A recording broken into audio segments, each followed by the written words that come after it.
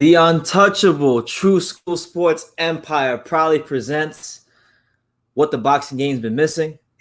And it's your boy BT, and I'm live here once again to talk some boxing with the thousands of True School Sports subscribers. Now, I hope you guys doing well wherever you're at in the world. It is 9 p.m. sharp Eastern Standard Time here from Miami, Florida. The beautiful Miami, Florida, a place that everybody would love to be right now, I'm sure, for this coronavirus. But it's your boy BT, and I decided to go live. Because I was patrolling social media, I was patrolling YouTube, and I kept seeing all these videos about Deontay Wilder. Is he gonna step aside? And all these reports, he wants $10 million to step aside. So I was investigating. I was, looking around the internet. I was even watching some of these videos that were posted from other YouTube channels about this whole Deontay Wilder $10 million situation, where apparently he's taking a $10 million fee to let Joshua and Fury fight. So I looked to see if there was any truth to it. So I watched Counterpunch's video the first 30 seconds. I watched Blue Blood's video the first 30 seconds. I watched a bunch of YouTube content creators' videos for the first 30 seconds. And I was trying to see where exactly are they getting these sources from? Where exactly is it saying this? So upon further review, I could only find two sources that people are getting this damn information from. One of them was Boxing Kingdom, and the other one was Sport Bible. So we're gonna get into all of that and then some here on True School Sports. Hope you guys are doing well. Make sure you guys smash that like button, subscribe, do all that good stuff so that YouTube knows you're with your boy BT. And yeah, I just hope everybody's doing well. Make sure you guys let me know in the comments as well what city, what state, what continent you're watching from, because it's interesting to always see where we have people watching from tonight. So before we get into the news and the nitty-gritty of things, all right, let me shout out my sponsor. Okay, as many of you know, if you haven't been to YouTube channel before, all right, True School Sports is sponsored in part by Kool-Aid with no motherfucking sugar. Come on.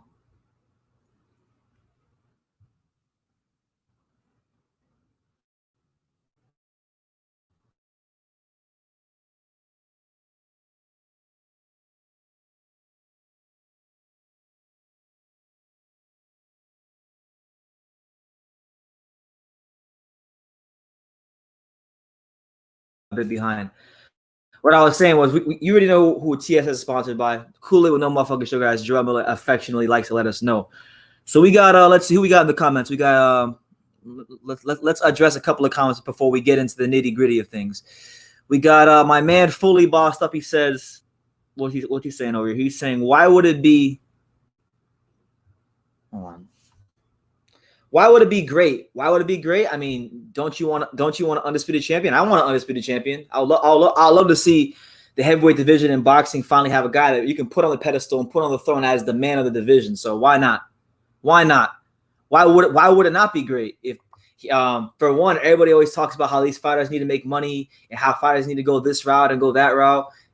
The fighter gets a ton of money, and we get an undisputed champion. It's a win-win for the fighters and for Wilder as well. So it would be a great thing. He said, would it have been great if Joshua stepped aside for Wilder? Let Wilder get his rematch, and if he wins or loses, they can do undisputed. Wilder had 2 cracks. Wilder already had 2 cracks at Fury, and he lost both times. So, I mean, I'm not really interested in seeing it. Intangible Boxing, what's up, champ? How you doing? Killer Black Mamba KBM, he says untrue. Okay, that's your opinion. Troy Graham, what's up, champ? Wilder already debunked this rumor. Where did he? Okay, I heard that he did, according to Blue Blood Sports. But I can't really trust Blue Blood Sports because Blue Blood Sports reports false information sometimes. So I don't put too much stock into what Blue Blood say. But where did Wilder debunk it? Because I checked his Twitter account. I didn't see him debunk it there. Maybe I missed it.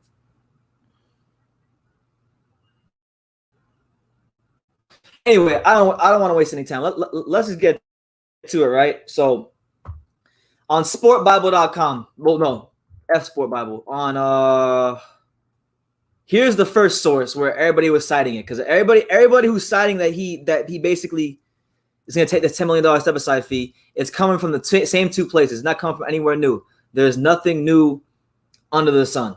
All right, so let's go to screen share. All right, so boom, there's screen share. All right, so look, first source was Sports Bible, the first one of the first ones I could find. Well, actually, no, we'll go to Twitter because this all started from Twitter. So Boxing Kingdom. All right, if y'all don't know, if y'all aren't up on what goes on Twitter, okay.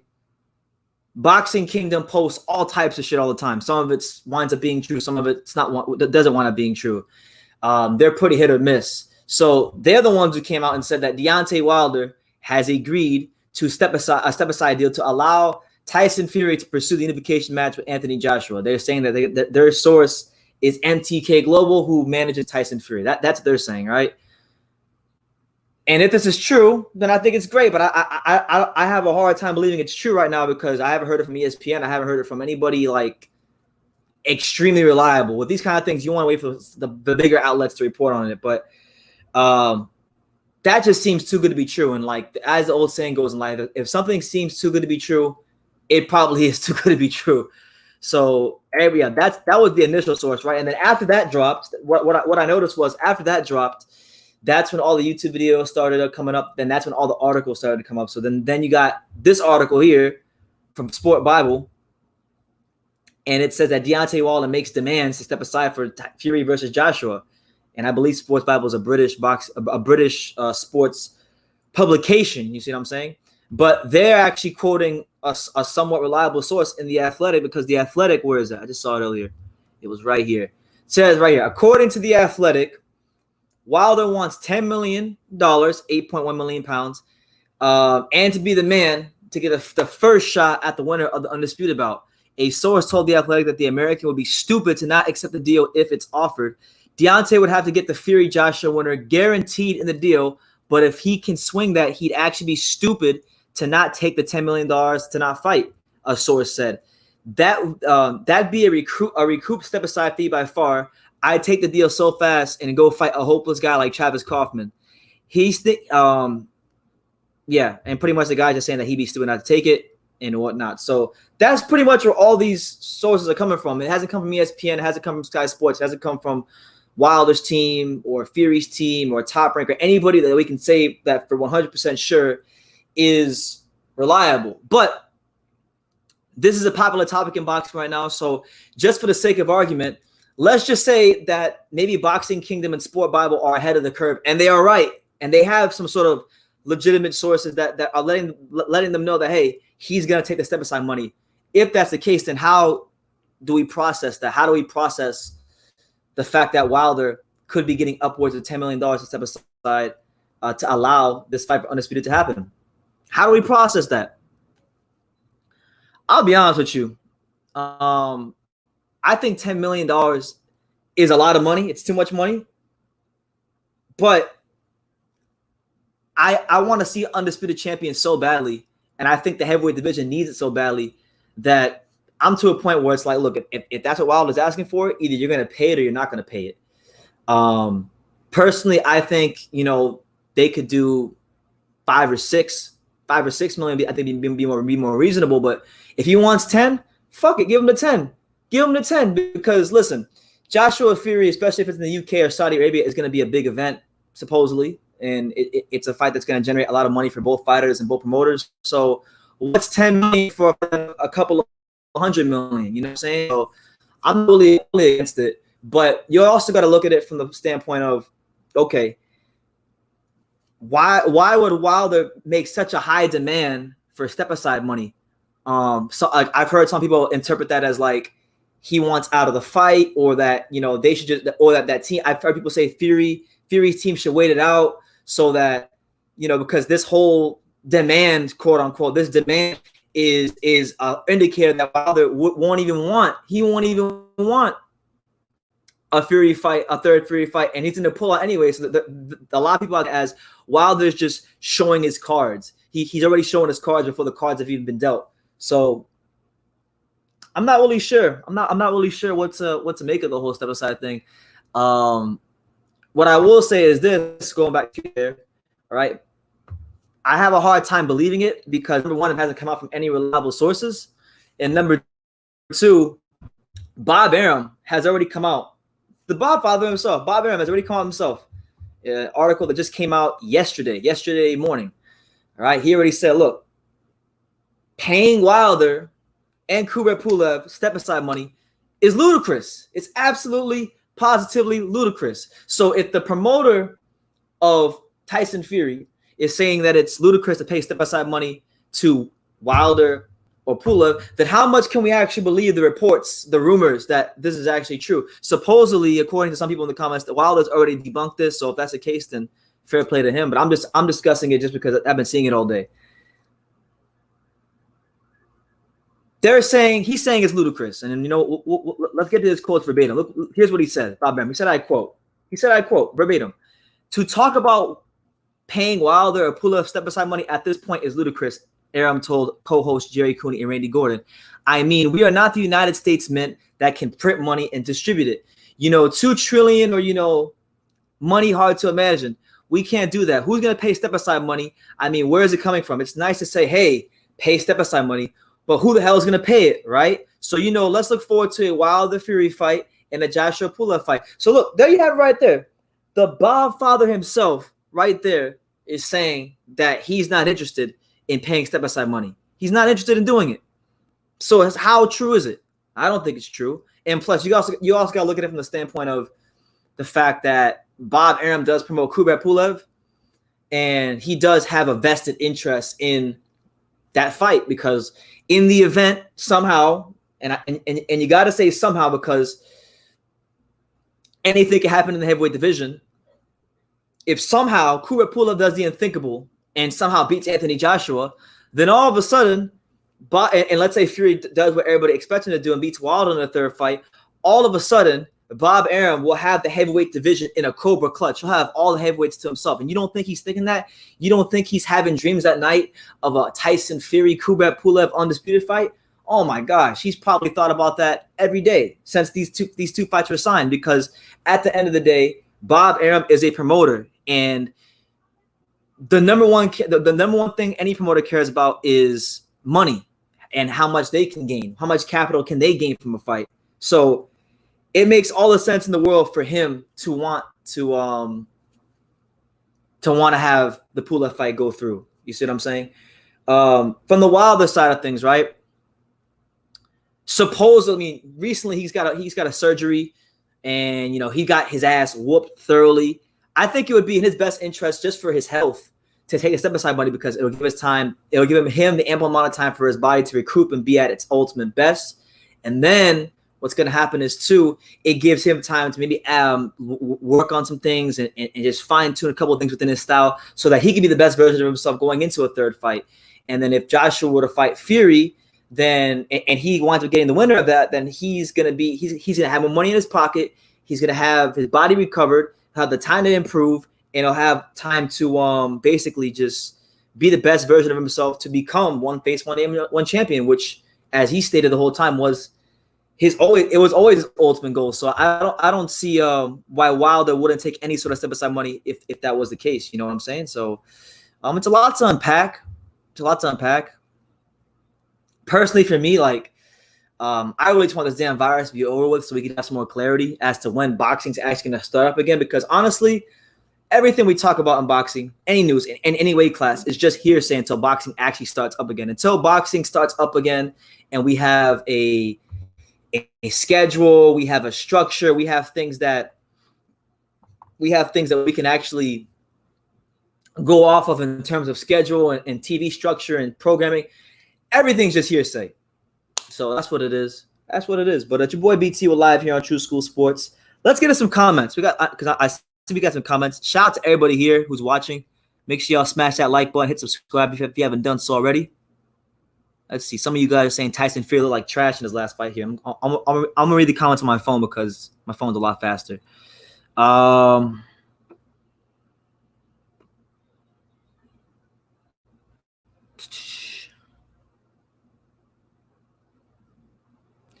Radiology says PBC must be suffering. I mean, listen, there's a lot. I mean, the reality is this: when it comes to PBC, whether you like PBC, whether you're pro PBC, anti-PBC, or you're just indifferent towards PBC, the reality is PBC has a lot riding on Deontay Wilder. So it's in their best interest to handle the situation as good as possible, as well as possible. Because if they falter again in handling Wilder, because let's not forget, the only reason we're here in the first place is because Wilder thought Fury was done, and he had name value, and it was a calculated risk that went horribly wrong with PBC. They thought he was done because of the drugs and the alcohol and things like that. But you've seen what's happened to Wilder since then, and now they've got themselves in this predicament by trying to use Fury as a calculated risk to get leverage in the agent negotiations.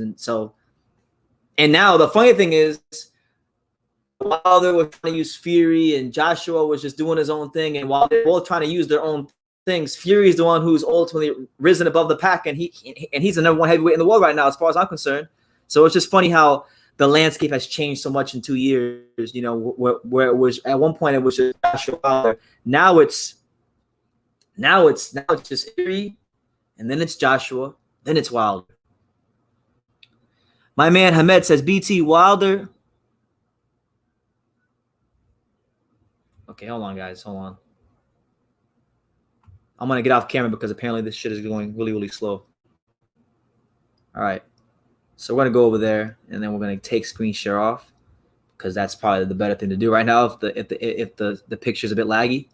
So shout out to everybody who's here. But James Davis says Fury can box going forward and backwards. I feel like AJ will struggle at long range. Yeah, we'll see, man. But I'll be honest with you guys. In short, I think the reports of $10 million for Wilder at this point in time are bullshit. I don't think that he's getting offered $10 million to step aside for Anthony Joshua Fury fight. If that's the case, then that's absolutely fantastic because I think the majority boxing fans, we really want to see this undisputed fight with Joshua and Fury, and it'd be big for the sport. But you know what? I'm gonna stop talking by myself. I'm gonna drop the link.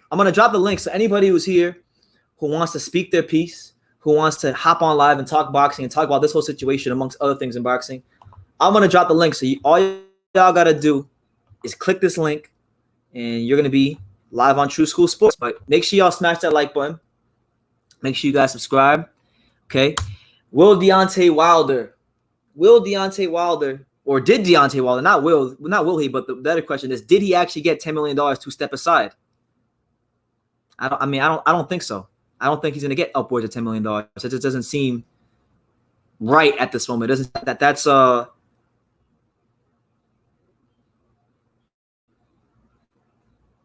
Advantage says the old click this link trick. I mean, it's a link to come into live if you want to talk boxing. Intangible said he'll be here in a minute. All right, cool. So yeah, anybody who wants to come on live, yeah, you're more than welcome to come on. Okay, this should be interesting. Let's see who this is. We got somebody named ABC, so we'll come and see who LDBC is. Hello, mate. Hello. What's up?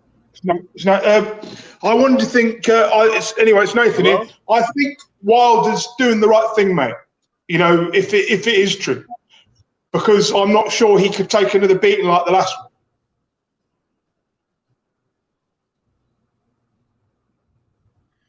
Can you hear me?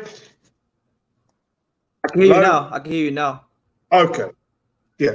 So yeah, I think the 10 million. I'll try a different link. Try a different link because I can't hear. All right. Okay. All right. That was Nathan. So Nathan will be back here in a second. You know, I got some tabs on my computer, and this computer is not the fastest in the world. Let's see. We got my man Intangible Boxing. Here he is. Yo, what's Intangible, what's up, man? Doing pretty well. How about you? I can't complain. Yeah. So Wilder looking for 10 million in step aside money. Well, I guess it was confirmed as false, but I think it is a smart idea for Bob Arum or whoever it is to offer Deontay step aside money, because I think that you don't want to put that lucrative fight on the line, it's going to be more lucrative than Wilder versus AJ or any other alternative.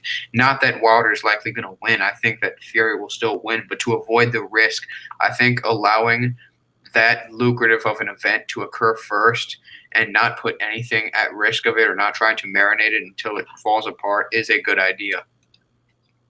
Yeah, I think so. Like, why waste time? You know, you might AJ might mess around and get beat by Pulev, even though we don't expect him to get beat by Pulev. But you never know. It's boxing. Anything can happen. Correct. I mean, also though, I mean, I heard AJ's team may be looking at skipping past Pulev to go to Fury if he were to go in. Yeah. Yeah, I heard that somewhere. I'm not sure though. I'm not sure about that one. Nathan, is that you? Yes, mate. How are you? Right. I'm well. What were you saying? I think that it's the right decision. If this is all true, then it's the best thing for Wilder's career. Another loss will hurt his marketability. And plus, he needs time to heal up. He should have 1 or 2 fights, comeback fights, you know, fight a couple of guys outside the top 10, get his confidence up. And then what also needs to happen is Joshua's team need to pay Pulev some step-aside money. And then we can see the biggest fight we've wanted to see, the biggest unification fight in 20 years. Yeah, boxing really needs this fight, man. Like I would hate for Wilder or Fury or Joshua to get beat before the fight even gets signed. I mean, we've waited 21 years for a unification, a massive, you know, all the belts. Yeah, I want boxing at all costs to avoid another 18-month shit show that we had that was the Joshua or Wilder negotiations. I don't want to go through that again. Look, what will happen is if this fight, say if Joshua doesn't fight Pulev and he vacates or whatever against, rather than fight Pulev and then he'd rather take the fight with Fury, we could see another era like where we had in the 2000s, early 2000s, where the belts are split. Do you remember? When Lewis retired, all the belts were split. We can't have another era like that. Yeah, like when it got passed around and you had like the Sergey Lakovic of the world picking up belts. People that accrue, yeah. We don't want another era like that. Absolutely not. Yeah, I mean, do you guys think 10 million is way too much money? It is, but you know, they should have been more like 3 or 4, not 10. This is a bit too much. Yeah, he wants that boxing stimulus check. I mean, you got to understand something though. This isn't just like regular step aside money. I mean, this is step aside money for a fight that is probably as tempting as any fight you could possibly take. It is a fight that could revive Wilder's career. It is a fight that would completely restore Wilder's earning potential. I mean, you have to offer Wilder a ton of money in order for him to not take the fight, or in order for him to wait it out. Yeah. And I mean, it's Wilder, like from an ego standpoint too. Like Wilder's gonna allow one of these guys, if they do fight each other for undisputed, to become the king, the undisputed king of the mountain, the undisputed champion of the world. So that's also an ego thing. We need to see the fight now because somebody else might lose. Because Joshua, I mean, how long is he going to have the belt for? Again, I mean, we've seen how vulnerable he is. We need to see this fight. It's now or never for the unification. I agree. And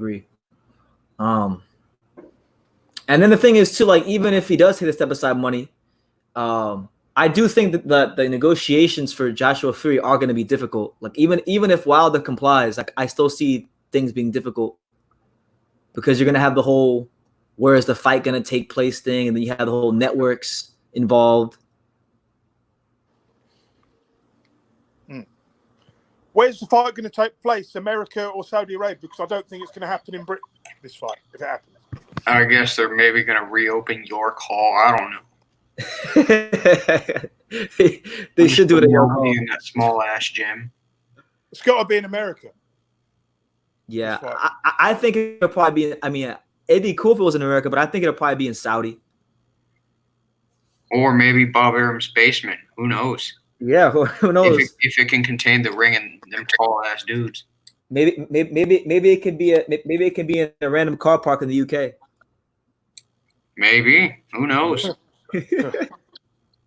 Intangible, you sound like Johnny Boy Boxing. Johnny Boy from Boxing. Are you? Sound a little bit I'm like not. Well, do I sound like I'm from his channel, or do I sound like him? You sound a little bit like him. I'm not him. I don't think. I I know don't his think. channel. I've been on his channel many times, Okay. but I haven't heard that many times. Yeah, I don't think. I don't think he sounds like Johnny Boy to me. I think he sounds. Are you Canadian by any chance? Nah, I'm from Virginia in the U.S. Oh, okay, Virginia. Shout out to Virginia. Now you sounded Canadian to me for a second. Oh, I ain't Canadian. Huh? I ain't Canadian. Okay. I mean, it'd probably be better to live in Canada than America right now, but not. I guess I'm not though. But Okay, fair enough. I mean, I do. I would actually probably see the AJ Fury fight coming first, but I also believe that fight is going to contain jumping through hoops to get to. You know, there's still a promotional divide. There's still a networking divide. I mean, ESPN and DAZN are going to have to work out a deal. You know, whether it's raising the prices, lowering the prices, setting a price for the subscription. You know, I mean, whether they do a co-promotion or not, or who they give the keys to, do they give it to AJ? Who's the A side in the negotiations? Because let's be honest, Bob Arum is a guy who he's going to definitely argue for Tyson Fury as the A side. And there's going to be somewhat of a case for Fury as the A side after that fight and after what he's done beating Klitschko. And of course, you have AJ's fan base in the UK and the marketing he's been able to get to, the heights he's been able to reach. That's going to be another issue they're going to have to negotiate and work out. Yeah. No, it's going to be probably one of the biggest things they're going to have to work out because like the gap between who is the A side has really closed since Tyson Fury's like last 2 or 3 fights here in America. You know, it's not as wide as it used to be. Yep. I mean, well, I would just say after the Wilder fight, because those other 2 fights, he got like a couple thousand people to come to the fight. I mean, pretty much nobody showed up. That's true, but he did get like a crap ton of like promotion on ESPN, and they were doing all these 1-hour specials. So like, even though the ticket sales weren't the highest, a lot of people still got to know who he was just from seeing him on TV. So when he did fight Wilder, they're like, "Oh, I remember that guy." Like the kind of his profile was raised. Can we be honest? When has this ever happened where you've had 2 British fighters fighting for the main belts? It's never happened before, has it? It's always been American fighters against the British fighters. It's never happened in my imagination that this has ever happened before. Yeah, not at heavyweight. I it's never happened at heavyweight. This may never happen again for the Brits. So it probably won't. It never probably won't. Yeah, I'm trying to think back to the old school. Maybe I don't know actually. No, not the 60s, not the 1800s. It's never happened. Oh wow, this is a marketing disaster, isn't it? It works better if it's Wilder against Josh, but he didn't think of what happened. So here we are. Here we are. I mean, I know Nathan. I know you think Fury's gonna win that fight whenever it goes down. But Intangible, who do you favor in that fight between Joshua and Fury whenever it happens? Joshua and Fury. I'd pick Tyson Fury to win. Why? I give AJ a chance, and I think it'll be better than Deontay Wilder, but I think Tyson Fury is going to use his jab. I think his height and his reach is going to be a complete disaster for AJ because not many guys have actually been that much taller than AJ, like 3 inches taller than AJ, and had that much of a reach advantage over AJ. I think AJ has a good jab, and I think he utilized it very well against Ruiz, but Tyson Fury is a different animal. I think Tyson Fury will definitely will take lead hand control, and I think he'll be able to push AJ around the ring, and I think he'll control him. I think he'll have a good body attack, and I don't think AJ is going to be able to get to the inside as easily as he does other fighters. And, I mean, fighters who boxed him, I mean, kind of like – actually, never mind. Tyson Fury wins. Fair enough. What's up, Mark? How's it going, BT? What's up, Intangible? How's it going, Tommy? Never met you before, but how's it going? I can't complain. It's going pretty good, actually. That's good. Yeah. How's everything? How's everything been going, man? I've been seeing everybody's been going off on H Money. I'm not here to talk about that. I know. Well, Hello, no, my Irish friend. How are you? I'm great. How are you? Good. yeah. So, Mark, what do you think about these I guess these reports about $10 million step aside money for Wilder? There's not going to be any step aside. Look, I don't look. At the end of the day, Joshua's going to fight Pulev. Fury will have to fight with Wilder sometime either late this year or next year. They'll have their fights, and then after that we can start talking about it. But right now, it's just good marination. Yeah, either they give Wilder a ton of money to step aside, or they're just gonna have to fight. They need to give him a ton of step aside money, plus a guarantee of fighting the winner. Correct. They'd have to. Yeah. And 10 million. I mean, I've heard on here that 10 million is sort of a stretch. They may even need more than 10 million. That's ridiculous. He wants a freaking boxing stimulus check. Well, yeah. I mean, he's going to make more than 10 million if he's going to make more than 10 million to fight Fury. If he's not given the guarantee of a fight, then there's no point. Like if I was Wilder, I'd be looking for 15 to 20 plus a guarantee if I'm him, because otherwise, just because he's going to get more than 15 or 20, he's going to get like 22, 23 million against Fury. Yeah. Wilder wouldn't want the rematch anyway. He wouldn't want to fight Fury again for any money. He's scared of the guy. You can tell him. Well, that's if Fury were to beat Joshua in that undisputed fight. He'd want a guarantee. That's part of the comparison. Yeah. Like I'm not going to just sit around here and say Fury beats Joshua or Joshua beats Fury. The fight needs to happen for me to know anything's possible in boxing, especially with guys of that caliber. So I'd be waiting around pretty much. Like there's not going to be any step aside in this. Yeah, I genuinely think Wilder's going to fight Fury because I don't think it really comes down to Wilder and him not wanting it. I think Bob wants to make that extra bit of money before going for undisputed. That's what I think too. And plus, I think obviously Pulev has a very small chance to beat AJ. Like he's not really expected to do anything. But in the event that something does happen, and Fury does what everybody expected him to do, Bob's sitting pretty with all the belts.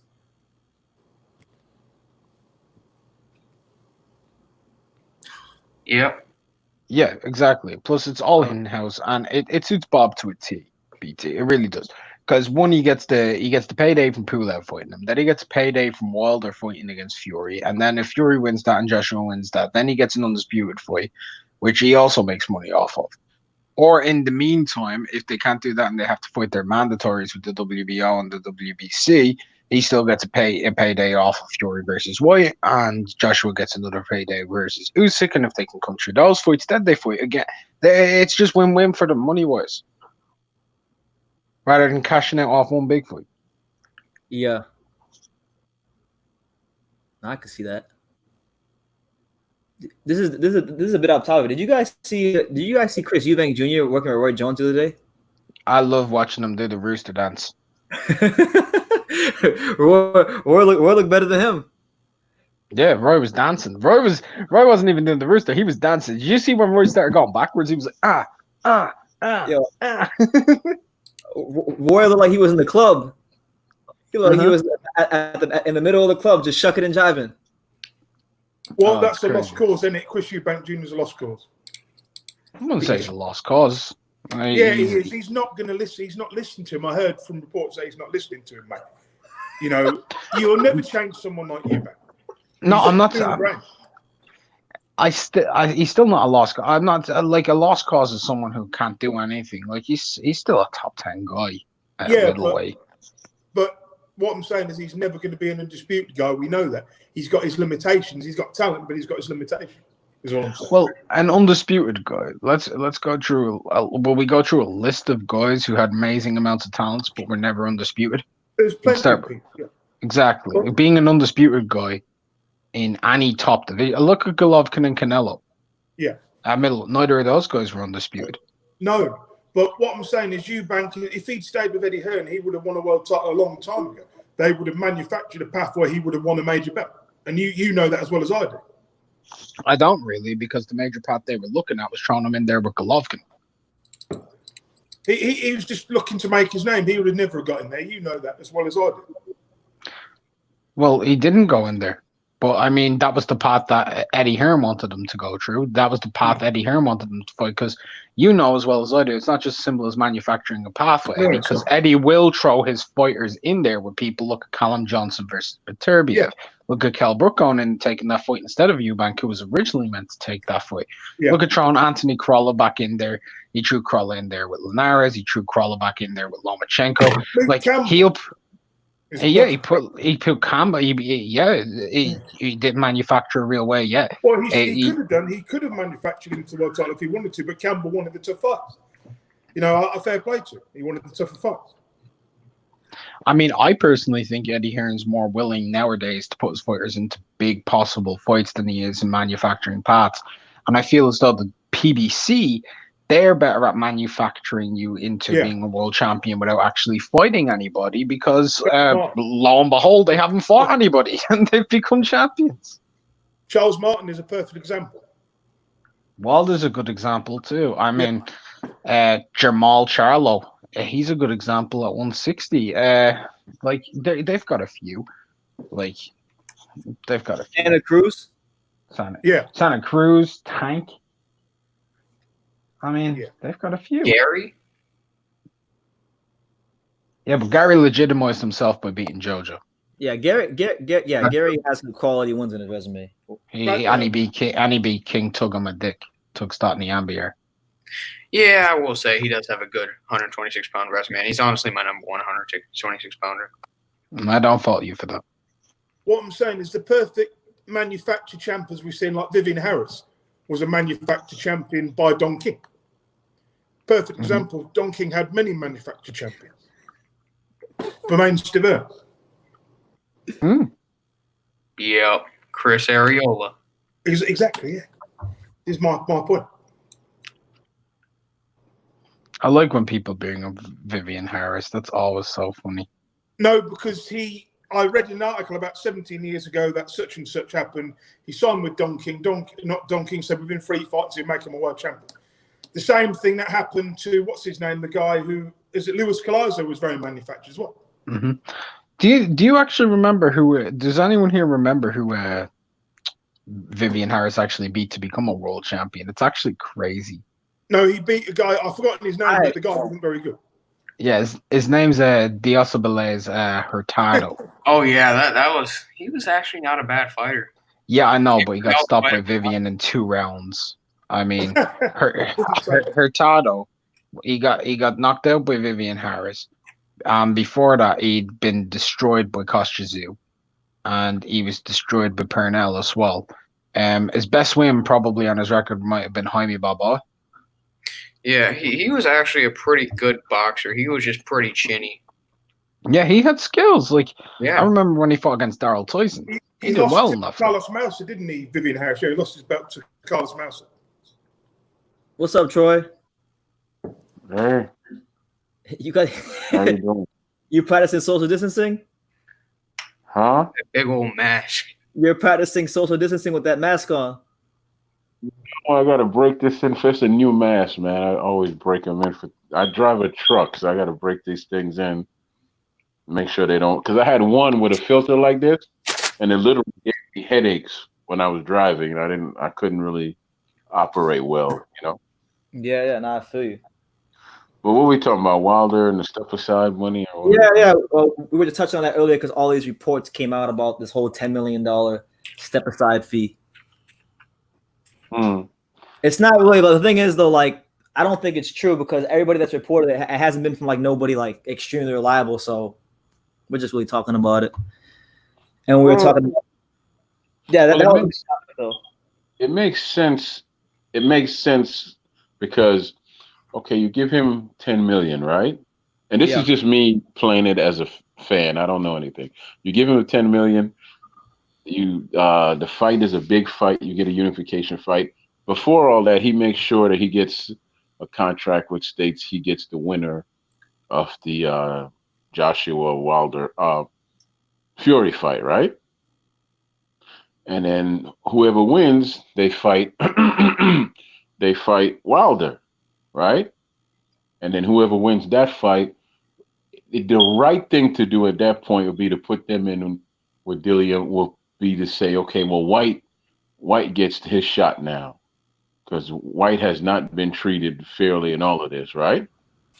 Yeah. So I'm cool with him getting the 10 million. I mean, if you look at it, 10 million and the fight's supposed to gross 200 million, whether we practice and whether it's held in an empty arena or not, because maybe it's my simple mind, right? Yeah. Because they're thinking about, well, how are we gonna make up the gate? If you hold it let's say you hold it at an arena, right? Mm-hmm. You could have the same people who sell food, concession people, outside with big industrial grills, and you set it up kind of like a drive-in back in the day. They roller skate up to your car, serve you food, and go on, right? Mm-hmm. What they do is they give you a app for your laptop, your phone, or whatever. You order the food while you're in the parking lot by the stadium. They could even hook up like a live Zoom, so you could actually view the fight from the inside of the stadium or wherever it is, and then fans could talk amongst themselves while the fight is going on. I don't know why it's really not rocket science. It boils down to the greed of those on top. Because a fighter will fight anywhere. It doesn't really matter, right? Yeah. These fighters are cut from a different cloth. Right. They'll fight anywhere. So, you like I said, you could sell the food. There's different ways to do that. You could do it on Zoom. You could do it on a lot of different things. Because we live in the age where you could push a button and do a lot of things, right? Mm-hmm. And I'm fine with Wilder getting 10 million. So what? I mean, give him his money. Let him be quiet. Because, okay, let's say you don't pay him 5 million. Then Fury fights him and Fury beats him again or whatever happens. What does that do for the sport? What does that do for the fans? It just lingers again. Oh, Wilder lost, and now we have to wait for Fury Joshua to fight. And then poor White is out there, and Eddie Hearn comes to him and says, "Okay, well, since you didn't get your shot, we're gonna give you Pulev for X amount of millions." And he's like, "Here I go again, going jumping through more hoops. It's not leading anywhere." Yeah, he Right? seems to be the odd guy out in all this stuff. Yeah. So basically, no one paid attention to me until I put on the mask, and much like no one paid attention to him until Fury kicked his ass. Yeah, if you had the little crowns and sparkles, you might look like Wilder. Yeah, and then he showed no class by saying he was beat by a costume. That man is truly not initiated, and he sleeps with a nightlight on, so I know he doesn't know the darkness.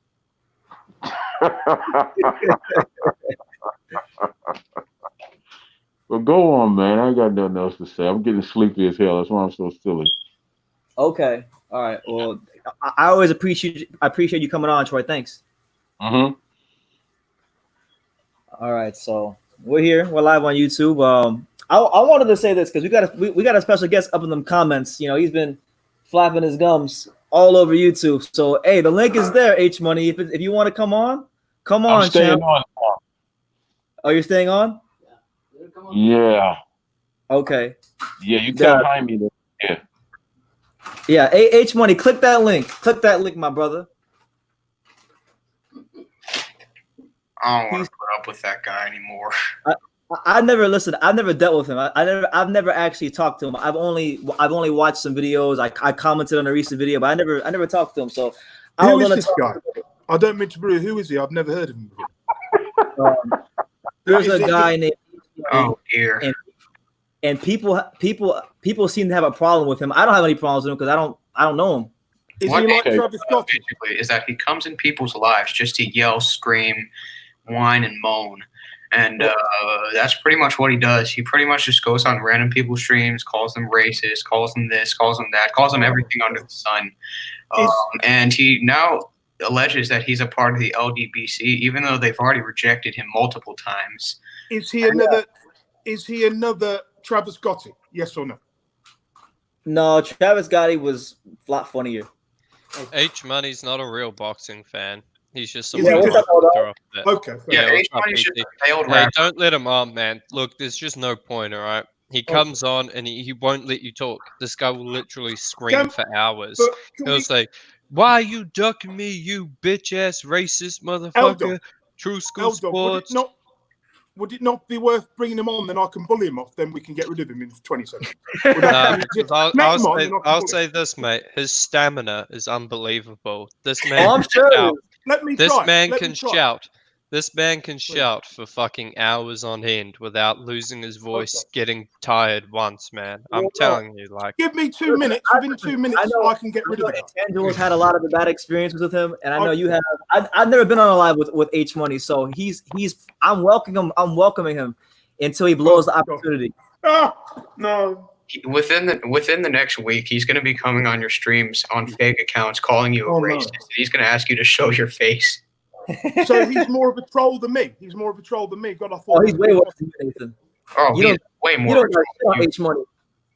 H Money is a failed rapper who's like 4'9", and he got basically adopted into and he pretty much does 8-hour streams on every single sport under the sun. So he got adopted by boxing fans and the boxing voice, and then he left that, and then he left where the people I'm with, and then he started going to the LDBC. And he's probably going to be back to where we are. Yeah, but he must know more about boxing than some of us. He probably knows more than me, or say whatever I would have thought he should do. Oh, he's not here to defend himself, so I'll wait till he comes on. Yeah. Okay. Oh, Troy, I wanted to ask you, did you see Chris Eubank Jr. working with Roy Jones Jr.? No, I heard. I didn't see. What are they working on? Movement? What are they working on? Like just movements. Like there was this one video that came out where they had when you go to the boxing gym and they have they have the rope and they connected across the ring and Roy was showing them some of his herky jerky movements and like Chris was trying to mimic them. I think I saw some of that. Like, did he show him how to throw like a lead right hand or something like that?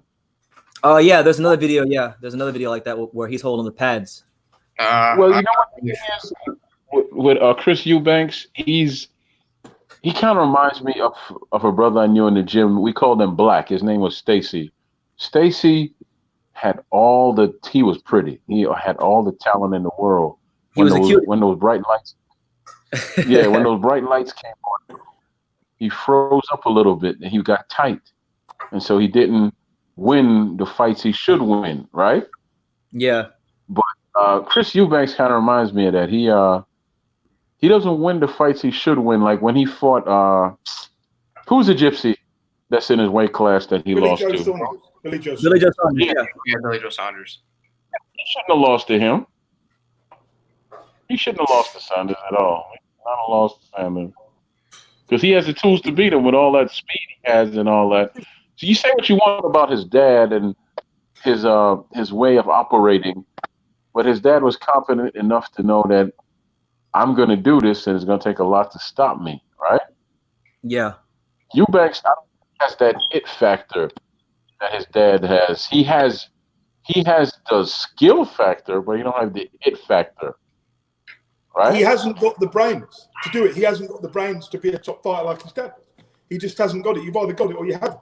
He's got talent, but he hasn't got it to be the very top, I'm afraid. Yeah.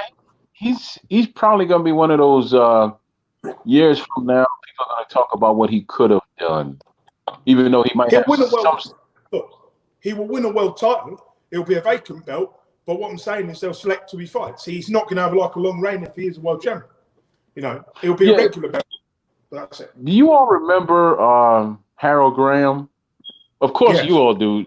Okay, that's a cousin of mine who I've never met. I've never met him, right? Okay. But every time he tried out for a world title, he never got it. I think it's something similar here. Like the only difference is that Eubank won all the titles in the UK, right? Mm-hmm. Yeah.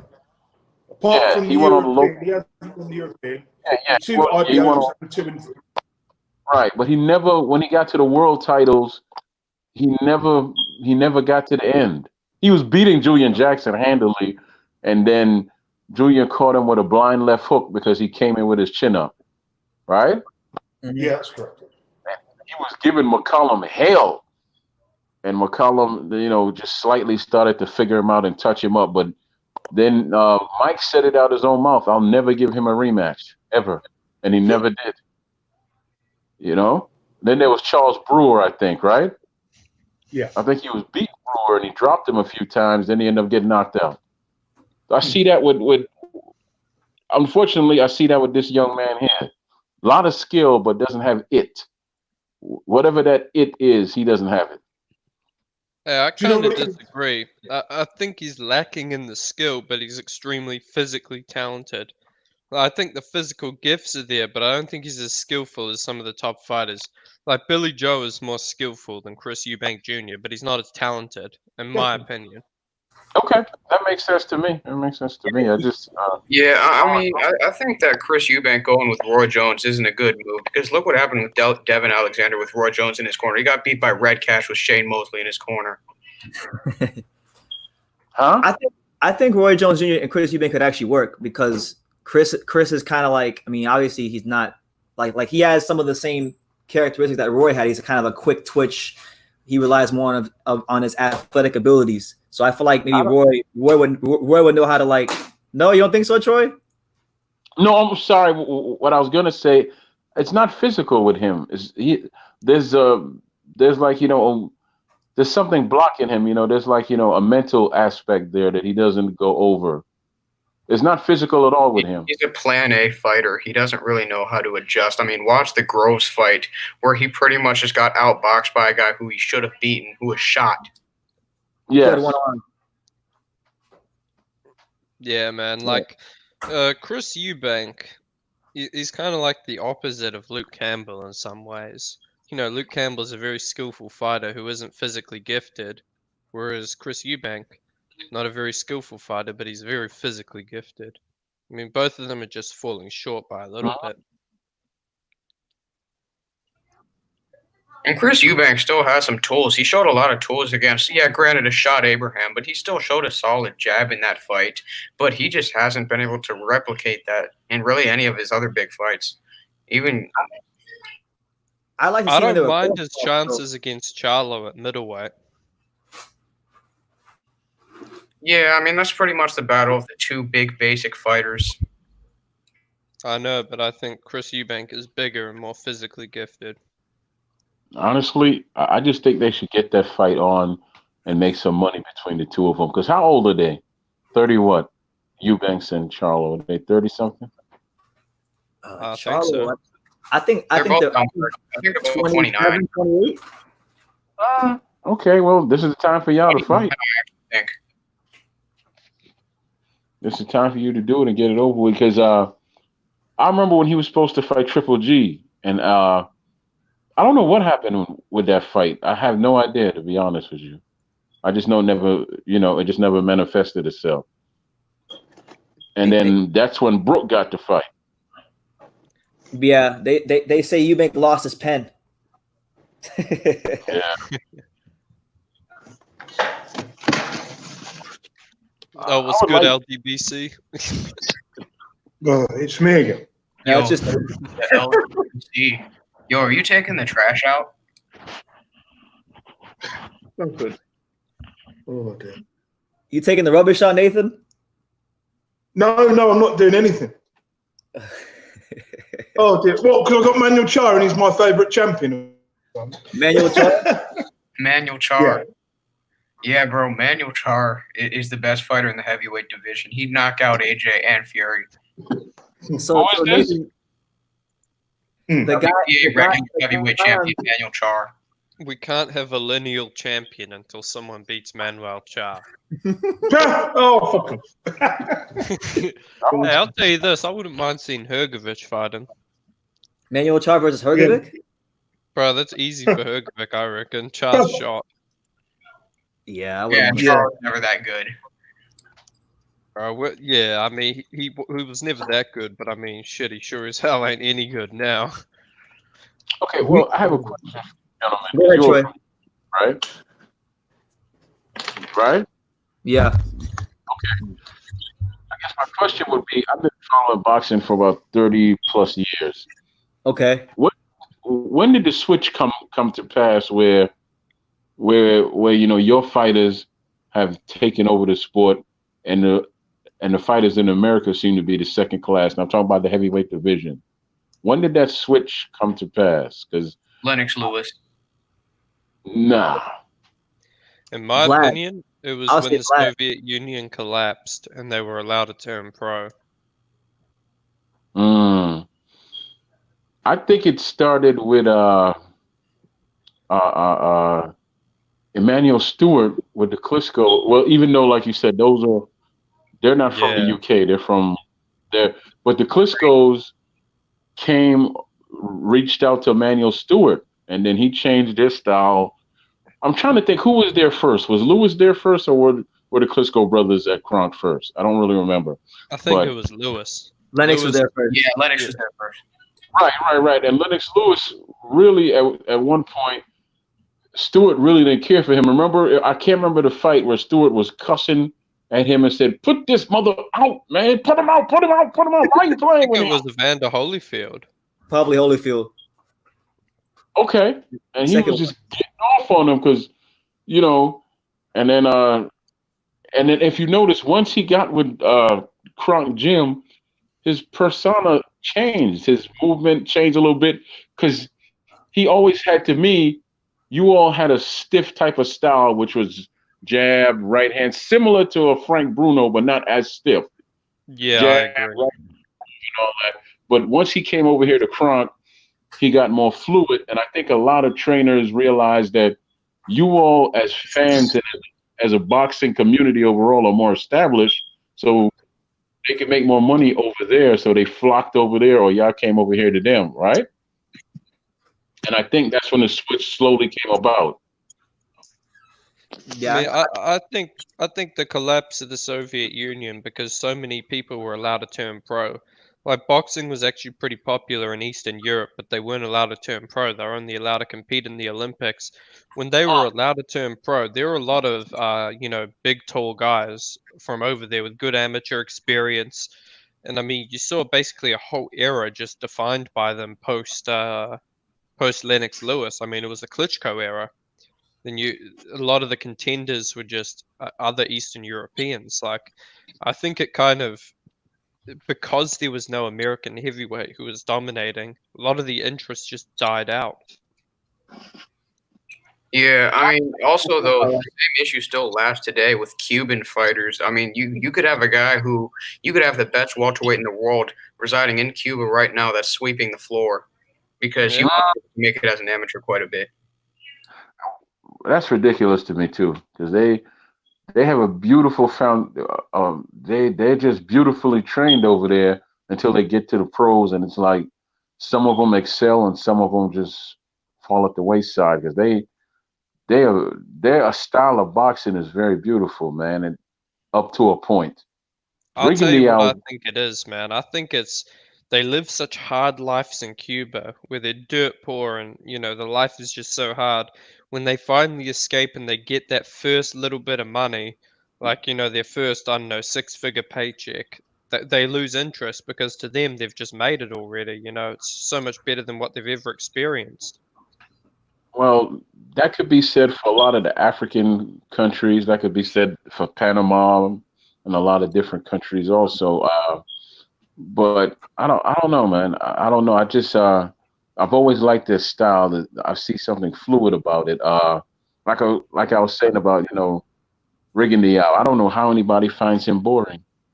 I really don't, because he's not one of those Mickey Ward. Even though I like Mickey Ward, I don't want you to think I don't. Yeah. His aggression is that he's graceful. You so blinded by his gracefulness that you don't see his power shots coming. And then when they hit you, you're like, what the hell happened to me? Here I am watching this artist and this sledgehammer hit me. Right? Yeah. I think if you don't have an eye for this thing, this sport here, you might miss that and say, oh, he's boring. No, he's not boring. He's a passionate guy who's just very graceful. but I kind of have to speak about boxing. Boxing is beauty, is brilliance, and also brutality, and that's Regan. The three B's: boxing, Yeah. beauty, and brutality. I mean, Yeah. Regendow was one of my favorite fighters to watch when I was first getting into boxing. You know, Regendow and Lomachenko were the two fighters that really just stood out to me. You know, one was a back foot defensive master, the other was a front foot aggressive, aggressive master. I mean, Regendow to me, I mean, his fights now are somewhat kind of boring, but his fights back when he was in his prime were much better. I loved watching those fights, like his performance against Donaire. I mean, that was just a beautiful masterclass. I like both of Yeah. them, man. Donaire has always been somebody that's touched my heart, man. Him and Johnny Tap. I cried when Johnny Tapia died. I'm not even ashamed to say that. That brother was a powerful cat, man, right? But Donaire, just his whole relationship with his father, and people were like, well, you should have left him years ago. Why? And then, even in the loss, he was humble when he got lost to my countryman, Nicholas Walters, who broke my damn heart with his disappearing act, right?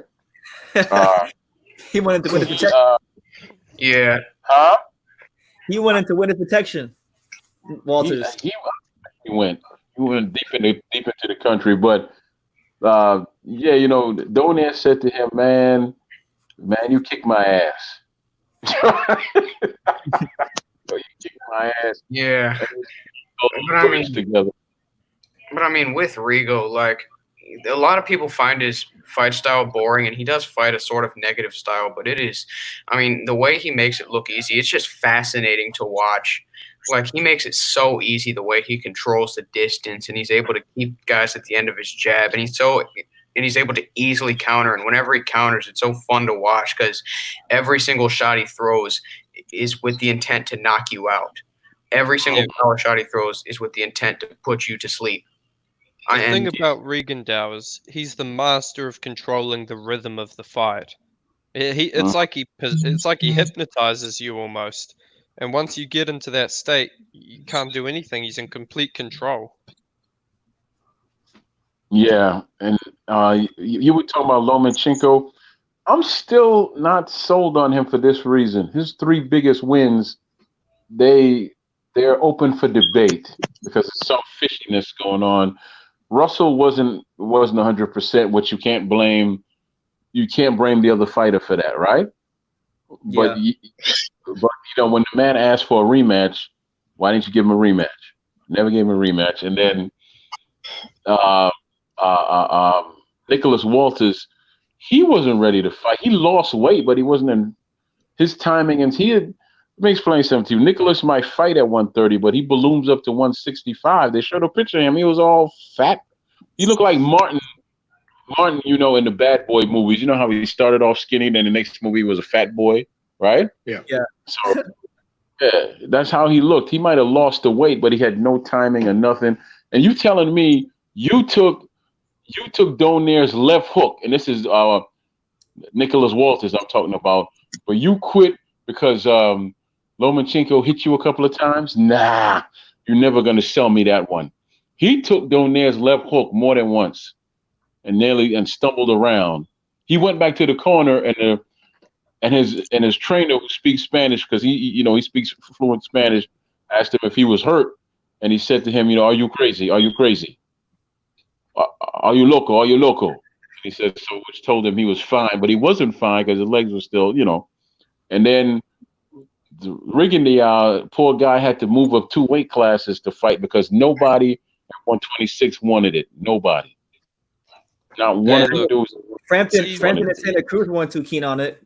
It's easy to find these criticisms, but I think just skillfully when you watch Lomachenko, it's undeniable he's a great technical boxer.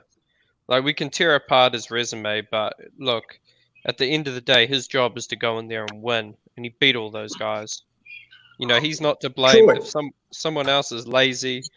I understand the Regendow fight. Look, I feel sorry for Regendow, man. That guy should have been fighting Leo Santa Cruz, Carl Frampton, Scott Quigg, instead of Lomachenko. Those But he guys, didn't. they ducked him. Did he? They all ducked him. He would have killed Scott Quigg. Yeah, He would have and killed all also, of them. I mean, think. Rigo was being ducked by his own mandatories. I mean, that's Yeah. that's how hard it was for him to get just one fight, that he had to go fight Japanese journeyman in order for him to fight somebody, a human being. I remember when when they asked Frampton about it, he's like, "Oh, I'm not going to fight him because he's boring." Yeah, That's yeah. tough. Frampton said, and I quote, "I have a family to feed, and he's not the type that generates a lot of interest." And da da da da da da da. Yeah, I remember that. And to him, I said, "That's a punk right there." That's a Yeah, punk. man. If you're a real fighter chasing legacy, you want to fight these ugly styles, like, quote unquote styles that are going to make you look ugly, because you want to prove that you can overcome them and that you can beat great champions. Not about I don't want to fight him because he's boring. That's a code word for, look, this guy's going to make me look real bad. I don't want to look bad. But hell, Boxing's a business. My God, boxing's a business. Boxing's a business, but I ain't making any money, so I don't care. Rigondeaux was not a big. The casual fan doesn't want to see Rigondeaux. That's why it never happened. They don't want to see people. I want to see Rigondeaux, though, man. We want to see it. If Carl Frampton thinks the fight will be boring, well, how about he go in the ring and make it exciting? Well, we like it. Casuals pay the wages of the boxing fans. As hardcore fans, we don't pay the most of the wages. It's the casuals that want to see it. I ain't gonna justify that, man. I want to see best fight the best. I don't care about what casual So do I, fans but think. the casuals don't. To hell with the casual fans. Listen. Rigo's one of those guys. If you put fighters who have an aggressive style in front of him, he's gonna be entertaining. But if you put somebody who's like I don't know if you guys remember when he fought Drian Francisco on the Cotto Canelo undercard.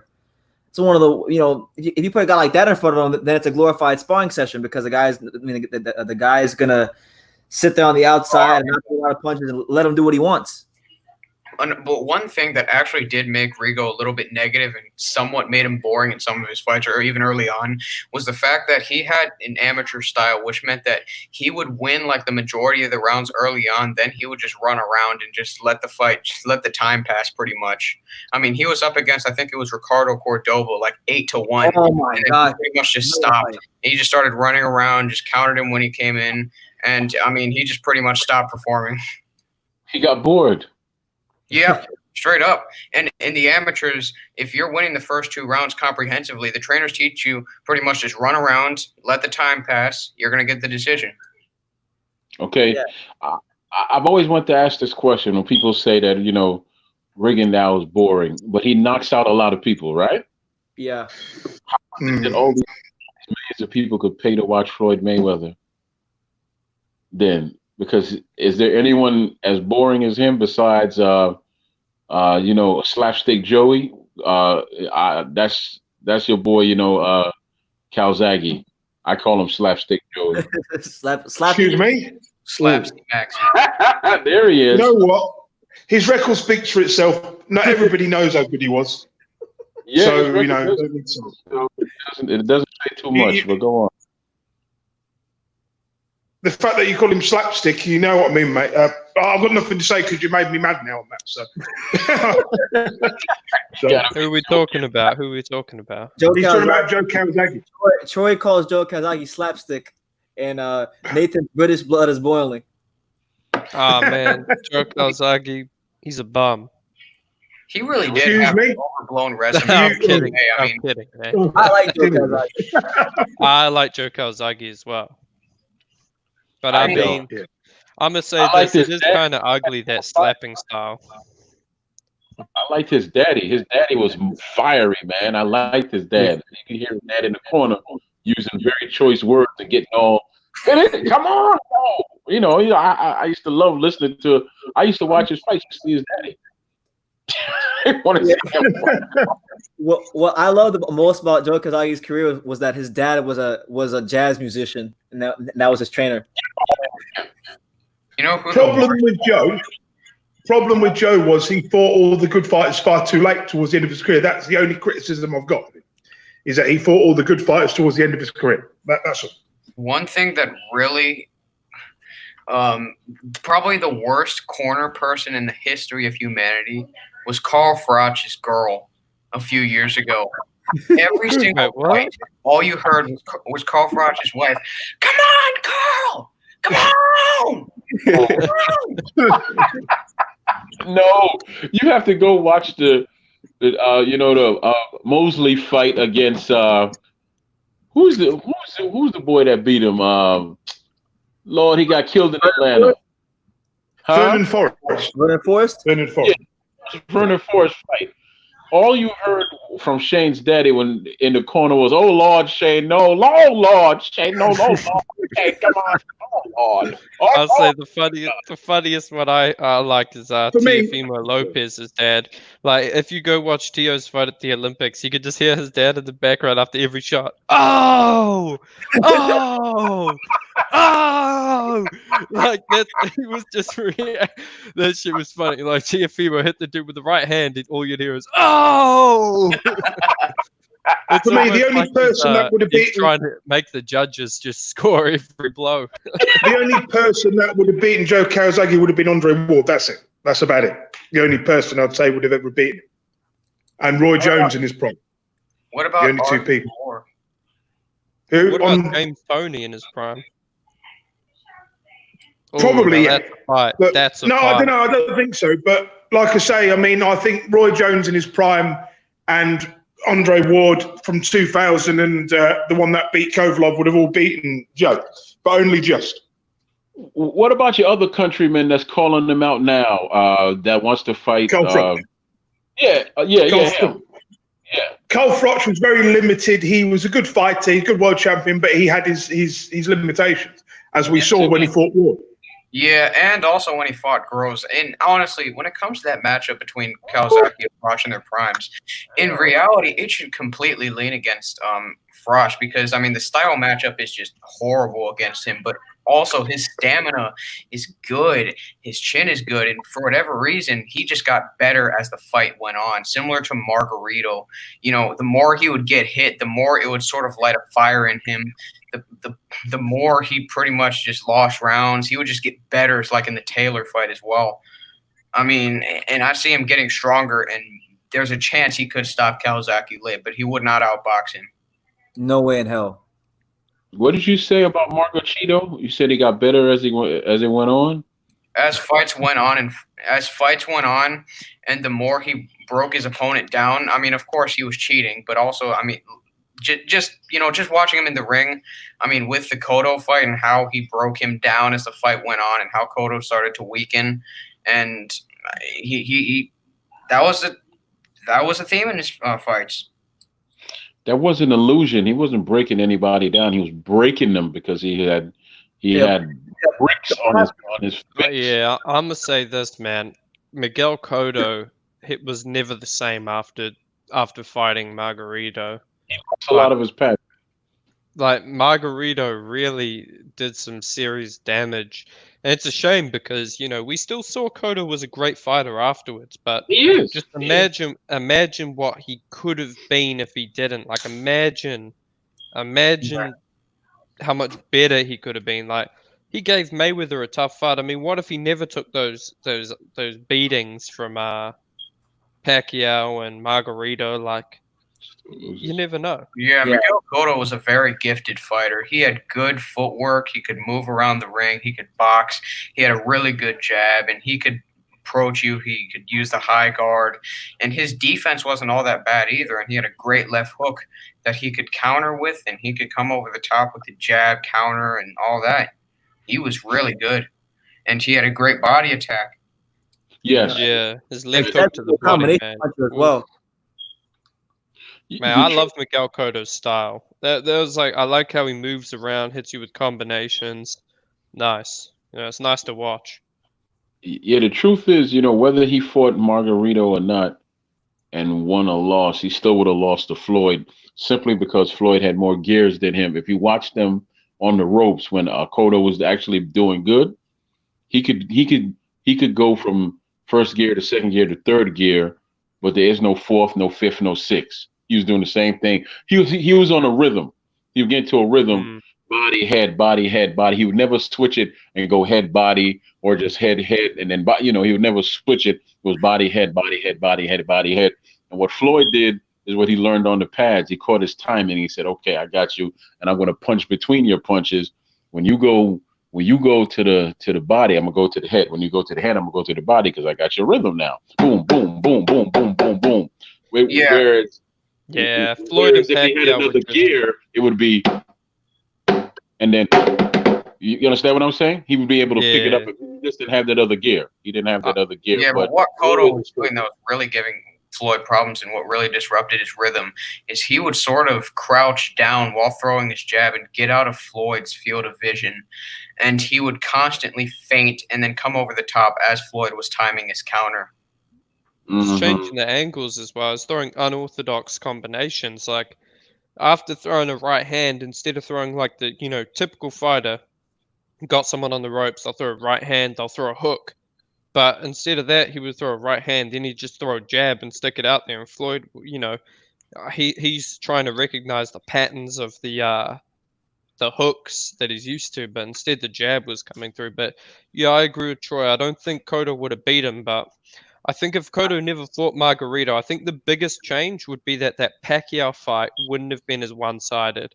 I think he would have gone the distance with Pacquiao, but I think Pacquiao still would have beat him because. No, because he sweat down for that fight, man, because of the money. So then he sweat down to what, 143 or 144. 44. That's where Cotto was trained. And at that time, you got to understand, he was walking around at 165. So for him to sweat back down to you said 144? 144, like that, 144. Yeah, it really hurt him. It really, really hurt him and made him weak. And which is why he was asked to do that in the first place. Because if Pacquiao knew he couldn't fight a full-fledged Cotto because he's just too big, or he's too heavy. He's too heavy. He moved up to 154 afterwards, and he never fought at 147 again. He moved right back up to 154 that December. He couldn't do it. Or June or something like that, and he fought Yuri Foreman. He couldn't. You're right. You're right about Mayweather. I think Mayweather, like both Mayweather and Cotto, are all-time greats, but Mayweather's just that tear ahead. Yeah, he has more gears now. What was I gonna say about 154? Oh no, I was gonna ask you about Brook, your fighter Brook over there in the UK. Why the hell does he keep thinking he can make 147? He walks around at 175. That man is gonna kill himself. He should stay at 154, and he should never fight again at 147. He's going to kill his body. No, I think he's done entirely. No, he's talking about. Yeah, he was done. He was shot the minute he got in the ring with Triple G. As soon as that fight ended, he was done, and we all know that. Stupid. That was stupid, man. Very Because stupid. Cal Brook had a lot of potential. I think after Cal Brook, well, he had a few title defenses at welterweight. He should have just gone to 154. Tried to pick up the belt there. Yeah. I mean, it was just stupid to fight Golovkin, get smashed up, and then drain himself all the way down to the point where he was throwing up on the day of the weigh-in to try and make weight. I mean, stupid shit, man. It shortened his career, and he's been shot ever since. And look, I typically give Eddie Hearn credit as a good matchmaker, but he really mismanaged Kell Brook. That's the one guy who really fucked up horribly. Horribly. Yeah, because Kell Brook is what do y'all call him? The special one or something? Special K. Yeah, Special K. He's not. He's good, but he's not good enough. But he's good. He's good enough to give you a hard fight, but he's not good enough to see it through till the end. That's what. Like, okay, let's say if I'm writing a story, he would be at the beginning, he'd be at the middle, but when it's time for the climax, he would fall off. He's just not. I know what you mean. Good fundamentals, but doesn't have the special effects that the greats have. Yeah, right. He's not very athletically gifted. He didn't really move his head all that much. He's very skillful. He's pretty good all around, but he's just not going to last very long. Yeah, I just wish he would just he should have moved up to 154 right after he fought Triple G. Once I found out he walked around at 154, he had no business fighting Errol Spence. He should have never fought Triple G. I mean, he should have just never taken that fight. He should have gone to 154 instead of fighting Triple G. And even in the beginning of that Spence fight, he still showed good skills. He showed a good jab, good straight right hand, good counter punching. He was taking the fight to Spence in a lot of instances, but he just broke down after that. And really, as the fight wore on, that was really what finished Kell Brook. Because I know he body gave up on him by that point, but Spence finished him because I mean he drained him too far down, and you could just notice he was wearing down so much. Now, He should have retired after the Spence fight. I think he should have just taken retirement, walked away from the sport. I thought he was He's not the same retired man. because his other eye was messed up and all. Then he came back and Yeah, both eyes. The first eye was in the Golovkin, and then the other eye was in the Spence fight. yeah, you just don't do that. You don't play with your life and your you just I'll tell you what should have happened, man. What should have happened was they should have got that Amir Khan Kell Brook fight instead of the Triple G fights and the Canelo fights for both of them. They should have fought at 147 because even if Kell was drained, I think he still could have knocked Khan out. And that's a fight that he's not going to get. Both of them got smashed when they fought Canelo and Golovkin. Like, that was just so stupid. They should have fought each other, made a lot of money because it was a fight they both could have won. Yeah, Who's I mean, holding that fight up? Is that Khan that's holding that fight up? Because I never understood why that fight wasn't made. It's definitely Khan. It's definitely I Khan think it's Khan. because before Kell even became the IBF champion, he was saying, first he said if Kell beats Matthew Hatton, I'll fight him. So then he beat Matthew Hatton. Then he kept moving the goalpost. So first it was beat this guy, and then he beat him. And then when he beat him, he said, now he's got to be a world champion. And then when he became world champion, then he just kept moving the goalposts. Every time he moved along, he just moved the goalpost. Jojo Dance. I mean, LDBC said about Kell should have retired after the Spence fight. I mean, I can't really tell him, what he should have done after that fight. I can't, because even though his body broke down, he just didn't get enough out of the sport as he should have. He didn't get really a cash out fight because let's be honest, Spence and Triple G probably isn't enough to be a cash out fight. He didn't get a chance to unify or fight anybody else in order to establish his resume further. So, I mean, I definitely do understand Kell staying in the sport looking for at least a good money fight or somebody to help build his resume or establish a legacy for himself. All right, here's the question. You do realize that I'm sorry, that Brook is the only one that made Porter look average. He didn't struggle with Porter at all. And that's something I always remember. He did not struggle with Porter at all. Porter, he just made so he couldn't get it inside. He couldn't get inside. He made him look average. I mean, he was lighting him up from the outside. Yeah, you can't tell me another fighter that he's fought, whether it be Thurman, Spence, Garcia, et cetera, that made him look average.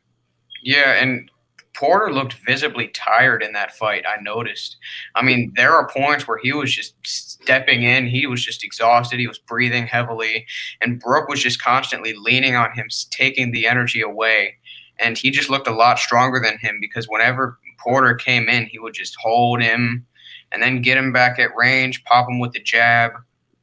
That's how you got to fight him, man. That's how you got to fight Porter. Otherwise, if you play into him, it's going to be a long night. It's going to be a long night if you play into his game.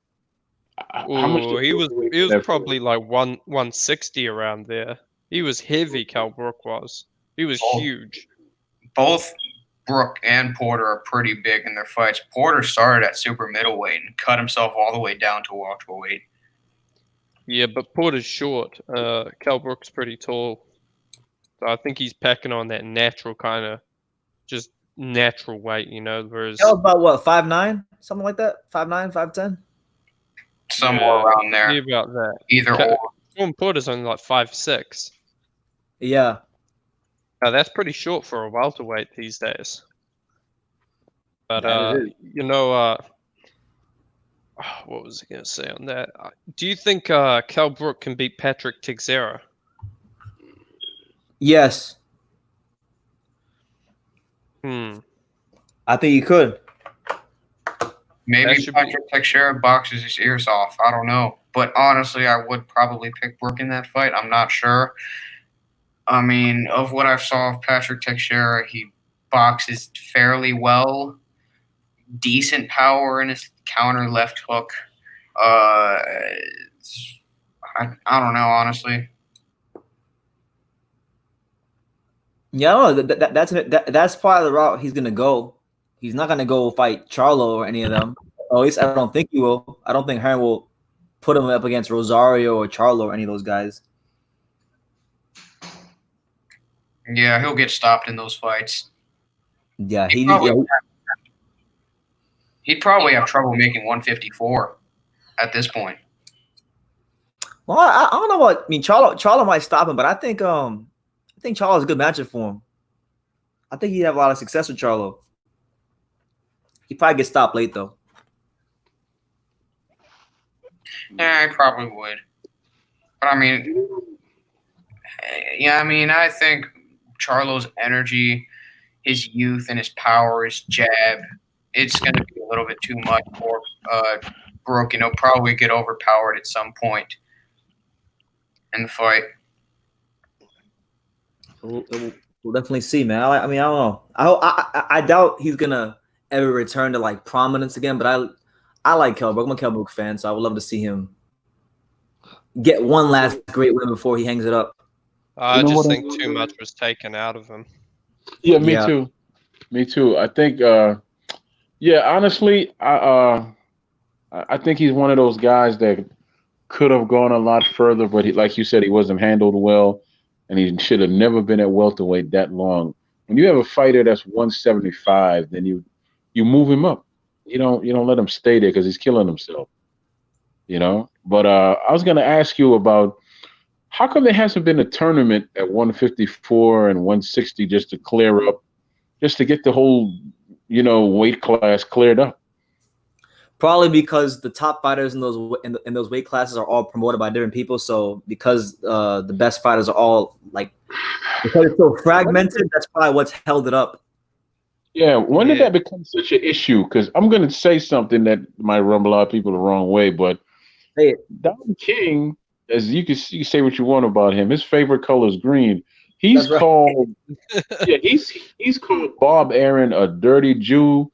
Bob Arum has called him some things I don't really want to repeat. They sat in a room together, and I'm sure you saw like the documentary or maybe bits and pieces of it, where Bob Arum could have gotten him killed, and Don King could have got some serious done to Arum, right? Mm-hmm. But when it came down to making money and it made sense, guess what? It got done, and those two hated each other. Hey, that's right. That's the thing about those guys. They hated each other, but they both loved money. Yes, they did. They were united by the love of money. Right, because the story that Don King tells that he was trying to get some fight made or whatever the case may be, and he called these Italian gentlemen in Vegas, right? Mm-hmm. And they told him in so many words, "We only deal with Bob Arum." And he said, "Okay, well, you can deal with me too." He said, "Okay, no." They said no, and King said, "Okay, well, I'll take care of him." And they said, "Really? If anything happens to him, if he falls and breaks a nail, you won't be around to even hear him take his last breath, because we're going to take you." Just something to that extent. It was that serious, right? Yeah. It was that serious. And then King knew people. Don't ever think he didn't. King could have got him taken off this earth just as sure as Arum could have got him taken off this earth. But when it came time for them to say, "Hey, we leaving too much money on the table. Let's get this done, you damn fool." Then they got it done. Then they went back to pissing and shitting on each other, right? Mm-hmm. Yeah, De La Hoya Trinidad probably would have been marinated 5-6 years in this era. I can't stand that crap. I can't. What we need is we need promoters to get behind the World Boxing Super Series and try and make these tournaments in the divisions with all the champions in. Because, look, at the end of the day, I don't care who's fighting. If I'm going to get undisputed, I'm going to watch it. Because I want to see who the best in that division is. There should be WBSS tournaments at 140. Even though they just had one, put another one in. Have Ramirez and Taylor at opposite sides of the brackets. Throw Baranchik in there, Prograis, Hooker, whoever else. There should be tournaments at super flyweight. Roman Gonzalez, Estrada, Ioka, Tanaka. That'd be Just throw them amazing. in there. There should be tournaments at 175 because that's what we need. We need tournaments where you don't get a say in who you're fighting, but the winners just fight each other. I agree with you. But you know what? Every time I hear of Progress's name, I think what Eddie Hearn did to what's the brother's name, man? Chizurov and who was Chizurov? Who was on that card with Chizurov that he was supposed to fight? Parker. I think that was wrong by making them the lead. What's the guy's name I just said? The 140. Yeah, because you know what? I gotta go with Derek this time. How you gonna let this little man from another country come in here, and you're gonna pay him more than me when you know that I'm the one that really people come to see here. Me and Parker actually making you most of the money, but you paying them more than us. Why? I mean, why would you do that? Why would you make them the headliner? Why would you do that? True.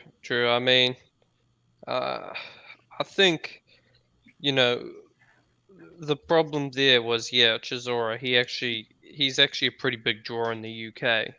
And when it comes to heavyweights, I want to see like what Don King used to do, man. I want to see heavyweights on the heavyweight undercards. Like a night heavyweight type thing? Yeah, I want like a heavyweight card. Like I want to see the prospects on the undercard. I don't want to see like no booger weights on the undercard. That's man. right. Yeah, you know what he used to do, right? You know what Don King used to do when Tyson got arrested? Everybody said, "Oh, Don King is over." He would put on, like Chavez was his money man then, right? But he would put on like 3 to 4 championship fights in one pay-per-view. Like you would have so and so as the headliner, Chavez, but there'd be another championship as the second bout, be another championship behind that, another one behind that. He just did it. People thought he was crazy, but he made money with doing it, right? He made money. Yeah, Simon Brown. I'm on the thing. Simon Brown fought Maurice Blocker on the same. No, that was on the Tyson card. But he made his money, man. He made his money, and you say what you want to say about him. I never liked him after the Meldrick Taylor Chavez fight because you can't tell me Richard Steele is this. He's a referee. He knows the business in and out. He didn't see that red light, which tells you that it's I'm gonna tell you this. He was paid off. And that's a perfect example of what happens when a fighter's soul is crushed, because physically he could heal from that, but his soul was crushed and he was never the same after that. What he did was he took Meldrick and he destroyed him from the inside out. All the punches that Chavez landed in that night meant nothing, but those 2 seconds that he took from him destroyed his life. And I've never gotten over that with Steele and Don King. Never in my heart. Never. That's how Richard Steele was a company man. He was this guy was shady.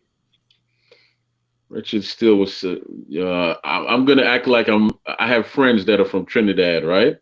Yeah. And Richard Steele was a cunt. He was a cunt. He was a fucking cunt. I got friends from Trinidad too. They sound just like that. Yeah, man. I'll never get over that, man. I'll never get over that. That dude was so beautiful to me, Meldrick Taylor. That night, Ray Leonard was commentating over his fight, and he said, he's faster than me. It was some round. I remember the round. Meldrick was just throwing these beautiful combinations, man. And the only thing with him, he was all Philly. So he would stay there after he threw the combinations and try to fight shit. Yeah, he can't do that.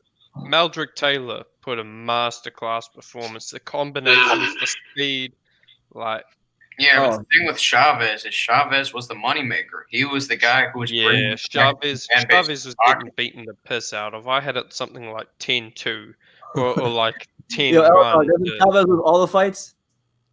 Yeah, look, I think this about Chavez, man. I think he's protected by sanctioning bodies. He's protected by promoters. He had a lot of convenient outcomes. Yeah, He definitely lost to Pernell Whitaker. No, like in my mind, I'm 100% confident he lost to Pernell Whitaker. Yes, There's no he did. chance he got a draw. He got destroyed. Pernell Whitaker outboxed him. Meldrick Taylor should have beat him, and I forget the other one.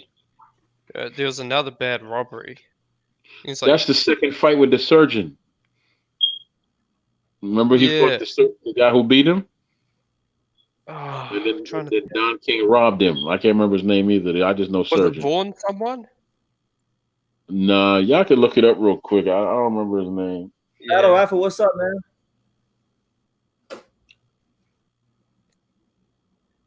I guess Hey, Battle brother Rifle there. Yo, welcome back, LDBC. But yeah, Chavez was a protected fighter, but he was the guy who was introducing the Mexican market into boxing entirely. He was the biggest star Mexico had in boxing since Ruben Olivares, and he actually far surpassed him. So there was a lot to lose with Chavez had he lost a fight. I mean, there was a lot hanging in the balance in all of his fights. Well, this is awkward. Is somebody going to talk? Carry on. Oh no. Carry on. Go ahead. I was done. Yeah, But Battle Rifle, you there? He has a good resume. I'm not denying that, but he had a lot of things go his way. Yeah, he's like Canelo in some sense, man. Good fighter, but just whenever the fight was close, or not even close in his case, he somehow seemed to get the nod. Yeah, you already knew what was going Yeah. every single time. But the thing is, like, Pernell Whitaker, there's just no way that fight was a draw. Yeah, I just watched that recently. I just rewatched that recently. Yeah, Pernell. I get sick to my stomach watching that fight because like Pernell Whitaker is like one of those fighters like when you ask me like BT what is boxing, like I would say Pernell Whitaker is one of those fighters that kind of just like for me encapsulates what boxing is, and for them to rob such a great fighter on a fight where he just performed so well, like I don't know, pisses me off. I can't watch the fight too many times, but pisses me off every time I watch it. Pernell Whitaker's marketing and oftentimes matchmaking, he sort of fell victim to not really being a part of the Don King and Bob Arum stable. He was with Main Events, and he never grew to a massive stature. That's a good point. That's true. That's the sad reality of boxing, is if you're not with one of the big promoters, you're going to have a very hard time getting out there, because it's not just the fact they can promote you more, but they just know the right people, the right strings to pull in the sanctioning bodies to get you your chance. Yeah. So it really doesn't even matter like how great of a fighter you are. More than half the battle is just who do you have behind you. Yeah, I mean, you got to be a great fighter, but I mean, look at hard to say, but look at Devin Haney and Ryan Garcia. I don't think they're the best fighters compared to the other young guys around them, but they've got such a big promotional push behind them. They're getting, the same paydays, bigger audiences, etc. Showing up to each other's fights. Yeah. I got a perfect example for you for what you're trying to say. Look at my countryman who lives in your country now, Dillian White. He should have been had his title shot. My God. Yeah. Yeah, he's called good promoting and having a manufactured pack and fighting the people at the right time. But he's also got a bit of talent as well. He's Hey, not the matchmaking top does end, matter, man. Like I've It always does, said, yeah. one of It helps. Deontay Wilder's best attributes is his matchmaker. That's right. Without That's his right. matchmaking, he wouldn't have become a champion with 10 plus title defenses, or 10 title defenses. You got to think about it. is. You got to think about it. Deontay Wilder's matchmaking was so good. He had people questioning if he's the hardest punching heavyweight in the history of boxing. Let me give you an example. Alexander Povetkin, Deontay Wilder. One was a long-reigning world champion. I mean, like an actual world champion. The other only ever won the regular bout. And Povetkin is way better than Wilder. But it's the matchmaking and the promotional push behind him. He was better in his prime. But yeah, I see what you're saying. But he wasn't so good that he couldn't even beat Vladimir, could he? You know, he's had 2 losses on his record. Yeah, honestly, let's be honest. Povetkin's win over Eddie Chambers, which isn't even his best victory, is probably better than any Wilder victory. Oh God! Somebody bloody say something, Jesus! Fast Eddie Chambers, shout out to him. Yeah, I mean, also though, Povetkin had some good wins. I'm not gonna lie, he had wins over also Chris Bird, Yep. Manchagaev, Marco Didn't Huck. he beat Larry Donald? Didn't he beat Larry Donald? Like old Larry Donald? I don't know. He never fought Larry Donald. He fought He somebody. beat Eddie Chambers. I'm He be beat honest Chris here, Bird. man. He beat Chris Bird. Dillian White I know has Chris- a better resume than Wilder. He does. Yeah, he did. But I don't think he's a better fighter. You don't think he's a better fighter?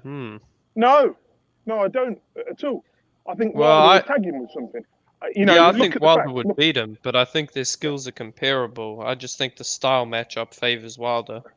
Yeah, it does. But I think, like, in terms of skill, I think people overrate Dillian White, man. Look. We know what he is. We know what he is. He's got a good resume. I respect the fact that he worked hard. You know, he's beat some good guys, but I just don't see the talent there. You know, I just don't see it. He's there. He's in his position. He's a pay-per-view fighter by default, right? That's if you look at his career, how it was built up, how he lost, how his career got from the ashes. He fought the Dave Allens, people like that. He built himself up again. But they did it in such a clever way that, like, if he fought Joseph Parker again, Joseph Parker would beat him in a rematch. They almost got him a fight Michael Grant. I know, yeah. I think Michael Hunter's got more talent than Dillian White. Yeah, I think he's got more talent, but I don't think he'd beat him. You don't know. It'd be very close. It'd be very, very close. Hunter is better than people give him credit for. I don't think White against Wilder either. I think White. Be careful if he's got the talent to cause a big shock. Yeah, I don't think White necessarily has the ability to deter Wilder's pawing jab. He has a solid jab, but I just don't think it'll be enough, especially considering Wilder has a solid. All right, this is awful now. Somebody say something. And White's hooks are just wild as hell. They're effective, and his hands are fairly quick, but I mean, he just launches those left hands like it ain't shit. I mean, I think he'll get caught. White struggles against taller boxers. In what fight did you see White just throw wild left hooks? Because I don't recall him ever doing that. Now he's only done it. He's done it in flashes. I think he's himself open with them hooks, honestly. Chisora, and that's about it. He didn't throw any wild hooks against Chisora. But he knocked him out of one, didn't he?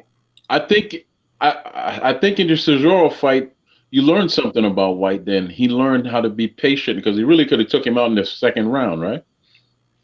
When he landed that right hand? Yeah. Mentally, I don't think there's many people that are as tough as him mentally. Now, somebody said something about Parker and his skill. You have to go watch. Okay, well, first of all, we all know the background between that fight. Both of them took it on short notice, and they both didn't come in their best shape, right?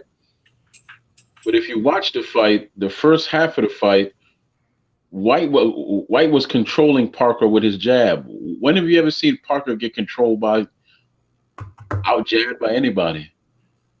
When? Joshua. No. Huey Fury in spurts, Mr. Shades of Ali. Yeah, Huey Fury is one of those frustrating guys, man. He's very frustrating to me. I just don't get him. Same thing with Dave Allen, because he never owned up in anything. He's a bum. Is that right? Yeah. What's up? But yeah, let me finish. I think a lot of people sleep on Dillian because he's not He's not pretty, but he's very purposeful. He's driven, and most importantly, when you hear him speak about his camp and his trainers, what does he always say? He listens. So if you listen, then there's always room for growth. He's going to be a hard out for anybody because he was supposed to lose against Parker. He was supposed to lose against Revis, right? Who else was he supposed to lose against? Somebody else who I can't remember. Oh, he wasn't supposed to lose against Revis. Yes, he was. Revis, they didn't. No, he wasn't. He wasn't the.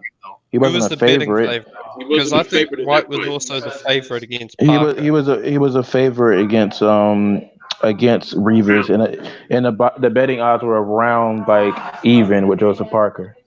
Yeah, because I remember I bet on White to actually beat Parker. I bet on him to beat him by decision. I mean, Well, look, the thing about White is he's going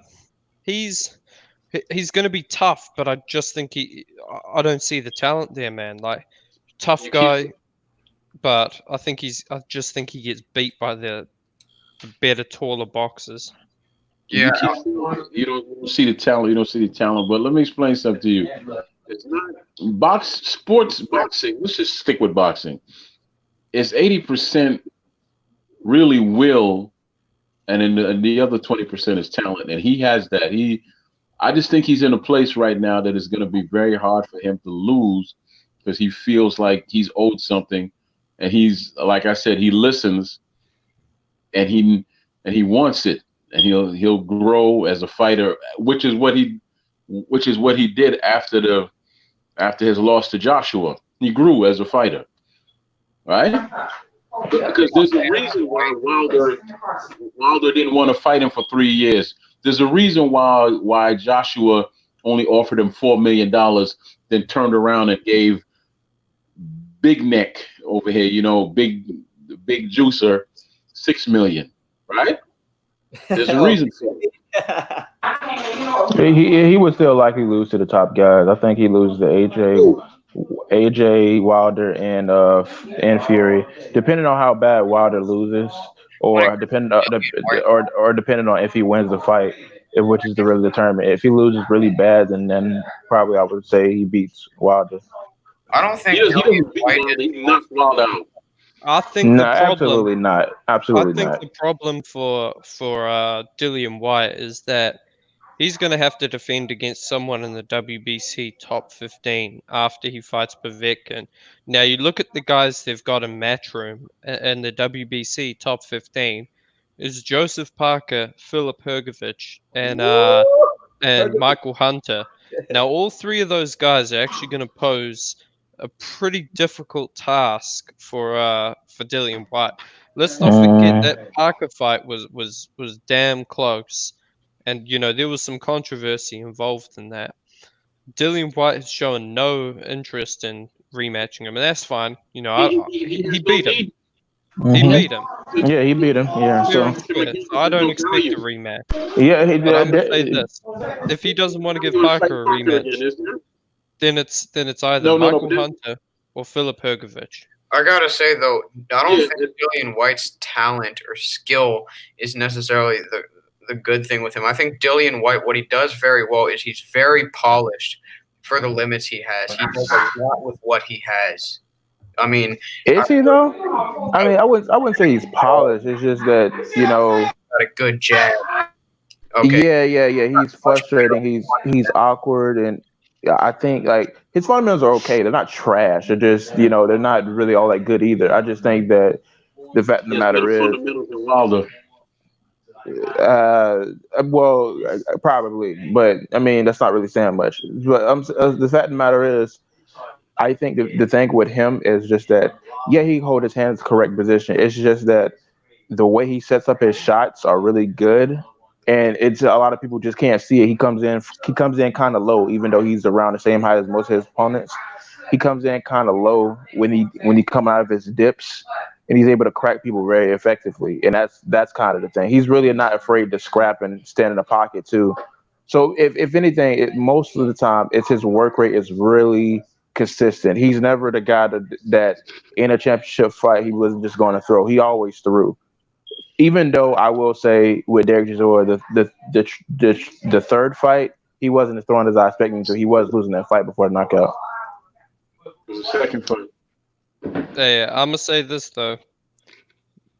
I think everyone gonna be expecting this, but if White fights Hrgovic, he's getting knocked out. You speaking the truth? That's your dude, L Dog. Of course you're saying that. He's gonna get knocked out, man. I I'm agree with him, predicting it. He ain't. You He ain't. also said. That's your But dude. you also said the other week that David Price was a good heavyweight. So, you know, I never said seriously. I David never Price said was a that. good I heavyweight. never said that. But Yeah, you did. No, Dog did. Yeah, you did. Who's he fought? You No, said I something didn't. to that effect. oh yeah. I David said Price. I David remember, Price mate, I would be a remember. risky You did fight say for that. You F.A. said it. Jagba. You said it on this channel, bro. I remember that. I said We've David got Price. memories, mate. Stay consistent. I didn't say it, man.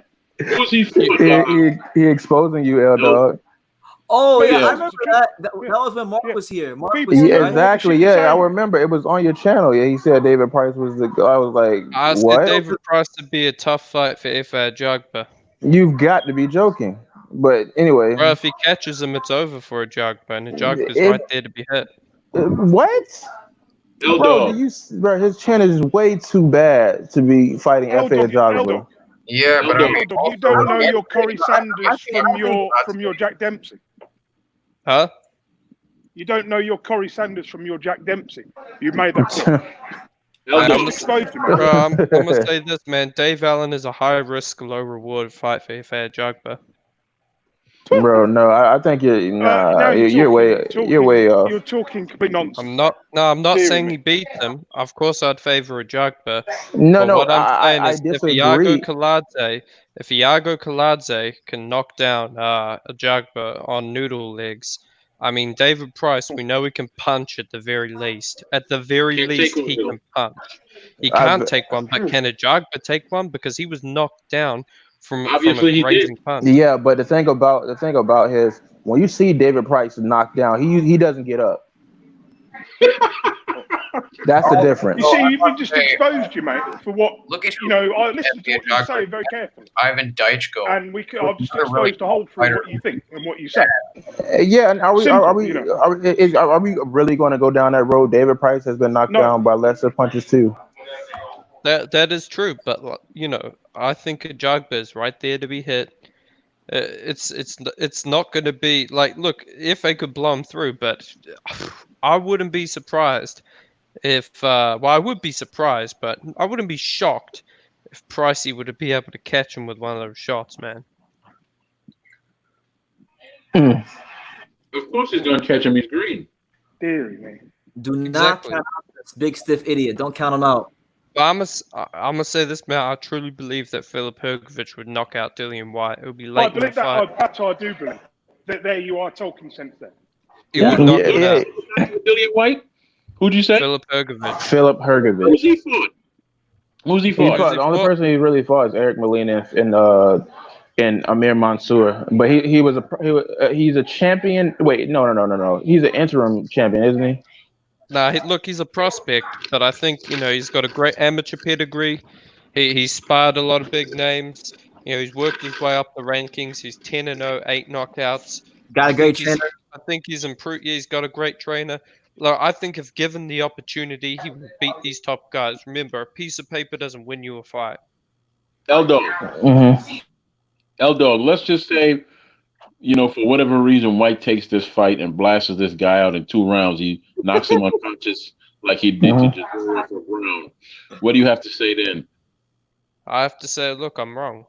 I thought Hrgovic would beat him, and Dillian White beat him. What do you have to say? What you should be saying is that he'll probably beat him in a year or two once he's got a bit more season. I That's all you reckon have he'd to beat say. him. I think he'd beat him next. I think it'll be a hell of a fight if he fought him next. But I think give him the seasoning, or he'll obliterate White. Tell me, Look, okay. Well, tell me White what you're can't take basing that on, L Dog. Tell me what you're basing He it needs a on. season. But I'm basing it. I think that the style that Hrgovic has, where he jabs, throws that straight right hand, he'll keep out a distance for White's left hook. He'll stay on the outside and he'll box him. Now, you have to remember, Hrgovic has a significant height and reach advantage over Dillian White. So he has the length, but he also has the amateur pedigree to be able to stick and move on the outside. I think he's got more power. I think he's younger. I know he's younger. I know he's bigger. And I know his chin is reasonably good because he's never been dropped as an amateur or a pro. Okay. Because he hasn't fought anyone dangerous enough at the But here's the thing: if you have a bad chin, you will be dropped in the amateurs. You will be dropped in the amateurs at least once. The fact he's never dropped in the amateurs, and he's done very well at a lot of international tournaments, tells me that his chin, it's holding up, especially since we know his defense isn't the Mark, best. if you know who Mark Breland is, Mark Breland used to knock cats the flat out in the amateurs, back to back to back to back. And look at his pro career. He had a good pro career. It was okay, but he was getting knocked out bad. He was getting knocked out bad. I know, but look, that's what I'm saying. Okay. Look, that's what I'm basing it off. That's my reasoning. I think you beat Dillian White. I think White struggles against tall guys who throw straight punches. L-Dog, I heard you say a lot about the amateurs with this guy. Who's he fought in the pros that you would say has taken him to another level? Fucking nobody. No one. There's the answer. No, he's basing it off what he sees. So Yeah, I'm basing it off what I see. Gregory Corbin is not an elite fighter. No, I'm definitely. not an elite fighter, but I just said, he's fought no one in the pros. But I'm saying if given the opportunity, he would beat him. At some point in time, every fighter had never fought anyone. When you talk, do me a favour, get straight to the point and don't struggle around with all these stories of this, he did that, he did that. The pros is different to the amateurs. It means shit. I'm sorry, but it means shit. Really, if you look at some of the fighters that are amateurs, they became to be world champions, it doesn't mean shit. And that's true, isn't it, Brendan? The You're amateur right, man. doesn't mean anything. Lomachenko, Regendow, Golovkin, Anthony Joshua.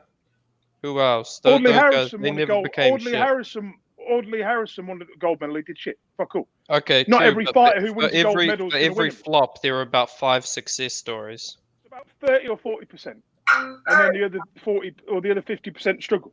Look at the history books of the people who won the Olympics. The vast majority of Olympic gold medalists go on to do good Not things all in of the pros. Not all of them, but it's So not like do your it's history. not like the majority look at don't. the books. Look at the history books. I've looked at things on Wikipedia for 20 odd years.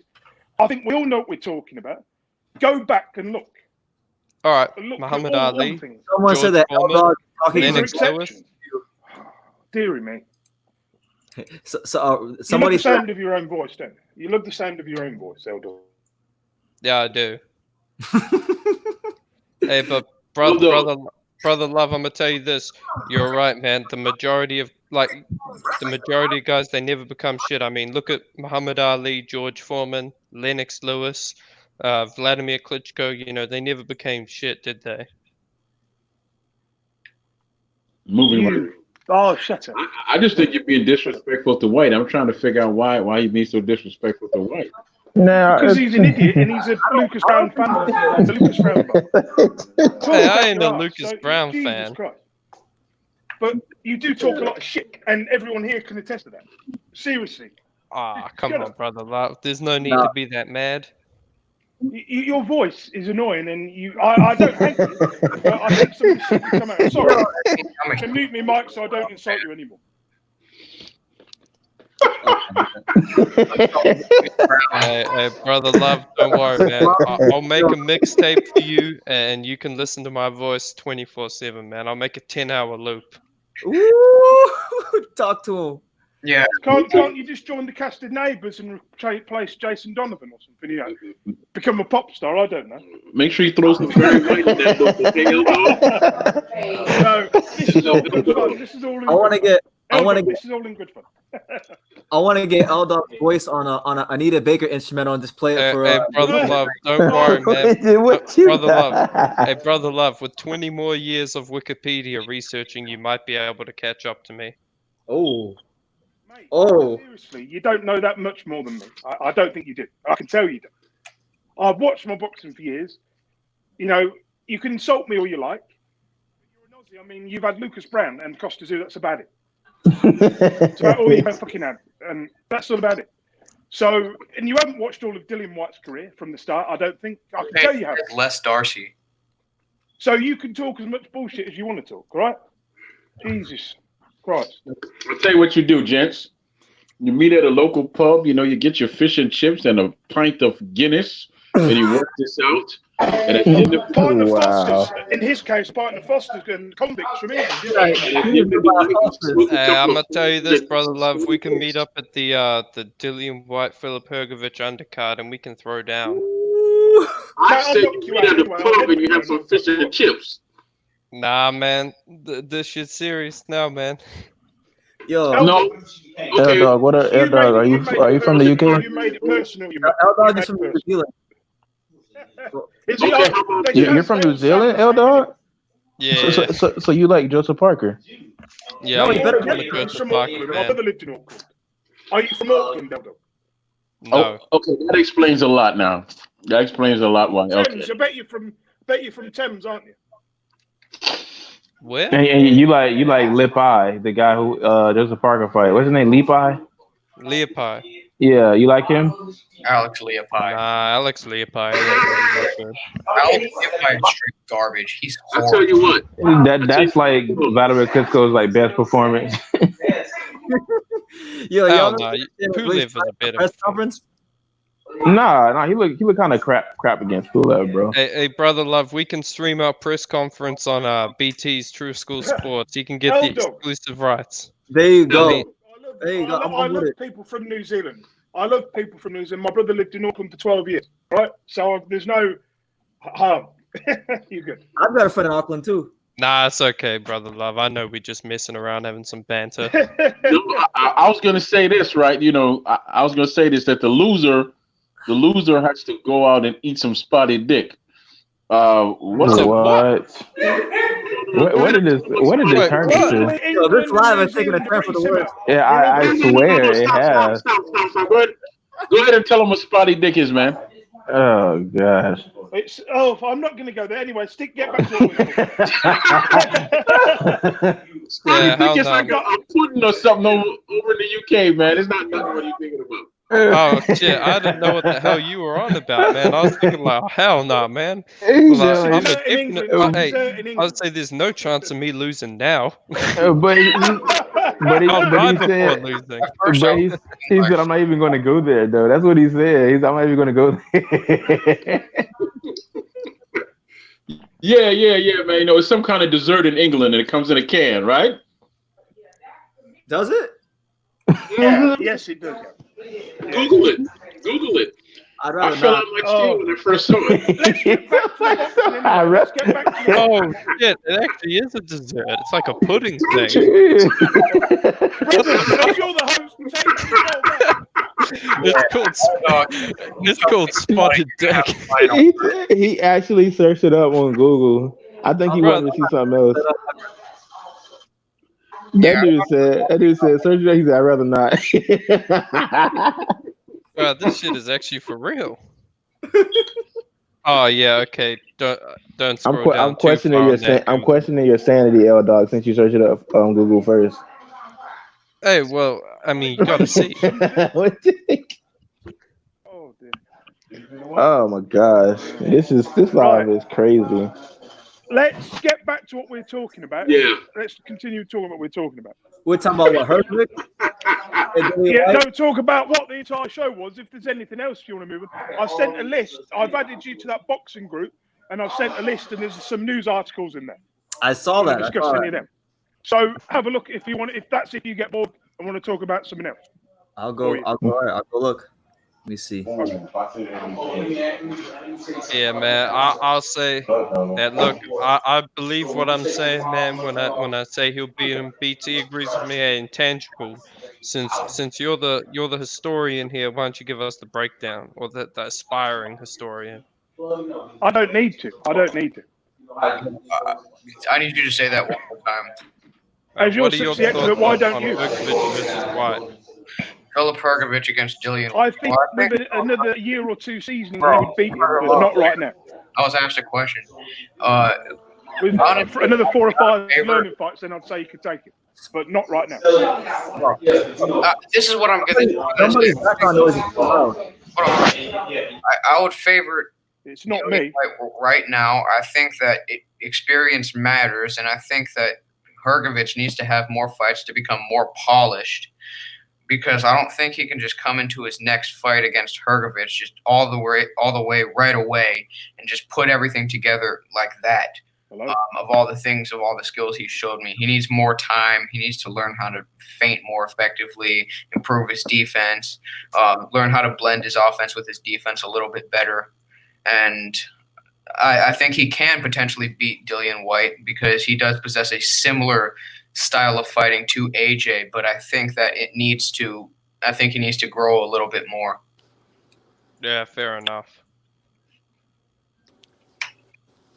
Did you guys see apparently Eddie Hearn was in talks with Mike Tyson to sign some sort of deal? He's going to be Joseph Parker's next opponent. Yeah. That might go wrong. That'll be a skip up from Lucas Brown. Yeah. That'll be a second loss. You want to know the saddest thing about this Lucas Brown Parker fight? People over here actually think it's a great fight. Yo, who do you think wins, Lucas Brown or Mike Tyson? You've Mike got to Tyson. be joking.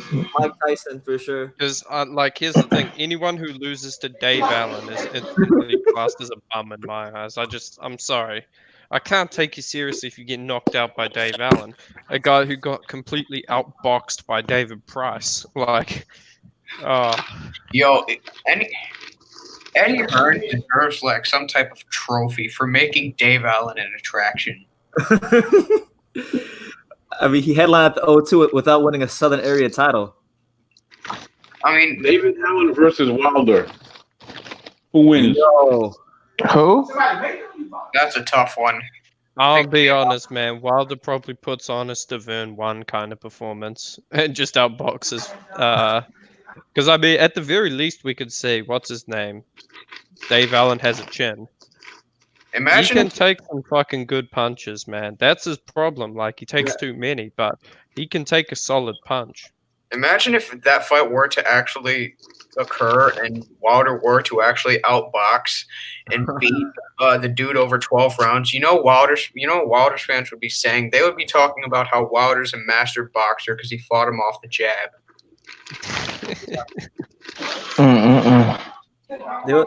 They would be saying Wilder's been reborn. He's showing new wrinkles to his game.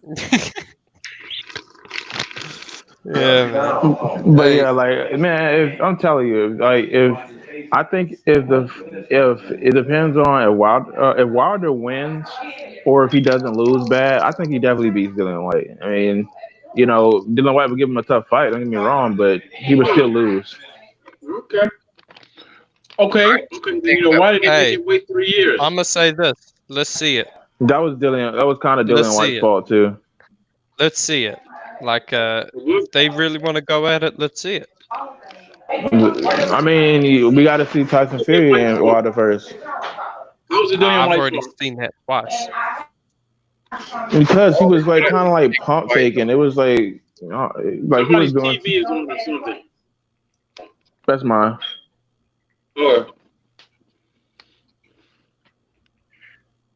Okay, go ahead. Hopefully Wilder takes the Whyte fight. I think that's an intriguing fight, and that would easily be the best name on his resume. No doubt about it. You think he'd be the best person on his resume?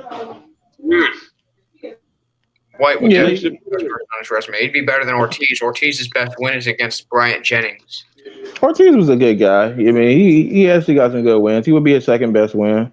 You know, a lot. He's the only credible name he has, like as far as at the top. But you know, he's not a bad fighter to have on your resume. Yeah, but I mean, think about it. One of Luis Ortiz's top 5, maybe even top 3 wins is Dave Allen, because you have Tony Thompson, Bryant Jennings, maybe who's that guy that faced Wilder in that Puerto Rican fight? Puerto Rican fight. Yeah. You talking about Chris Arreola? No, on the Garcia Herrera undercard. Malik something. Malik Scott? Malik Scott. Maybe that's Ortiz's third best name, and then followed by Dave Allen. Yeah, he got Tony Thompson, and then he got Brian Jennings. Yeah, I mean, Obviously, his resume kind of is mostly off the Brian Jennings win, but Brian Jennings was a good name to have on your resume. he was, but he was also coming off a loss. Yeah, of course, a lot of people comes off loss. That doesn't mean Obviously, anything. like it makes your win better if you're fighting someone who's coming off a win, because usually they have that winner's mentality. Usually, Yeah, but it wasn't like he was knocked out though. Okay, well, tell me this, please. Can you tell me this? Yeah. When did it become so powerful that a world champion could hang his hat on beating a 40-year-old contender after having a Bro, career? listen, heavyweights are older. That's the thing. What Gerald Washington started boxing when he was what, like 29, 30? Heavyweight boxers are usually older. Vladimir Klitschko was about 40 when Tyson Fury beat him. So like you can't really just use that 40-year-old man I'm gonna say excuse. this No, though, Battle I'm Rifle. not The saying difference, that. I'm saying this. As a champion, aren't you supposed to beat the contenders? Why? You can't name me in history where a champion got praised for beating a contender. You're supposed to beat the contenders, especially when he's not even championship caliber. He's never Nah, fought a bro, contender. you can lose your championship at any time, bro. Just saying you're supposed to beat the contenders is You're not. not understanding me. Why is Ortiz Wilder's most prominent victory, and he's just a contender? Because he has probably the best resume. but Of here's the who? thing. Hey, Troy, I Yeah, agree with you, so man. Like, the fact of the matter is, like, it's just who he has on his record right now. That would be his best win. That is his best win, and yeah, probably the promise that he had. I agree with Because we Troy could, though, because if you like, how is it you can claim to be a great champion when you've never beaten another great champion? Luis Ortiz was never a world champion. of He course was not. he was Of always a course, there's contender, and he was old when Wilder fought him. no, Let's no, just be no. real here. It's Listen, not like he was fighting a young, hungry lion who was coming up the rankings. He fought an old contender. His That's last what he did. He was win hungry. 2 years before against Tony. oh my goodness, like we're gonna go down this road again. Like I don't want to get down this Wilder road too far, but the fact of the matter is, heavyweight fighters are usually older. He was ducked by a lot of fighters when he was coming up. He couldn't get the best fights he wanted. He fought Wilder, he lost. You're not gonna look all that impressive because he lost to Wilder at the end of the day because he got knocked out twice. Who So was that by? Just out of curiosity. Who was what? Who was Luis Ortiz ducked by? Thank you. That was my next question. Exactly.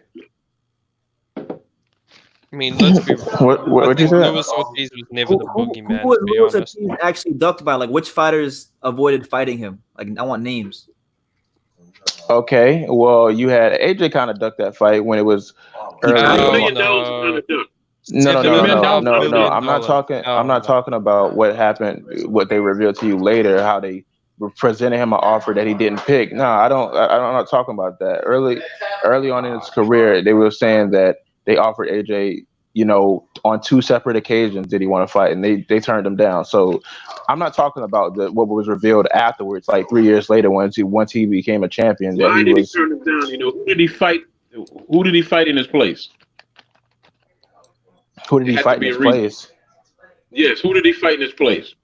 I think he fought like Dillian White or something like that. So That was the situation you're talking about. He fought Carlos Takam as a replacement opponent for his IBF mandatory Kubrat Pulev.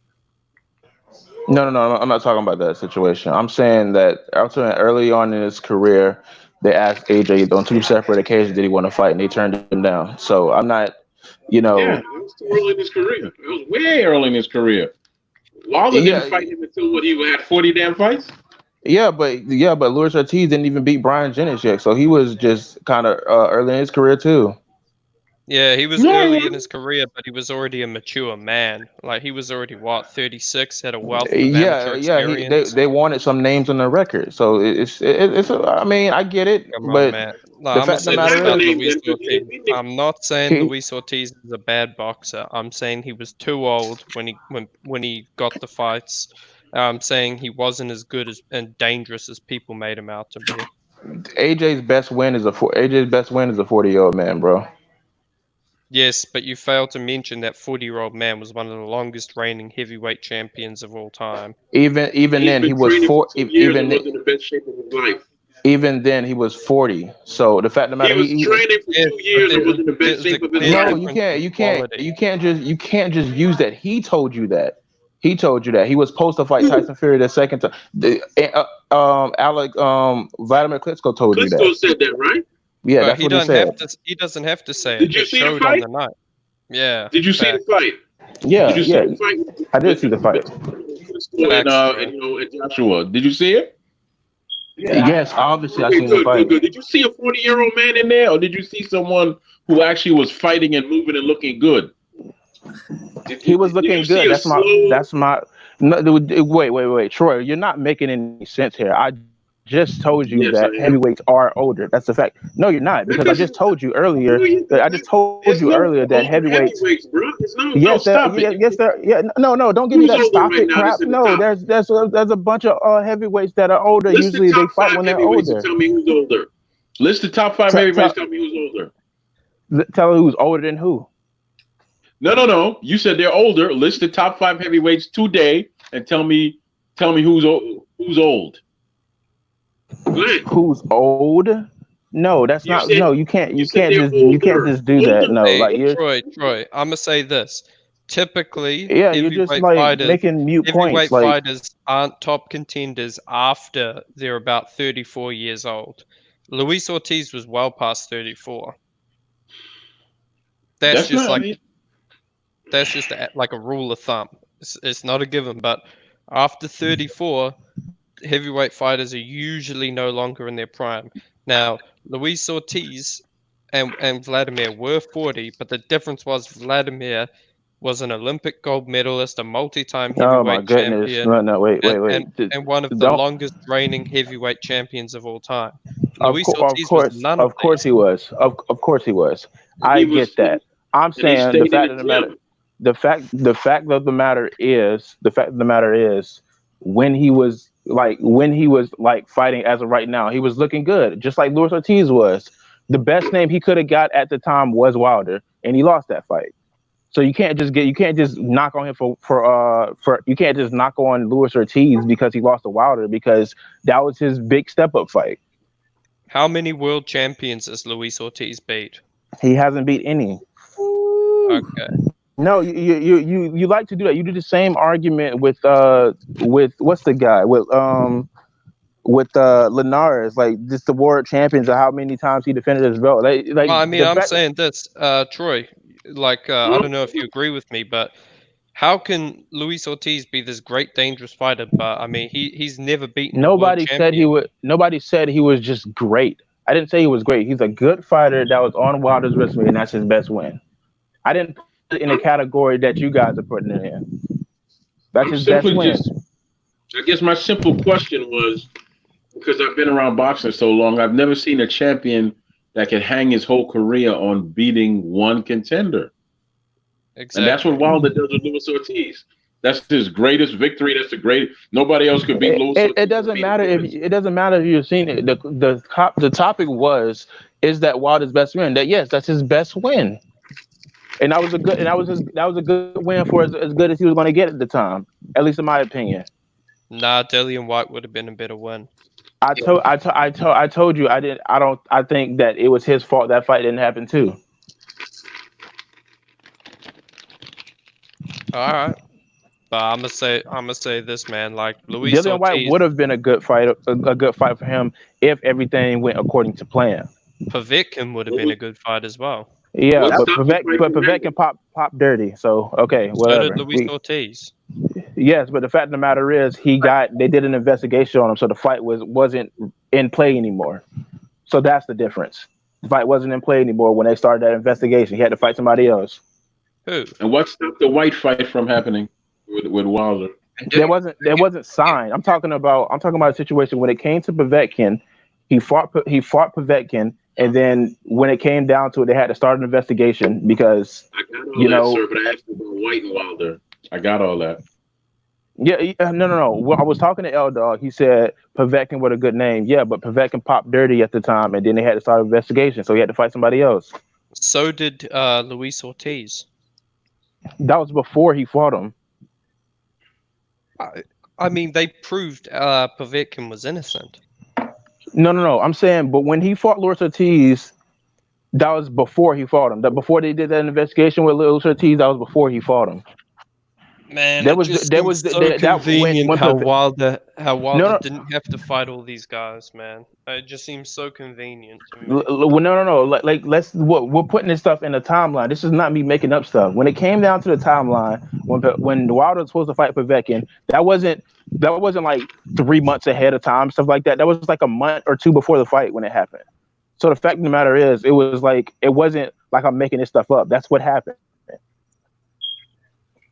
Okay, well, I'm still back on White. I'm wondering what stopped the White fight from happening. I think White was just playing games. Actually, yeah, I know about the email, the stupid email that he put out on what was it? He put it on some YouTube channel where Wilder was requesting that he should wait a couple of years before he fights him. But in all actuality, what? It wasn't the email, sir. It was an actual. It was an actual. It was an actual. It was an Instagram video. message. Yeah, from my mistake. That thing saying that he can make him wait for 2 to 3 years. He don't have to do this. He don't have to do that. He can make him wait, which is what he did. Which is what he did. He didn't put anything out. That was Wilder in his own words saying that I'm going to make you wait.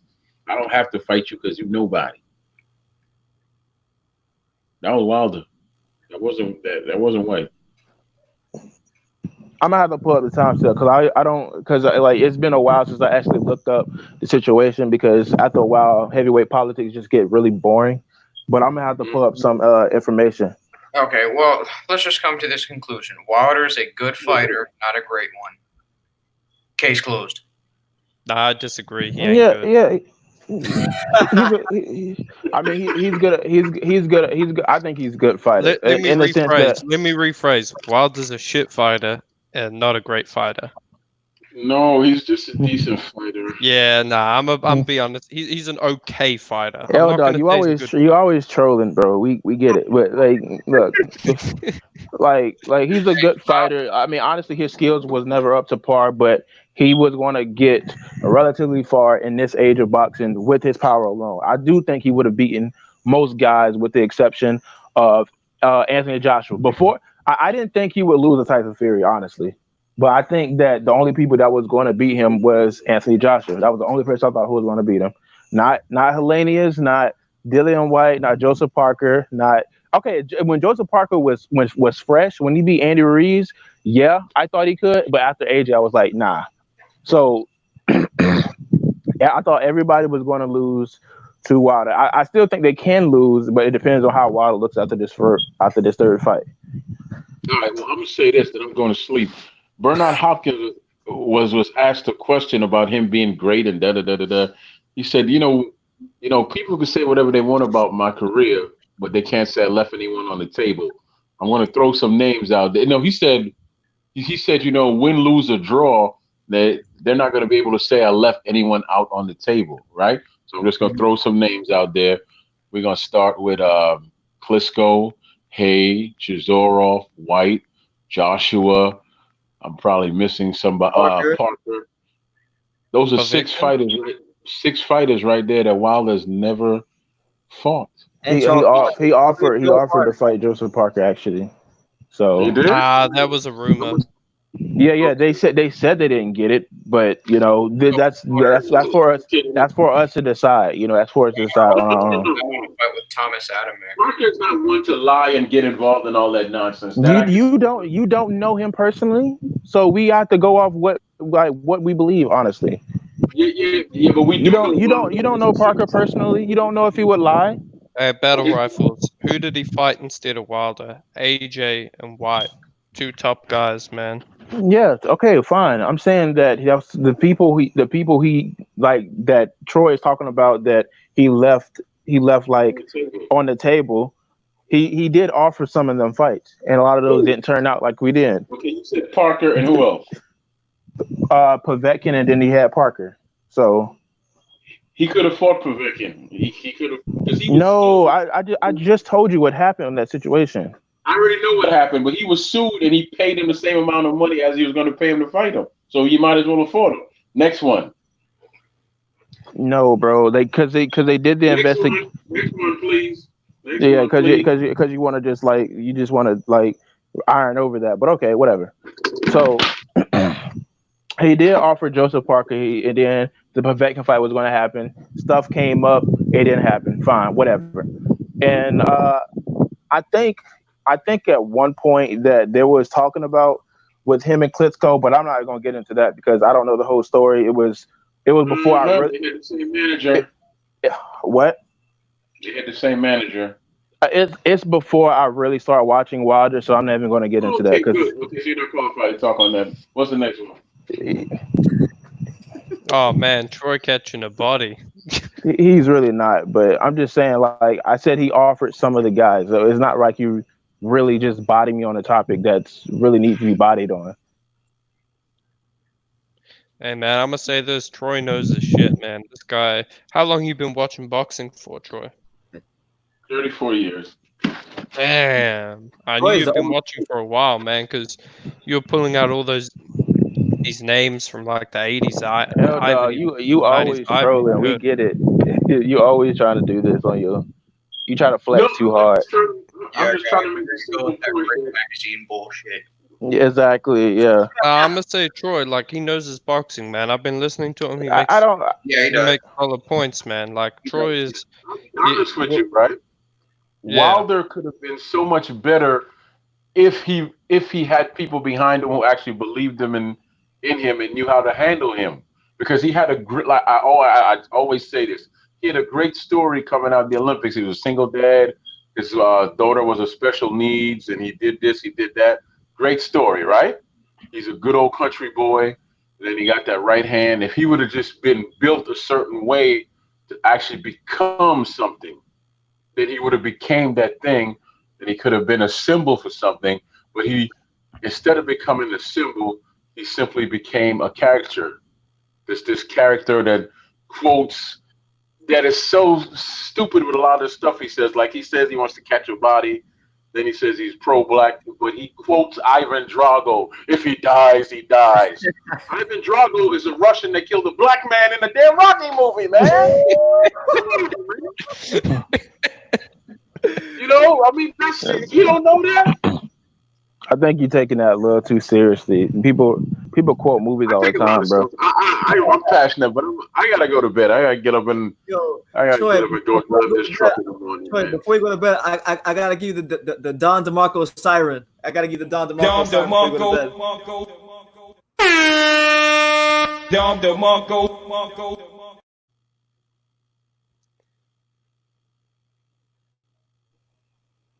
Alrighty then. Peace out, Troy. Yeah. Yeah, but it's always good having Troy on, man. I like Troy. Yeah, he knows his boxing, man. Like that guy, you've been watching for a long time. Yeah, he has. There's still there's like 2 fights he recommended me that I watched. I still haven't watched it. I gotta watch them. I gotta watch them tomorrow. How long have you been watching boxing, L Dog? How long have you been watching boxing?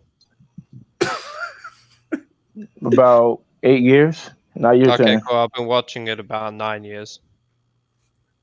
I've been watching boxing for 3 Nah, I'm kidding. I've been watching it about how long? Probably about 6 years. 6? Yeah, 6 years. That's pretty good. I've been watching it for I think 12 or 13. I've been watching boxing for only 3 months. Nah, you have not been watching no boxing for 3 months. Get out of here. Ed, well, you must have been only watching boxing for 3 months. If that's the case. And how old are you, L Dog? I'm 20. Oh, what a great age. I've been watching since about Canelo Mayweather. Yeah, the first fight I ever watched was Bernard Hopkins versus Trinidad. But like I didn't start like I was like 6 when that happened, and I didn't like start. I wasn't like following boxing like right after I watched that fight. So I was like a casual fan until about like 2009. I was a casual fan watching Bernard Hopkins versus Chad Dawson. Man, I got my start. My dad showed me Mike Tyson highlights, and I became sort of a casual. That's not a bad Actually, you want to know the first boxing experience I can remember? The first boxing experience I can remember, as far as me watching it, was there was this whole documentary type thing on the Rumble in the Jungle. I don't know if you guys ever seen it. When they was talking about how they came out with the song Tomorrow. You never seen it? Wait, say it again? Okay. You know the song Tomorrow? Yeah. It's in the Ali movie. Yeah. The documentary type film they came out when Ali beat George Foreman. Okay. You never seen it? I don't know. There's so many. What's the name of the documentary? Let me look it up. Because I actually have somebody got me for my birthday a couple years ago. Somebody got me a Muhammad Ali documentary and it was basically a whole documentary about his time in Miami. It was called Made in Miami, and it talks about Fifth Street. Yeah, that where he trained with Angelo Dundee. Yeah. Yeah, it was some documentary. I can't remember. I was watching it on TV and it was talking about how he beat George Foreman. So yeah, that was good. Mayweather and all those different people, they usually train behind closed doors where nobody is allowed in. With Ali, he used to train with crowds of people just standing behind ropes, just watching him hit the speed bag.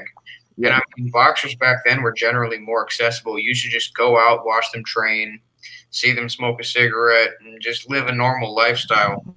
Yeah. The funny thing is, go ahead.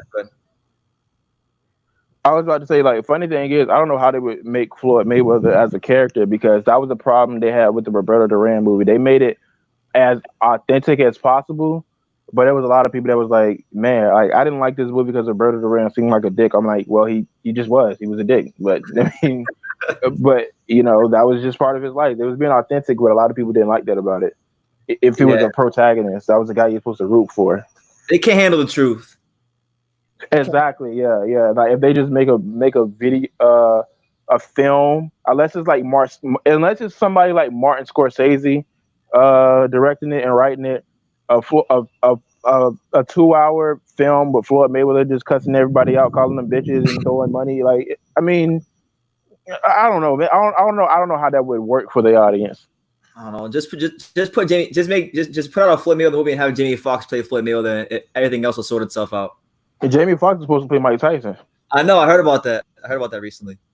But I think the thing is I think if you ever going to make a movie like that, if we're being completely honest, you would have to get Martin Scorsese to direct it, because he's the king of making unlikable protagonists, but still a great movie. Like if you ever seen Taxi Driver or Goodfellas or Goodfellas, yeah. Or Casino, like he is the king of making like unlikable protagonists, but the movie is still good because the movie is like really funny and like quippy and stuff like that. Absolutely. What's your favorite boxing movie, Battle Rifle? Do you have a favorite boxing movie?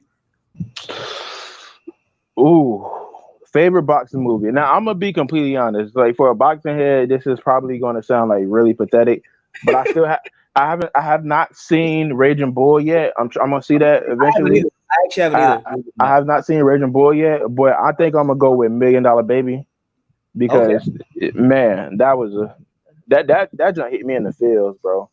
Yeah, did it? Yeah, like I like what's the chick name? Lucia Riker? No, the actor who is huh?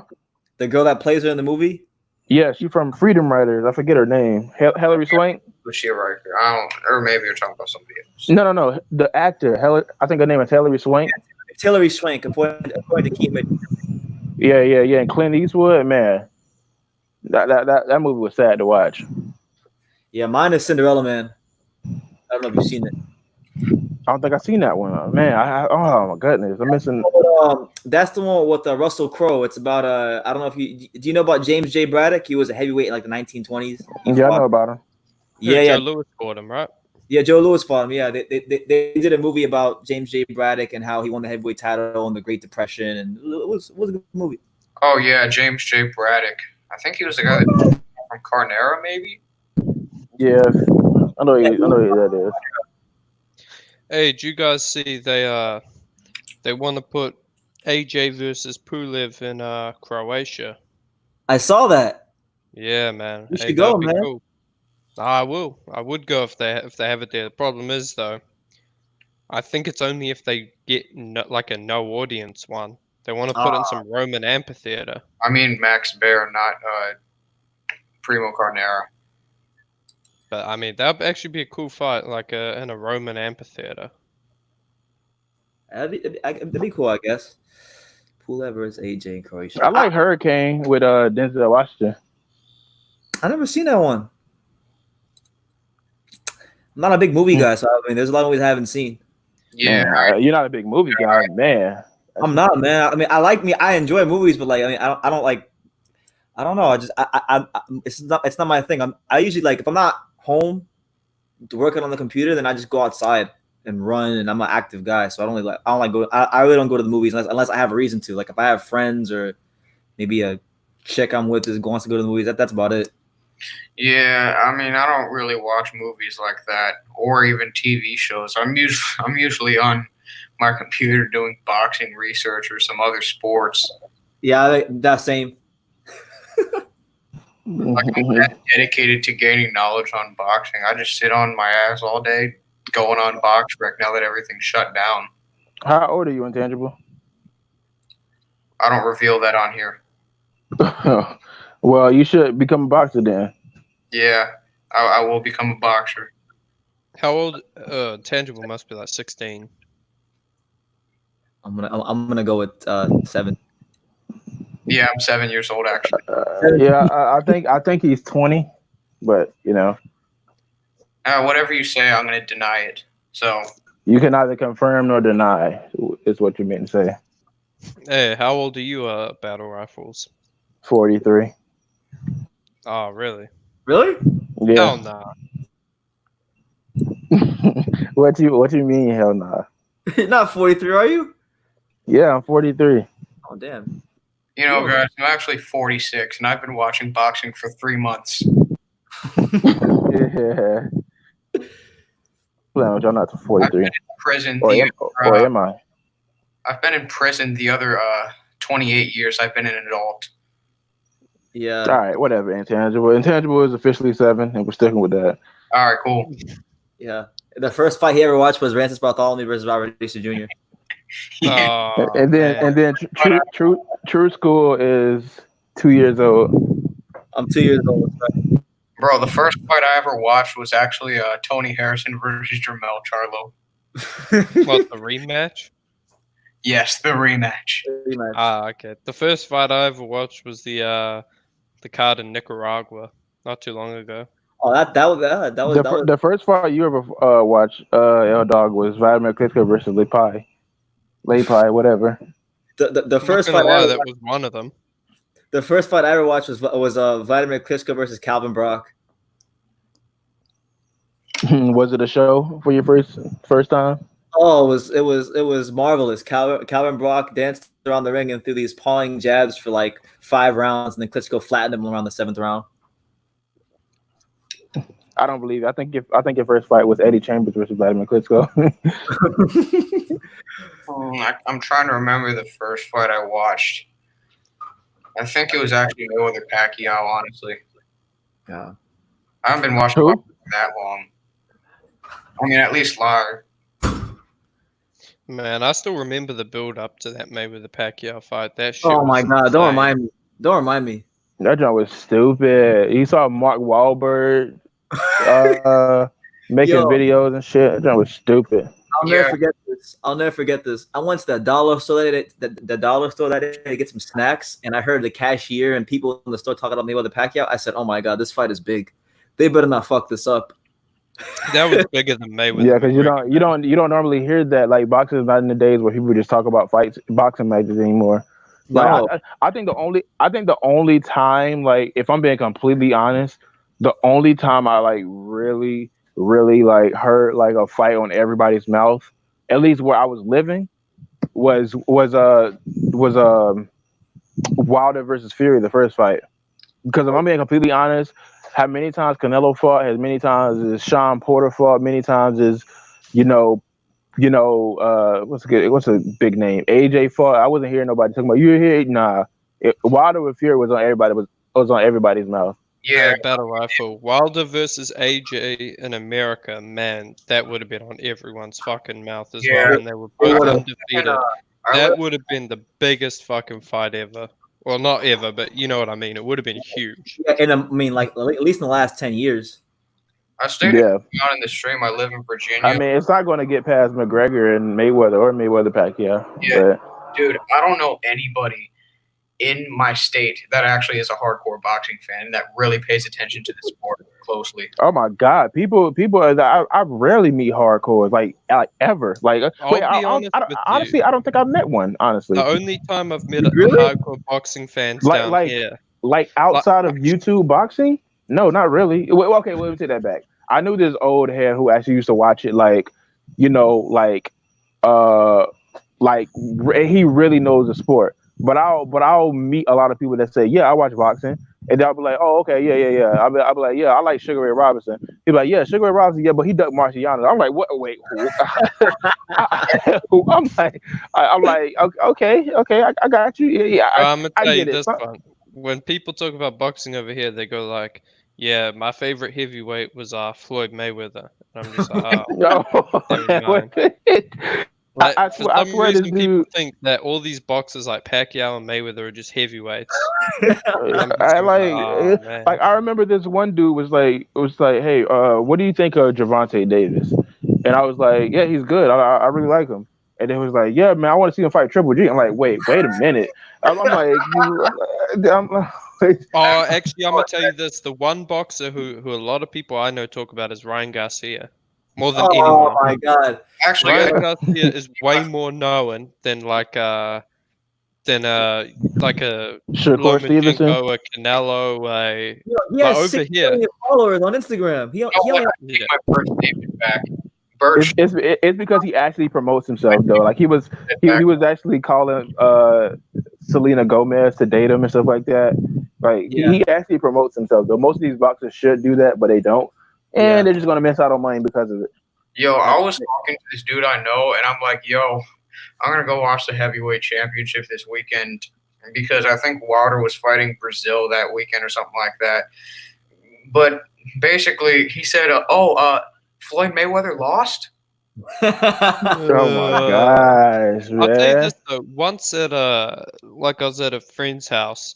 I walk past and I see all this like Muhammad Ali stuff on the wall, and I was just like, "Oh, like you a big Muhammad Ali fan?" He's like, "Oh, my dad is," and he was actually like a kind of a hardcore boxing fan with the heavyweights. Like he knew all about them, so I was actually surprised at that. And then another time, I saw some guy at my university. He was wearing like a Canelo shirt, and I was like, "Ah, you're a Canelo fan." He's like, yeah, and basically, he actually knew boxing, and he was like, yeah, you know what? As much as I like Canelo, I think Triple G beat him twice, and I'm just like, fuck yeah.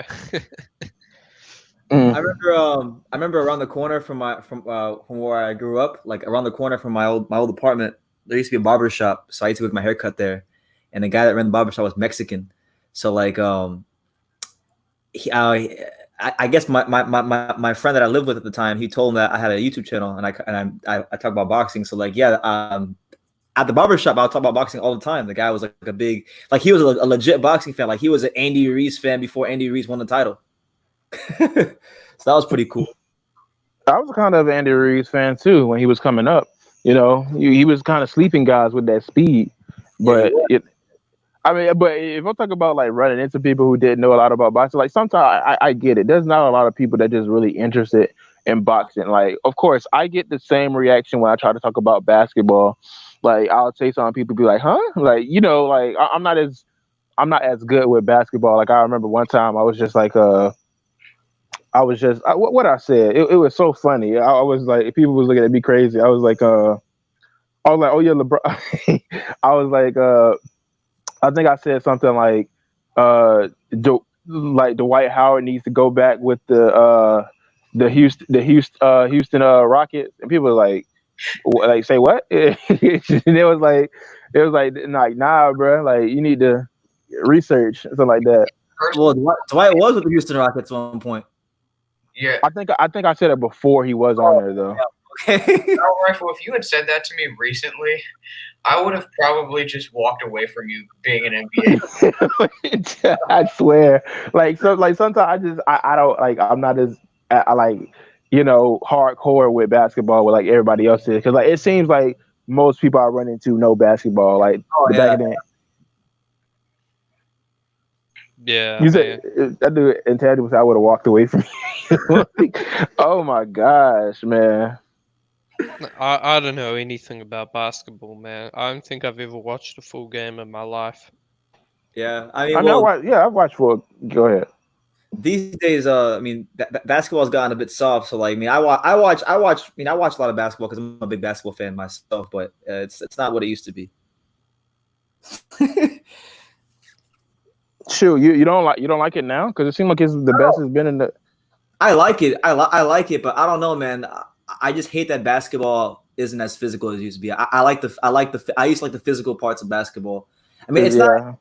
I mean, like this year wasn't as bad as other years, but it's still not the same. It's not the same. I mean, like James Harden and people like Draymond Green, they're pretty physical. I mean, it hasn't been like the finals since like 2 years ago, but they still been pretty. James Harden is physical. He flops sometimes, but yeah, he flops sometimes, but yeah, he's in there. Hey, Brandon, I'm a Washington Wizards fan, so I know everything about non-physical basketball. Oh man, I'm sorry to hear that. I'm a Hornets fan, so that's probably why I don't like basketball. Yeah, pretty much no defense whatsoever. Yeah, jack up threes and all that. Yeah, I watched the Hornets get up like 110 points a game, so it's all good. Yeah, I hear you. Back to boxing, guys. Boxing. But yeah, I mean, I'll tell you another time I met somebody who knew about boxing. I remember one time, like this is like 3 years ago on Thanksgiving, and my girlfriend at the time, I went to like her relative's house to eat. So like I remember I was eating, and I guess her mother had told one of the guys eating that I had a YouTube channel. I talk about boxing. So the guy was like, "Oh, do you know who Carmen Basilio is?" And I said, "Why, yes, I do." And the guy started telling me all these Carmen Basilio stories because I guess he was from New York and he lived near where he trained and stuff. So that was pretty cool. Oh, you knows about Carmen Basilio? Hey, how you know about that cat? Huh? How you know about that cat? I'm just like playing around, yeah. No, that's how it was. I was like, wow. It just shows how much more accessible boxing was back then. And boxing was a big sport back then because it was on prime time, I think. Like that's the one thing I like. One of the things I like about Al Heyman is he did bring boxing back to prime time, and I think more fights need to be on ESPN and Fox. It's the only way the sport's going to grow, in my opinion. If you isolate it on apps like DAZN, now I like DAZN, I like the idea, but I think it's too isolated, it's too restricted, it's not going to reach a large audience. Whereas when you put that fight on ESPN, you're reaching a potential, pool of tens of millions of people. Yeah, my debut fight is going to be on PBC. I'm going to fight L Dog and Intangible on the same night. So, man, I'm gonna smash you. Bro, I'm telling you, dude. I will outbox you. I'm gonna do that Gene Pascal double punch, what he did against Dimitri Bivol. Yeah. Well. Oh nah, man. Look, ain't nobody beating me, and I ain't fighting on PBC. I'm gonna do the no look hook, the Danny Garcia. Yo, I saw this sparring clip of Jaron Ennis when he was like 18 years old, and he was sparring some kid, and like he threw a jab and then like spun around and then hit him with a straight left hand. It was like the coolest thing I've ever seen. So you can actually pull up footage of David Benavidez with his like 15 with his like fat as shit. Like, you can actually pull up footage of him like actually fighting. He was like, I was a big boy. That dude was like 300. No. Okay, let me not. He was around 17, and he was around 300 pounds. Yo, I remember Teofimo Lopez hit somebody with a right hand. I think it was Diego Magdaleno, where he was like pivoting and he hit him with a right hand behind the back and actually did damage. Shoot, what was the guy he threw a hook, stepped around him, and then threw another hook? You know what I'm talking about? It was like his last few fights. Because he's done that in several like of his. But it's the one where like he literally like start like dancing on the guy like after he knocked him down like the second time. That's Magdaleno. What was it? Oh my god, that was amazing. Yeah, he's a very talented athlete. He has some great fast twitch and strength. Yeah, too bad that shit ain't gonna save him against Lomachenko. Nah, Loma gonna knock him out, bro. He's gonna stop him. That's not happening, champ. I think so, man. Hey, that's my prediction, man. I'm saying inside 10. Tanaka is gonna move up and knock out both and become undisputed. Hell no, Yeah, bro. I'm in your being dreams. serious about this shit, man. Like, I honestly believe it, man. I don't know if he's gonna knock him out. I think he's gonna beat him out because he didn't knock out his last few opponents. Yo, L-Dog, Philip Hergovich is going to move down to 175 and take over the heavyweight division just for the fun of it. Hell no, man. That dude's gonna be a freaking skeleton. Yeah, I swear he's gonna be like Slender Man in that bit. Bro, that's like some guy was trying to tell me his favorite heavyweight prospect was Diego Pacheco because he can move up in weight, and I'm just thinking like, oh hell nah, man. That skinny guy will get snapped in half at heavyweight. Like, Oh my god, I'm not even gonna lie. I remember I was like, But he's so damn big and so tall. I met him in person. He was tall as hell. y'all don't judge me. I literally said it to a couple of my friends like 2 weeks ago. I was like, that Boatsy guy looks nice, but I want to see him fight somebody like a Daniel Dubois, and they was like, because I'm being completely honest. I thought he was a heavyweight when I first saw him. Like I saw like watching his footage. Yeah. I'm gonna guess who made that statement. El Jefe. No, I made it. I made it. He made that statement. Yeah, DSFG said Pacheco was his favorite heavyweight prospect because he'll be at heavyweight soon. But this is the same guy who said that his dream fantasy fight is Will Smith versus Mike Tyson. I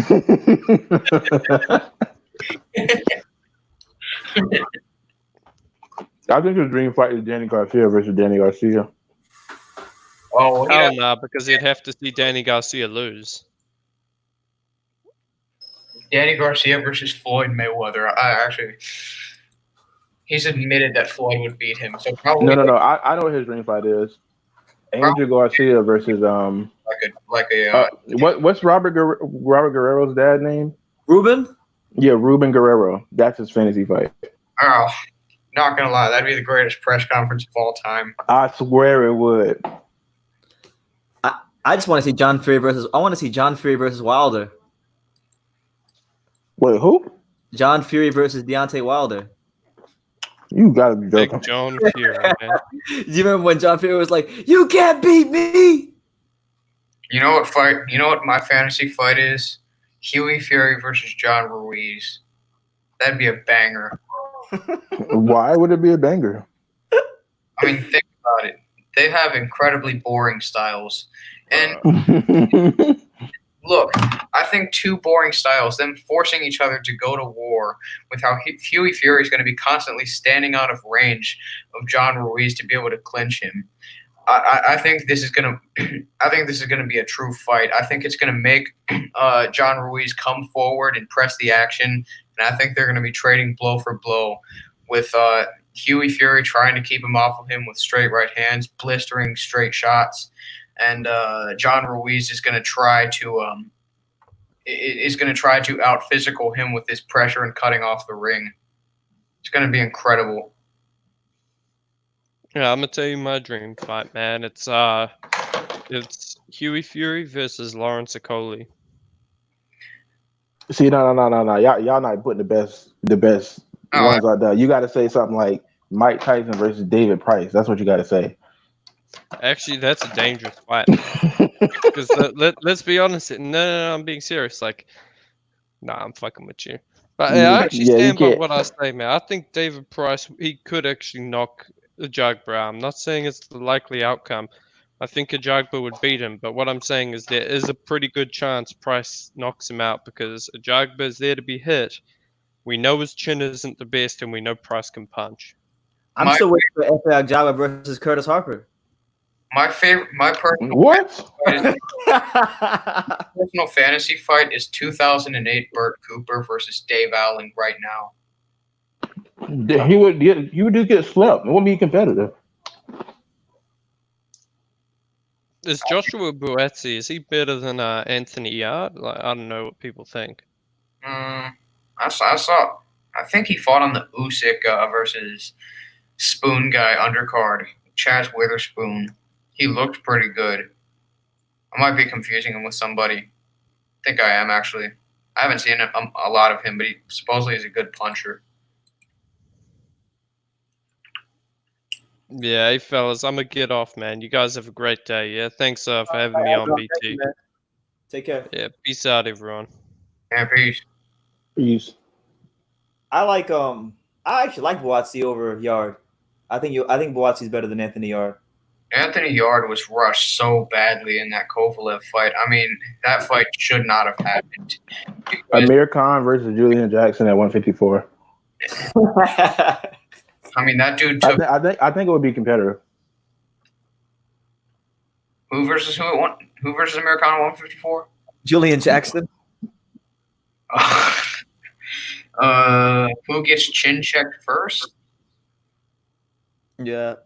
How about James Toney versus Jeff Horn at 160? That'd be amazing.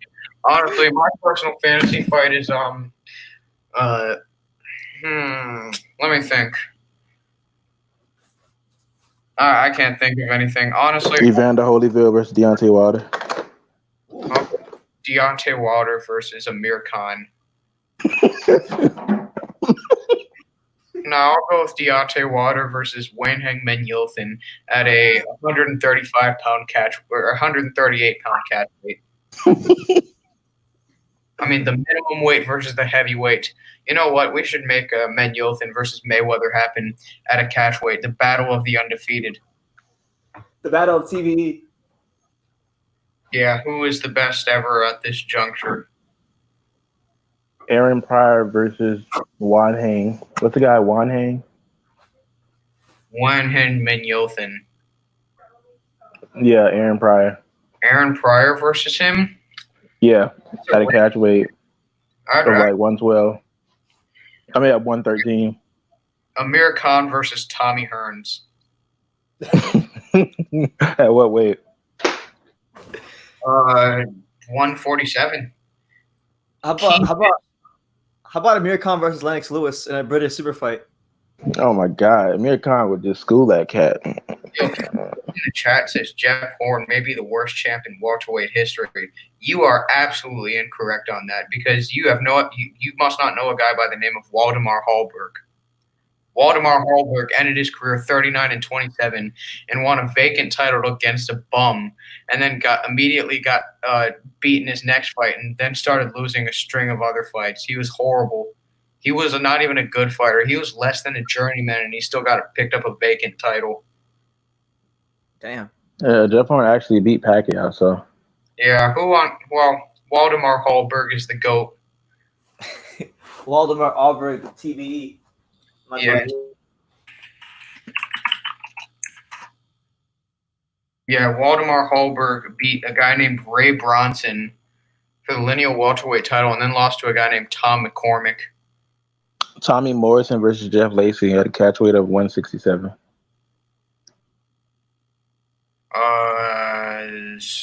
So basically putting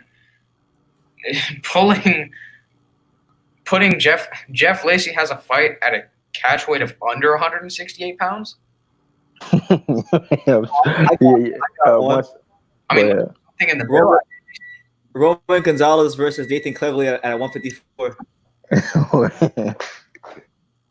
Yo, what is wrong with you, Brendan? Well, why do you want to see your guy just get like? I mean, demolished like that? Cleverly is gonna get slept, bro. What is your problem, Brendan? You know what, guys? Ken Shiro versus Alexander Usyk. Oh my god. Think about that, guys. It's Tyson Fury versus Bob Arum. Ooh, Bob Arum versus Al Heyman. There you go. He's gonna be fighting a ghost. But Al Heyman won't even show up. They'll just bring in Sam Watson to be his replacement.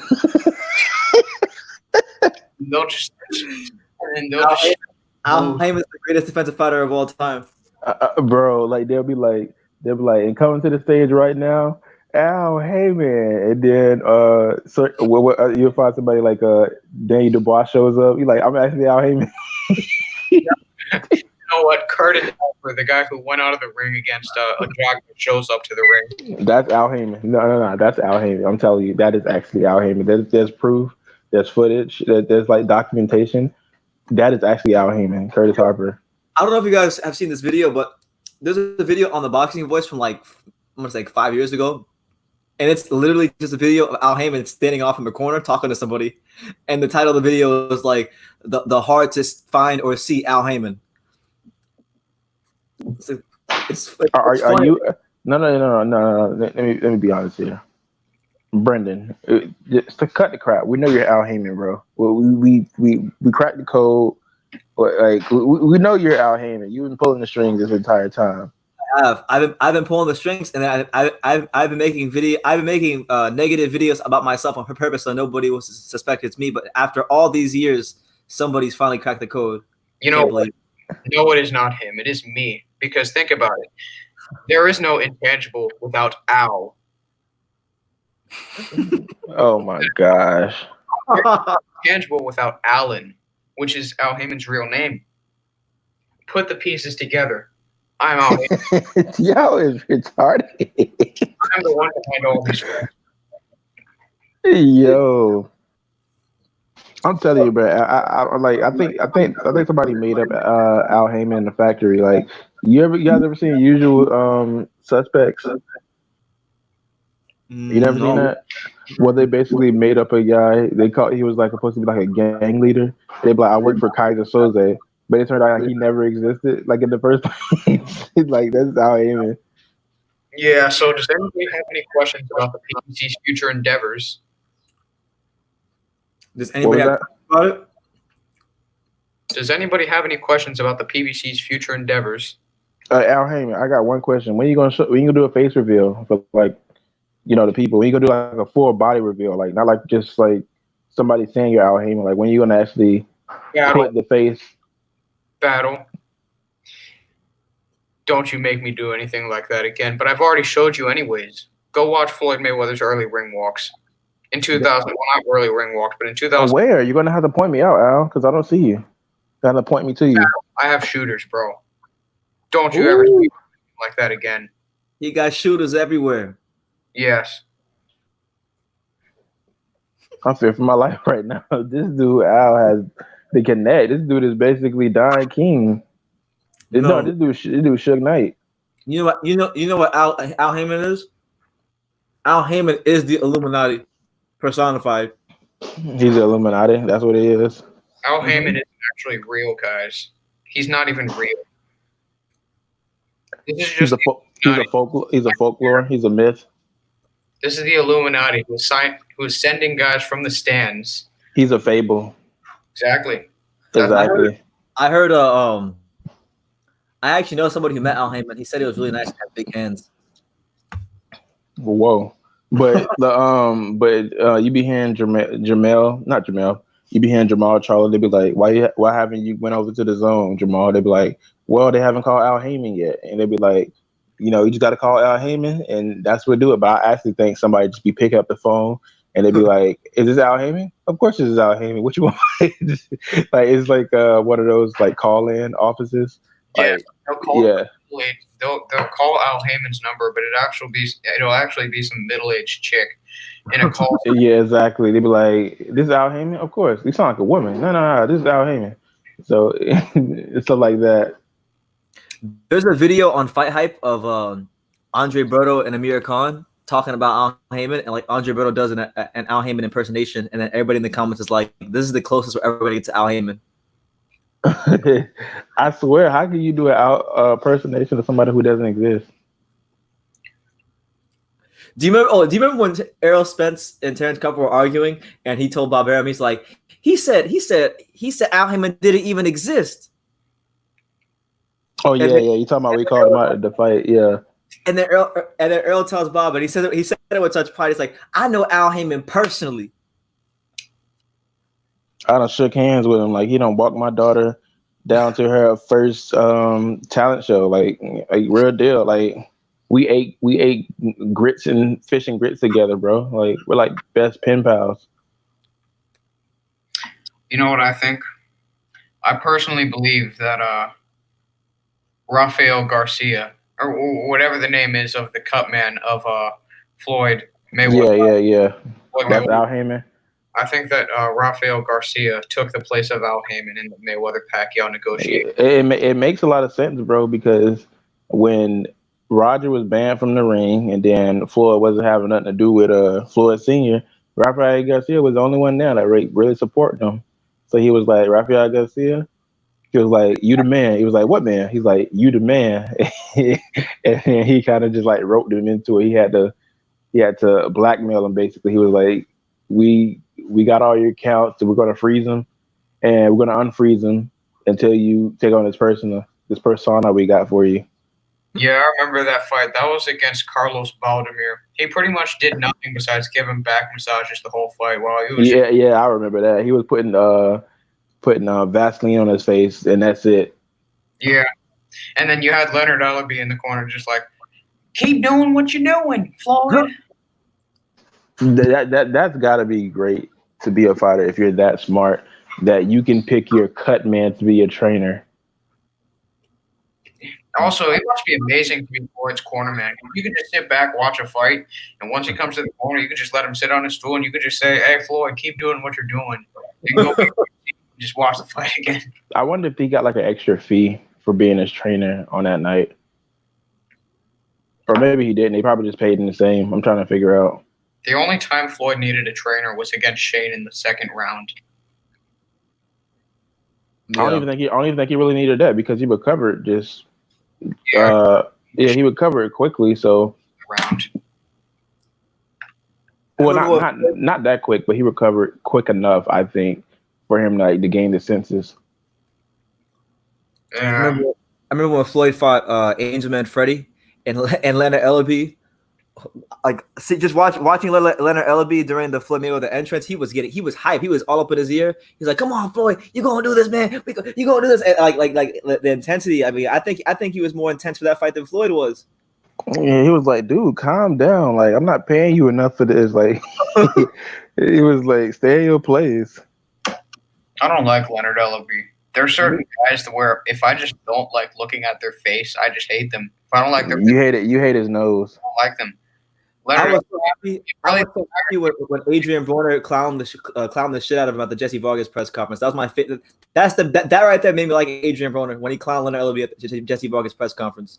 What was he saying? He was like, Leonard Ellaby, that stupid ass goatee he has. Yeah, and when he was dissing Kenny Porter. You remember, like, because a lot of people was like, that's too far. You shouldn't have went there. But I didn't really like Kenny Porter at the time, so I was fine with it. Leonard Ellaby knows is the New Orleans Saints logo. That's right. That's right. Wow. That's right. I've always said that 80% of the Earth's air is in Leonard Ellaby's nostrils. Man, y'all is just going ham tonight, man. Oh yeah, I never stop with this. Y'all going spam. I'm making a new thing for it. Brother Love, what's up, man? Nathan, are you there? I'm not sure. He went off. Wait. No, it was Intangible that went off. Intangible went off. Brother Love is still. Yeah, I thought it was Brother Love that went off instead, but it was actually Intangible. But yeah, I think I'm about to hit the hay. Hit the hay, champ. Yeah, I'm Yeah, but about thanks to for coming on, man. catch some Z's. All right, bro. Y'all be easy. All right, man. Take care. All right. So now now it's only 2. Nathan, are you there? I guess not. All right, so I guess I'm by myself. It's your boy BT. We're live here on YouTube. It's what? It's only 12:09. It's only 12:09. Normally it's like when I'm live for 3 hours, it's like 3 in the morning. So this whole COVID-19 has built my stamina up. You guys know that this is. I mean, you know the drill. I'm probably not gonna be going to bed for another couple hours at least. So anybody who wants to hop on, I know the last live, GMB hopped on right when I went.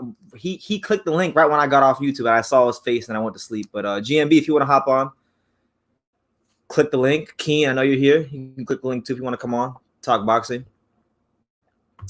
But yeah, man, it's been a hell of a live. We've had L Dog here. We had L Dog. We had Troy Graham. We had freaking what's his name? Battle Rifles. We had Mark for like 10 minutes, and then he probably got bored and left. We even had H Money, Mr. DAZN. He was here in the comments. I was kind of hoping H Money would have came hop on the live. And if anybody's here and they subscribe to H Money's channel, tell him that I would love to have him on live. It would just be a joy for him to come on my live. I'm gonna leave it at that. Tell him to come on my live.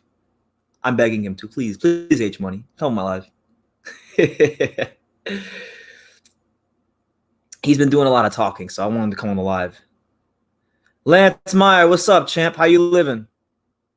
We've been talking boxing for 3 hours, man. So it's good to have you here. Yeah, the link's up there, Lance. If you want to come in and talk boxing, the link's right up top. What's up, Nathan? Hello again, mate. How you doing, man? Yeah. I'm all right. Yeah, I apologize for my argument with L Dog. It's all good, man. You seem to have like I don't know, I don't want to say a temper, but you have a short fuse. I don't want to say a temper, but you have a short fuse. Yeah, bro. Put your headphones on your computer, or like mute me. Put your head like mute me or something. Because like every time I talk, I can hear myself talking on your end. Yeah, bro. He's like the I guess you could say he's the 6'9" of. No, you can't even call him the 6'9" of YouTube boxing because it's funny. It's funny. He talks about views, right? And I went ahead and I looked at his views. Yeah, actually, you know what? I'm gonna say that for when I talk to him. I have a lot to say to him, so I'm waiting for him to balls up and come on here one day because I have a lot to say to him. He's been popping his gums a lot.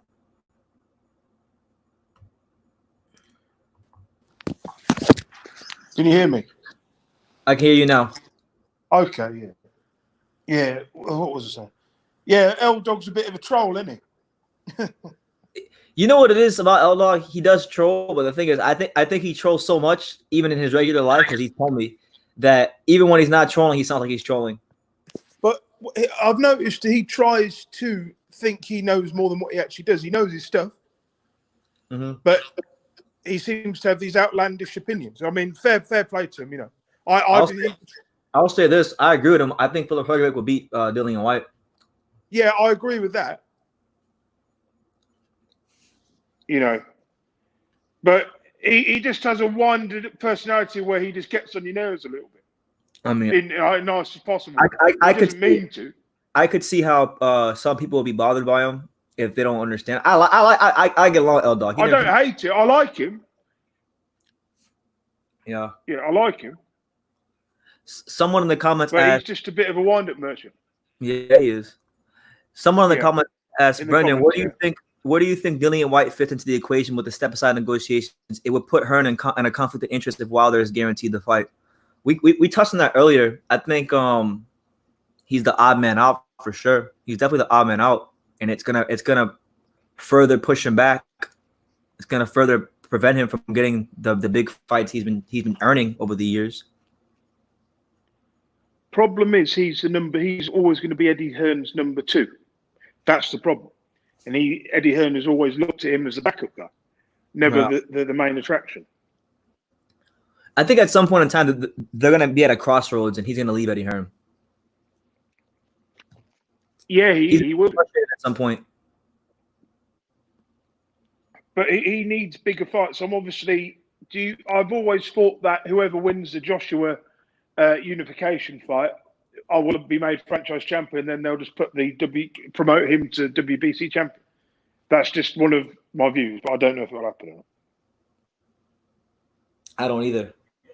Apparently, Shakur Stevenson's next fight is finalized. Apparently, Shakur Stevenson's fighting on June 9th against Rafael Rivera, whoever that is. I've never heard of him before. I'm gonna Google him up right now while I'm talking to you, because that's good. That's good news. That's good news. We got boxing coming up in less than a month. There's some more boxing as well. Kevin Johnson will be fighting. He's fighting Morris Wack, and then I saw some more boxing. Yeah, when is that Kevin Johnson fight? That's this 12th of June. Then there's another fight on the 30th of May, which is Saucy Wheeler. You know Saucy Wheeler? Say his name again? He'll be fighting Saucy Wheeler, a New Zealand, American guy who fights out in New Zealand. And he'll be fighting, Christopher Lovejoy? The heavyweight who got ranked high. He's the guy that goes on Instagram. He goes on Instagram and he makes all these clips about how he's gonna knock everybody out, but there's no clips of him training. You can't find any clips of him training. I've seen one of his fights and it wasn't pretty. I've heard. I know people that have trained in the Mayweather gym, so like I hear about how he is, how he is as a fighter, and they say it wasn't too impressive. He'd be about Dave Allen's level, from what I can gather. Dang.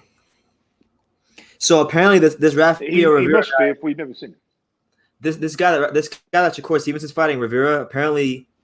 He's lost to every name on his resume that I know he's lost to. So he lost to Jojo Diaz, he lost to Joette Gonzalez, he lost to Leo Santa Cruz, and he lost to Jesse Magdaleno. Okay, where is he ranked in the WBO ranking? He's 27-4. Is it a voluntary or is it mandatory? I believe it's a voluntary because I've never seen this guy's name in my life. Let me see. I don't think he's ranked. He wouldn't be a mandatory, would he? No way. Yeah, I don't think a lot of these unless they're going to rank him. Say it again. Yeah, they'll probably put him in the rankings at the last minute, like they normally do with fights, out of convenience. Yeah. Yeah, I'm just happy. I'm happy for boxing to be coming back. I can't wait to be live for these fights again. It's been a barren couple of weeks, hasn't it? Or a couple of months being pretty barren with no boxing. I've made do with it. I've made do with it, and I'm still having fun. But I miss how things used to be. Watching the fights live and talking about it, and afterwards, watching them. Yeah, I sound like a depressed ex. I miss how things used to be. I miss the build-up of the fights. I miss the conferences and all the arguing, all the squabbling, and then the big fights. I miss it, Yeah, I miss the fighters exploding at each other in person. None of this Twitter stuff. Oh, you know what? We didn't talk about Ryan Garcia. He's the biggest tough guy in the world right now. Have you been seeing Ryan Garcia he's good. He's very talented, Garcia. On what? Sorry. Have you seen him on social media getting into everybody? It seems like he's been getting into it with a lot of different people on social media. No, not yet. No. He came out and he said that he came out and he started talking crap to Abner Mares, and then he started calling out UFC fighters. No, UFC fighters started calling him out, and then he was getting into it with the UFC fighters, and he's literally arguing with 5 people at the same time. UFC fight, that dude that just fought the other night, Henry Cejudo. It's crazy. Got to keep your profile out there, don't you? Yeah, he's definitely doing a great job of that. You've got to keep high profile in this time. I mean, he doesn't really need to do that. He's like he's like the second or third most popular boxer on Instagram. Like, and he hasn't even fought anybody yet. He's probably just this. The lockdown's probably driving him mad. Yeah, like everybody else. That's why he's acting up. I had a fighter call me Did today. we discuss Tyson's comeback? Oh, we did. Yeah, we did. We did. Yeah, we've touched everything. Which fighter? A local fighter. You would know him. This fighter called me today. He called me today because he wants me to interview him. Hello? Which fighter? Blake Davis. He's like 5-0 with 2 KOs. He's a local guy. Hello? Okay, I guess he's not here. He'll be back. But yeah, it's your boy BT. We're here. We're live on YouTube. Quarantine. Y'all know the vibes. Y'all know how it goes, man. Quarantine lives are never like less than 5 hours. And if they are, I mean, I think since quarantine started, I've been live for like less than 5 hours once or maybe twice. So that's what it is. But drop your comments down below. I'd love to hear from you guys. Anybody wants to join in, click the link. All right, here he is again. Oh, you're good. You're here. What's up? Yeah. Connection. Anyway, what I couldn't hear what you were saying for about 1 minute. Yeah, it's a local fighter, a kid named Blake Davis. Bad Blake Davis, that's his name. Is like he any good or? Nah, he's very raw. He has a lot of work to do. But he's my friend. Like I know him and stuff, and he just called me today out the blue. I haven't heard from him in like 2 months. And he wants me to go to the gym and interview him soon, so I'll probably interview him soon. How many fighters ring you quite a lot then? Is it frequently or just infrequently that you hear from? It depends. I go through like spells. Like what happens is like I'll have like a week or two where like I don't hear from no fighters in boxing, and then like a week or two later I could hear from like 7. It all depends. But honestly, it's probably more the trainers than the fighters. To be honest with you, I get along a lot more with the trainers than I do the fighters because fighters are kind of moody. So trainers. Yeah, I mean, you wouldn't you? In that situation, you know.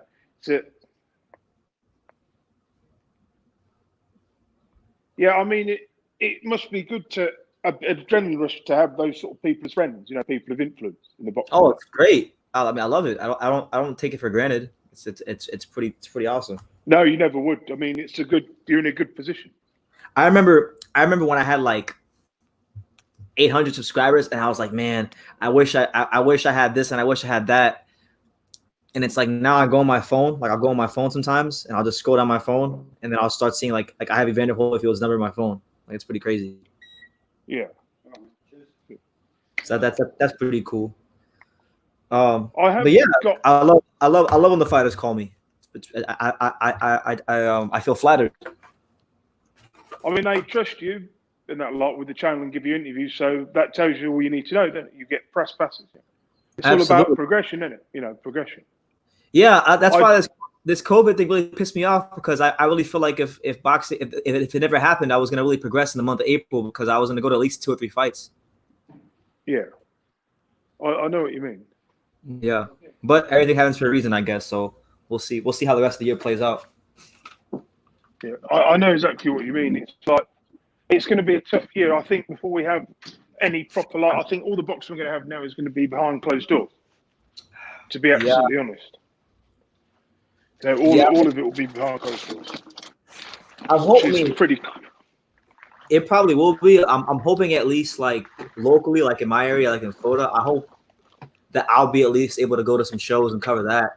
I think press will be allowed in, but that's probably it. That's as far as it goes. Yeah, so that's a good thing. I'll probably still be able to cover some local stuff, but I think even traveling, like I feel like even going on a plane, getting on a plane to go travel outside of Florida will probably be extremely difficult because now, you know, like in America, when 9/11 happened, they put in more regulations and they had TSA and all that stuff. We had to go through the little scanners and stuff. I'm pretty sure they're going to add even more security regulations now, which is already bad as it is. So as a journalist, when you go to press, when you go to fight, how many journalists are there normally, like fighting journalists? It depends on the level of the fight. So like, when I went to the most recent fight I went to, when I went to Mikey Garcia versus Jesse Vargas in Texas, there had to have been at least, aside myself, at least 30 to 40 media members there, at least, because you had radio. You had the ones that everybody knows, like Radio Raheem, Seconds Out,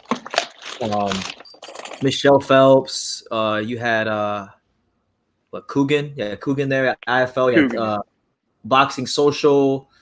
You had a bunch of other people. I mean, yeah, I'm gonna say around 30 to 40. And that's just me. That's just writers and YouTube channels. But then you also got to factor in ringside. There's maybe about another 10 to 20 photographers. Jesus. So it's a lot of people. So you can only imagine how these press rooms for the press conferences they're like really small, and it's really it's really clustered and it's really tight.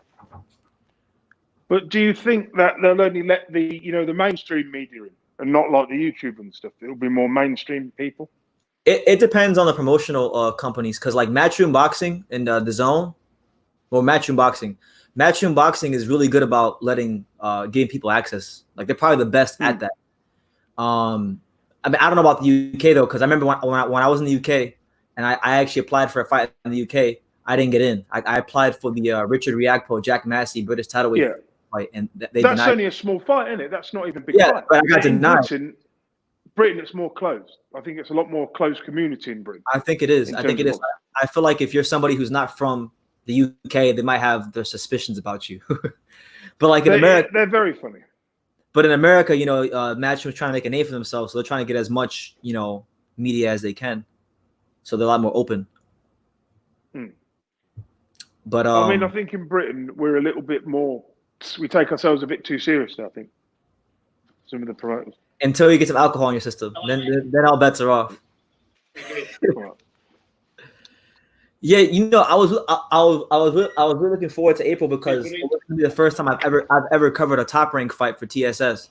I've never covered I never actually got a press pass for a top rank fight through True School Sports.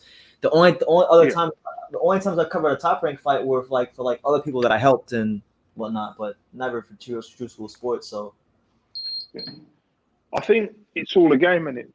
It is. It really is. But right, I'm just going to go quiet for 5 minutes because I'm about to go home in the car. So I'll put the thing on in a minute. I'm just going to put the speaker off. All right. I'll talk to you in about 5 minutes. Okay, Nathan. But yeah, it's your boy BT. We're live here on True School Sports. Let me see what's coming out on the channel soon that you guys. Oh, so yeah, there's a ton of I cut up a lot of clips, like about 8 or 9 clips from the last live we did. So one of them came out already. There's like 8 more that are going to come out throughout the month. And then when I had Troy and L Dog and all those guys on there, I actually messaged a couple of fighters about coming live on for interviews this week. So I'm just waiting their response and we'll see what happens. I'm trying to do some more live interviews this week. And that's just what it is. But yeah, man, anything goes, man. So anything y'all want to talk about, drop it in the comments down below. It could be boxing related, it could be life related, it could be anything. It could be anything at this point. I'm kind of holding out hope that we get H Money on here. Because he had the balls to come in here, but he didn't have the balls to click on the link. So anybody who watches H Money, Mr. DAZN, tell him that I said he has no balls. Tell him I said that. And tell him to come on here. Keen Mitch says, I'd love to see Abner Mares versus Ryan Garcia. Great name for Ryan at this point. It would be a great name for Ryan at this point. But you know what? I'll tell you guys something. I agree with Floyd Mayweather. I think the fight I really want to see is Ryan Garcia versus Rolly Romero, because Rolly Romero would be like the first time in his career he's been in like a rivalry fight. And for young fighters, when you have those rivalry fights, that takes on a different type of meaning. And Rolly Romero is a talented young fighter. I don't think he's as talented as Ryan, but he definitely punches a lot harder. And if Ryan ever makes the mistake of deciding to trade with a guy like Rolando Romero, he's going to get hurt and hurt badly. So I think it's an interesting fight. I really do think it's an interesting fight. And I'll be honest, I know Linares is the more established name, and that's a good step up for Ryan. But if you gave me the option to pick between Rolando Romero and Ryan Garcia, Rolando Romero and Jorge Linares as Ryan Garcia's next fight, then I'd go for Rolando Romero. That's the fight I'd opt for. That I want to see more as a boxing fan. Let me see. Let me go up these comments. I might have missed some comments. Let me see. Ryan Garcia is a good fighter. He's just bored right now. Cloud chasing. Yup, I agree.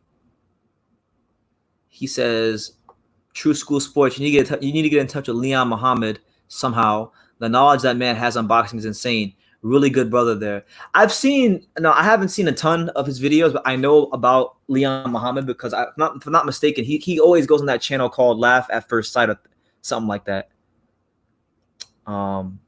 And shout out to Laugh at First Sight. Shout out to my boy Justin over there. I know the guy that runs that channel. He's a good guy.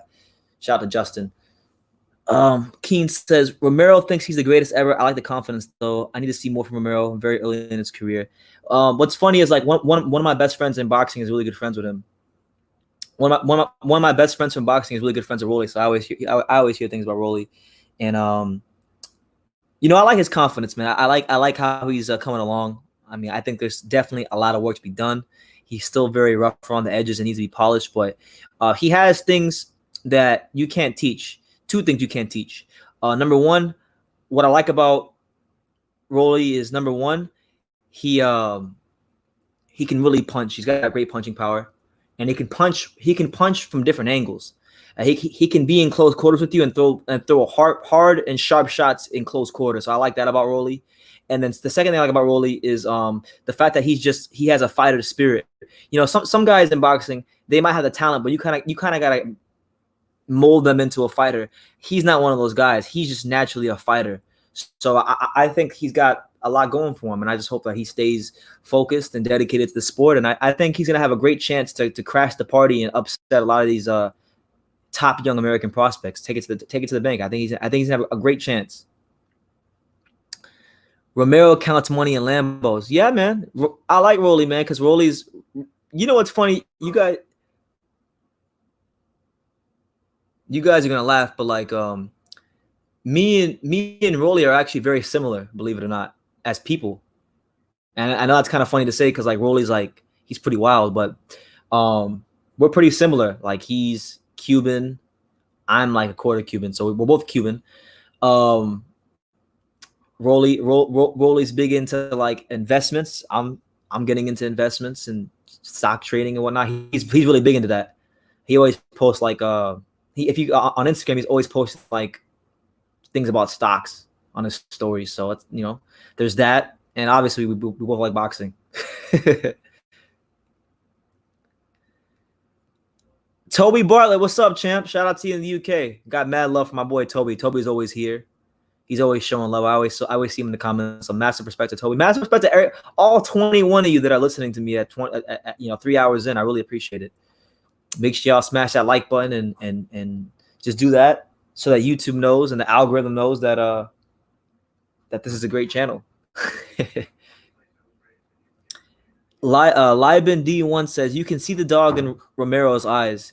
Yeah, man. He wants to really be successful in the sport. He's got decent people around him. He believes in himself. The only thing that he has to watch out for is obviously to not get caught up in the extracurriculars of boxing. Because when you have status of any sort in boxing, women start throwing themselves at you, so you can get off track with women and just being caught up in the social media fame. A lot of fighters in boxing, unfortunately, they get caught up in the Instagram fame. It's funny too because you have a lot of fighters on Instagram who have 100,000 followers but can't sell 5,000 tickets.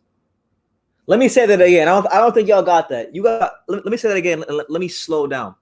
You got a lot of fighters who have 100,000 Instagram followers but it can't sell 5,000 tickets. So a lot of times, I think social media, it can make fighters have a warped sense of reality and who they actually are and their value to the sport, and their actual true value to the sport, and what they can generate in terms of money and figures and things like that. So it's very important. It's very important to build yourself on social media, not just to have followers, but to have supporters, because there's a difference between followers and supporters. People can follow you on Instagram and they can like your post, but that doesn't mean they're going to buy a ticket to your fight or buy a pay-per-view if you head on a pay-per-view, or buy a t-shirt, or do things that are going to financially benefit your career. You see what I'm saying? So a lot of times, I don't think fighters have a proper perception of themselves because social media has made them disillusioned. And that's what I'm saying with Rolly. Rolly is very popular on social media, but it's important for him, and not just him, any fighter in boxing, any fighter and all fighters in boxing, it's important for everybody to stay grounded and stay humble as much as possible, because if you're not, you're going to leave yourself open to getting beat at any time. Keen Mitch says, guys at Robert Garcia's gym say Virgil Ortiz will beat Porter. Danny Garcia, Ugas, and Thurman right now. What do you think?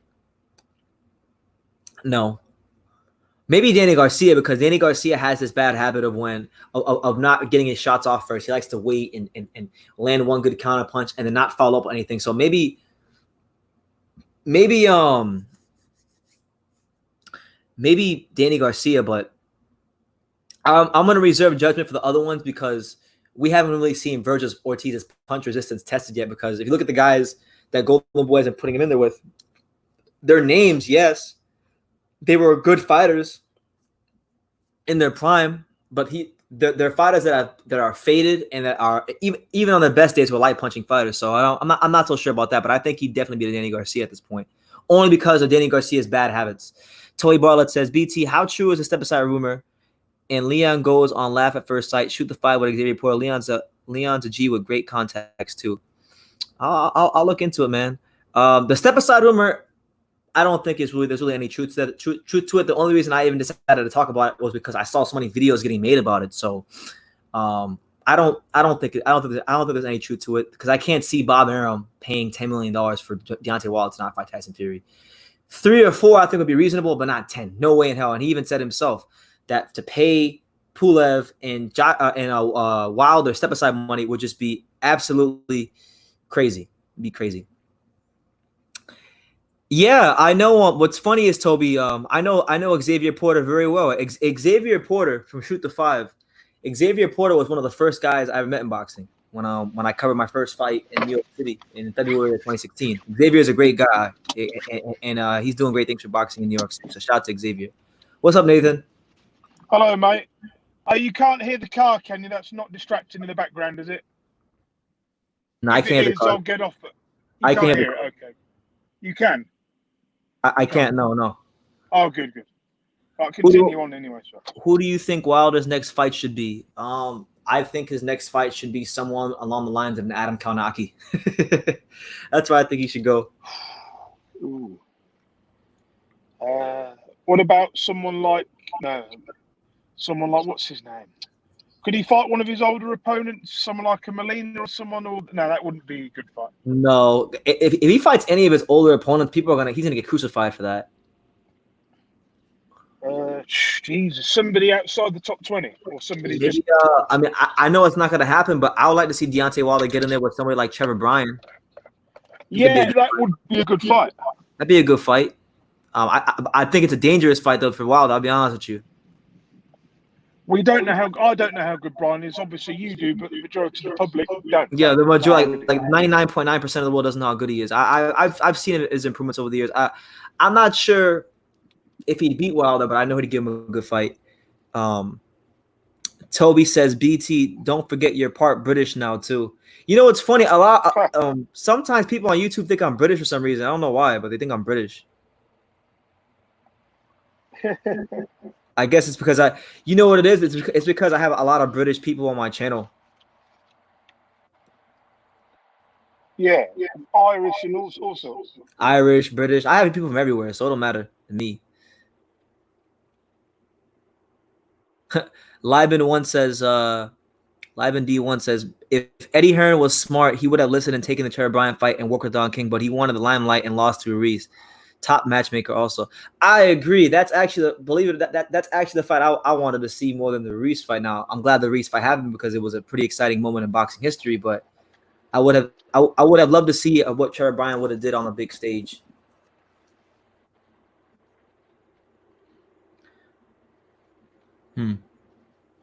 Wilder versus Dillian White. That's not happening. Wilder versus Usyk. That's definitely not happening. It's troubling, isn't it, with all the stuff going on with COVID-19. It's hard to keep up. It's hard. Honestly, it's hard. It's hard to say what's going to happen with any of these fighters with COVID-19. So honestly, the best thing we could do, everybody in the chat, is we're going to wait patiently for June 9th because June 9th is the next fight. The next, which is Shakur Stevenson versus Rafael Rivera, and then after that, I think June 12th is Kevin Johnson versus Marius Vach, and then boxing be rolling again. So June 9th is when we can actually start talking about what's going to happen. Wouldn't it be nice if we could just have boxing without politics, and it could be like the old days, where the fights were made and that was it? Well, yeah, that'd be nice. It's funny because boxing's weird. The things that are supposed to be good for boxing are some of the things that are the worst for boxing. So like, it's good for the fighters that there's more TV money in boxing now. So like, you have like ESPN and Sky Sports and DAZN and all these networks, right? So it's good for the fighters. They get extra money, but it's creating more conflict and getting the best fights made. So Do you think that Matchroom crashing on America has kind of backfired on them a little bit? So I'm starting to think Eddie Hearn must be thinking, I wish I hadn't done this now. I've stepped on too many people's toes and I've got too greedy. I don't know if it feels that way, to be honest with you. Like I think with Eddie Hearn, I think from my opinion, the Matchroom Boxing is taking a very pragmatic approach to America. So like, they tried to sign some of the top American stars. It didn't work out. But what they have did is they've signed the majority of the top American amateurs. So like those guys like Pacheco and Otha Jones and Raymond Ford, they're pretty much banking that one of those guys will become a star. Yeah, it's going to be a long road, isn't it? I mean, if you've got to go with all these established outfits, yeah, you're going to step on people's toes and piss a lot of people off. Yeah, and a lot of people in boxing do not like Eddie Hearn. They do not like Eddie Hearn. But the real reason they don't like him is because they feel threatened by him. That's the only real reason. Yeah, well, the thing is too, it's not just that they feel threatened by him. He kind of came to America and said like, "Oh, I'm going to take over the country." Yeah, I mean, which I listen. People hate that, but I actually like that. I like the fact that he has that mentality, that he believes in his abilities enough to say that, and put his best foot forward to try to sign the best American fighters. Now, if it didn't work out, it didn't work out. But at least he tried, and he's still trying. Because most of the promoters are like aging, like the Donkins, all these guys won't be alive in 10 or 15 years. He can take some of their spots, can't he? He can creep straight in there. If say Bob Arum passes tomorrow, he can take his spot. That's not going to happen. Bob Arum will never die. He's so deluded now. I mean, look, I respect what he's done, but he's I don't know. I've got my opinion on the guy. He's still a great promoter to me, but what do you think is deluded about him? I just don't like the guy. I don't hate him. I just think, surely I think boxing's the only thing that keeps him alive, isn't it? He's boxing. Absolutely. Listen, when you get that old, you need something to keep you going. It has to be like something you're extremely passionate about and that you really love. So, and listen, I guess, promoting and being a promoter, even though they get paid a lot of money, it's a very thankless job, because if a show is bad, you're gonna get the finger pointed at you. But if the show is good, people aren't so quick to pat you on the back if a show is good. Yeah, I think boxing's a tough business. Look, when you get involved in boxing, you're gambling. Mm-hmm. Frank Warren is a perfect example. He played the biggest con job in British boxing, because obviously back in the mid 2000s, British boxing was very weak, wasn't it? Internationally and sort of like we only had 2 or 3 fighters that are really good. So then Frank Warren bought these WBU belts in, and I call it the biggest con job in boxing, British boxing. Mm-hmm. And then look at him now. He's got nothing left. He's got his prized asset, Daniel Dubois. That's it. No, he's got Anthony Yard, and that's about it. And he's got what's that guy he just signed? There was a heavyweight he just signed. I've forgotten his name, but I know who you mean. Yeah, he's meant to be pretty decent. Yeah. He's got another heavyweight as well, but I can't remember his name. Another English heavyweight. Oh, Nathan, do you know of a British fighter? He's a featherweight prospect. Do you know Raza Hamza? I've heard of him a little bit, but I don't know too much about him. Oh, okay. Because I interviewed him when I was in the UK, and like he signed today. Today he announced on Instagram that he signed a managerial contract with Tunde Ajayi. Oh dear, that's the worst possible choice. Yeah. I was thinking that to myself because like when I met him in Birmingham, he seemed like he had a pretty good setup. Like his management company was MTK Global, and his trainer was Max the Kraken. So I'm like, okay, he's got a decent setup. But then today, he's like, I signed with Stamina for Sale. That's the name of the company, Stamina for Sale. That's Tunde Ajayi's management company. And then at the end of his post, he put Lions in the camp. I said, oh no. Oh God. Crazy. I want to see him do well, but I'm not so sure anymore.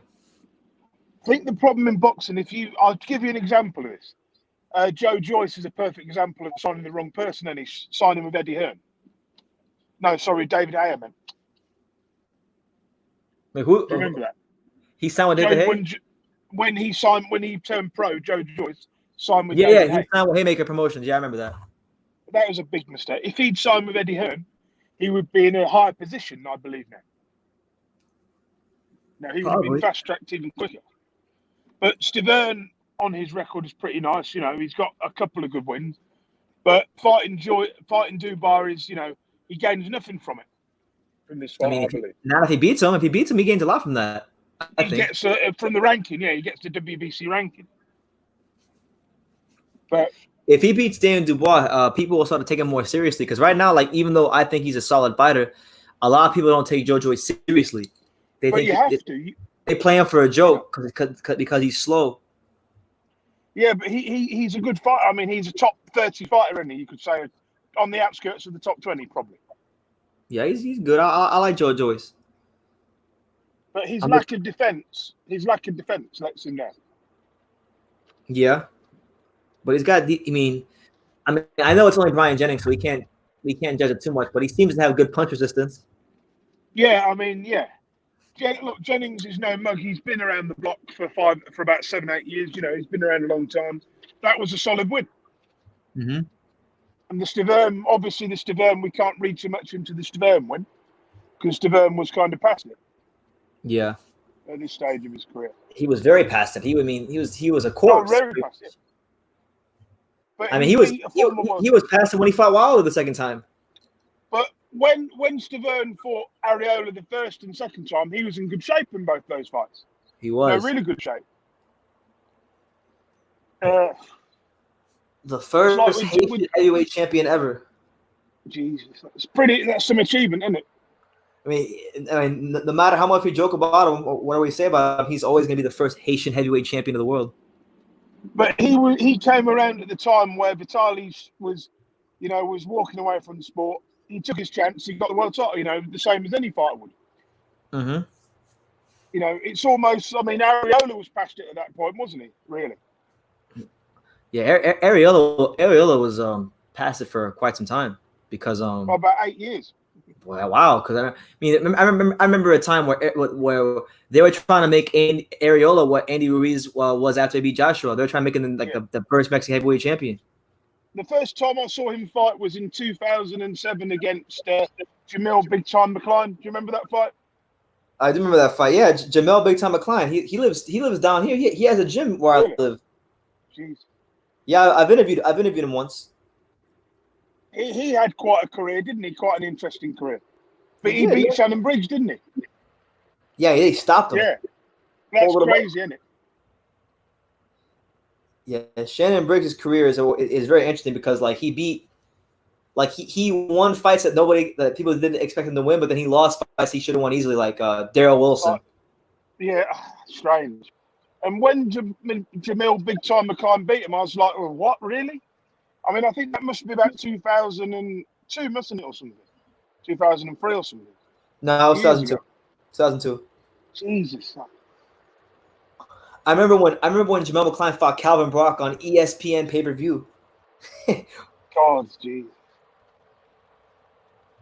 As you get older, your memory gets a bit more vivid with boxing. Do you know what I mean? I try and remember. I can remember more stuff from 20 years ago than I can today's boxing. Yeah, that's kind of how I am too. Like, for some strange reason, like I can't memorize things. I cannot remember fights from February, but I can remember things in 2015 perfectly, 2013 and 2012. I watched a fight last night. This will make you laugh. Fabio Molly. Do you remember Fabio Molly? He fought Vladimir Klitschko. He fought Matt Skelton for the WBU World Title. I watched that last night. Did you? How that was that? Yeah. Oh, it was dreadful. I was just looking at how bad British heavyweight boxing used to be. It just makes me smile. You know what was a really bad fight? Do you remember Chris Bird versus DeVar Williamson? Oh, that was awful. Touch of Sleep Williams. Is it Daryl Touch of Sleep Williams? And he sent me to sleep that night. Yeah. And I hate saying that because I'm a huge Chris Bird fan. Like Chris Bird's one of my favorite fighters, actually. But that fight was horrible. And then he fought Andrew Galotto. I remember he fought Frezequendo as well, didn't he? I believe. Mm-hmm.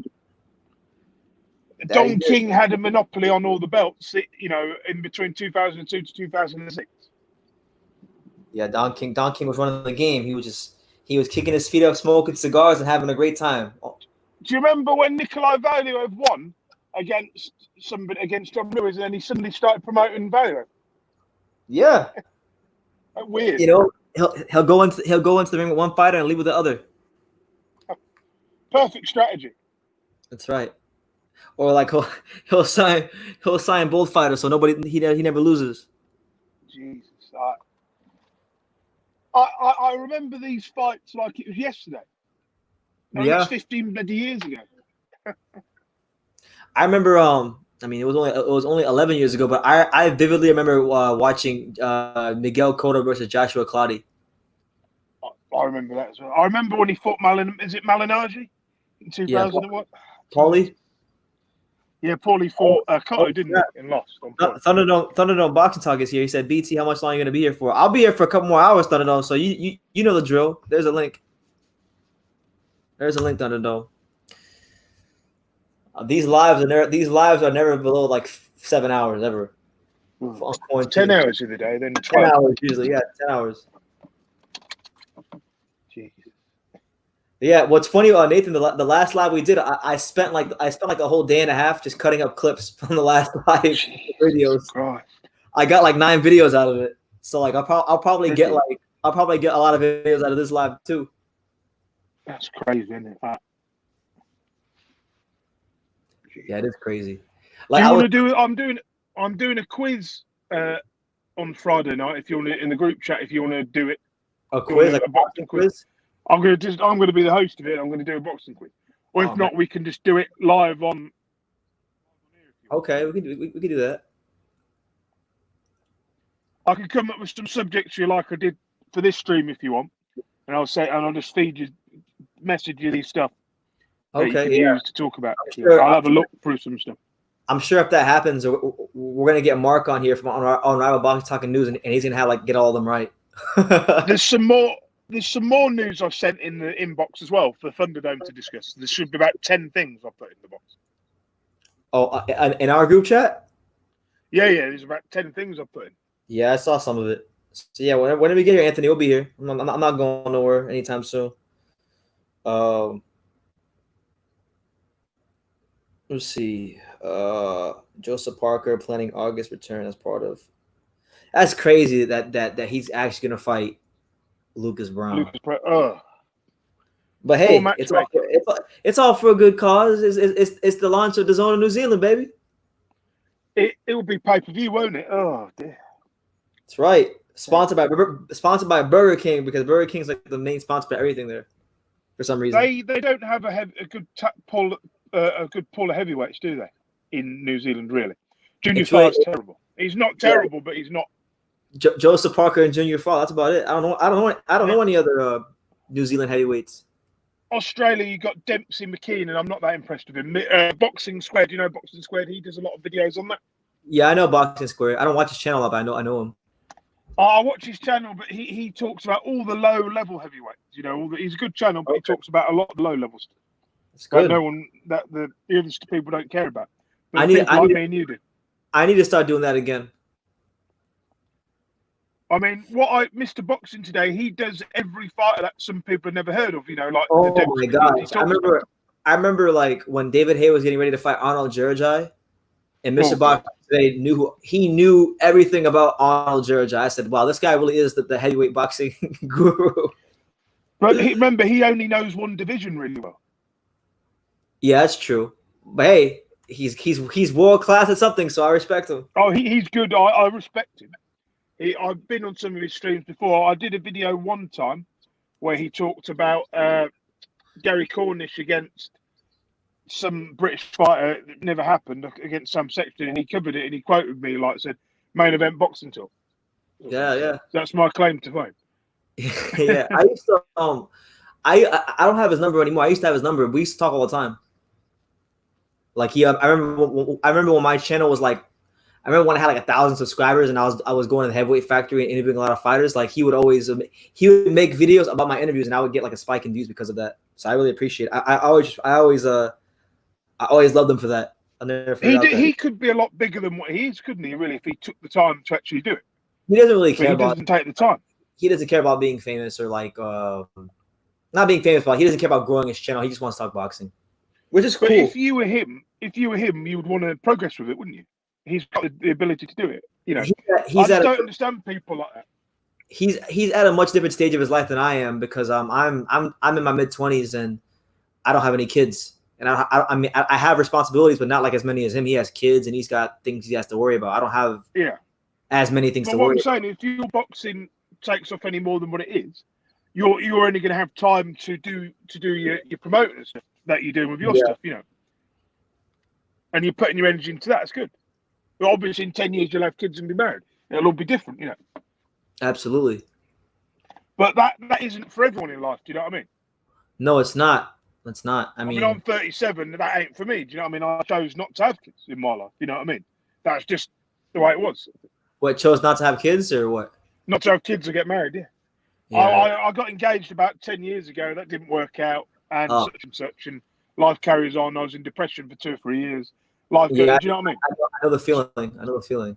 So I put my energy into boxing and, you know, other stuff. Boxing's been the only thing that's kept me sane the last couple of years. I'll be honest with you. Thank God for boxing.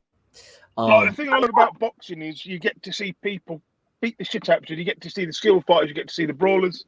Yes. You get to see all kinds of standards. Like even as Mr. Boxing today says, at all levels, there's boxing to be had at all levels. Absolutely. Yeah, no. What was I gonna say about boxing? I lost my train of thought. It'll come back. But yeah, we're saying this Lucas Brown fight. I mean, Lucas Brown is so shot, it's not even funny. I remember before he fought Dave Allen, he took a selfie of himself standing in front of the mirror and he was chiseled. And Dave Allen reposted it and said he said some like really like borderline like gay stuff. I don't know. The thing with Lucas was when he fought Shagov, obviously he was drugged up to the hills with that fat burning shit. And the way he got knocked down, I mean, he looked like he's ready to go down, weren't he? I'm surprised he got up from that knockdown. Do you remember when Dylan came and beat I do. That was brutal. That left hook, he just whacked him and he went down. Oh Lord, Nathan, this is gonna be fun. I was waiting for this. What's up, champ? So, Mr. Brandon. What's up, Raekwon? It's good to see you, champ. No, I don't go by that no more, man. I go by Brother Boxing Talks now, man. You know what I'm saying? Oh, are you starting a channel? Oh my God. Yeah, man, we staying chill over here, bro. No, but are you starting a channel though? Are you starting? You know what I'm saying? But Raekwon, I don't think Wilder's not gonna Oh, take no Jesus step aside Christ. money, man. You know what I'm saying? He's not taking step aside money, bro. Cause he gonna fuck Fury up in the third fight, bro. You know what, Oh my Raekwon? God. Raekwon. No, man, no. It is my opinion. He's not taking no step aside. No. I'm not shitting on your opinion. If he's not gonna take the step aside money, hey, Brandon, it's brother talks, man. It's brother talks. okay, Oh my God. brother boxing talk, whatever. Oh Jesus Yes, Christ. sir. Yes, sir. Listen, if he really believes in his skills that much, and he's gonna forego the step aside money, and he's gonna take the steps to better himself, to beat Fury, and he believes in himself, bro, then fair play to all him. smoke screens, bro. It's just all smoke screens, bro. The champ is preparing, bro. Don't worry, bro. He's gonna beat Fury, bro. I love a Don't worry, bro. I love a good comeback story. I love a good comeback story. Don't worry, bro. Don't worry at all. I'm just worrying for that date. That's all, man. So me come on, man. I can laugh, bro. I can laugh. What are you gonna laugh at? I can laugh at you, bro, because you think Wilder ain't gonna come back. I don't. Come on, bro. Let's be honest. You don't think Wilder's gonna come. You don't think he can beat Fury. You said it yourself. I don't. Well, Raekwon, to be fair, I don't think anybody currently. I go by brother loves. It's not Raekwon. My bad, bro. I'm sorry. Because you rebranded yourself. So brother boxing talk. Yes, brother boxing talks. Okay. Brother boxing talk. You're a muppet. But continue talking anyway. And your mother sucks my dick every night, boy. Oh man. Oh dear, we got LDBC fans. See, I'm trying to be chill with y'all, man. See, I'm being chill. I'm being chill. I'm talking to you. Great videos of me, man. Hey, bro. Great 2,000, man. 2,000 views. That's great, man. Who? You barely even make that. So, are you talking about me? At the end of the day, bro, all I gotta tell you, hold on. back, man. Raekwon, are you talking about me? Brother talks, bro. It's called brother. No. Brother boxing talk. Are you talking about me with the views? Yes. Okay. Can I ask you a question? No. Brent. I have a question. All I can do is tell you, bro. No. Bro. Why this coming back, bro? Don't you said something. You said something. You said something. Peace, brother. No more arguing, bro. Peace. I'm not trying to argue with you. I'm not trying to argue with you. Wilder's coming back, bro. You know what I'm saying? He's coming back to whoop Tree's ass, and I want, bro. I'm gonna laugh my ass off. We knock this fool out, bro. Okay. And if he doesn't, special, bro. And what if he doesn't? It's gonna be special, bro. It's going to be special, and I want all you. Well, you know what? To laugh, bro, because you ain't gonna have no white champion no more, bro. It's gonna be something special, bro.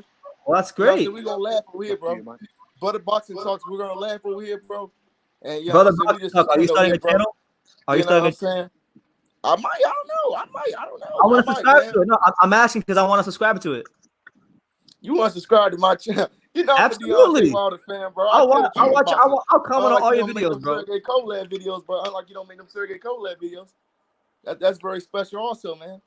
So I have Sergey Kovalev videos. Argue no more, bro. I'm not gonna waste my time arguing with somebody I don't really even know in real life, bro. Brother, I'm not even arguing, bro. Wilder's gonna win the third fight. He's gonna beat the dog shot of Fury, and I'm out of here. You know what? Can we talk about another topic besides Wilder? Okay, see, he don't know anything else about boxing besides Wilder, so he had to hop off. I don't know why he bothers that guy. He's a bit of an idiot, isn't he? To be honest. I don't know. I just wanted to see what he had to say. You know what's funny? I want to check him on two things because you know when I was gonna check him to his face, he started acting like a little bitch. So listen.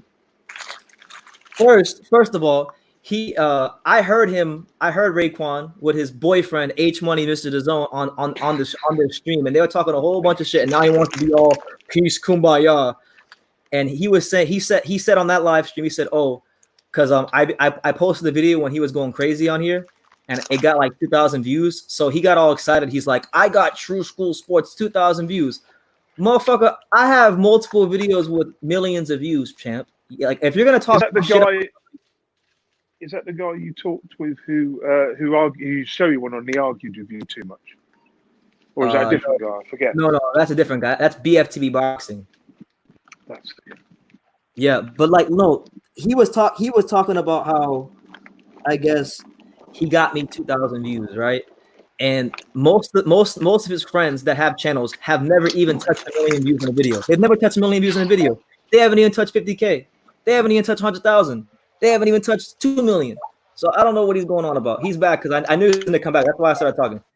Brother Boxing Hey, Talk. I came back, bro, because you talking so much shit. I'm not I'm even talking 8 Money shit. Zone, bro. 8 Money Zone What's up, has bitch? beef with somebody else, bro. And yes, I'm talking shit, bro, because I can't talk shit, bro.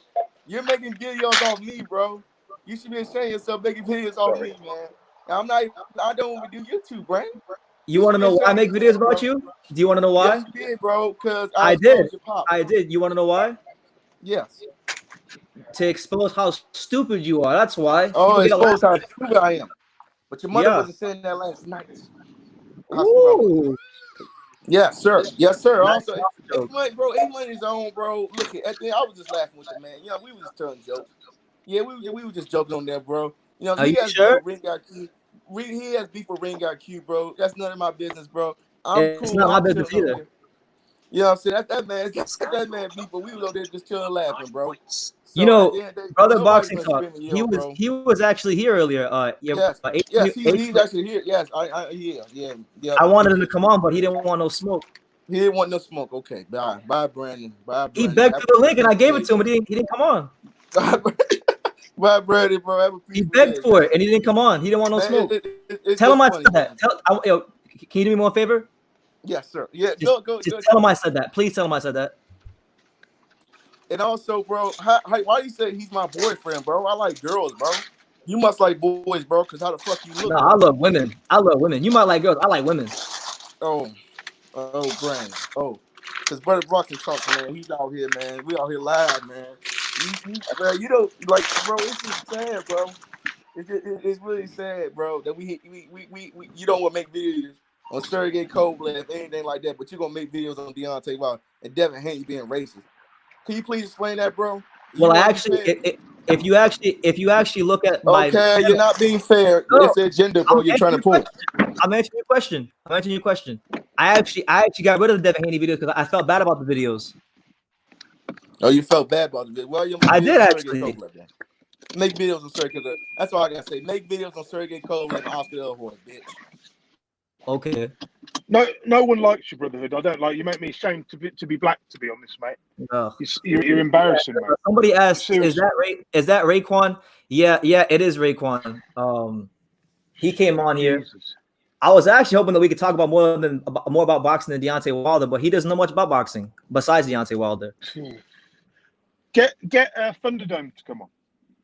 Yeah, Thunderdome. If you're out there, you know, I'm still waiting for you, champ. Anybody who wants to come on, the link is there.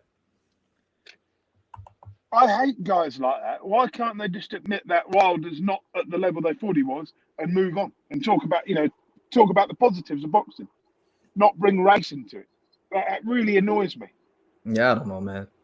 Don't need to bring race into boxing, but we're here to talk about boxing. Your dad would say exactly the same thing I've just said. GMB says, "Well, is that the famous angry guy?" Yeah, that's him. That's probably the calmest he's ever been. So I respect it. I think we're getting through the Raekwon. And you know what? I'm calling him Raekwon. I'm not calling him Brother Walk and Talk. And until he starts a channel, I'm not calling him Brother Box Talk. Now, if he starts a channel and calls himself that, I'll call him Brother Box Talk and I'll subscribe to him. I'm not a hater. I'm subscribed to H Money, and H Money apparently was saying things about me on his live. Jesus. Saying stuff about people's mothers. No, that's bang out of order. Huh? Who? That guy saying stuff about people's mothers. My mother's fucking dead. Oh, yeah. You know what I mean? What the fuck? Yeah, it is what it is, man. The thing that I'm comfortable with when it comes to, you know, a lot of these guys on YouTube, and like, look, I never say what I can or cannot do, but like, they're not like that in real life. Oh, that's what I'm saying. Yeah, they're not like that in real life. Somebody who's like that in real life doesn't gotta talk about it. If you're gonna be a troll, at least be a funny troll. Yeah, you know, like the Can Man. Yeah, like the Can Man the other night. I remember that was funny. Be funny about it. Don't be so nasty, you know.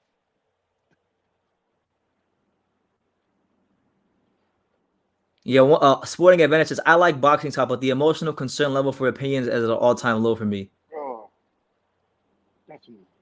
I don't know. GMB says, actually, that's a good point. He was a bit calmer. In 18 months, he might be able to chill out. Yeah, in 18 months, Raekwon might be a cool. We might be friends, straight up. at the rate this is going. No, because the first live he was yelling at the top of his lungs. Now he's like peace and prosperity. I remember the first live. He was shouting and shouting and shouting. I had to switch it off in the end. Yeah, I remember. Because he was shouting so much. I remember. And I remember. No. SSB says, BT, when your dad shut up Raekwon, that's when he started spitting your name. Yeah, my dad put Raekwon in a freaking Louis Vuitton body bag. That's what he did.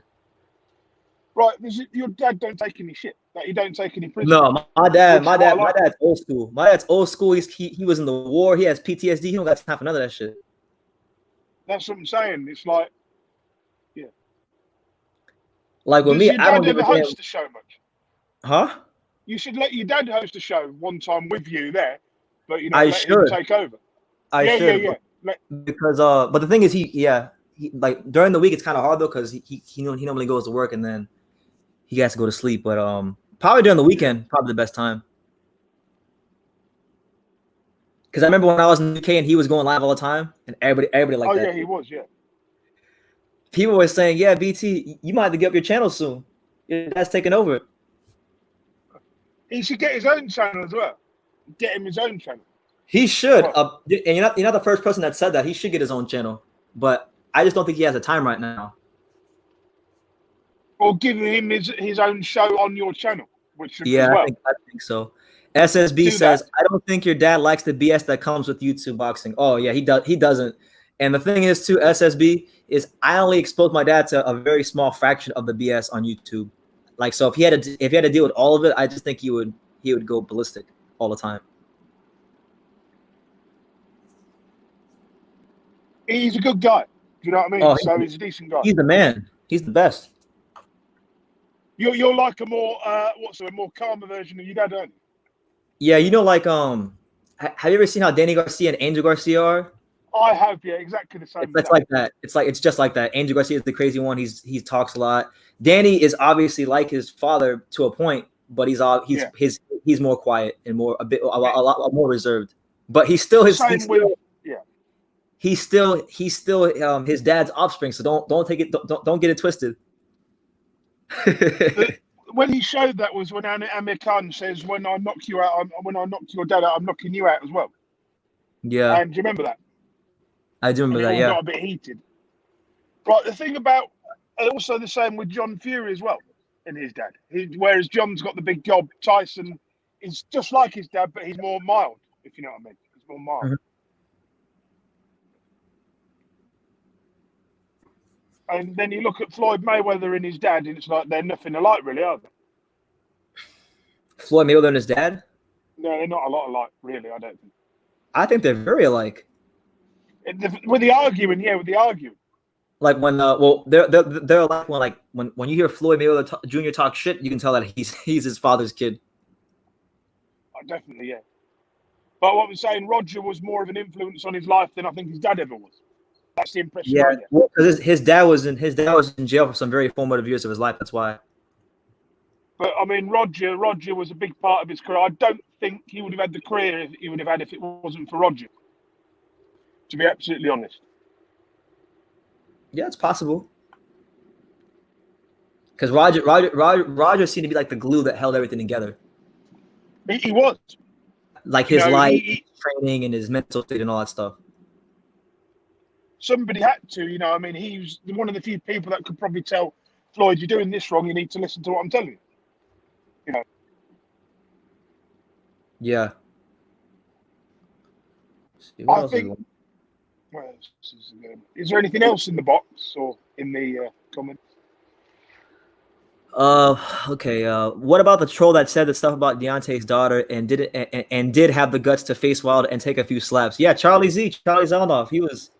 Oh, he put up a better fight than Stavern did in the second fight. To be honest with you. Floyd Jr. He's a nasty piece of it. Who, Charlie Zelenoff? Oh, you're horrible, man. Yeah, I mean, he's funny to joke about, but like, yeah, that thing where that thing he does where he goes to the gym and he asks people who doesn't know who he is if you want to spar, and then he puts gloves on them and then he punches them out of nowhere and then says, "Yeah, I won." Stupid.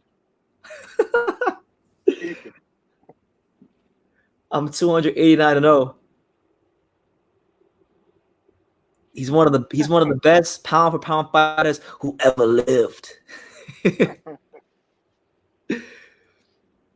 I like listening to Emmanuel Stewart. When Emmanuel Stewart used to talk about boxing and he talked about history of boxing, he would say, "Oh yeah, he's great. He was one of the hardest punchers who ever lived."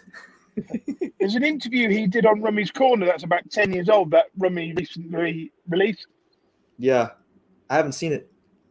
They're really good. I'll pass it on to you once I find it. I'll send it to you. I like Rummy's Corner. He's one of the best channels out here. Yeah, he goes into deep detail about everything. Like he's done Sugar Ray Robinson's career, Mayweather's career, everybody's His editing skills are off the chain too.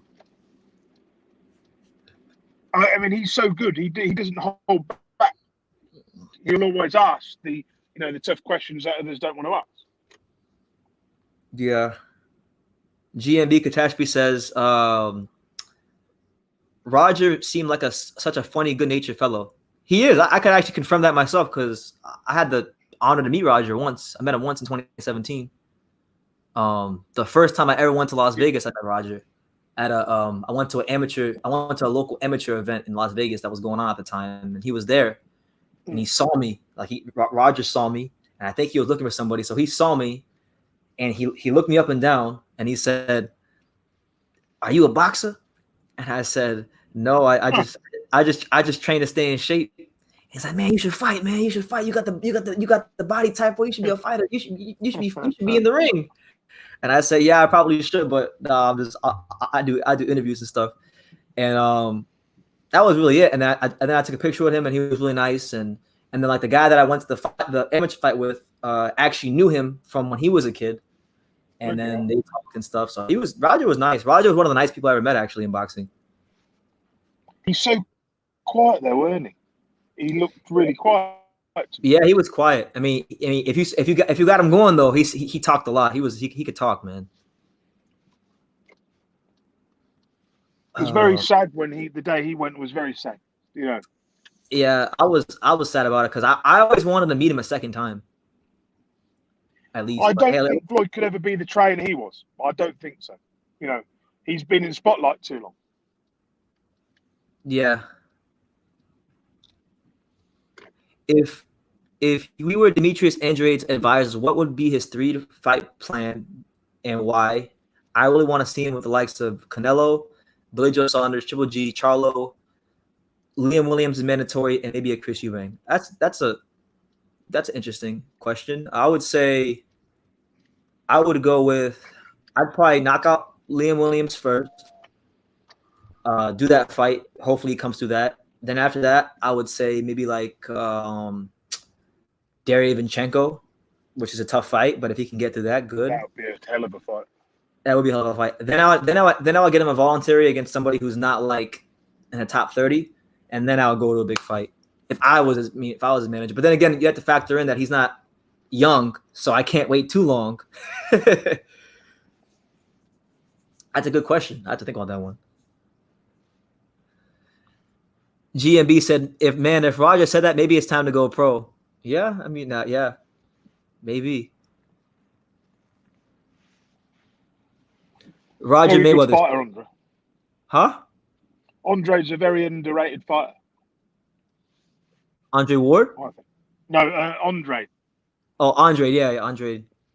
Very underrated. Yeah, you know what it is too. Like I watch a lot of videos, and this is what I hate. This is what I hate about boxing, because boxing is one of those sports that no matter how talented you are, you need to have the right people behind you, and it would really be a great benefit to you if you could have the right people behind you earlier in your career. Because if you get the right people behind you later in your career, then it's still going to be difficult because you're still fighting against politics from early in your career.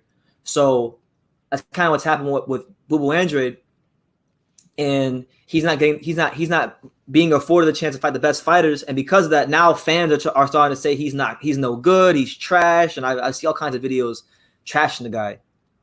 Makes me sick. When he was the WBO champion, like it was about 7 years ago, wasn't it? Yeah, when he was WBO champion in the 154 division. He fought Brian Rose. He vacated the title. Then I didn't really hear from him again. Then he beat Jack Colco, and then he just disappeared, didn't he, for a year or two? Mm-hmm. You know, I think he deserves more than what Eddie Hearn's given him. I think so too, but that's why the zone matchroom thing is it just seems like one big conflict of interest at times, because it's like, okay, Eddie Hearn, he has an obligation to Sky Sports, but then he works then he works with the zone, so he has to look out for the interest of two networks simultaneously while looking for his own interest. So it's just like one big clusterfuck. That's what it is. It's just one big mess, a hodgepodge. But the way I look at it, I mean, each card that ever Andre's on, the undercard is terrible whenever Eddie Hearn has anything to do with it. Yeah, he had. It's just a shit undercard, isn't it? Yeah, this man fought Luke Keeler. First of all, it's bad enough you put him in there with Luke Keeler, okay? Because come on, I mean, nobody knows him. There is no way you were gonna ever sell that as a credible fight. But then, to make matters worse, you put Jake Paul versus Gibb out as a co-main event. Oh my god!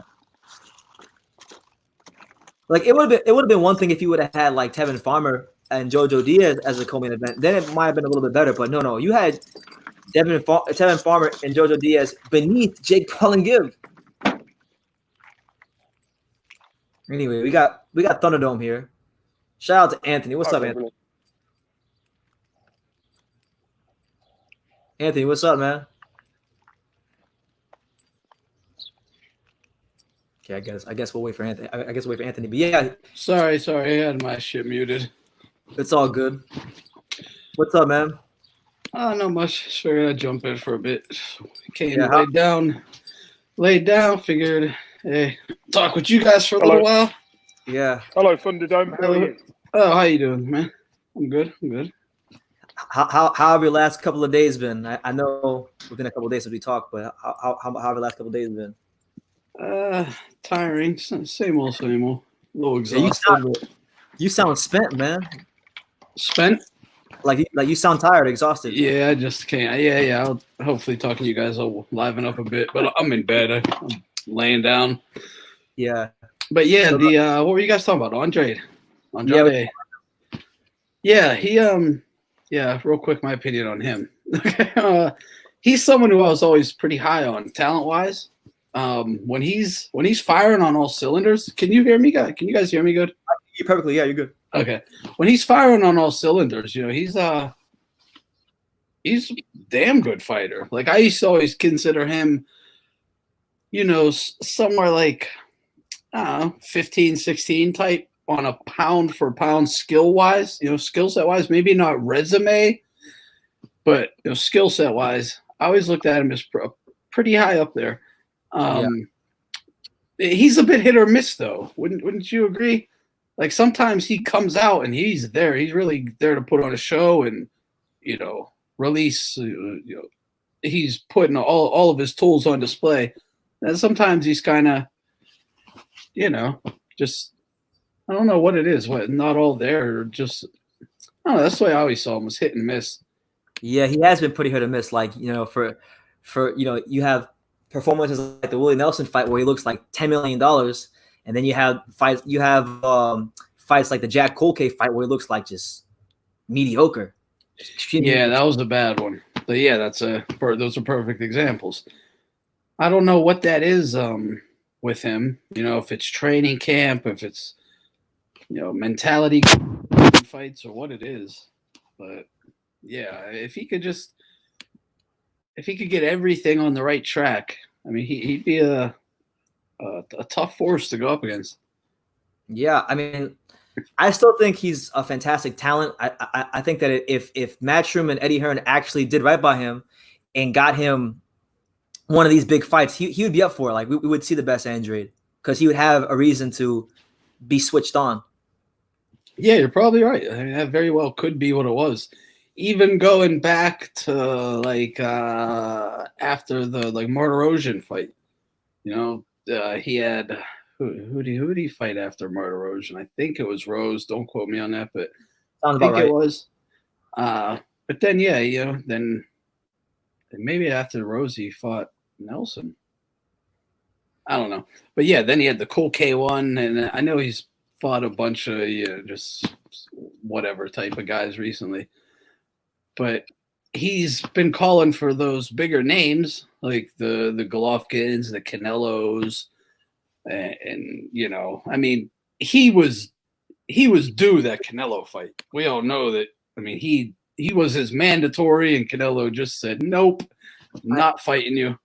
He had a belt. I mean, he had the WBO title, and was it 2015? And Canelo fought James Kirkland instead.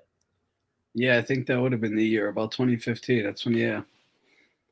No, that would have been a fantastic fight for Andrade. I'm sure that not getting that fight devastated him. Because that was when, I mean, Canelo wasn't the Canelo he is now then, you know. So nah, he still had a lot more polishing up to do before. Yeah, and he wasn't being, you know, as filled up on the supplements as he is now either. Yeah, so he had a real shot in that fight.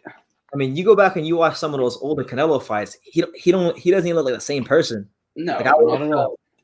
I was going back and I was rewatching some of his career. I went back and I rewatched his fight against Larry Mosley. He was like a kid in that fight. Yeah, you mentioned that fight a couple times ago when we talked. I don't even remember that fight. But, yeah, it was right up fight he had on like Spanish television. So most people okay. I mean, he wasn't. Yeah, that's a little before he fought Hatton, or. Yeah, it was. Yeah, it would have been, huh? Yeah, the main thing we were talking about when I started the live though was obviously these Wilder rumors, these rumors of Wilder and the $10 million step aside money, which I don't think are true, but everybody's talking about it, so I figured why not me talk about it? Yeah, I saw that online today. Also, no way are they paying him $10 million to step aside. Even it's Bob not was happening. Even Bob a couple of days ago, he was like, "Oh, it's ludicrous." He said it's absolutely ludicrous to pretty much pay Wilder and Pulev step aside money. It's not happening. No, just the amount of money that's to be made, they can't even afford it. Like the Fury and AJ got to get paid too, and the promoters got to get paid, the networks. The money just really isn't there. If they paid them step aside money, then Fury AJ ain't happening. It's just not, because they're not going to have enough money to satisfy the two big names. Now, do we know, what I don't know is it true that Wilder did ask for that, or is that just a rumor that he asked for that? Supposedly he's debunked it, but I haven't seen where he has debunked it, because I went on his Twitter account, I didn't see anything. Yeah, I haven't either. But then again, maybe he did it on his Instagram account, and I can't check his Instagram account because he blocked me 5 years ago. So maybe oh, jeez. The only active fighter in boxing who's blocked me is Deontay Wilder 5 years ago. Andre Ward's the only one that ever blocked me. Look, fighters don't like criticism, do they? I mean, I'll give you an example. I interviewed, what's his name? Floyd Patterson's son, right? Mm-hmm. And he said, "We don't like to talk about losses. Don't ever say that to me again." He told you that? No, he told me that fighters don't like to talk about their losses. But They he don't. he didn't have a good relationship with his dad anyway. So that's beside the point. You know. I remember when I went fighters with, I'm sorry to interrupt. Fighters with weak egos, fragile egos, I should say, don't like to talk about losses. That is true. Like, I remember after the hold on, I'm sorry to interrupt again. I got to finish that. Now, every fighter would rather talk about their victories, obviously, as would anybody. Yeah. But you know, we see like people like Mike Tyson or something like that, or Holyfield. These guys will talk about a fight they lost like it's nothing. You know, not that it's nothing, but they understand that that's part of the game. Yeah, that doesn't define them. Yeah. Doesn't define them. Yeah, like I remember when Romo Gonzalez beat Cal Yafai, and I saw Cal after the fight, and I asked to interview him, and then his reply to me was, "About what?" And I'm like, "About the fight." He's like, well, what is there to talk about? You know, he's a better Roman beat me. He's a better fighter. Like, I'm not making any excuses, but he's a better fighter. Like, there's nothing to talk about. I don't want to talk about. Oh dear. Now He was hurt. He didn't say it like as he didn't say it as like as passive aggressive as I just said it. He said it actually in a lot nicer way, but he didn't want to talk about it. Now, if you still plan on fighting again, like a fighter plans on fighting again, if they're mid-career, I could then understand maybe not wanting to really get too detailed about a loss because you're going to have to give away things that you don't want future opponents knowing. You know what I mean? Mm-hmm. Like, so that I can understand a little bit more. But if you're retired and you're like definitely never fighting again, or you know, like whether it's whoever, if you've been retired for years and you obviously aren't coming back, there shouldn't be any problems talking about any part of your career. Yeah, I don't know. It was so, I mean, that night he was hurt, but like his brother was hurt too, because I remember I interviewed his brother Gamaliel Fight, who's also a fighter. He's like 17-1. I remember I interviewed both of them at the press conference, and Gamal was like, yeah, you know, after the fight, come find me for an interview. So I said, are you sure about that? I asked him, I said, are you sure about that? He said, yes. I said, okay, I'm going to come find you after the fight. And I found out after the fight, he didn't want to do the interview. I was like, damn. But obviously you didn't take it personally because you know what I mean? Didn't take it personally. Not at all.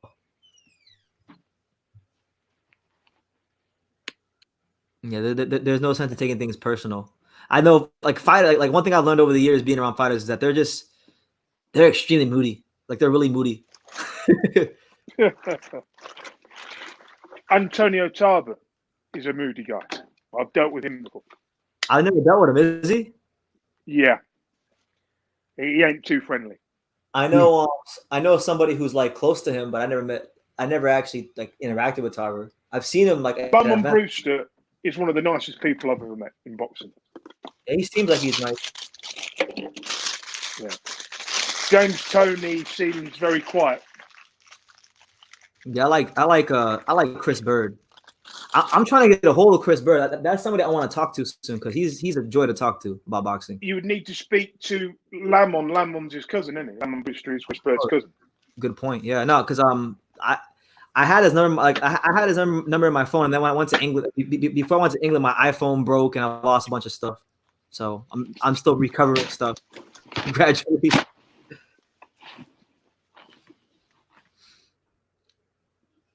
But yeah, man. Is there anything else, Thunderdome, that like comes to your mind that you wanted to talk about? No, real quick. Remember I was talking about Tyson talking about a comeback for charity, a couple little small bouts, and Holyfield talking that same stuff. I watched some the little trailer that Evander put out. Okay. I was thinking maybe Mike should still stay away from him, even for a charity. Now, even for a charity, I don't think they're gonna go all out. I just don't think they would. They probably just spar, basically, Yeah. But I was still thinking with the competitiveness of Evander, I was thinking he still isn't going to even let it. He would still try his hardest to make sure that even the fans would be like, no, Evander even won that thing. Whatever type fight that is, he still won that. That's just the way I see Evander and his competitiveness. You're not wrong either. No. Couldn't they just feed Mike Tyson a kind of competitor like Mark DeMori, someone who's really low level or someone who's like 900 in the world ranking? That's what I think their plan is. Honestly, that's what I think it is. Mostly to get people to come out and see Mike versus blah blah blah. Because people will go to see him and pay $20-$25 or whatever just to see him fight anybody, like you said, ranked number 900 type guy. I'm friends with Jose Rebalta on Facebook, and he's been calling out Mike Tyson for an exhibition rematch. Oh yeah, there you go. But I saw the recent footage of Evander, and one thing I will say is he's slowed down a lot. Of course. But more than I thought he would. Like in comparison, Mike seemed to have kept more speed than him. Mike, I guess, always wasn't faster naturally. And Evander lost a lot of his size too. Mike stayed big.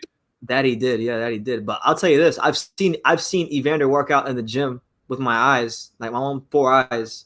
The That's what I wanted to. That's what I brought it up for. I wanted to hear your opinion on that. That guy's a monster. Because I remember last year there was like a 2-month span where there was like the heavyweight factory was getting ready to close down. Because I don't know if you noticed, they closed the gym down recently, and they were getting ready to close it down. So I remember a lot of the fighters that trained there weren't trained there no more. But I was still going there to go see. I would go there to hang out with Bo sometimes. So for like 2 months, I probably went there more than anybody. And I would hit the bag in front of Bo, and Bo would tell me stuff and give me little pointers. And I remember one time Evander came in the gym and he saw me hit the bag, and he was actually surprised at it.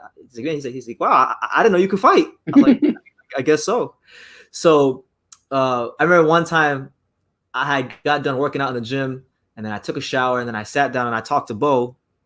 I was talking to Bo, and then Evander's just working out, and I'm watching him, and he's just like, for an hour and a half, he's just going. He stays at 110%. He's at 110%, and I'm just like, wow. Even at 50-something years old, this guy still works harder than me. Yeah. All right. I'm like that. That's when you realize, like, okay, these guys were not like they're not regular human beings. Yeah, they were put together a little bit different. A little bit different. Yeah, Evan Fields. Yeah, that was. I look at Evander, and when I hear him talk, it's like it's hard for me to look at him, because of what he was. It's hard, isn't it? To accept the people we worshipped as heroes. That they get older. Yeah, I know. It's like, do you know what I mean? It's hard, isn't it? Yeah, it is tough. Yeah, it is tough. I mean, well, I'm younger, so like I didn't grow up with them like you guys did, but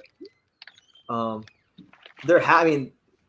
Just from knowing them, at least, like on a small level that I know Evander and Bo, like they both are pretty happy with their lives. Like, even though, like, they took a lot of damage, they both seem to be pretty happy people.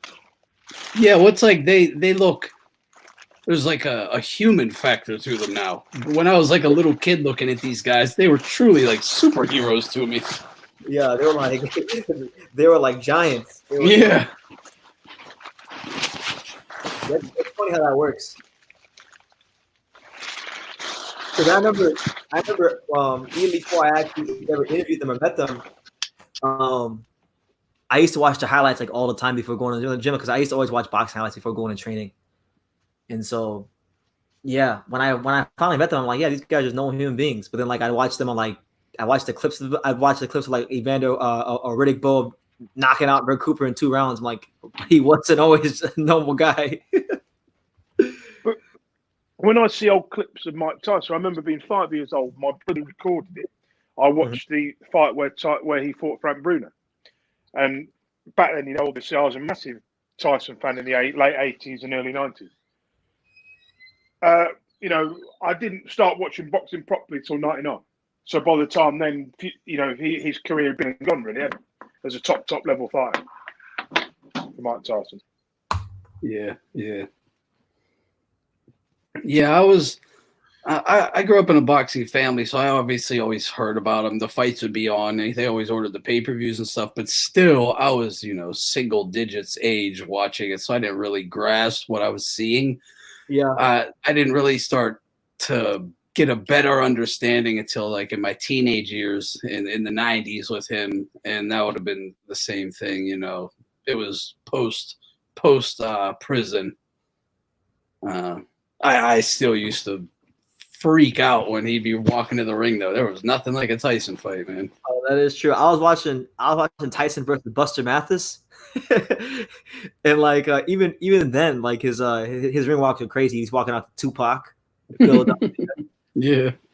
I remember his first after post prison, but after the second Holyfield fight when he came back from that suspension and fought Botha. Yeah, I remember me and a couple buddies, we ordered that fight. He came out to Tupac and that one too. Everyone was like, "Oh shit!" Autonomic Action Boxing, or Audrey. I know Audrey, somebody I know in South Florida. She covers boxing too. She says, I have been in the gym where Evander had Bo up against the wall. I have the video of it. I want to see that video, Audrey. I'm not going to post it, but if you can send me that video, I'd like to see that. Whoa, what do you mean? Like pressing them? I guess so, because is this okay? I gotta ask: is this sort of recent or back when they were still? No. It's recent. Since they were retired. Yeah, in Florida. That's kind of. Maybe I don't want to see that. Yeah, I don't know if I would. That might rub me the wrong way. Maybe I don't want to see that. I like both, but both my friends. I don't want to see that.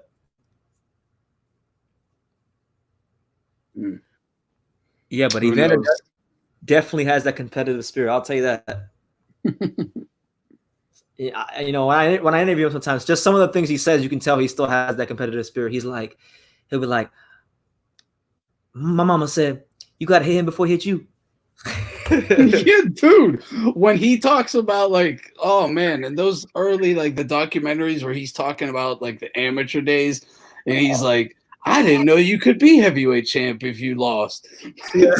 He's like, when coach told me, no, you just got to go fight again. He said, oh, I wanted to fight again. Like, damn. He looked at it as like so simplistically. Yeah, just like, he was like, they told me Muhammad Ali had lost a fight. I say he did. Yeah, you know which one I'm talking about. Yeah.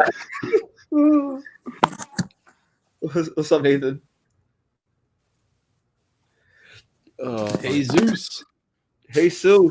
Oh. Why wouldn't you want to see that? This is Jesus Christ. Oh no. Yo, I heard you're the reason that Christ to save the world. I heard you're the reason that Evander don't want no smoke with God, son. You will be perished to hell, motherfucker. Okay. Gangster you can Jesus. carry on, boys. You can carry on. Jesus, you got all these kind of different voices. I guess you really are omnipresent.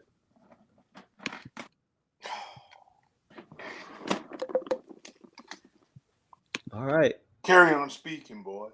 Okay. Jesus, you were British, now you're American. Jesus, who's your favorite fighter of all time?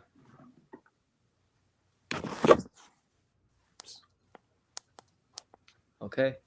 Hello? Anyway, Anyway, I'd love to see the exhibitions and whatnot. And Steve said, "Why wouldn't you want to see that video?" I don't know, man. I guess I just wouldn't want to see Bo pressed up against the wall because I'm a friend. He's my friend. That's why I wouldn't want to. Yeah, same here. Not the Fred thing, but I just don't know if I'd want to see. I wouldn't want to see anyway because I like both of them. I don't like seeing that. Now I've interviewed them before and like they joke around sometimes. Like I remember one time I was interviewing Evander and Bo, and one time Bo was like, "Don't make me get up out this chair," and then he got out the chair and they had like a little face off. That was pretty cool. Okay. Teofimo is a liar, says Devin Haney. Devin Haney, Teofimo says he sent him an offer. And Haney says that clown is a liar. He never sent me an offer. There's some video of Teo. It's all fight hype. Okay. Wait, he said. Wait, this is Teofimo Lopez talking about Devin Haney? Yeah, it just came up within the hour. I believe him. I just put it on. All right, Devin Haney tweeted out, Teofimo is a liar, and I'm starting to think that he is crazy. He actually believes these lies he tells. Yeah, I wouldn't put any stock into the email champion Devin Haney. Yeah, no doubt. I don't put any stock. He's always emailing people. Good fighter though, great, fantastic talent, but we want to see him get in the ring with somebody. Oh, what's up? All right, Teo and his team reached out through Aram, tried to make a fight. He's on video saying this. He's in the gym training. He says, we tried to make a fight, reached out to Devin, tried to get a fight made.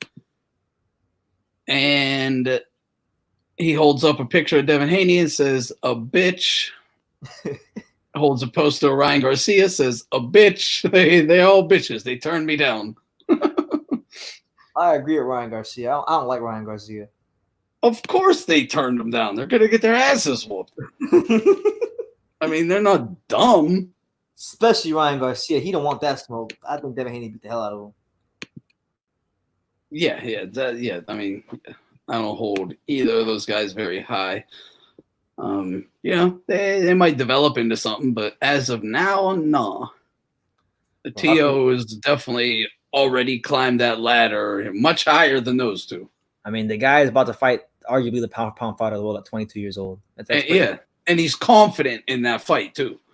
And I believe him. I actually believe him. He's one of the only young fighters that when they say something, I believe him. I think okay. of the young Oh man. Okay, Keen. I'm sorry. Here, Keen just dropped this in. Teofimo said the Loma fight is off due to the travel ban. Then said he offered it to Haney. Then said he offered Haney. That is a lie. Nobody is making offers right now. Well, we don't know that's a lie. You could definitely make an offer right now. Why can't you? I mean, it ain't gonna have like a date and a venue, but it's like a tentative agreement. Like the moment, like Aram already has a fight, has a card working together for like, I think June. Oh yeah, he announced it already. So they can absolutely start working on fights. Yeah, Shakur Stevenson versus Rafael Rivera. That's the next fight. Yeah, that was it. Yep. I cannot wait. I'm chomping at the bit to see Shakur Stevenson fight Sumner Hooper. Now I don't know if the whole thing is true, but I wouldn't doubt for a second T.O. reached out and tried to get something made. Did Haney turn it down or say, we got to keep discussing it? That would be the what I'm curious about. I don't think Haney would want the fight, nor do I think Ryan Garcia would. And Oscar De La Hoya ain't putting Garcia in that ring with him anyway, so that's pretty pointless. He's definitely not going to serve up Ryan Garcia to Teofimo. Yeah, I want to see Ryan Garcia fight that kid Rolly. Because they have the beef with. Yeah, I want to see how he handles a rivalry fight. Plus, that kid Rolly can really punch, man. He's got some serious pop. Yeah, I only saw a little bit of him due to, Yeah, he hasn't fought anybody yet, but everybody he's fought, he's been folding them up. Yeah. But then again, neither has Ryan Garcia. So. Yeah, I was gonna say it's kind of the same with Ryan Garcia, right? So it's an even fight. Ryan Garcia, man. I don't know. I'm getting sick of his Instagram antics. I'm getting sick of it. Now, you didn't watch the UFC fight this weekend where they didn't have a crowd.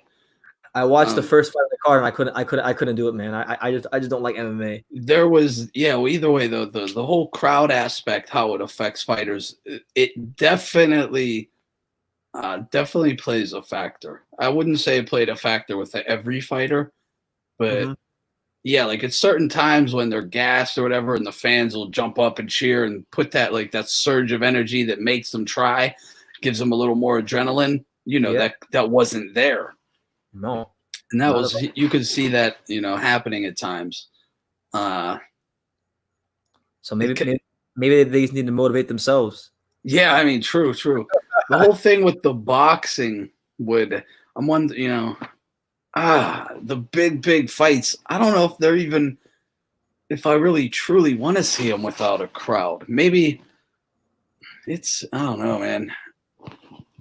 Like a Fury AJ or something. Like, could you imagine that fight going down without a crowd?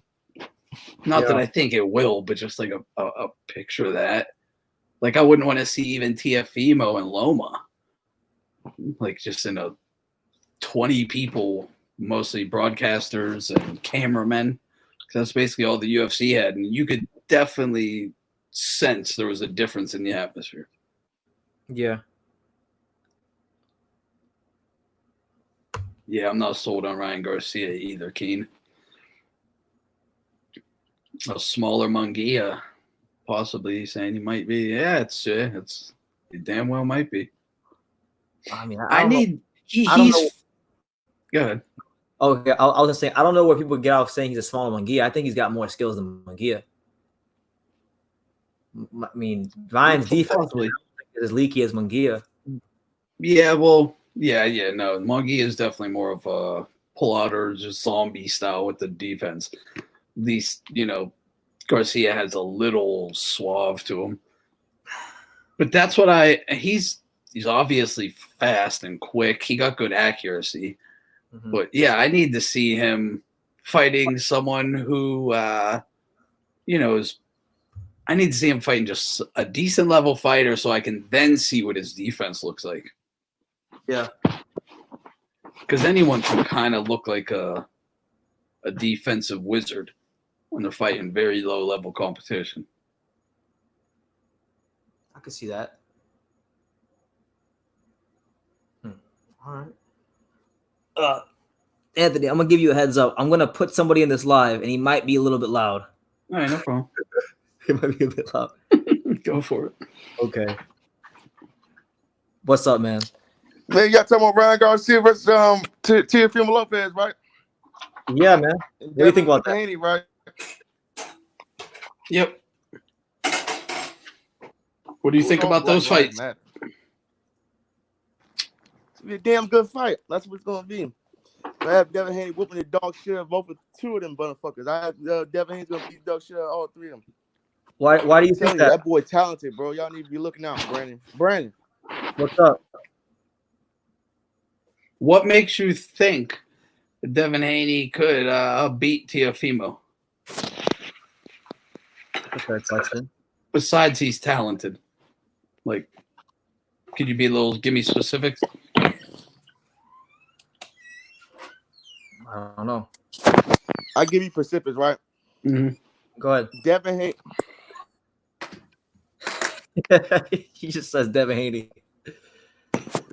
Black Lives Matter. Oh Lord. Yeah, Devin Haney, he moves his feet, you know what I'm saying? And stuff Yeah. like that, bro. He moves his feet. You That's think why. it's sport? That's why, bro, he's gonna beat dog shit Teofimo Lopez, bro. He moves his feet. Teofimo Lopez is just so stiff, bro. You know what I'm saying? He don't throw punches. Yeah. So you think maybe that Teofimo is a bit too stationary for Devin Haney? Do you think? Who do you favor in Teofimo versus Loma if they were to fight? Teofimo Lopez.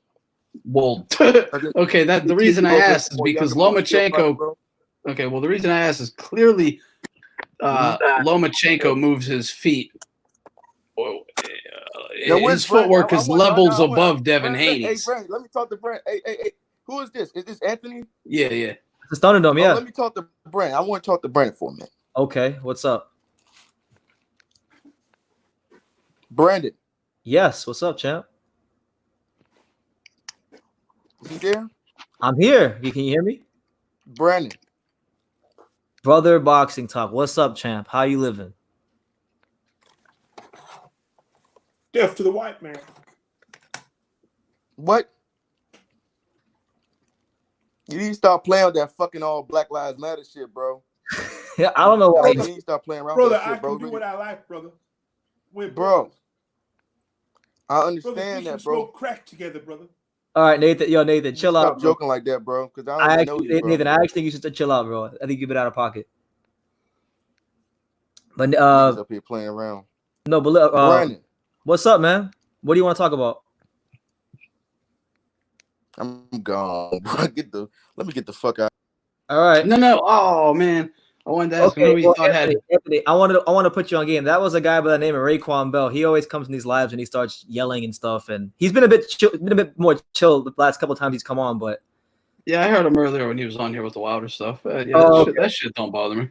Okay, I was out. Yeah, fair enough. I just wanted to ask him about who he thought had better footwork, Haney or Loma, since he thought that was a big strength for Haney if he fought Teofimo. I was just curious on it. Yeah, I don't know. Oh, he's back. He's actually back. Let's see. What do you want to talk Brandon, don't call me Rick. It's Brother Boxing Talks, man. I thought we had that agreement. It's Brother Boxing Talks. I don't know, man. Your mom named you Raekwon. I want to call you Raekwon, man. No. Ellis is the Ellis I go by. That ain't my real name.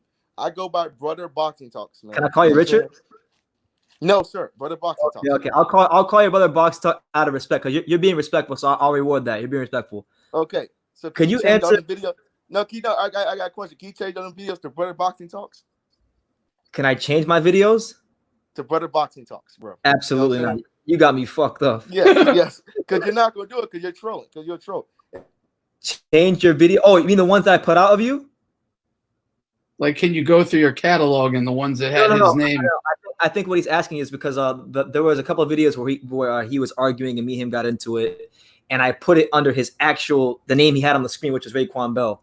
So I think he wants me to change it from Raekwon Bell to Brother Boxing Talk. Is that correct? That's what I'm thinking. Yeah.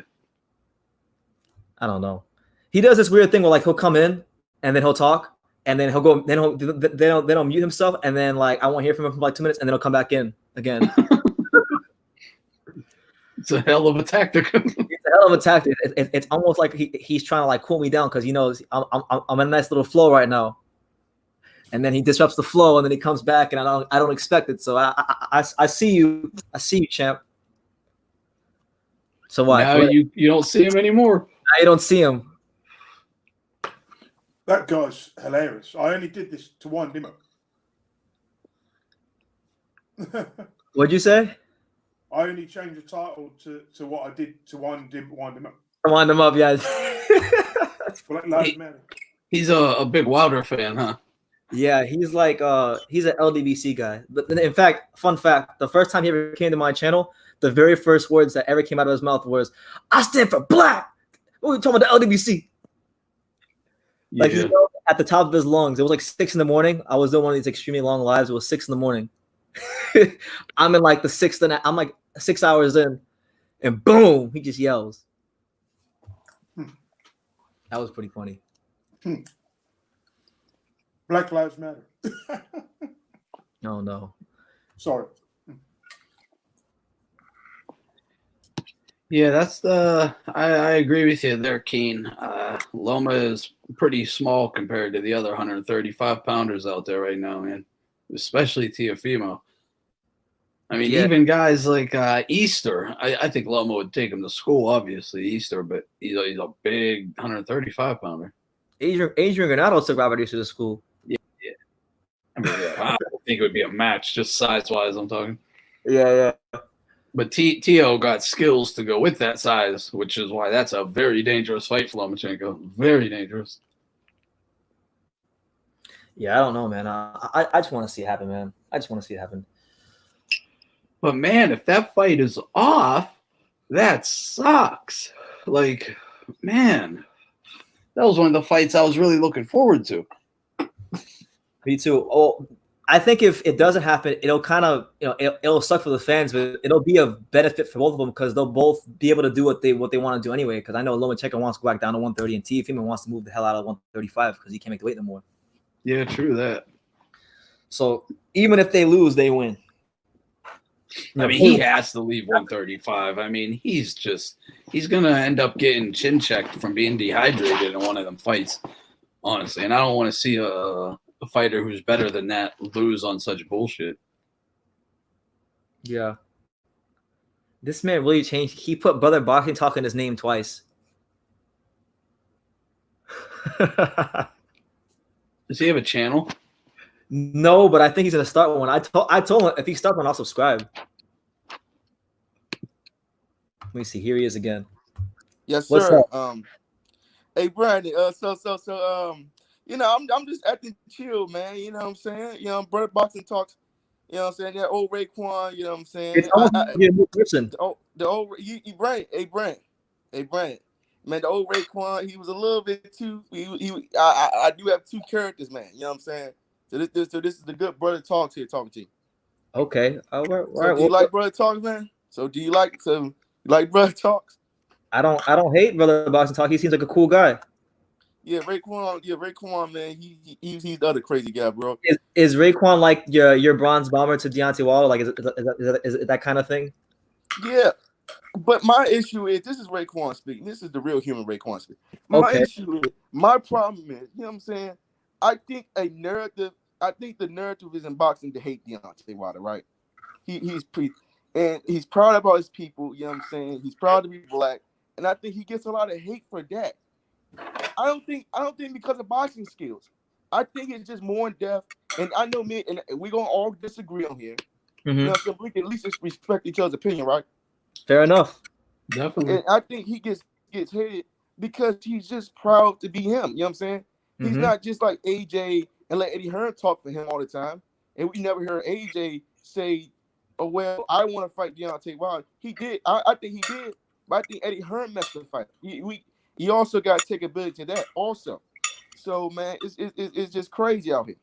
Yeah. Well, I can't speak for everybody else, but I can say my problem with Deontay Wilder isn't the problem you stated. My problem is that I think he didn't progress to the levels of boxing. So, like for example, if you look at Deontay Wilder's 25th fight, yes, he fought a guy named David McCreary, who was a super middleweight in weight. And normally, when a guy is 25 fights into his career, he's supposed to be having step-up fights and getting quality ring experience that are going to make him a better fighter, so that when he steps up to the elite level, and also I think Wilder, he got into boxing late. We don't understand. We always want to say he can't fight Brand. You know what I'm saying, right? Mm-hmm. But then the man got in boxing really, really late. So it's like he didn't get teach the proper techniques for a long time. You know what I'm saying?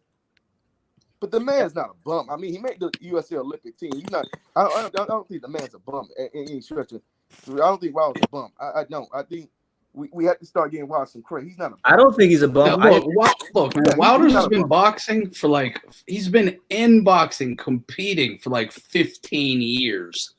That is way more than enough to have had. Boxing, but the guys have but guys really started in boxing like Evander Holyfield. He started at 8 years old. So that's at least about 30 years of boxing. I mean, compared to 15, that's like short years, right, Brandon? Because I mean, that's still amateur. That's a fair point because even Fury, I think Fury started boxing at 8 or 7 or even younger than that. Joshua started boxing at 18. So Joshua didn't start boxing until he was 18 or 19. Actually, Joshua. You know. And especially with the heavyweights, it doesn't really matter all that much. We can even go back in time. We can go back in time with just the all-time greats. A lot of them had very few amateur fights at all. They boxed amateur for a few years, then turned pro. That's just the way it is. Now, that's not all of them. Of course, you're going to get a lot of guys who start as children, too. And they definitely have a bit of an advantage in that regard. It's like as if a kid starts playing basketball at 5 years old compared to if you start at 15. You're definitely going to have a bit of an advantage. Yeah. But now, but you see, the thing is, you can't really. I think we all agree on that. That's just common sense, you know. Yeah. But once you get to that point where you're in the professional ranks, you're actually good enough to where you're working towards a title. What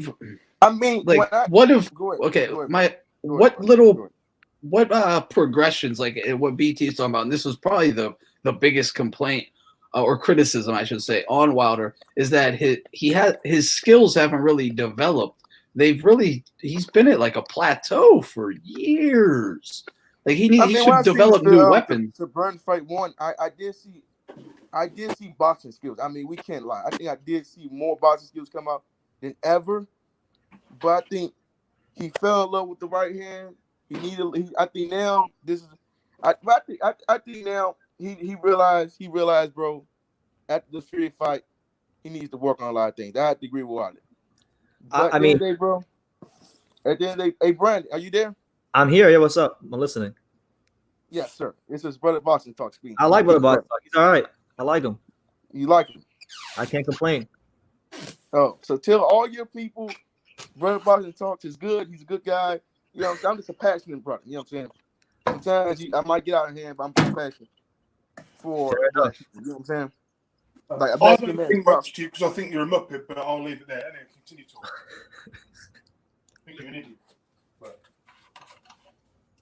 So let's get back to Teofimo versus Devin.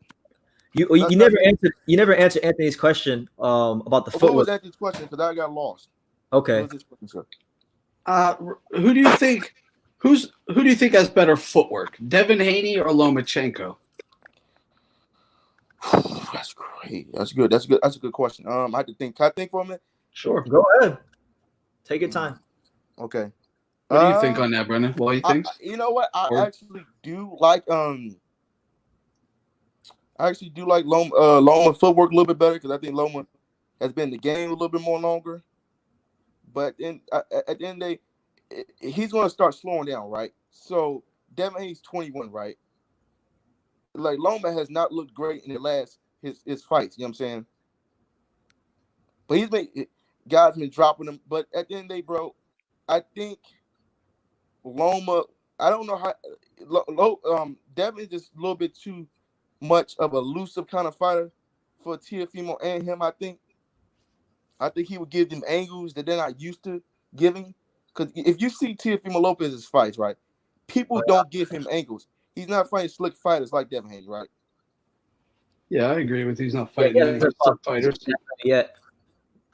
Yeah, man. So I think I will edge it for Devin because Loma had the chance to fight Devin Haney. I mean, I don't know if we're gonna agree on this. He had a chance to fight him, but he did kind of like accept the franchise belt. I mean, he could have fought Devin Haney. I mean, and we all have to agree on that. He could have fought Devin Haney at 120, right, Brandon? I mean, it was there, but I mean, I'm not gonna hold it against him for not fighting Devin Haney because he has a Lopez fight, which is an easier fight to make. Yeah, it's an easier fight to make with Devin Haney. But I'm not. I can see what you're saying, but I'm not gonna go crazy about it. But I would love to see Devin Haney fight Lomachenko. I think Devin Haney's got a lot of potential. I just want to see him. Devin. Hey, Brandon. People in chat talk about me, man. They talk about me. I have issues. What are they saying about you? Man, tell me I got issues. First of all, bro. What do they say about you? As a passionate black man, and I'm a passionate black man also. If I see something that's wrong, I'm going to come after you. Yeah, I'm look, Brandon. I'm a real dude. You know what I'm saying? I'm a real guy. You know what I'm saying? I'm not going to sit back here and try to play pity fat for all y'all dudes. You know what I'm saying? And leave H Money is like the crazy cousin. Leave him alone. You know what I'm saying? H Money, he's not no bad dude. I think I never spoke about him, brother box talk. I never spoke about H Money until no. I'm talking about the beef with him and Ring got cute.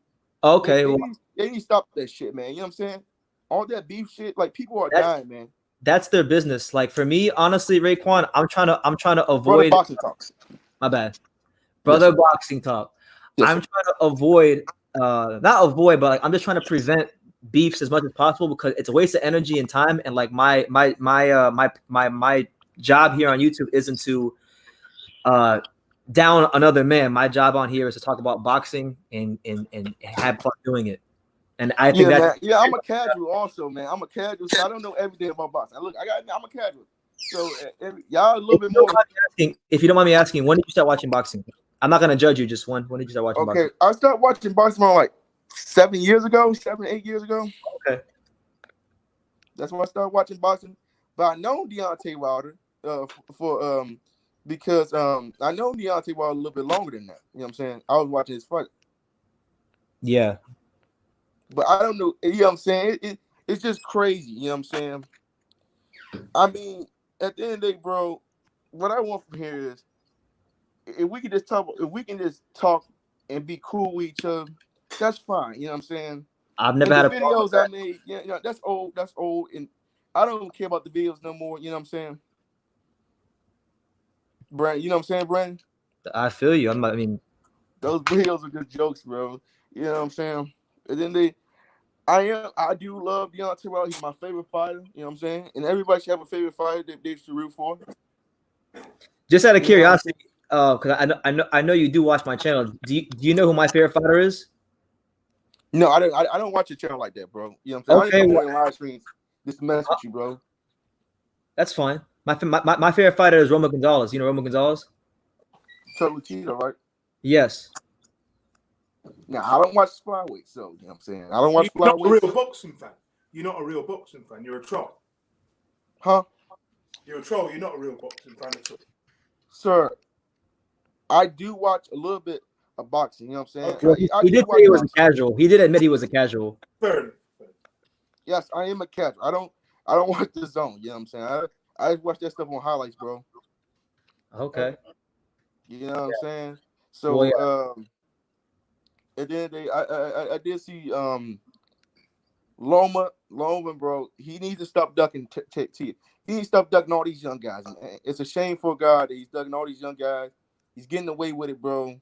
The media is not gonna talk about it. I'll talk It's a about shame.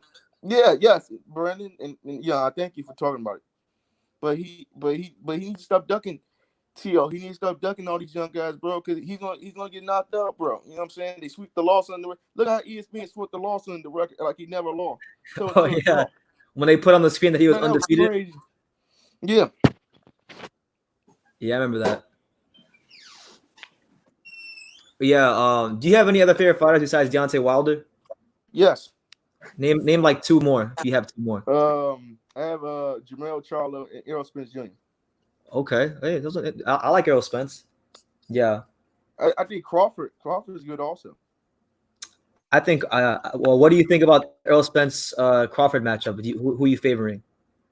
I think Errol Spence, because Errol Spence is taking on the opponents that I think he needs. He's taking on the opponents that are real welterweights. I mean, Crawford's really not fighting guys that are like in the top 10 if we really want to break it down. You know what I'm saying? Yeah, but my question to you would be how much of that do you think is actually his fault? I don't think I think some of his fault. I think he should have never signed back to Bob Arum. I think he should have went to the PBC. But hey, I mean, I can't tell a man what to do with his deal. No, you're not. I'm not gonna sit up here and try to explain to him about his deal and stuff like that. But at the end of the day, bro, I think Spence can beat him because Bud is not a real welterweight, and I think Errol Spence. I mean, is Bud ready to go to a dog fight? I mean, that's the question I have. Is he ready to go to a dog fight? I think he's ready for anything. Yeah, I think Bud's ready for anything. You think he can really beat Spence? I think absolutely. I think Terrence Crawford is the only welterweight in the division that I think could actually beat Spence on the inside. I've always said that. Inside. Cool. On the inside, he got dropped by Kavalauskas, right? Huh? He got dropped by Kavalauskas, right? He didn't get dropped. They didn't rule it a knockdown. Man, they should have ruled it a knockdown, bro. That was... they should have said that Floyd got knocked on against Zav Judah, but they didn't. Yeah, I agree. To explain Terrence Crawford, he is an animal wanting to kill its prey. Terrence Crawford, he will do whatever he needs to do. Spence's best weapon on that inside is his low blow. If they honestly, man, it is. Yeah, they're very low body shots. His body shots, you know what I'm saying? He reminds me, he has some nasty body shots, bro. He's not, you know what I'm saying? He's not flashy, but he gets the job done. I would just say that. He got outboxed by Sean Porter nearly. You know, so to me that you thought he lost the shot? You think he lost the shot? No, but he got outboxed for long periods of that fight. He was lucky to even get the decision. I believe that Crawford will exploit him and take him to school. Yeah, I scored that fight for Spence, but I know a lot of people did have it for Porter. Because Sean Porter would beat Crawford. No, he wouldn't. I mean, definitely not. No. Sean Porter's a dog. I don't know what y'all talking about, bro. I love Sean Porter. I've interviewed Sean Porter. I love Sean Porter. The man's a dog. Crawford got dropped by Kavalauskas. I understand we don't want to say he got dropped, but the man did get dropped. I mean, it did ruin. I understand it did ruin goddamn Brandon. I understand. But I think the level of competition he needs to have Ugas. I mean, I would like them to fight Danny Garcia. I mean, I would love that too. I'll love all those fights. Listen. I've been a big supporter of Crawford for years. I think I'm chomping at the bit to see him get in there with somebody at the top, a big name. But you know, it just hasn't happened yet. Hold on a second. We got Keen Mitch. What's up, Keen? Who's Keen? A guy that just joined the live. And Brian, you know what I'm saying? Yeah, I'm like, bro, look here. This is brother boxing talking, man, with you. Raekwon is like the bronze bomber, you know what I'm saying? He gets out of the wild, he gets out of control. You know what I'm saying? This is just me talking on the regular with you, man. May I ask a question? Yes, sir. Why are you changing all of a sudden?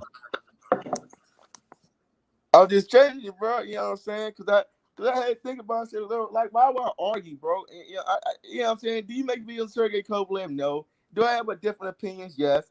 But it ain't, bro, I'm arguing with you, bro. It don't make sense, though. I don't want to argue with you no more. It doesn't make sense. You have an ulterior motive. You only support fighters that are black. That's it.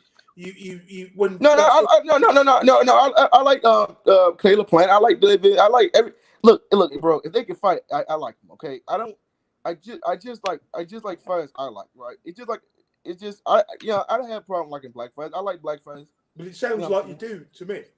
And yes, but I like Caleb Plant also. But yeah, I like David Vince. You've got your own agenda. That's all you've ever had. Sorry.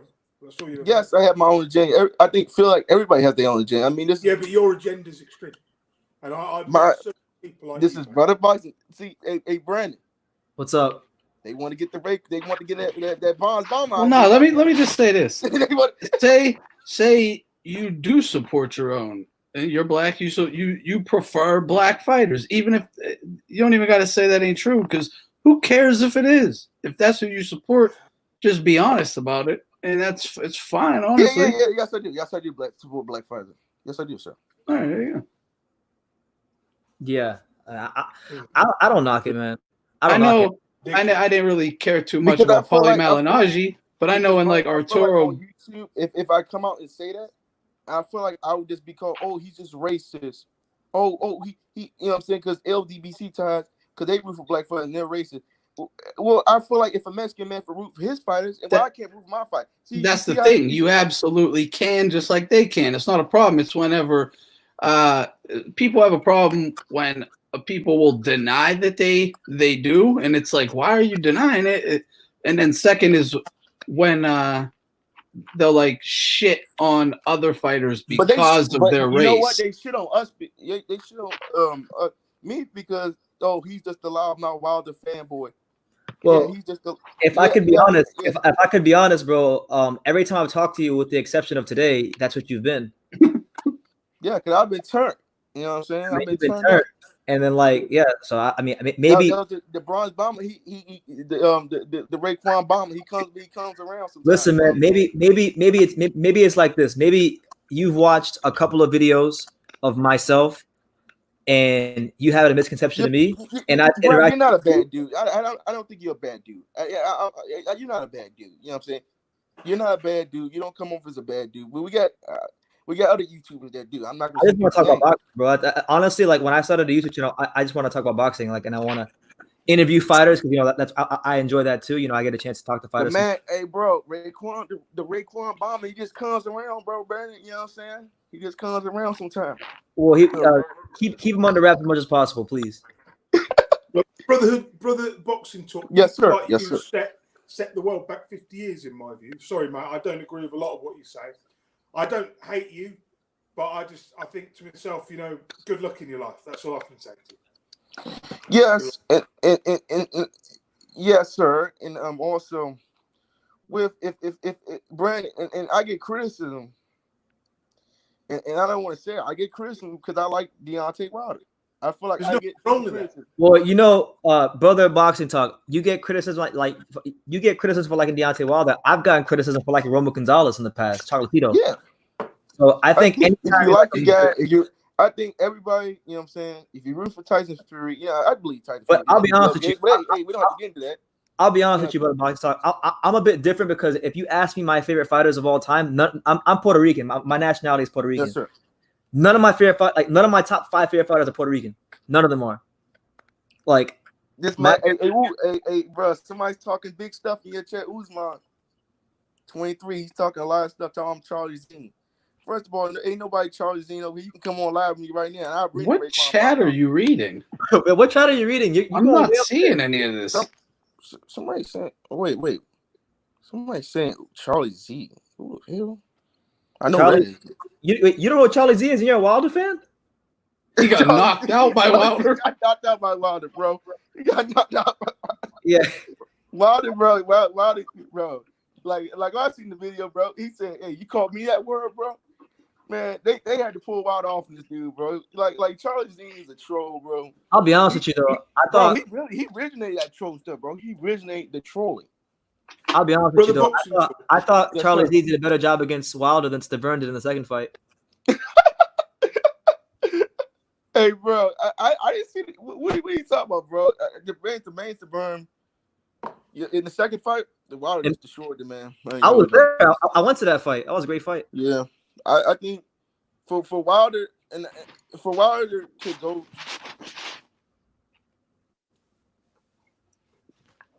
But yeah, no one will really get criticized for liking a fighter. Anyone can like any fighter they want, no matter what. It's whenever like the Jay Bones just said in the chat, there's nothing wrong with liking Wilder. It's when people basically get delusional or lie about things. It's like, why are you doing that? Like, and I'm not saying Brother Boxing Talk is doing that or anything like that. I can't take the guy seriously. Can't take this brother guy seriously. Yeah, I've never heard him before tonight. So you know. He's got no. Hey Brandon, man, you know what I'm saying? This the brother talking to you. Right? Listen, I'm not saying anything. I'm not saying anything wrong. Do you like the brother? Do you like the brother character or not? Do you like it or not? Hold on, can I ask you a question? Yes, sir. Is it a character or is it who you? Which one is the real you? Is the guy I talked to first the real you, or is this guy the real you? I'm trying to figure it out. This is the real comedy. You know what I'm saying? No. When Raekwon Bomber comes out. But I'm asking which one in your real life when this YouTube stuff isn't going on, are you more like this guy or are you more like the other guy in real life? More like this, bro. You're more like this? Yes, sir. Oh, okay. Shout out to you. Do you guys think this could be the real Deontay Wilder? Because I'm starting to think it might be the real Deontay. No, sir. It ain't. It's not. I have met. Huh? No, it's not the real Deontay Wilder. I don't talk like Deontay Wilder, bro. You talk. No, he talks too fast to be Deontay Wilder. Deontay Wilder talks a lot slower.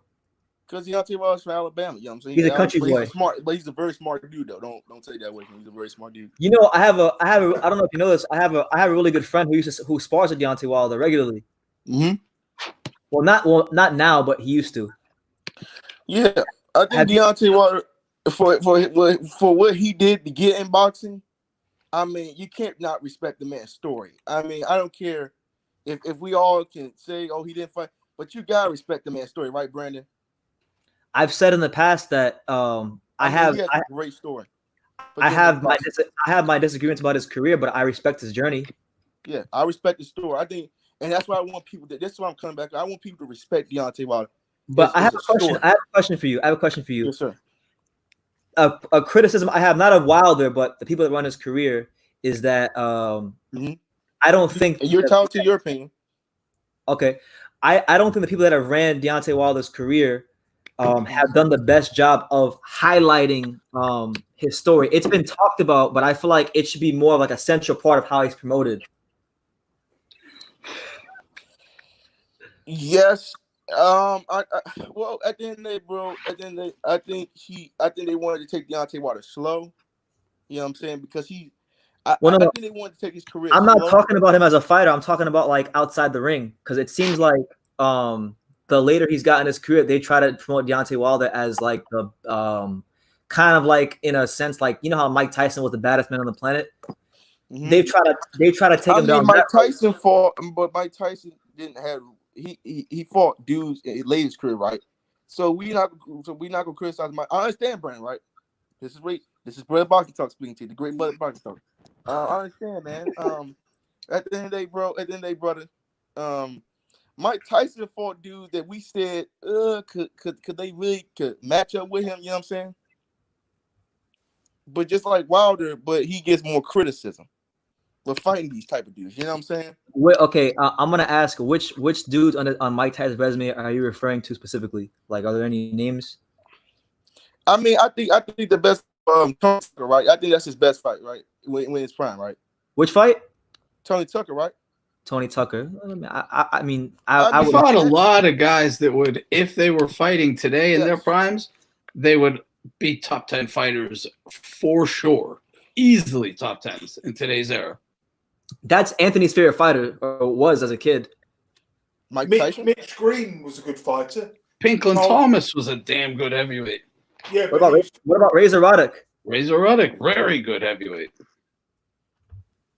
I'm not saying these guys are monsters or anything, but they're David Tool. Also, David Tool, man. David Tool. Yeah, but he never fought Tua. But Yeah. they're those guys that we're all naming. Those are basically, besides Fury, they're all better than anyone on Wilder's resume. Hey, Brandon, man, they just surprised, man. This is they just surprised. This is the real me that's talking. They did, you know what I'm saying?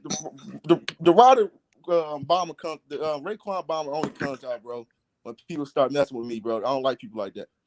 That's the only time it comes out, bro. The thing is, though, the thing is, though, when you like the first time you ever came on here and you were Raekwon, I had never interacted with you before. I'd only seen you in YouTube comments, so I mean, I don't know.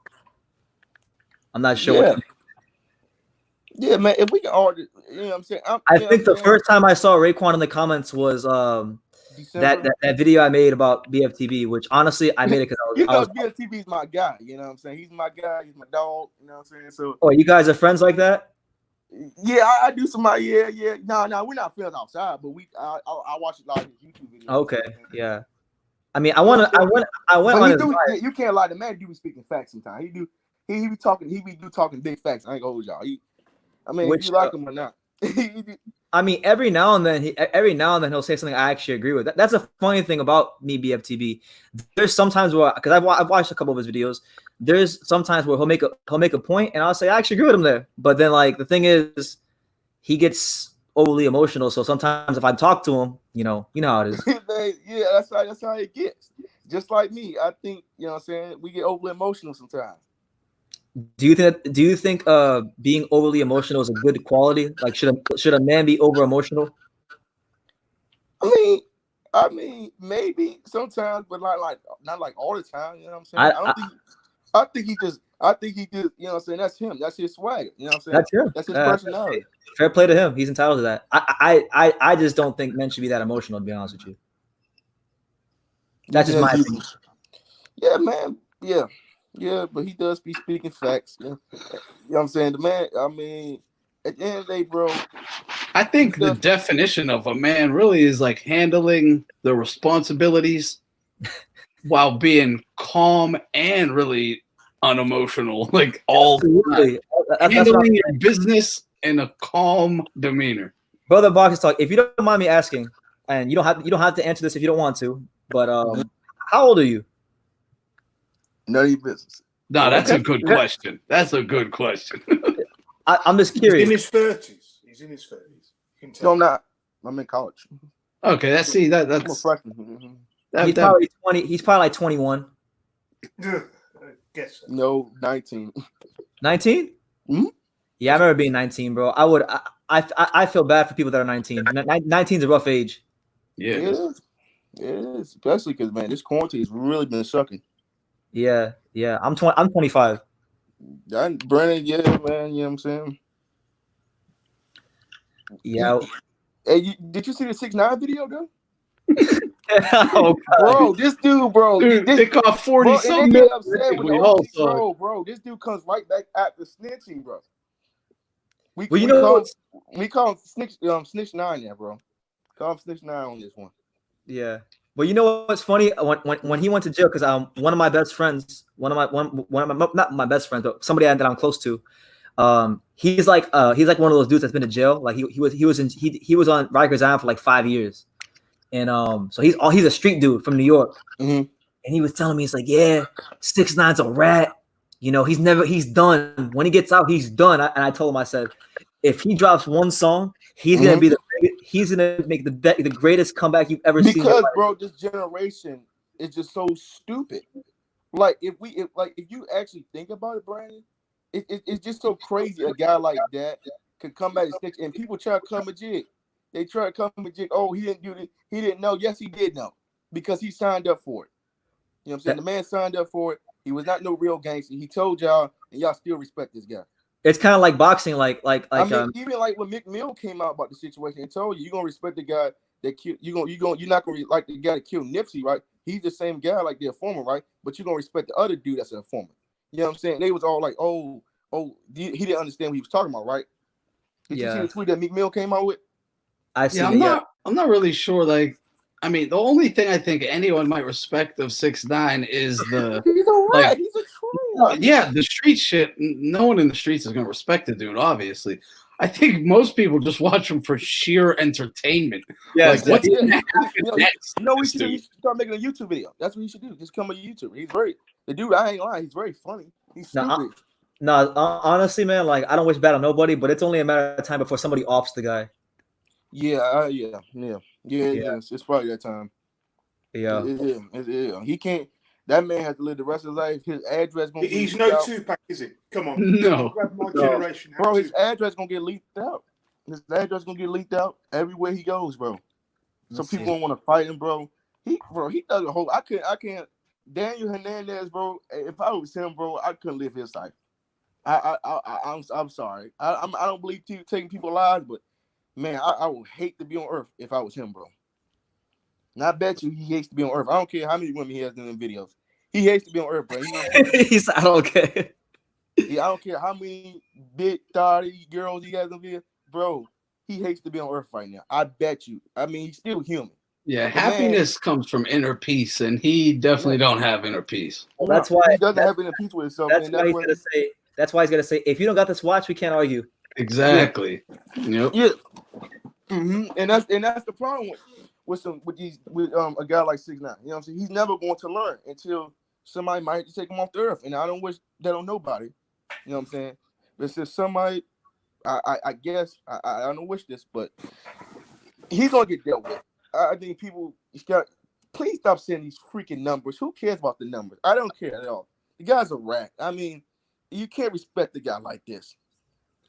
I'll say this: the only thing that I do respect about him is that he's smart. He's outsmarted. Like he knows controversy sells, so he's always into it. Yeah, he knows. He knows how to outsmart people. I mean, he knows how to get people to watch his stuff because that's what he's a troll. Huh? Did you watch his stuff? Man, my one of my friends sent me the damn video. I'm saying I ain't watched it. Shut it off. I said this guy. Nah, man, you watched the whole thing. Stop playing. You watched the whole thing. You were checking out the big booty chicks in the video. Maybe I did. Maybe I did. That's the only reason I watched. That's like 95% why people even watch that video, bro. Oh, of course. Of course, bro. 6ix9ine will be bigger in death than in life. You watch. Huh? See, he's the type where he kind of has to be alive because I only want to see him talk shit and then see what's going to happen. I was telling all my friends for months.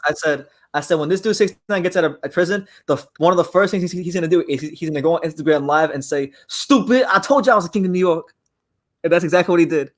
Yeah, you did tell me that too.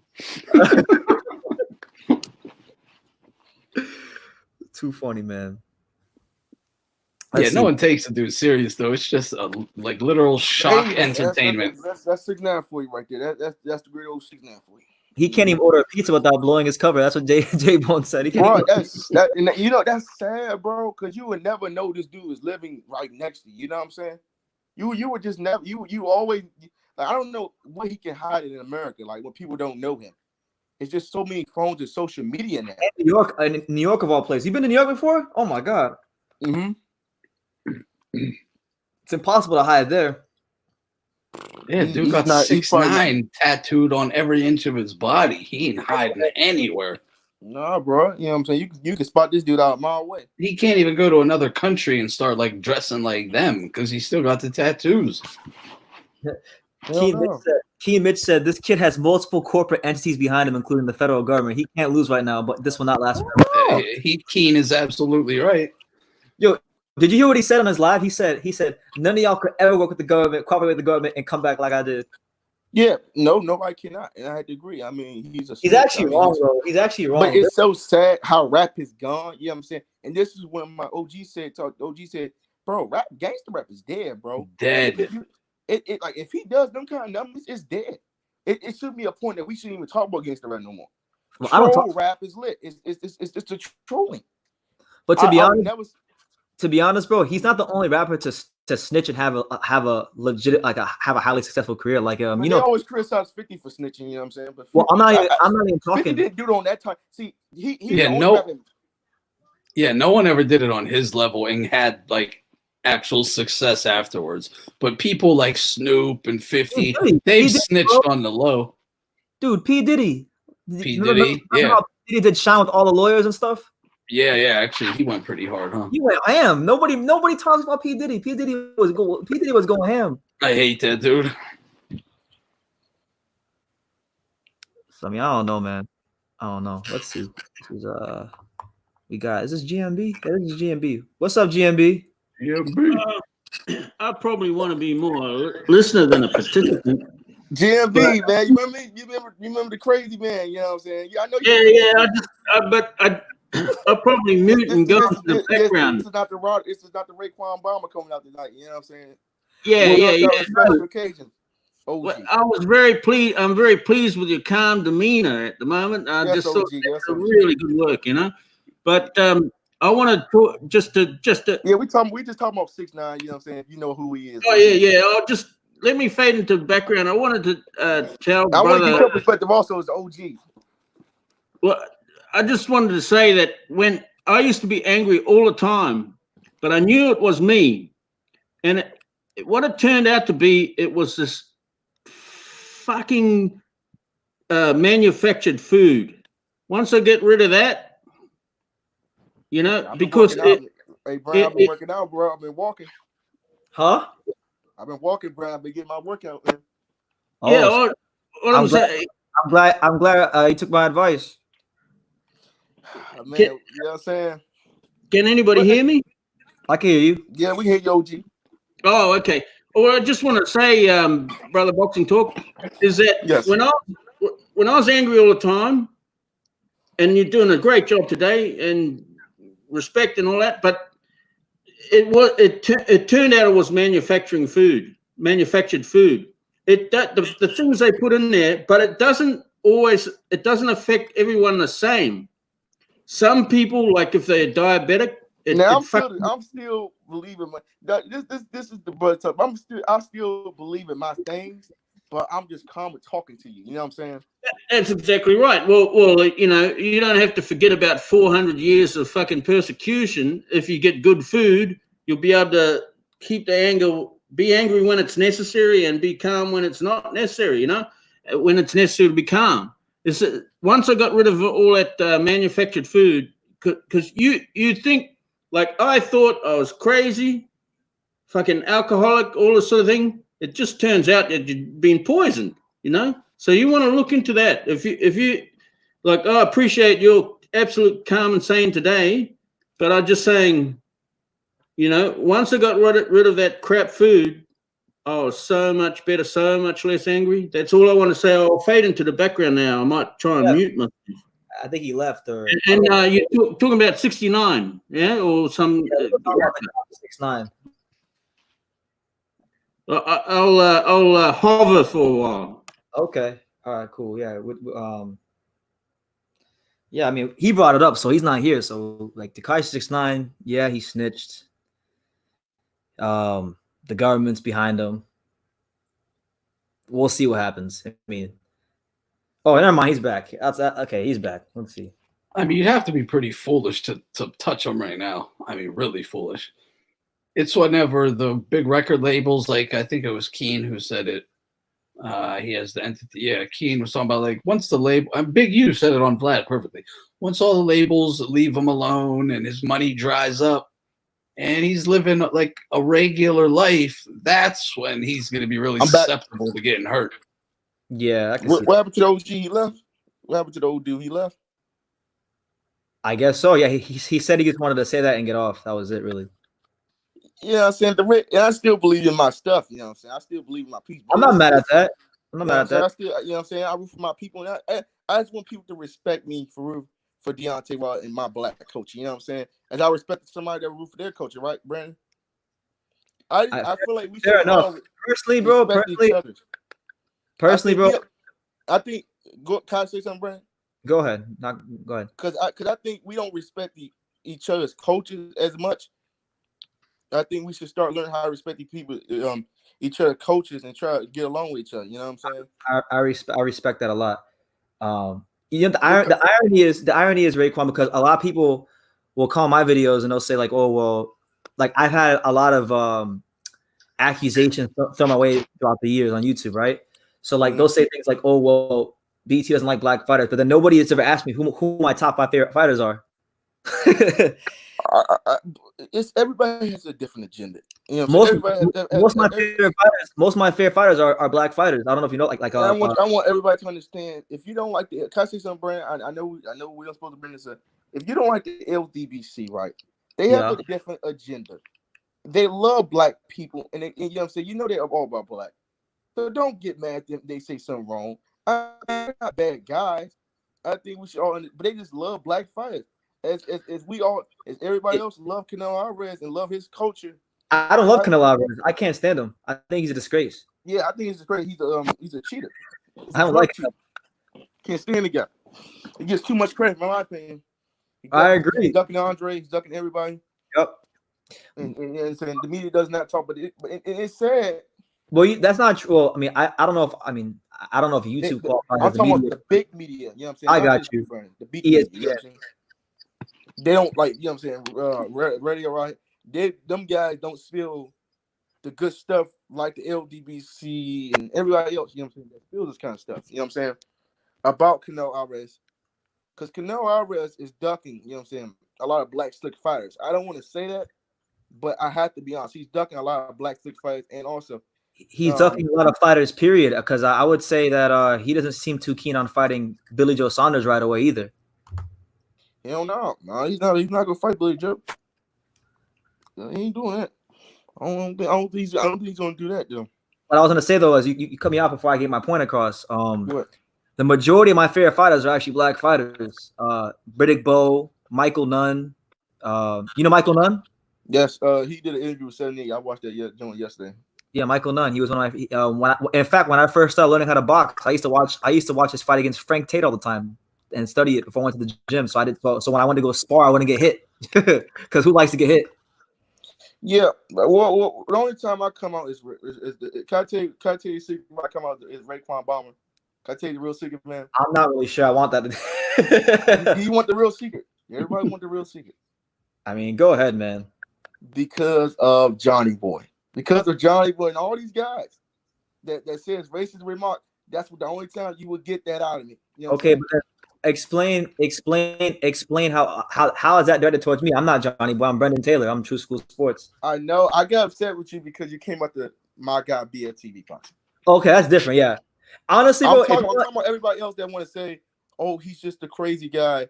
Oh, he well, I know we're on good terms right now, but I reserve the right to believe that he's still a crazy guy. I think he's still crazy. I told you the Raekwon Bomber comes out, bro. It does come out sometimes. I'm respectfully disagreeing with you. No, if you disagree with me, fine, cool. We all could disagree. You disagree with me about Wild and other fighters, so I can disagree with you about BFTV. It's only fair. Not talking about me, Raekwon. I come out. Or brother boxing talk. Okay. But a boxing talk. Yeah. We can agree to disagree on things. I don't have to agree with everything you say. About the videos, man. We can laugh, but the videos did do some good views, though. I ain't gonna hold y'all, man. I tried to get you some good views on the videos, bro. Oh, I guess I just say thanks. I mean, the videos did. It was kind of like funny. I was watching the videos. I was just laughing and saying, like, bro, because I just love Deontay Wilder. You know what I'm saying? It's just like, bro, I understand where he come from, bro. He you know what I'm saying? We can't lie. The man's himself. You know what I'm saying? I think a lot of fighters don't want to be. I'll be honest with you. I'll be honest with you. He's himself, and I think that's what a lot of fighters. No, hold on. I want to make an observation. I want to see if you agree as a Deontay Wilder fan. Mm-hmm. Have you watched like his older interviews, like before he became champion? Yeah, he was more calm and more. He was just more of a He was a young dude back then, you know what I'm saying? Now he just turned because he became world champ, you know what I'm saying? You know what I'm saying? Now he just like he just turned. I understand the old interviews, you know what I'm saying? He was just not like he was just quiet, you know what I'm saying? He was just No, like, I'll be honest with you. I actually think that guy is more of the real him than the guy that we see now. I'll be honest with you. you think that's the real him?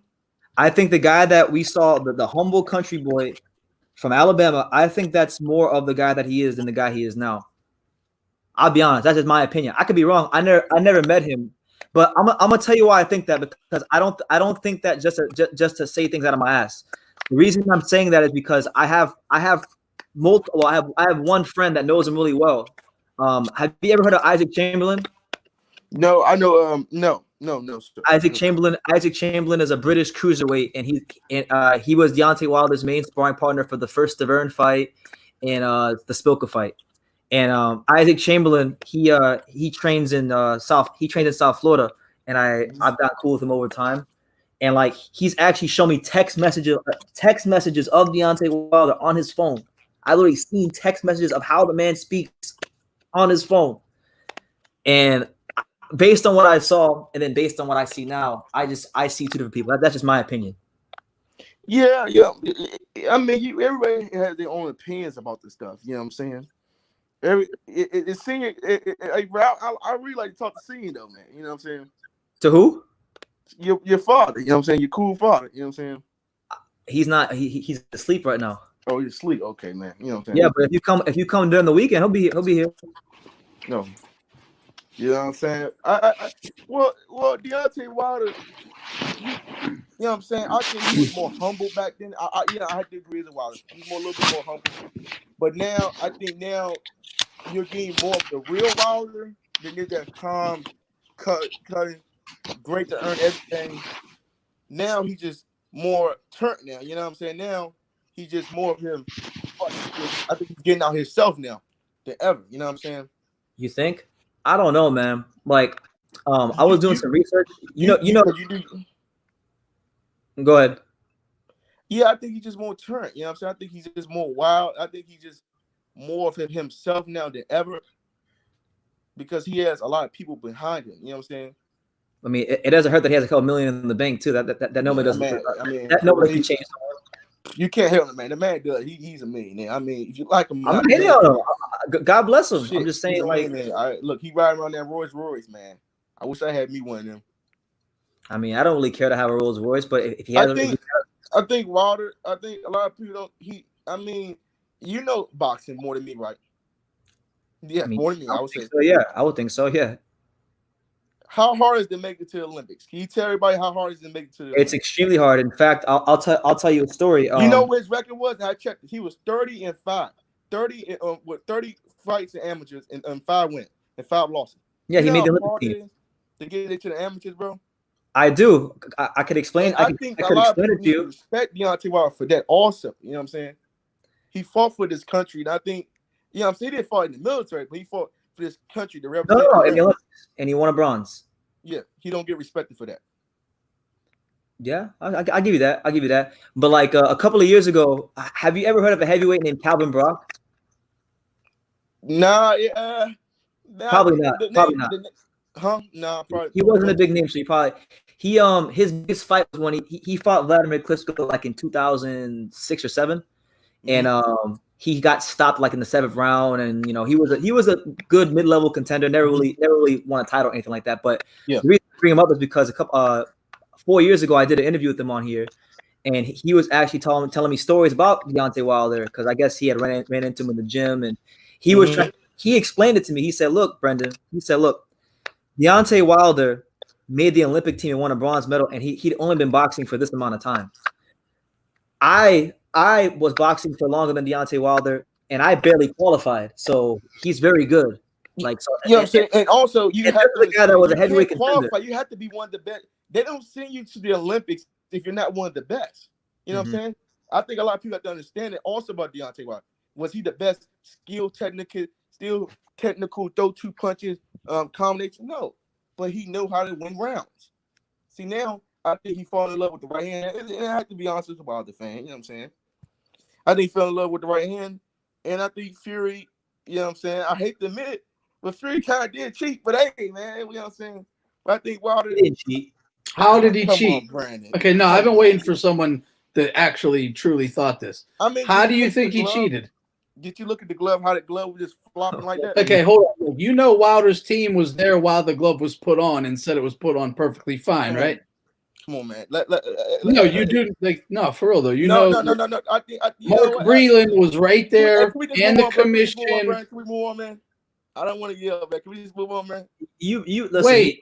You brought it up, man. Yeah, So you brought it up. I just want to move on there, bro. Well, why do you want to move on? That's the delusional fanboy mentality, though, that Man, people come will on, man. criticize you Yeah, for. bro. You cannot explain that glove, bro. Nobody can explain that. Yeah, I mean, dude. You never seen a left hook throw like that. I mean, we have to be honest now. Dude, he's holding his hand open. He's slapping with it, which is bullshit. But that's what he's doing. I mean, but if you watch barbershop conversations, bro, he had all them knots, man. You don't get. I don't watch that guy. Get knots from like that. You don't get knots like that. You know what I'm saying? Yeah, I don't watch him, so I don't know what you're talking about. But Mark Breland was right there, making sure that glove was put on the gloves. And that was in the first fight, not the second, but who cares? Either way, both fights, Breland was right there while the glove was being tied up and taped and signed by the commission. Why did they shut the cameras off? Excuse me, why did they shut the cameras off? It don't matter if they shut the cameras off. Breland was still right there. Wilder's team was still right there. That's an undeniable. Anthony, I understand, Brother Anthony. I understand. I mean, you're gonna disagree to disagree. You know what I'm saying? But then I think he did. But you know what I'm saying? Everybody can disagree to disagree. You know what I'm saying? Yeah, look, bro. Look, I'm just chill, bro. You know what I'm saying? Ron, you know what I'm saying? Look. I got you, bro. I'm just turned right now. It's 3 o'clock. I'm 3 o'clock over here in Easter time, bro. Wait, are you in South Florida? Yes. Or are you in California? Because clear that up for me. Because you said once that you were in California, and then you said you were in South Florida. So which one is it? I never said. I think somebody else said that, bro. No. Okay, I'm moving out of Florida. I'm moving out of Florida to go to California, Cali. Because you said you were in Crenshaw in South Central, and then you said you were in South Florida. Yes, I used to live over there. You know what I'm saying. Oh, okay. Because that was the big confusion. Yes, sir. You're in Pompano? Yes. Oh, because my mom lives there. Look, real quick though, there's nothing there's no reason. Man. I ain't say nothing. I know you made a joke. I made a joke. I was gonna see if you made a joke. I said that on purpose. If a fighter loses, though, I love them Cougars. I'm like, there shouldn't be any shame. I'm not gonna do that to Senior though. You know what I'm saying? I respect Senior too much.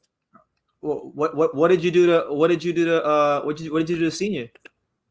Nothing, bro. You know what I'm saying? You know how you made the video, how me and him got into that funny little debate. Yeah, you got into it, man.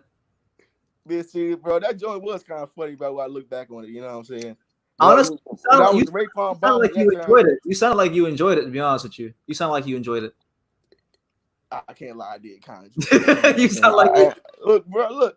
I'm just coming back here to clean my name up. You know, I'm not a bad guy. You know what I'm saying? I'm not a bad guy. I'm not gonna hurt nobody. I'm not gonna shoot nobody. Like, bro, look, I do have guns in my house. I'm not gonna hold you. You know what I'm saying? Well, I'm not gonna shoot nobody. It's your right as an American. You have the right to bear arms. Yeah. You know what I'm saying? I'm not gonna shoot nobody. So at the end, please don't everybody. I'm not crazy. You know what I'm saying? It just come out a little bit. I just get turned. You know what I'm saying? Just get turned up. But I think Anthony had a point he was gonna finish making. Go ahead, bro. And you know what I'm saying? All I'm gonna say is, if you have a fight, if you like a fighter and he loses, like, yo, when I was your age, I promise you, and I'll no problem, because I'm grown. I used to do the same thing. I used to come up with all kind of excuses on why Tyson lost the Holyfield. Okay, I really don't think it's an excuse like that.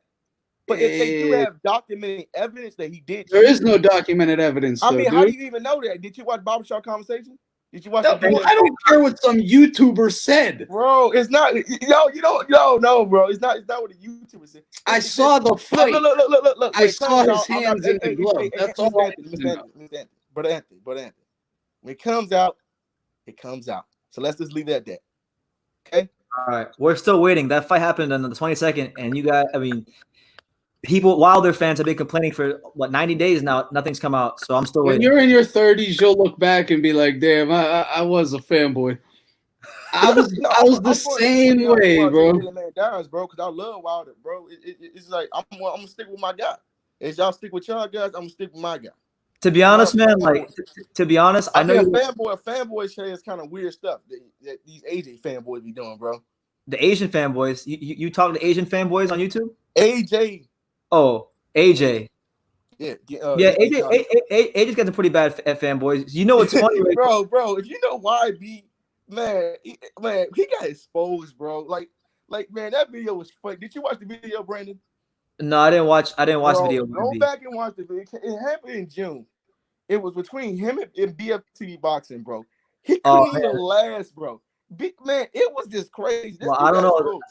Now that you say BFTV's involved, I'm not so sure that he got exposed because BFTV don't be exposing nobody.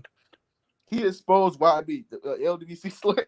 Okay. Man, he exposed the guy, man. He came on his channel, bro. They had a great debate, bro. It was crazy. I was cracking up, bro, in June. Okay. I'll take your word for it. So, bro, go watch it. Go look it up, bro. It's really on YouTube, bro. You're going to have a lab, bro. I'll check it out at some point in time. You know what I'm saying? But I'll be honest with you, bro. Like Roman Chalacito Gonzalez, bro. Romeo Gonzalez, like he's my favorite fighter probably ever. And I mean, when he got knocked out against Rungvisai, I got so many comments from people that hated him for whatever reason. And like I didn't make excuses. The guy lost. Yes. I mean, I'm just going for the evidence. That's all. Fanboy. The man is a fanboy. Sir. Man, he must have robbed Raekwon Bomb to come out. Are you ready for this, sir? You know why? Shut up. Now I don't want to come out, man. I'm chill today, man. Can you tell these boys I'm chill? Yeah, baby. Bro, no, he wanted to come on. I turn up right now, bro. Look, it's 3:00, bro. I turn up. Yo, wait, hold on. Are people in your house sleeping? Yes, sir. So why would you turn up when people are sleeping? What do you wake them up? No, man, it's my college roommate just sleeping. My college roommate sleeping. That's all, bro. Okay. Yeah, you know what I'm saying? What do you would have called? So you know what? So, bro, I'm not arguing with you, bro. You're not me and you're not gonna fight me. I'm not arguing with no guy that is a troll. You know what I'm saying? You're a troll. Please go back. You're a troll. I'm not arguing with you. Brand, let's just talk. Brand, let's just talk for they come out with the Raekwon. So y'all want the Raekwon Bomb to come out.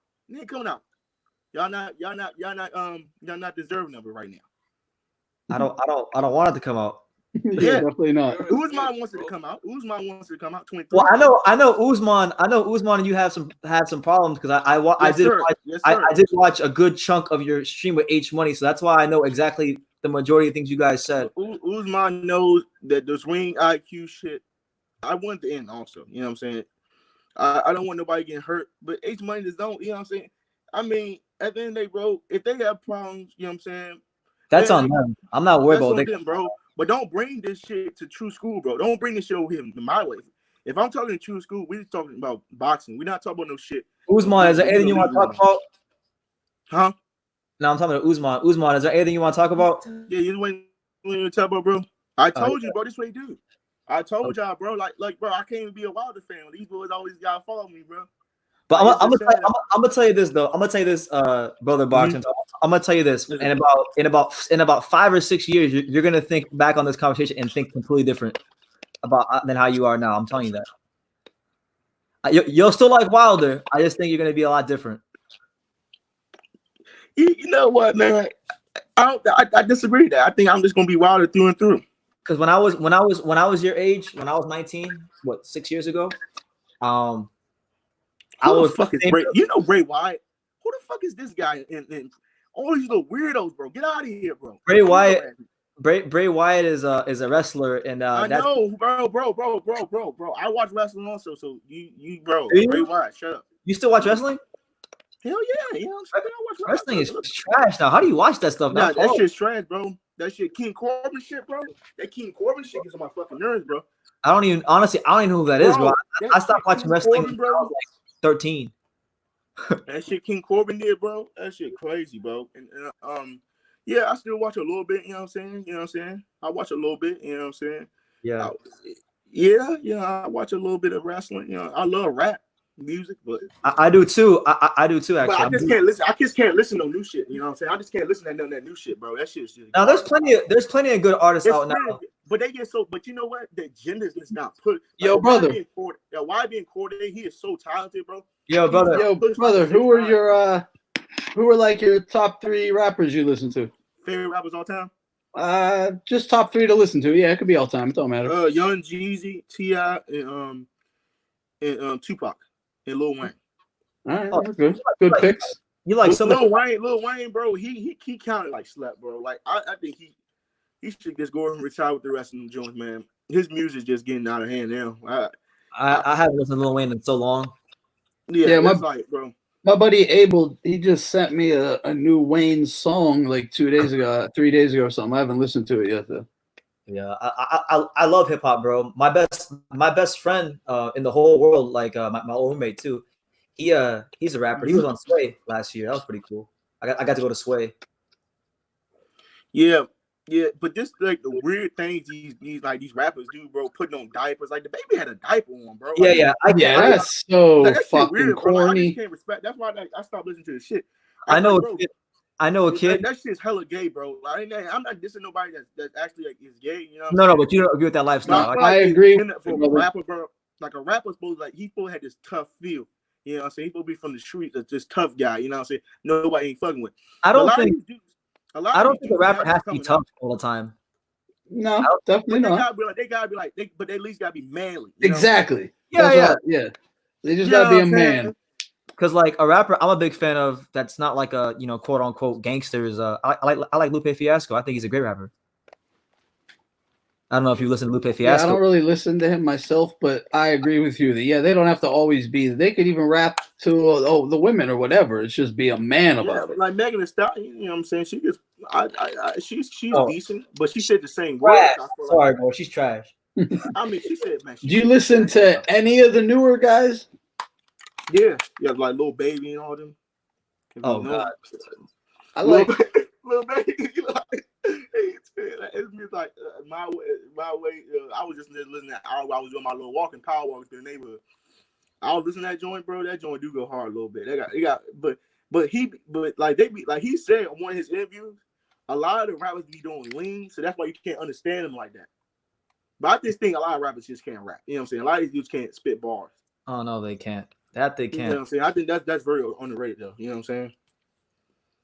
Because if I was just listening to one of his Lil Pump, bro. Like Lil Pump, bro. I'm sorry to hear that. I'm sorry to hear that. Bro, I was listening to him, bro. I'm like, bro. He was just saying, I get the ice on my wrist. Damn, I thought that like that's it. Like, oh no. Bro, I was like, damn, bro. Man, like, dude cannot rap for nothing, bro. And they get pushed. Good, I was just like, it's just like you just jump to it, like you just start dancing. You listen to Nav? You listen to Nav at all? You know Nav? No, I heard of him before. I don't listen to him. Nav is a true. I like Nav. He's a new rapper. I like. Nipsey Hussle was he that. I like. You know what's funny? Like about like probably like I'm gonna say 5 months before he got shot. I just started getting into his music. That always happens too. Like every time I start liking a rapper, they die. Like I remember Mac Miller. I hated. It's always right. They take like J. Cole said the fake wasn't lit. The real ones is down, the fake wasn't lit. You know what I'm saying? You know what I'm saying? Yeah. The fake ones is lit, like say nah, he's lit. But the real ones is down like Nipsey Hussle, you know what I'm saying? You ever listen to Nas? You like Nas at all? Yeah, I rule the world. You know what I'm saying? I like that album that I forgot the damn album name. I gotta go look at it. I think it was on It Was Written or yeah, It Was Written, I think that was. Yeah. No, it was a 96 joint. There's Illmatic. Yeah. Illmatic. That don't go hard too. See, bro.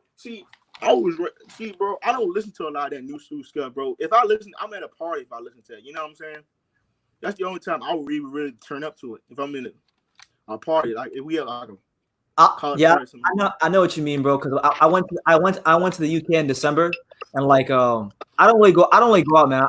I'm not really one that likes to go out and like party and stuff. It's just not my thing. It's never been my thing. But like I went to a club in the UK, so I remember when I was there, they were playing like Kodak Black, and now Kodak. I was so hyped to hear Kodak Black in the UK because it's South Florida stuff. So like, it was just cool to hear. My papa no boy. Huh? My papa no boy. My man Kodak Black. You know what I'm saying? So, I mean, he's a decent rapper. I mean, he's not bad as everybody else. I mean, he's growing me a little bit. I don't like him when he first came out, but he's growing on me now. You know what I'm saying? As the years passed. That No Flocking came out, bro. I was about like 13 that stuff came out, bro. And it was like this turned up. You know what I'm saying? Oh, the drug flocker? The drug you talking about? No Flocking. Oh, No Flocking, the sign of that. 2014 season that joint came out. But Roddy Ricch, you know what I'm saying? I feel like even Roddy Ricch, he like a lot of these dudes. Roddy Ricch has some songs. He got some tunes. He got some auto tunes. That man, like, bro, but they be admitting, like, bro, like, as a rapper, I just can't admit I copy somebody's style, bro. I can never admit that. I feel like there's no shame anymore. See, like, they all steal each other's flows, man. Like, there's no shame. It's just like there's no shame. I remember like when Drake first came out, like in 2000, like when he first got big, like in 2009. And he went to Hot 97 and he did a freestyle and he read the lyrics off of his BlackBerry. I remember he got shamed so badly for that. And now like nobody would ever get shamed for that now. Hell no. You could never get shamed. You know what I'm saying? You would never get shamed. You know what I'm saying? Like, look at Uzi. If he was wearing pocketbooks, I mean, the man's wearing pocketbooks, bro. Like, and they're pushing this agenda on our kids. You know what I'm saying? Yeah, they're trying to feminize the boys. Yes, and that's why they're trying to take the men out the house. You know what I'm saying? Absolutely. That feminization of men is real as fuck. And did you hear about Lil Boosie? You hear about the Lil Boosie situation? With Dwayne Wade? No, he got his son dick sucked. You know what I'm saying? Oh, no, I didn't hear that. Well, yeah, you know what I'm saying? You know what? I don't blame him because they're trying to push this agenda. Lil Boosie got his son's dick sucked? Yeah. Hey, I mean, I can't blame the man because he basically tries to say they're pushing this agenda. You know what I'm saying? Even that's how it's sad that he has to admit that. You know what I'm saying? On the interview, he has to admit that on his live. You know what I'm saying? I feel you. Like, it's just sad that it has to go down like that. It's going to get more worse. So I guess you got to prepare our sons to do that kind of stuff. You got to, bro. You got to teach them how a woman feel. You know what I'm saying? Well, I'm not. Look, luckily I'm not having any kids for a number of years, bro. I'm in college, bro. You know I can't afford. How old was Boosie's son at the time? Huh? How old was Boosie's son at the time? This is a two-parter. 12, 13. All right, the kid should have just been able to get it himself whenever the time was right. First of all, hey man, but then bro, I just can't blame him. You know what I'm saying? Because this generation, you know what I'm saying?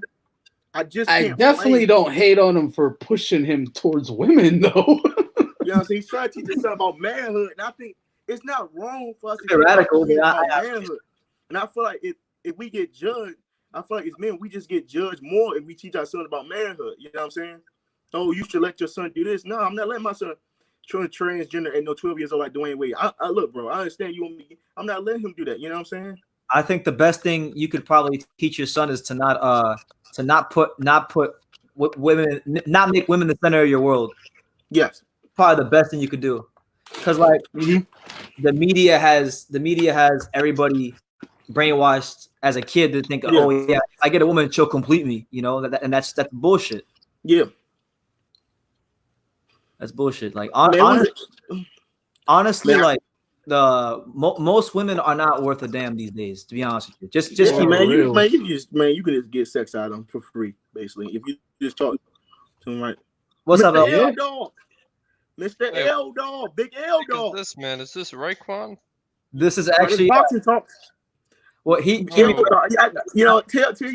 I still don't like Johnny, but you know what I'm saying? We don't have to not that guy anymore, apparently. He says he dropped the Raekwon. Raekwon bomb only comes out if I wanted to come out sometime.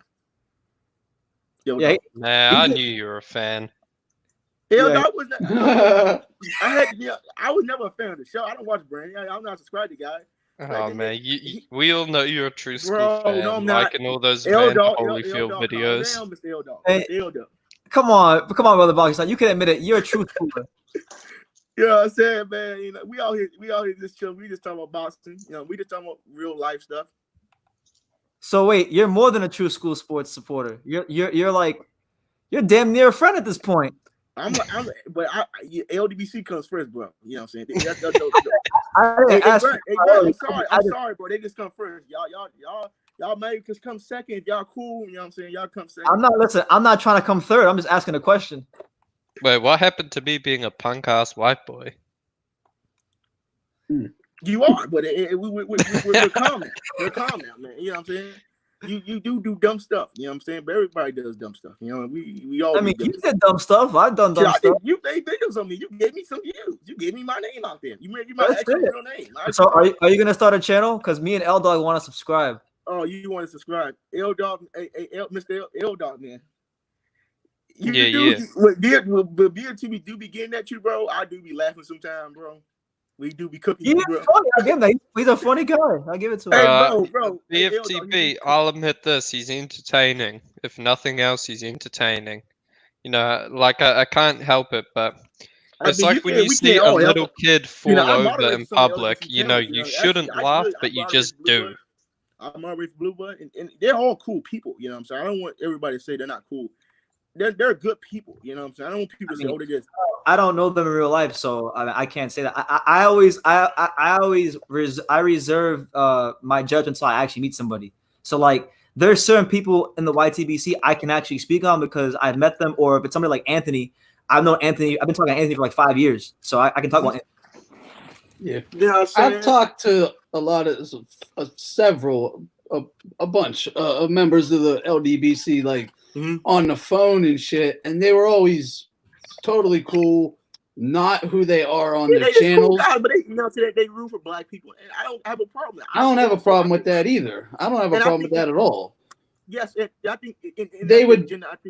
The problems I always had with them is they'd be totally cool with me on the phone and then make a video talking shit about me like literally the next day. And to me, that's just two-faced as fuck. Do you think that's honorable? No, hell no. That's weak as fuck to me. Hey, look, there's nothing wrong with supporting your own fighters, but the problem is when I support Eastern European fighters, people call me a racist. Like, how come Mexicans can support Mexican fighters, black people can support black fighters, but I mean, it's just like this. I think it's also like I can't support a black fighter. I can't because they're gonna call me racist. You know what I'm saying? They're gonna say, "Oh, you just L-Dog, American society is very different to ours, mate. Something we'll never get. American society is a black man branding. Dear. You don't speak. It's very racist towards us. You know what I'm saying? Like the brother got shot. Yeah, but I'm black, and I'm quite offended by some of the things you say. I think you need to take a different perspective on life. I mean, you're from a different country, sir. And you might don't understand it like I understand. I'm sure I do, mate. I'm a lot older than you. And I mean, you are older than me, sir, but you don't live in America, sir. So it's just different over here. And that's what I'm trying to explain, and that's why the LDBC is trying. I'll be honest. I'll be honest with you. Brother Boxing Talk. I'm not gonna sit here and say that racism doesn't exist, but I honestly think, like, you know the saying, like, life is what you make it. I believe that, like, I believe that to the core. Like, so I almost feel like if you're gonna walk around with this like everybody's out to me victim mentality, then I feel like then you're gonna succumb to it. You're gonna fall to it.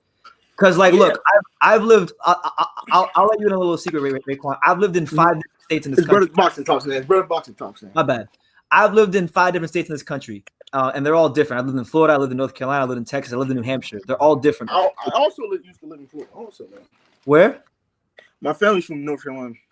Okay, I was born in North Carolina, and I grew up in South Florida, and I lived in New Hampshire. And New Hampshire and South Florida are extremely different. New Hampshire, in fact, my freshman year of high school, I went to a school that was about 97.5% white. There was 4,000 students, and I would say roughly 97% of them were white. And I went to that school, and I'm clearly not white. So my thing was this: like, I never looked at anybody from a racial standpoint. I just treated people, and I just dealt everybody based on their character. I didn't look at it as and this is also, you know what I'm saying, I think the media pushes stuff if a black person mess up, right? Let's all agree. But you're using. I think the media. No, you make your own mind life. Can I say something? We're not going to argue. We can all. We're not going to argue with each other because we're not doing that no more. Color doesn't define who you are. You do. Sir, we're not. This is not, sir. If you come over here for the Raekwon bomber, he's not coming out right now. So you can just wait. Hold on. Let him say his piece about the media. Come on, man. I can't even say my piece. Y'all try. Y'all look. I might have something to say after that. Man. That's what they want me to do. They want me to get turned up, man. I'm not doing it, man. Go ahead, brother. Get out of here. Check out of here, man. If you don't want to hear the boxing talk, you can just leave, bro. Wait, go ahead. Go. Say your point. The media. Excuse me. Thank you. The media pushes black people so hard. It's like, you know what I'm saying? Look at this stuff what they did with Kobe Bryant, right? They mentioned about Kobe Bryant's sexuality. Why are you bringing up that's not true? But a black woman brought it up. Yes, I understand, but that's what she's trying to do because they teach her, okay, say them kind of things. Yeah, but that ain't got shit to do. No, her boss is also a black woman. And that ain't got shit to do with race. That got to do with man hating and that group of but that's what they do because men. If it was man hating, why they don't talk about Harvey Weinstein? Well, because she was fucking business partners with him. I mean, they don't. I think they talk about more black men. They do talk about. I think you've got a target and you've got a chip on your shoulder. When you get older, you won't be thinking like this. Smith, shut up. The world Smith. No. We're having a conversation. Sir, you want me to argue with you? Sir, nobody. Smith. You need to grow up. Smith. You need to grow up. You need to grow up. Sir, nobody's arguing. Me and Brandon, we're cool. We're not arguing no more. You need to grow up. See, sir, you want Brandon me to argue. See, you want these guys. See, sir, I can expose you, David Smith. I'm 20 years older than you, man. David Smith, you want me to argue with you so you can have the race. I don't think that he's trying to argue with you. I think he's just saying his perspective, and you can just. I'm sympathizing with you as someone that's the same as you. Yes, sir. I'm trying. Right, I was adopted by a white family. My dad is Jewish, and my mum's white, and I grew up in a. But do you live over in America? America? No, I didn't. No, yes, but we have the same struggle David Smith. in your country. America. Go ahead, David. Go ahead. My ancestors were slaves the same as you. But if you make a target about it, don't put a target on your back. You need to get at the end of the day, but America has been built, and we all agree, and you need America to move built on racism. The way you're thinking, the country is you're set America back 50 years. Hold on, sir. Brother Boston, yo, do you think okay? You're setting the world back 50 years. You said America is built on racism. Why do you say that? It's not. It's not. So how is America not built on racism? It's how? It's slavery. How they shut black people down. How they talk about black people. Look, bro. You need to move on. The world's moving on. But then we need to move on. Tell white people to put their fucking privilege down. Okay, we're not gonna get if we can't all just understand and we're gonna argue about it, bro. I'm not listening. I feel like they want the Raekwon bomb to come back. No, there's no arguments here. No, they're just trying to have a conversation. Something adult to do. But you need to grow up and move on. No, sir, you don't understand. You're not from America. You don't understand what's happening. Well, okay, we are from America. We're from America. I'm from America, and I've lived in more states than you. Yeah, you might, but then have you lived in bro? You know it's racism. It's an agenda they push out there, and for me, if look at the Devin Haney situation. Right? Wait, hold on, real quick. But there's racism. There's some racism that goes every way. There's an agenda that goes. Hold on, let me finish now. Go ahead, and there's an agenda that pushes against everybody. There's agendas that push against Spanish people. There's agendas that push against whites. Disabled people. There's agendas that go against everyone. I have this question, Raekwon. Hey, Raekwon, brother boxing talk. I understand what you're saying, but at the same time, it's just like it kind of makes me wonder when Sergey Kovalev has to go to America, be the B-side against Andre Ward, and then doesn't get a single scorecard. I mean, if there was this big racism against him, hold on, real quick. Listen to this. They would have helped Kovalev. Can I say something also? Can I say something? No, let me ask you a question, brother. You hear about the two elderly white folks that were just sniped by a black dude? Yes, sir. I didn't hear. Yes, you didn't hear about that? Yes, but you're trying to put this on us. You're trying to put this. No, I'm not. I'm just saying there's agendas. There's agendas that go both ways. Georgia, what happened to him? So you don't think that's racist? You don't That's think why racist I'm bringing it profile? up. But look at the attention that got compared to the others. There's agendas that go both ways. Okay. So you're trying. So what you're No trying? one's. You're trying to make this up. Brother So Boxer, can I you have a please question. No, explain? you're So not let's understanding even what like I'm you saying. we talked about the Devin. Elder. Look at the Devin. Look. Hey, can I say something also, Brandon? Yeah. The Devin Haney This situation guy's was ridiculous. pushed more because agree? his racist comments, like you Yes. said. But then with the Sergey Kovalev My God. thing does not get pushed. We did to Adonis Stevenson. That doesn't get pushed It in the did get media pushed, as though. a What are you death. talking No, about? it didn't. Well, It didn't. here. All right. Like- Can I say bro, something bro. quickly? A Go lot ahead, of Elder. people they want to bring up Sergey Kovalev all the time. Let's, especially when when that Javante Davis thing happened. Let's not act like Sergey Kovalev was ever found guilty of assaulting that woman. He wasn't. He was No, he was accused, not. but he was He never was found not, guilty. and he was not found guilty. He was not found guilty. And I hate to say it, Fred did a great interview with the woman. I mean, if you watched the interview, she was really upset because they didn't give him no fines or nothing like that. He's still fighting, and I believe I think he should be in jail. I mean, Well, yeah, I the man should be in I jail. believe he should, be held at a court of law. But I don't think But I don't think. But they're not going to do it as they will push. That's what I'm trying to tell you. See, this is what I'm trying to explain, y'all. They're not going to push that like they will do Devin Haney. And see, this is all. And you don't want to admit it, but this all goes back to race. Okay. Oh, come on, man. Everyone's out there to bring the big bad Eastern Hey, man, European. Brad, we're just having a good conversation, man. No. I want to chime Hey, in. but what I'll say is, look, I respect We everyone's still point of view. are. I just think, like, in life, if you want to look somewhere, you'll find a specific information, like, confirmation bias. yeah, I mean, look, there's agendas against everyone. I agree with Anthony. Like, if you look, some people will just have it out for different people. It's wrong, it's fucked up, but look, that's just the way the world is. People have their opinions and they'll push it. But Yeah. I stood watched behind my back when a white police officer walked down my side. That's why. But isn't that kind of like a I'm victim white and mentality? been beat up by white police officers. Okay. I've been put in jail by white police officers. That shit happens to us all, dude. Trust Bro. me. But you don't get racially profiled like us in America. He's been racially profiled. Bro, at the end of the day, I think if we I think we just have to put the white privilege down. And I think we don't want to admit that. I think it is white privilege. I mean, Can you define white privilege? Yeah, define white privilege. Define it. A white privilege is, for me personally, white privilege is when stuff, like, you know what I'm saying, with stuff, when they do stuff, it does not get talked about. You know what I'm saying? Just like with the Harvey Weinstein situation. His stuff didn't get pushed like R. Kelly stuff. Dude, it's the biggest sex story out there. I have a response to that. How about wasn't he put in jail though? And he's Jewish, but whatever. How about when the school shootings happen and they always show the white guy on camera? That gets pushed out there a lot. It does, but then look how the other situation happened with the Georgia dude. I mean, look how the YouTuber, they found him. Even he got shot in February. So why the story was not pushed in February? But why did it push now? See, I have a theory on that. I have a theory on that. Yes, sir. Maybe this because is a great conversation to have. Maybe because the elections are coming up and they're trying to divide and conquer, so people can get.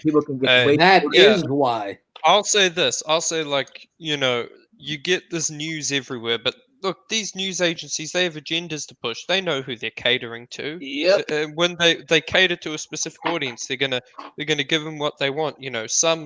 Some networks might be harder on black people than others because, I don't know, maybe their audience is like a more racist audience or something. But look, if you go looking for information these days, you'll find it. Like, you'll see people pushing all kinds of ideas, like crazy ideas. I mean,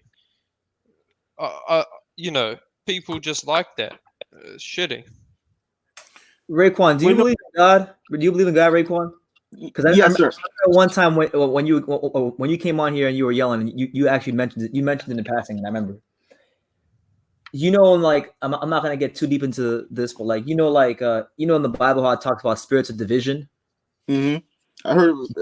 I've been tricked. There's a part of the Bible where they talk about spirits of division. So like, don't you think maybe like this is all just a form of divisive spirits just working their way in the world? Yes, But also, you had to, yes, sir. I do agree. The Bible's You know what I'm made saying? up. I don't think the Bible's made up. Yeah, the Bible's real. It's a good I mean, story. It's not real. Oh, hold on, OG's back. OG is back in the building. GMB, what's up, man? OG's back in the building. Say, Mr. OG. I wanted to make the comment that there's a lot of perceived racism. It's probably only 10% real racism and 90% perceived, because the labor market got really fucked up after they went off the Nixon went off the gold standard. It just got worse and worse, and now you've got this this softness in the labor market that's constant and it's growing. And what happens then is a group like the American blacks, they're always the last to get hired and the first to get fired. And I really understand that, because that's me, right? Thank you for speaking out there. So thank you for speaking that. That's why I'm trying to tell you. But you must understand, Brother Boxing Talk, it's not something in the hearts of men so much. It's just this fucked labor market, and I'm always the first to get fired and the last to get hired too. So but America is three things. It's called racism, politics, and money. That's what America's pushed off. You know what I'm saying, Brandon? So I just wanted to say it's, there's a little bit of racism there, but mostly it's this fuck labor market. It's hurtful. It's hurtful to have to drag your ass around to all these people. I hate to talk about race, bro. I hate to talk about race on boxing. I mean, we shouldn't be talking about race. Why'd you bring it up? I don't know. That sounds kind of that sounds like a very contradicting statement, because isn't the LDBC founded off the principle of talking about race in boxing? Absolutely. Yes, sir. Yes, sir. They are. So they talk about. But the LBC, they talk about this stuff that is GMB. Don't give this boy any more ideas, please. Oh man, you want the Raekwon bomb to come out, man? Brother Boxing Talk. I agree with you, man. I agree with you 100%, bro. Everybody don't agree. Shout out Rex. If L Dog, look, bro. Shout out to FBL in the comments. I'm gonna say this, man. Disrespect the LDBC, bro. They're cool dudes. Yeah, You know what I'm gonna say this. I'm not gonna pass judgment on Brother Boxing Talk, because I have never experienced what he's experienced. So, I'll take his word for it. I have as a black man, but I don't use it as a target. I don't make a big deal about it. You get on with it. Look, David, if we would, and I would love to be like that, bro. About every racist comment you're throwing at you, you'll never do anything. Bro, I would love to move on with it. You have to love to talk about that, bro. But you're too young to even know anything about life, boy. You're too young. So, come on, David. What do you think makes you think that you've experienced this sort of discrimination? Thank you, OG. Thank you. We trying, bro. He doesn't live in America like this. I understand it. You don't understand it. So how do you understand? Can you explain why all these kids got a 19-year-old boy? David, your father, you said, is a Jew. Is that what we're saying here? His adopted father. I'm black. You explain the kid in Georgia why he got shot. So I understand racism more than anyone. I've had it in my own family, but I don't make a big deal out of it. Come on, that's a lot of rubbish. The Jews always plead racism, but they're always a privileged group. Thank you. That's a lot of rubbish. You don't know because you don't have a clue. So keep your opinions. No. The history of it. No one cares. We're here to talk boxing. No one gives a shit about it. We're here to talk boxing. Yeah, I think we need to take a right turn and get back to boxing. Hey, guys. Did you hear AJ got knocked out in sparring by Deontay Wilder, secret sparring session? You've got an agenda. Disappear. I'm sick of hearing your nonsense, mate. GMB. It's not nonsense, man. It's true. Hey, look. We all have different opinions. We all have different perspectives. But you're a cunt and you need to shut the fuck up. Everybody just shut up. Everybody just be quiet for a minute. I'm mute people. Come on, man. Everybody just be quiet for a minute. Take a chill pill. Hold Come on. on, everybody just be You gotta quiet. take a chill pill too, bro. You gotta take a chill pill You're too. like, you keep talking. Just can't put up with this bullshit Jew persecution rubbish. Yeah. It's all We all gonna disagree to disagree, but we all can respect each other's opinions. Absolutely, but and you're doing well, brother. Boxing talk. You're doing really well. I'm kind of proud of you. I think we should get back to boxing though. Yeah, I agree. Look, because this I is a pulled very Taylor. touchy subject. We all have our opinions, but sometimes, you know, Back just to to keep them boxing, to yeah. ourselves. Hey, where did brother boxing talk go? He's gone. Okay, I wanted to ask about Marciano. What if he's fighting a modern boxer and it's a 15-round fight? It's got to be a 15-round fight, and he's already got to 8 rounds without his eye opening up. How do you think he's going to go? Well, is he fighting? He's fighting at ooh, heavyweight. What? Yeah, that's a good question too. You got to. Can you give us a specific fighter like that he would be fighting? And Well- like BT said, is it going to be? Is he going to fight at light heavyweight now, which he would be able to make, since we have day before weigh-ins now, or is it just going to be 190-pound Marciano versus a 250-pound monster? Yeah, I've rigged the question. I've rigged the question in Marciano's favor a lot, because I don't think he'd win on points in a 10-round modern fight. back. Yeah. I don't know what's going on with StreamYard. I'll be honest with you. I don't think heavyweights before Muhammad Ali's era could compete with this era's top dogs. Yeah, I don't either. I just think they're too small. Like when you go back so far, like Joe Louis, he looks like Kovalev size. He looks nothing like an Anthony Joshua, Deontay Wilder. I think I disagree. I think they can compete. I think they can compete though. Which heavyweights before Muhammad Ali's era? They can compete though. I told you I'm a casual. So Jack Dempsey. Jack Dempsey, yes. Oh, yeah. See, Jack Johnson. He's a 185-pounder. So I don't think those heavyweights. I think Jack Johnson might compete with him though. Jack Johnson. Jack Johnson's like 6'1.5" flat. Like I just think these guys are too much of a size advantage. Louise can compete with AJ. I think a lot. I mean, look, it's possible. But Louise can compete with him. I don't.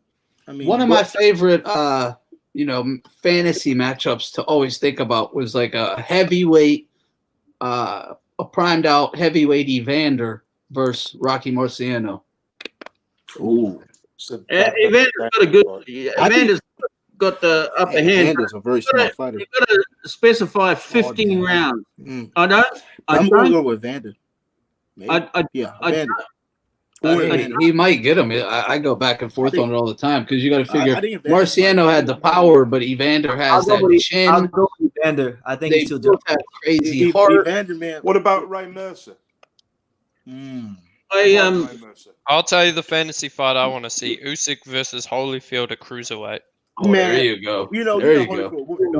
That's tough. That's a tough one. Usyk. I mean, I think Usyk. No, but I'm talking that cruiserweight. Like we can't take Holyfield's heavyweight achievements into consideration here. We're speaking strictly the Holyfield who fought Dwight Muhammad Qawi. Yeah, and Qawi didn't move. Yeah, the guy that fought Ricky Parkey and Carlos De Leon and all those guys. You know what, dude? I think it's a close fight, man. Oh, hell yeah, man. Hell yeah. Because Evander never really, you got to really think about it. Evander never fought a guy who even moves like Usyk. And it was a southpaw, but here's the big difference. Work behind that jab. Holyfield was a guy, Holyfield was a dog, you know what I'm saying? But Usyk had laying shots also. So But this is what makes it interesting for me is when Holyfield was fighting at cruiserweight, it was 190-pound limit. Yeah. When Usyk was fighting there, it was 200. And Usyk is a big cruiserweight, man. He was rehydrating to like 215 or something. So we got to consider he'd have a weight advantage over Holyfield. Now, I mean, of course, Usyk doesn't have enough power to knock out Holyfield. But I mean, this, I think it'll be a fight that honestly goes to the decision. I have Usyk getting caught. I think I think Chad Witherspoon is landing a little bit too many shots on him for me to like, but I think he just get caught. But that's heavyweight Usyk. That's not cruiserweight Usyk. Yes. Also, yeah, we're talking about the fight at cruiserweight. I mean, Evander Holyfield's the greatest cruiserweight to ever live, right? So. I disagree. I think Usyk's the greatest. Nah. Yeah, I mean, this is my reason. He became undisputed, beating all these guys in their backyard. He beat the longest reigning cruiserweight champion of all time, Marco Huck. He beat a unified knockout artist who was young in his hometown in Gassiev. And on top of all that in the professionals, he has an Olympic gold medal in the equivalent weight class in the amateurs. So he's got the highest achievement in both the amateurs and the pros in the cruiserweight division. I mean, if we're talking about that, I guess, but at the end, I think if we just talking about cruiserweight kind of style, I have Evander beating him. I think Evander is too much durable. He's gonna, you know what I'm saying? Usyk's gonna rely on his movement, but Evander, you know what I'm saying? He's gonna catch him. I think Evander was a very smart fighter. It's gonna be hard for Holyfield to catch him. It is, man. It really would be. That's a great fight to think of. I wish we could have saw it somehow. Great fight. We can't see it, so I don't. Look, I'm not going to be mad at anyone for picking either way. I mean, that's a fight that. I don't know who I would pick. I would honestly probably favor Usyk though. One thing's for sure, neither man by a decision. Yeah, by a decision. Hey, Brian, are you there, brother? I'm here, bro. What's up? I have a good question. Who's the hardest hitting heavyweight all the time? That's a good question. That is a great question. I know what you want me to say. In my opinion, you want to know my opinion? Filip Hrgović. Nah, I'm kidding. Man, hardest hitting heavyweight of all time. Larry Holmes. Yeah, I think Deontay. I gotta go wild. I'll say the hardest puncher of all time, in my opinion, Sam Langford, pound for pound. I mean, you never see nobody do like Wilder do. Ernie Shavers. It's Ernie Shavers. One punch. That's unheard of in boxing history, bro. Maybe well, let's be honest, it is unheard of to knock somebody. Ernie Shavers. Not in a heavyweight division. That's quite common. Ernie Shavers is the hardest hitter in the heavyweight division. I don't think definitely one of them. Actually, I'll go. But you know what? Like Mike Tyson used, like, you know what I'm saying, like somebody was Mike Tyson used force. Deontay Wilder he don't use force. Yo, honestly, I'm gonna go with George on that one. You know who I don't think gets enough mentions in this conversation? Vladimir Klitschko. That man could punch. Absolutely. Vladimir Klitschko. Like, you just Klitschko was a good puncher. Vladimir. Go look what he did to Kubrat Pulev. Literally just the tiniest touches. Boom, he's out. Didn't even look like it hurt, but you could just see the execution of the punch and everything. Perfect. But what was my boy Deontay at? L-Dog, there's a difference between straight punches and hooks. There is. How is I got him number one. You know me, you know what I'm saying? I got him number one. I mean, I think some like, you know, David Tua. My only problem with Wilder is that he hasn't proven that power is actually like really world class, because he hasn't done it against anyone world class or even really upper class. I mean, no, hell no. To Wilder's credit, though, he did out in the 12th round. How free he got up was divine intervention. Yeah, look, I'm gonna say this, man. Wilder, yeah, I do think he punches hard, but the problem is he hasn't knocked out the opposition with, you know, great punch resistance. Like, if he knocked out someone who at the heavyweight division has like a real good jaw and is a top level guy. Joseph Parker. If he landed a one punch knockout on Joseph Parker, I'd be thinking like, shit. You know, this guy knocked out a former world champion who's young, got a solid chin, was a top contender. But I mean, all the guys he's knocked out are not guys with great punch resistance. I mean, and most of them aren't very in shape guys either. Yeah. I mean, we can't criticize that because this is the heavyweight. Well, we're not criticizing it. We're just saying, like, if we're gonna rank them in all-time power, because you can't like George Foreman got Joe Frazier out of there in 2 rounds. So like it's kind of hard. That's some real power there. High standard, right? That's a pretty damn high standard. Yeah, brother, boxing talk. I think a lot of us recognize Deontay is one of the great talents, a potential talent that wasn't used right. He wasn't, it's super talented guy, and they didn't prepare him properly. Brandon, that's what we think. I mean, yeah, man, we just natural- having this talk, you know what I'm natural. saying? But the rap conversation, man, that rap conversation was pretty cool. Though. Muhammad Ali is probably one of the greatest heavyweight chins of all time. Alex Collins asked that. George Chuvalo, definitely another one. He should have gone down so many times, and he never went down. He should have gone down to Ron Lyle, and then he beat Ron Lyle up in the later rounds. Yeah, that. I would say the best heavyweight chins of all time. I mean, Rocky Marciano, Muhammad Ali, Vitaly Klitschko. Like Vitaly Klitschko, his chin was fucking solid. Absolutely. I mean, like how could you be like Ali? Would you want to take a punch from Deontay Wilder? Go down. Would anybody want to take a punch from Deontay Wilder? Hell no! Look, I've already said that for no amount of money, I'm taking a punch from Wilder because I think he might actually kill me. Listen, brother boxing. I took a there's a video on my channel. I held a body shield and I let this guy, I probably name, I don't know, you probably know who this is, but Gamal Yafai. He's a 17-1 British 122 pounder. I think he's 122. He fought to 122. That was enough. I don't want to see no heavyweight power. I'm good on that one. Yeah, Alex, you're right about George. Video of Hergovich punching you in the face, BT. Huh? You should film a video next time you're at window of Hergovich getting a right hand straight to the jaw, man. Hard as he can, bare knuckles.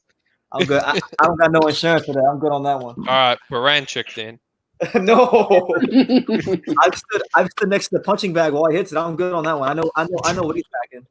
As far as with you guys, like when I got punched in the head by these guys who I was trying to box with, the whole of the back of my neck man. It was just like some sort of car accident, you know? Hey, Brian, man. Have you felt that?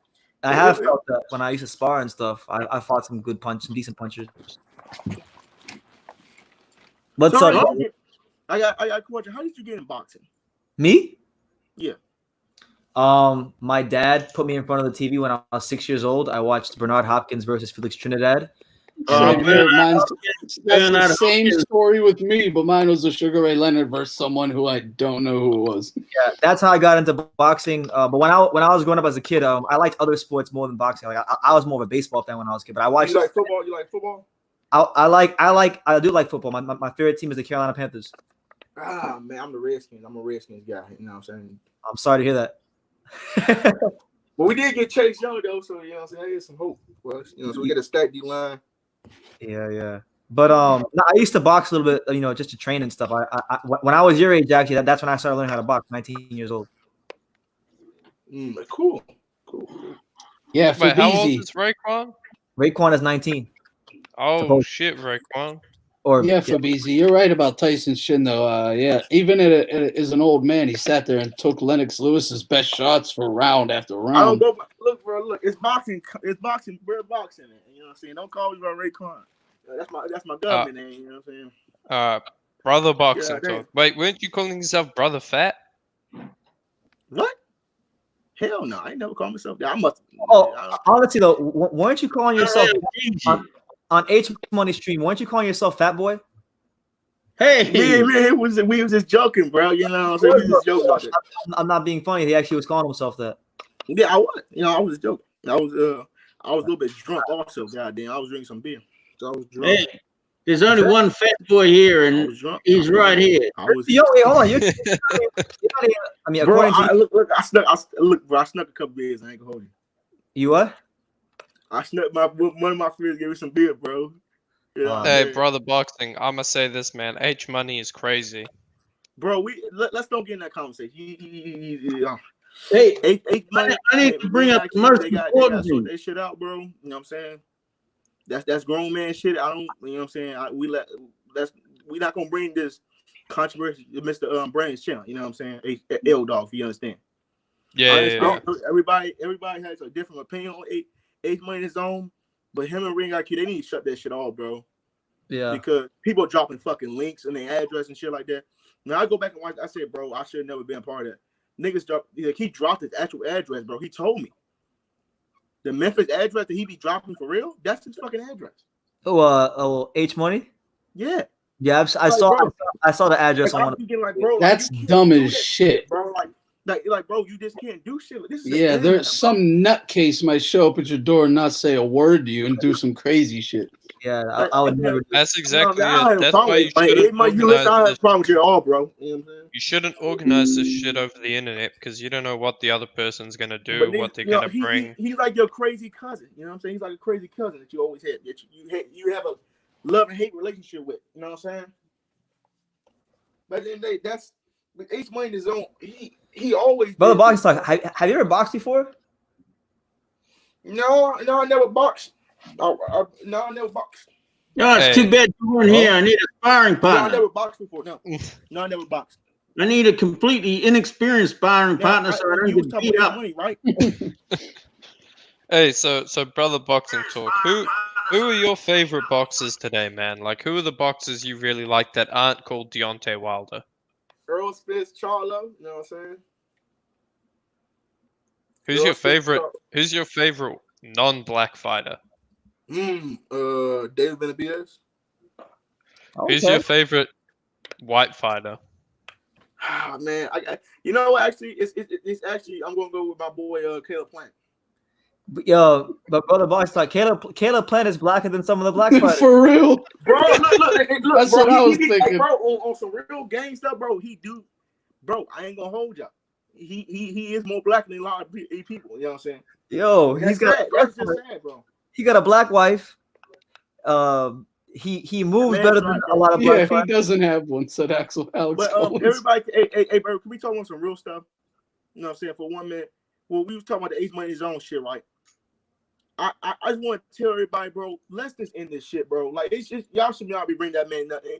Ring IQ should not. And I'm telling the Ring IQ out there, bro. I only brought his. Listen, I only brought his name up because you should not be bring. Don't bring. Y'all need to stop, man. Just cut. No, but listen to me. You know he's a troll. He's repping LDBC. If you watch LDBC guy, you know what I'm saying? He was repping LDBC. He's not part of LDBC. He would never. He's not, because I know him and BFT got into it. Listen, I only brought him up because it was brought to my attention. You know what I'm saying, nigga? Like he just Ring IQ. You have a lot of nerve wishing I was on a fucking. This dude wish I was fucking this piece of dog shit. Wish I was that fucking coronavirus. You should be ashamed of yourself, bro, saying that kind of shit against people, bro. You should be ashamed of yourself. And I'm telling you as a man, bro. You should be ashamed of yourself saying that kind of stuff. Are you talking to Donnie Boy? I don't quite hear what I'm talking to Ring IQ. He wished I was. Where are you seeing these comments at, brother? Where are you reading these comments at? No, I'm talking about Ring IQ. Hey, Brother Boxing Talk, you need to be careful, man. There's a group of trolls out there on YouTube who are making fake accounts of YouTube channels, pretending to be people, just to start shit. Oh yeah, if anyone says any wild, crazy shit under my name, you know it's a troll. Get out of here, bro. Can I bring up a new topic? Hey, someone's echoing. I was hoping to bring up the topic because it's been a mystery to me how all these big titty girls can get out there boxing and not hurt their titties. I don't understand it. They have like a little protective like cup over them for their breasts. Are you talking about the women's boxers or? Yeah. Oh. I don't know if they all wear them. Huh? Y'all talking about women's boxing, right? I want it while Thunderdome is on here. Who's the best women's boxer in the world? Straight. Do you have a kind of metal bra, like to hold this huge? Who's the best women's boxer in the world? It's kind of the same as like the cup is made out of, but it even got like y'all talking about? It even got the dents like for their titties to go in. I don't know who. I don't know. I don't know if they all wear them or just some. Hold on there, brother. Boxing. We'll get back to it. We'll get back to the other stuff a bit later. I just wanted to clarify something about these girls with the big tits boxing. Keep going, Thunderdome. They make a chest protector just like men have a cup protector. Their whole the cup, but they have one that has cricket when you've got rock hard ball bouncing towards you, and it can hit you in the head or it can hit you in the balls, you have a cup protector, right? So they yeah, they have ones for their titties too, and they even got like 2 little dents on it for their tits. Now I don't know if they all wear them or not because I ain't even gonna front. I don't watch women's boxing. They gotta wear them because otherwise they're gonna get fucking. I'm a wild consumer. Bro. Yeah, I'm gonna be honest with you. I don't watch women's boxing, and I don't like it. You know what? I think Carissa Shields, man. Carissa Shields, that like girl's a beast. I don't watch it. Okay, I can't lie. I do watch Clarissa Shields. Carissa Shields is a dog. I ain't gonna hold y'all. Yeah. I mean, look, I'm not a fan of her, but shit, I mean, if it's on, I'll watch it. I've seen her spar. I've seen her spar in person. She can fight. I think she's the best. I think she's the best women's boxer in the world. Who that? 2 gold medals. I mean, she has. I think she should be recognized like Ronda Rousey. I think, bro, she could be. I think she should be recognized more than what she is, bro. Just slow down and give me that name again, bro. Clarissa Shields. Clarissa Shields. All right. But the thing is, brother, boxing is women's MMA is much bigger than women's boxing. Hence why Ronda Rousey was more popular. I see a lot of people trying to just make it 100% about race, but women's boxing is tiny. Women's MMA is actually pretty big. Huge. Yeah. Yeah. So I mean, it's a bit like a I don't know, a boxer complaining they're not as popular as a football player. Like, well, football players are just going to be more popular because the sport's more popular. Yeah, that's just the way it is. But I'll say this about Clarissa Shields. I don't like people trying to compare her to men and her achievements to men. There are something like 40 people in Clarissa Shields' weight class. So when she goes around saying that she is she beat Lomachenko's record of a 3-division champion. No, there were 1,000 plus people in Lomachenko's weight classes. There were like 40 and 20 people in the weight classes she was in. She is the GOAT. I mean, look at her. I mean, she's the GOAT, but she can't be the GOAT because it's just the talent. I don't think she ever said she was the GOAT. I think she always said she was the GOAT. I don't think she's even the GOAT, to be honest with you. I think she's right now. Katie Taylor is the best women's boxer right now. Actually, if you want to go on accomplishments, it's actually Cecilia Brækhus. Cecilia Brækhus has been undisputed champion for like 7 years, something like that. I'm gonna say my reason for why Katie Taylor is better than Clarissa Shields is because she competed in a more stacked weight class. Like women's lightweight is one of the premier divisions in women's boxing. It is. But all the divisions that Clarissa Shields has competed in have honestly like 20 people. I mean, we need to give Clarissa Shields some credit now. I mean, who's a 2-time gold medalist as a woman? Her. Yo, honestly, I've given Clarissa Shields a lot of credit. I've interviewed her and gone viral. I'm talking about everybody else that don't give her the credit that she deserves, bro. You know what I'm saying? I don't think she gets the credit that she deserves. I don't think Katie Taylor is better. You know what I'm saying? I don't. I think I'll become confident that T-Rex Shields is better. I think T-Rex Shields is the best women's fighter on planet Earth right now. The best women's boxer. I think the best women's fighter. I mean, she's definitely in the discussion. I'm not mad at anybody who says she is, but I think if we're going off accomplishments, it's Cecilia Brækhus because she's been the undisputed champion at middleweight for like 7 years. I just looked up Clarissa Shields and got a picture. She's a damn fine looking woman. You know? I mean, hey, to each his own. I'm not that. Bro, StreamYard's messing up. Hey, you'd love Charles Martin. I can't hear y'all. StreamYard's messing up. Stop teasing, dog. The best boxer, Sinisa Estrada, my future baby mom. Yeah, Sinisa Estrada. Who? The best, Sinisa Estrada, my future baby mother. I'm trying to interview her live soon. Actually, I just texted her while we were live today. Actually. Oh, you show off! You name dropper! It's quarantine time. It's quarantine stuff, Gabby. It's really bugged out. Yeah, What happened? Brendan's got all the contact. Brendan's so cool. He can go and talk to bloody, your audio's fucked up. Talk to all these great boxers. They say, "Oh man, The boxer said to him, "Oh man, when are you turning pro? When are you going to start boxing?" I mean, this Brendan, he's got it made, man. He's floating on air. Yeah, I ain't gonna lie, man. I was damn impressed with that 90-minute interview with Holyfield. I was like, bro, is this like some just like old compilation clips? No, And it's then I was not. like, holy shit, it's like he's actually for real. Like he got an interview with Holyfield. Like, I have his damn. number.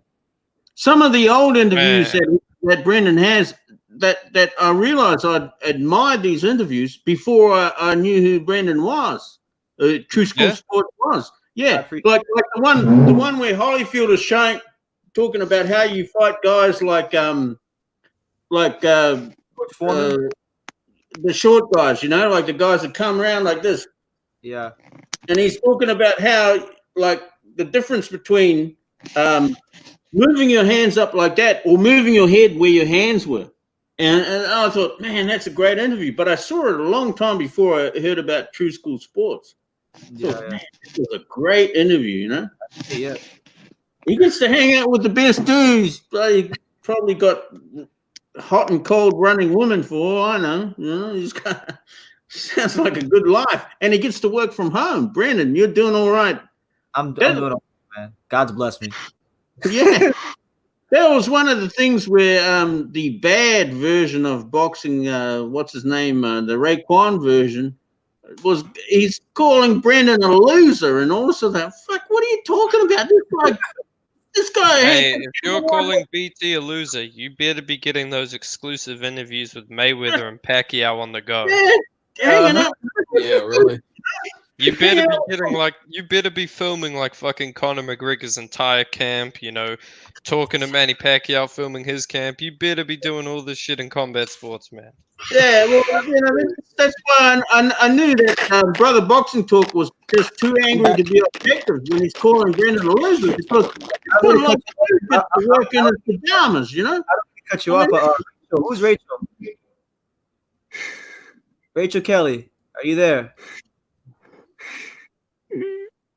Tyra. I guess not. Rachel, come out. What the fuck?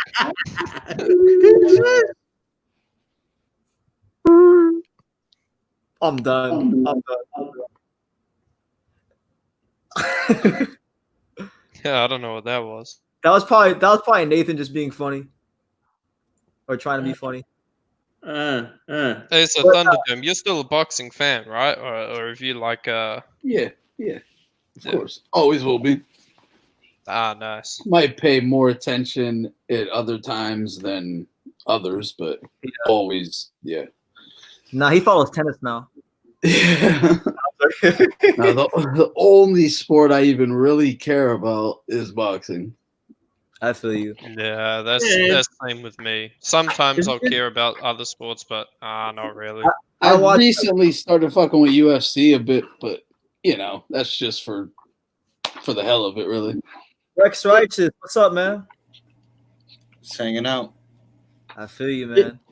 If there is sport, if there are gods at the top of the mountain, boxing will be their best sport, I think. That's right. It better be. That's right. And I think boxing is the best sport by far. And I mean, I'll watch amateur boxing as well. So much drama. Oh, hell yeah. Boxing is the best sport, and it's not even close. I watch, listen, but besides boxing, I follow a crap ton of other sports, but boxing is my favorite. Yeah, Like, I still look forward to when the Summer Olympics come around to get to watch all those guys. I love that. Yeah. Yeah, I mean, I was watching the Olympic qualifiers before all this shit happened. I mean, there's some good fighters out there who aren't even professional yet. Oh, yeah. I wanted to, because True School Sports and True School Sports Senior were talking a lot about Tiafimo. Yeah. So I went and saw him. And I wanted to express my gratitude to the young man because I'm a short guy with very short arms.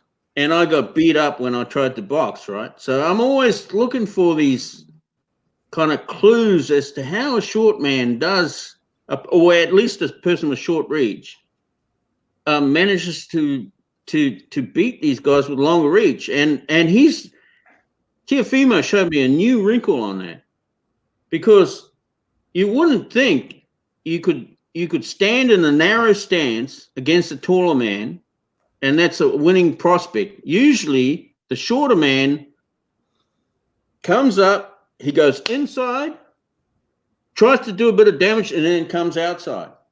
But Teofimo wasn't doing that. He was in a narrow stance as a shorter reach man, just in a narrow stance. So that's his defense, right? And then what would have to happen is that these guys with the longer reach would have to come around with a hook. But he was quick enough to come off that hook and do something with it. And then the normal thing with a guy who's using the narrow stance is that when it gets close up, he's getting beaten up a lot. But it was different with Teofimo with the fights I watched, is he kept in a narrow stance as long as he could. And then he'd wait. The other guys would make a mistake after the hook or something, and he'd get a hit in, and then he'd come in and pummel these guys just so mercilessly. And I thought, wow. He's a talented fighter, Teofimo. I think out of the young American prospects down there, he's the best, man. He, like when I watched Teofimo, just light years ahead of Haney and Ryan Garcia. I agree. He's definitely the best of the American prospects we got right now. I don't think Kawana being the best when it's all said and done, but I think he's definitely the best right now. I think Shakur Stevenson is going to be the best when it's all said and done. But who would have thought? Who would have thought that the guy with the shorter reach should stay in a narrow stance as long as he does? That's something different to me. Oh, it is. It's definitely a rarity, for sure. Yeah. He lets them punch, and then we either punch over them or in between their shots. And yeah. But once they make a mistake and he stuns them, boy, he's in there. He's Roberto Duran. He's fucking right in there, fucking pummeling them. Like, oh boy, that's something different. He's an excellent finisher. Oh, but I go with L Dog on and with the Loma fight. But in a rematch, he might be able to beat Loma, I think. In a rematch. But I just think Loma's all wrong for him, man. I can't see it. I can see him knocking him out, but if they both had no power, Teofimo's got no chance. Oh, yeah, I agree with that completely. And just because of that. But I also know, I think Lomachenko can stop Teofimo. I think he can. I just think there's more. I'm always go with the better boxer. But that being said, this fight is actually making me question that. Because look, Teofimo, he's huge for 135 pounds. Loma's small for 135. And we know he's got explosive power. Not just heavy hands, but explosive one-punch knockout power. Well, I just love that because since I got beat up so bad and it hurt my pride so bad all those many decades ago, it's kind of like, I'm basically even more hurt in that way than bloody Kwando is, Ray Kwan is. But like I always am fucking fascinated by how a shorter dude can beat a taller dude or dude with a long reach. So you see Jake LaMotta or Marciano. And they're getting down low, and they're reaching to the right and leaning back for a while, and all of a sudden, and you watch it, and then you see bloody Smoking Joe Fraser smoking away. He just keeps smoking, It's just moving, And then you see then the complete artistry of the champ Mike Tyson, he's sort of that sort of gear, and then but just Teofimo, that's a new wrinkle. We go for the completely side on as long as you can, and you stay side on as long as you can. But what's different about Teofimo is he can stay side on at a higher level of intensity than what we've seen before. I think, like side on is a very defensive position to be in, but usually when the side-on artists like a Hearns or who was the great heavyweight after Larry Larry Holmes. Holmes. Larry Yeah. Holmes, an assassin. So Larry Holmes is side on against Ernie Shavers, right? Yeah. But sooner or later the intensity gets too high. And he can't stay side on anymore. I think the trick with Teofimo is he can handle a higher intensity before he has to change things. And then when he changes things and he gets a stunning blow in, then he comes in like Roberto Duran and knocks him over. And so it's a very interesting system he's got going there. You know, and I appreciate it from a short motherfucker. And so every time a short motherfucker learns to fucking deal with these long-armed gorillas, it's just a beautiful thing to me. Anyway, keep going, L-Dog. Yeah, well, I was gonna say is you should watch Baranchik. He's a short little compact dude who really knows how to beat up these big dudes, man. Yeah, that's someone you might want to watch at GMB. Yeah, especially like if you just want to watch a fighter who comes to fight and just goes balls to the wall, you know, leave everything in the ring. Watch Ivan Baranchik. I got my typing hand on. I got my typing hand working. I just got to go to a new tab, and you just got to let me spell that one. BAR ANCHYK.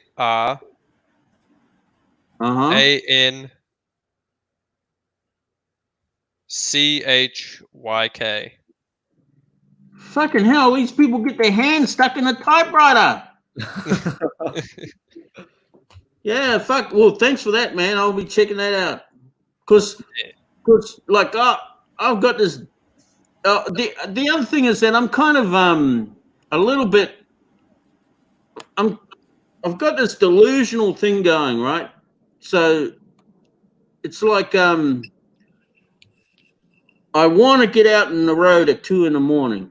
when it's fucking cold, right? So I want to get out there. So I've got to fool myself that I'm going pro. All right. Now, I know a 54 fat guy is not going pro. I know that on one level, but on the fantasy level, to get me out on the road, to get me to the exercise place, to get me skipping, and I've got to be able to fool myself. So every little guy who can beat up a guy with bigger reach and shows a system that enables him to do so. Oh, the gratitude. Oh, it's just like, you know. Oh, hey, my heart. GMB, you never know, man. You might be Wilder's next opponent. Don's not gonna be here in 2 minutes because he said, "Yeah, he is." I mean, just to get your because it's really cold where I am, you know. So I got to heat up the bathroom before I go in to take a shower, and and then if I wake up in the middle of the night, my room's freezing. I got like all these blankets, right? So I got to turn the heater on, not because I need the heater to get to sleep, but just to get fucking up and get the gear on so I can fucking go for a run in the middle of the night, yeah? And so it's like if I've got these little guys, like guys with pretty short reach, like Teofimo, and just watching Rocky, and man, that's inspiration for me because, you know, you can only fool your mind so much. I used to always watch whenever I wanted to see a short dude beat up a big guy, I would just go watch Manny Pacquiao versus Antonio Margarito. Yeah, there you go. Oh yeah, but that's so superhuman, isn't it? Like he's just coming in with triple jabs and then the Margarito gets his hands up like this. This fucking little Filipino starts smashing him in the middle of the gloves. Then he's fucking hitting him all three sides. The poor bastard. I've never seen someone as fast as Manny Pacquiao, just all round, foot speed, hand speed. The only guy that comes close is probably Loma at 126, featherweight. Featherweight Loma was also extremely fast in every movement. But Pacquiao, I'll be taking it. I'll be getting the attention of the ref. I'll be saying, ref, what are these other two fucking little fucking Filipinos fucking doing in the ring? What's going on here? This fucking, you've got 3 Filipinos hitting me from all sides. What's going on?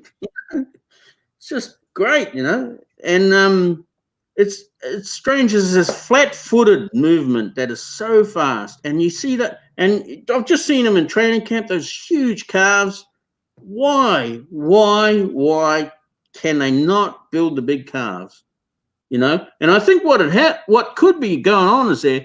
Like, let's say I go to the calf machine, or you know, I go to something in the gym, and I'm trying to build my calves up.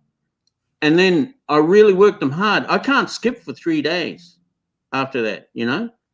If you really work your calves hard, you can't skip for 3 days. Well, that's okay if I'm your coach, because I'll teach you to swim, and you'll be able to swim for a couple of days, and then you'll be able to skip again, or get on the calf stuff again. Or, you know, even better if you're living in Lebanon or something, and you could bloody do cross country skiing in the morning and then go swimming in the ocean in the afternoon. That'll be just great, you know. So, you know, we've got to figure out how to get calves like Manny, you know, and still be able to skip, you know, and still be able to train, you know. Yeah, Pacquiao is a beast, man. One of the greatest to ever do it. I want a Pacquiao shirt right now. BT, when you get in the exclusive interview. With Pacquiao? Yeah. Oh my God, I wish, man. That'd be a dream come true. Yeah, that's a tough one to get. That's tough, man. You know, I'll tell you a story. I remember when I went to LA in 2016 for the Romo Gonzalez Quadras fight. In fact, Anthony was one to help me get the press pass for that fight. So shout out to Anthony. I went to the Romo Gonzalez Quadras fight, and I remember that same week I was there, Manny Pacquiao was doing his press conference for the Jesse Vargas fight, because the Jesse Vargas fight was going to happen a couple months after that. So they had this thing at the LAX airport, the LA airport, where when Manny Pacquiao arrives, the media is there and people go ape shit over Manny Pacquiao. So I actually went to it. And like you kind of wait in your custom. So I remember it was me. I don't know if you know like the YouTube channel Hoop Jab, this guy Neil. Yep. Fight Hype, you know, all the channels you can think of, they were there. So Manny comes to customs, but before Manny comes to customs, you see about his family walks through, and like 10 members of his team, and then like 5 more people, and then Manny comes out, and then when Manny comes out, the whole place just goes ape shit, goes crazy, and Manny rushes into like his little SUV and whatnot, and he just drives off, and that's pretty much it. I had that video on the channel somewhere. How good is his English? How good is the Senator's English? His English? I mean, it's all right. He gets through it. Oh, he pieces it together. Man, Roman, he was one of those guys that I was just his whole demeanor outside of the ring, and not only just his look, obviously, because he looks like a little boy. But his demeanor outside of the ring is like, it's so contradictory to how he fights. He's the most humble guy in the world. Like, yeah, like I think he was some bloodlusted psychopathic killer, and I know, right? He's so aggressive. I mean, I love Chocolatito, man. I think all real boxing fans should love Chocolatito. You know, just an amazing pressure fighter. An amazing pressure fighter who fought all the best people available to him. He's just so humble outside the ring. Like every time he talks or does an interview, he always talks about God. Mm-hmm. I remember I was doing some research recently because I was planning on doing a live on this soon, but I don't have enough information. I don't have enough information to do this yet. But I was gonna do a live on like boxers and their ex-wives and how they ruined their careers or almost ruined their careers. So like there's a I was doing some research on Chocolatito because apparently his ex-wife took him to court for like domestic violence, but she lost. She lost in court. She was trying to get like his house and everything. It's crazy. Dirtbag. Yeah, I remember there's a good piece done on Chocolatito by some YouTube channel like Under the Hand Wraps or whatever. Yeah, I saw that. That came out. He was going through some bad shit when when he lost to Rungvisai. Like, I'm glad he made a comeback and manage to, capture a world title again. Hey, Thunderdome, who do you think wins in the rematch, Estrada or Chocolatito?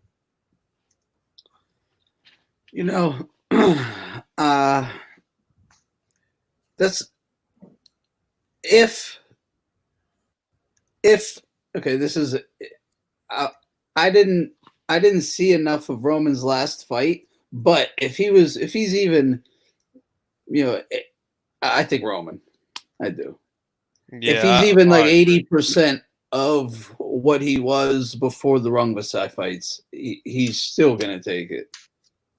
If he beats Estrada, he's fighter of the year for me, 2020, hands down. You better pencil it in then. You better just pencil it in. It's happening, champ. I think he's going to, man. Like, I know he had the bad showings against Rungvisai, but he looked all right in his last 3 fights. And then you've got, Estrada, good boxer, but he didn't look the best against Dwayne Beeman. And Dwayne Beeman is no Chocolatito. I remember when Dante's Boxing Nation was hyping up Dwayne Beeman. Oh, man, Dwayne Beeman's a bum. Like, for real. I'm gonna go to that. The only reason Dante is hyping him up is because he's black. Yeah, pretty much. Whenever who'd you guys say? Dwayne Beeman. Estrada fought in his last, I think one of his last fights. But whenever that fight gets announced, I'm going to that fight. I don't care what I got to do to go. I'm going. I'm going to cover that fight. You should, it'd be cool going to Nicaragua, watching him train and shit. That's what I want. That'd be awesome. I know his trainer. What's funny was, I'll tell you a story. His trainer, the guy that's trained him since basically every fight he's had since the second Rungvisai fight, his trainer is apparently friends with me on Facebook, and he's been friends with me on Facebook for like 5 years. And I didn't even know this until I got to Dallas, and like I went to the hotel lobby one day when I thought the press conference was supposed to happen, but it wasn't. So I was there, and some random Spanish guy just says, "Hey, what's up, BT?" I'm like, "Do I know you?" And he's like, "Yeah, I'm Chocolatito's trainer." I'm like, "Oh, snap!" I'm like, "Why are you saying hi to me? I never met you before." He's like, "Oh, no, I just watched your video on such and such." So that was pretty crazy. So That's yeah. badass. That was pretty bad. I'm not gonna, that was like one of those like what the fuck moments, but it was pretty cool. But I want to ask him. I want to see if I can coordinate that. If I can go to Nicaragua, because I've actually looked into how much it costs to fly from Miami to Nicaragua. It's dirt cheap. It's not too far, is it? It's not. No, it's only it's not that far at all. It's dirt cheap. Yeah, man. That would be awesome. I think Roman Gonzalez, he's with the right trainer now. Yeah, Marcos Caballero. I think he had didn't he have a different trainer in one of his comeback fights? His last 3 fights, he's had the same trainer since the okay. Yeah, since the Moises who was his first fight back? Was it Moises Fuentes after? Yeah. Yeah, so yeah, pretty much from Moises Fuentes to now, he's been trained by Marcos Caballero, who's he's the father. Do you remember Randy Caballero? Nah. Randy Caballero fought at 122 or 126. I think he was a world champ for like a brief amount of time. He's the father of Randy Caballero. Okay. Shit. Could I bring up a topic which may have escaped you, experts, because you were experts? And this is the mystery of supposing you only ever watched the championship fights. Okay. And you saw Michael Moorer and second career Foreman Big George Foreman beat up Michael Moorer. And you'd have to think, what the hell is going on there? Because supposing you ask the stupidest people in the world, like Snoopy Doo or one of the Three Stooges, should you stand in front of Big George Foreman and try and punch it out? Hell no. Worst mistake you could make. Yeah, well, what's Scooby Doo gonna say? Yeah, that was Michael's ego. And the Three Stooges are gonna say, "What? You know what I mean? So because if you only watch the big fight, you're not gonna have any history to that. So what happened is that the other day I was checking out True School Sports, as any grown man should do. You know, any real man with red blood should check out True School Sports. And I got onto Troy Graham, you know. Oh, shout out to Troy. He was here earlier. Yeah, and Troy was saying, do you know what a shotgun punch is? A shotgun jab, yeah. He said, if you don't know what a shotgun punch is, you know, you're not really talking boxing. What is the point of all these boxing podcasts and that if you're not interested in the game? And so I thought, fucking hell, I don't know what a shotgun punch is, right? So I fucking looked it up, and the first thing that comes in an early second career, George Foreman, bald George Foreman comes out, and he's got this shotgun punch, right? Now, the thing about it is that, like if you're snapping from the hip, like the excellent, like someone like Hitman Hearns, so it can't have that force, right? So, but the higher the elbow is, the more you can lock it into your torso, your back foot, and the center of the fucking earth, right? And fucking make it a real hard punch. And so you get George Foreman, early second career, doing this awesome bloody hook, this awesome hooks, not hooks, but fucking jabs, right? Yeah. Yeah. So then, suddenly all this mystery start, the clouds part and the true sun shines through. And I thought, that's how this big fat cunt did it. Because when you can't defend with your feet, why not become the best jabber that any cunt's ever seen since Larry Holmes put down the gloves? That's right. Right. I'll tell you who's got that great shotgun jab, Golovkin. Yeah. Right. His shotgun jab, man. Ooh. It was a great jab. Yeah, right. Well, and don't forget my man Felix Trinidad. Woo, you talk to him, Rex. Felix Trinidad, man. You remember that, man. Of course. That was all part of the Bruce Lee philosophy. It was, because he called it translating what his philosophy was. It was called the way of the intercepting punch or something like that, right?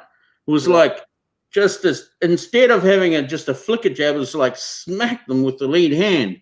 That was his whole philosophy, really. Well, that's what he named it. And anyway, so then I'm thinking, that makes so much sense, because a big fat guy cannot, because the first defense is your feet, right? You've got to move around, okay? But he couldn't really move around that much because he's so fucking big, right? And so he develops the best jab that anyone's seen in fucking 10 years. Yeah. Okay? So then he goes to fight Michael Moorer, and then he fools Michael Moorer into fucking evading the jab by coming in close. And then he develops a strange fucking double punch. You know what I'm saying? Yeah. So instead of left right, it's more like boom, boom, and the minute he and he sucks this cunt into fighting him face on, like Scooby Doo says no. He just says. I love George Foreman's defense, the cross defense. The cross arm defense. Oh, that's so like. Yo, I used to kill people in Fight Night with George Foreman. That was the only guy I could ever beat anybody with in Fight Night was George Foreman. Cause I'm trash at that game, but that was my guy though. Xbox. Yeah. On Xbox, yeah. Got it from Archie Moore, didn't he? Yeah. Who was Archie Moore training him at the time? Is it something like that? I don't think Archie was training him. No, I don't know if Archie was alive back then. Yeah, you're right. Someone else, other sort of Hall of Famer. But anyway, that sort of solves the mystery because we're just thinking, Michael Moore, what the fuck are you doing? I've seen you move. I've seen you bounce. I've seen you walk. I've seen you move around the ring. What the fuck are you doing in front of Big George Foreman, just waiting to get knocked out? It's And like so when that's Holyfield was fighting Bo. You're just thinking, what are you doing, Holyfield? You're gonna get knocked out, and then just somehow the man made of pure steel or something. Oh man, yeah. When I've watched that fight about 35 times. The first fight, it's my favorite fight in the history of boxing. Every time Bo catches his ass with that uppercut, I just keep telling myself, how the hell this man's still on his feet? And then how the hell is he still on his feet out of all those body shots he was seeing? Because Bo was getting some crazy leverage behind them shots. Dipping to his left, getting all that leverage with his shoulders and his hips, and just putting all, what was it, 235 pounds behind those punches. I don't know how Holyfield stood up to those. Yeah. Just before, when I was talking about Marciano, like, because it came up in conversation last time, and then so I thought, what the fuck is it with this little white guy? How come he can beat these people up? And so I went back to look at it, and I actually stumbled across True School Sports from 2018, and he talked about it. And I think it's integral to the 15 rounds. You can't understand it without the 15 rounds. And although I think that the modern boxers would certainly the champ Mike Tyson would 80% get him out in the first 3 rounds. But there's a problem here. See, if you're betting money, what if we're betting after a few rounds? Like, so what if Tyson doesn't knock him out in 3 rounds? And it's got to be 15 rounds. It's got to be 15 rounds, right? So what if he doesn't knock him out in the first few rounds?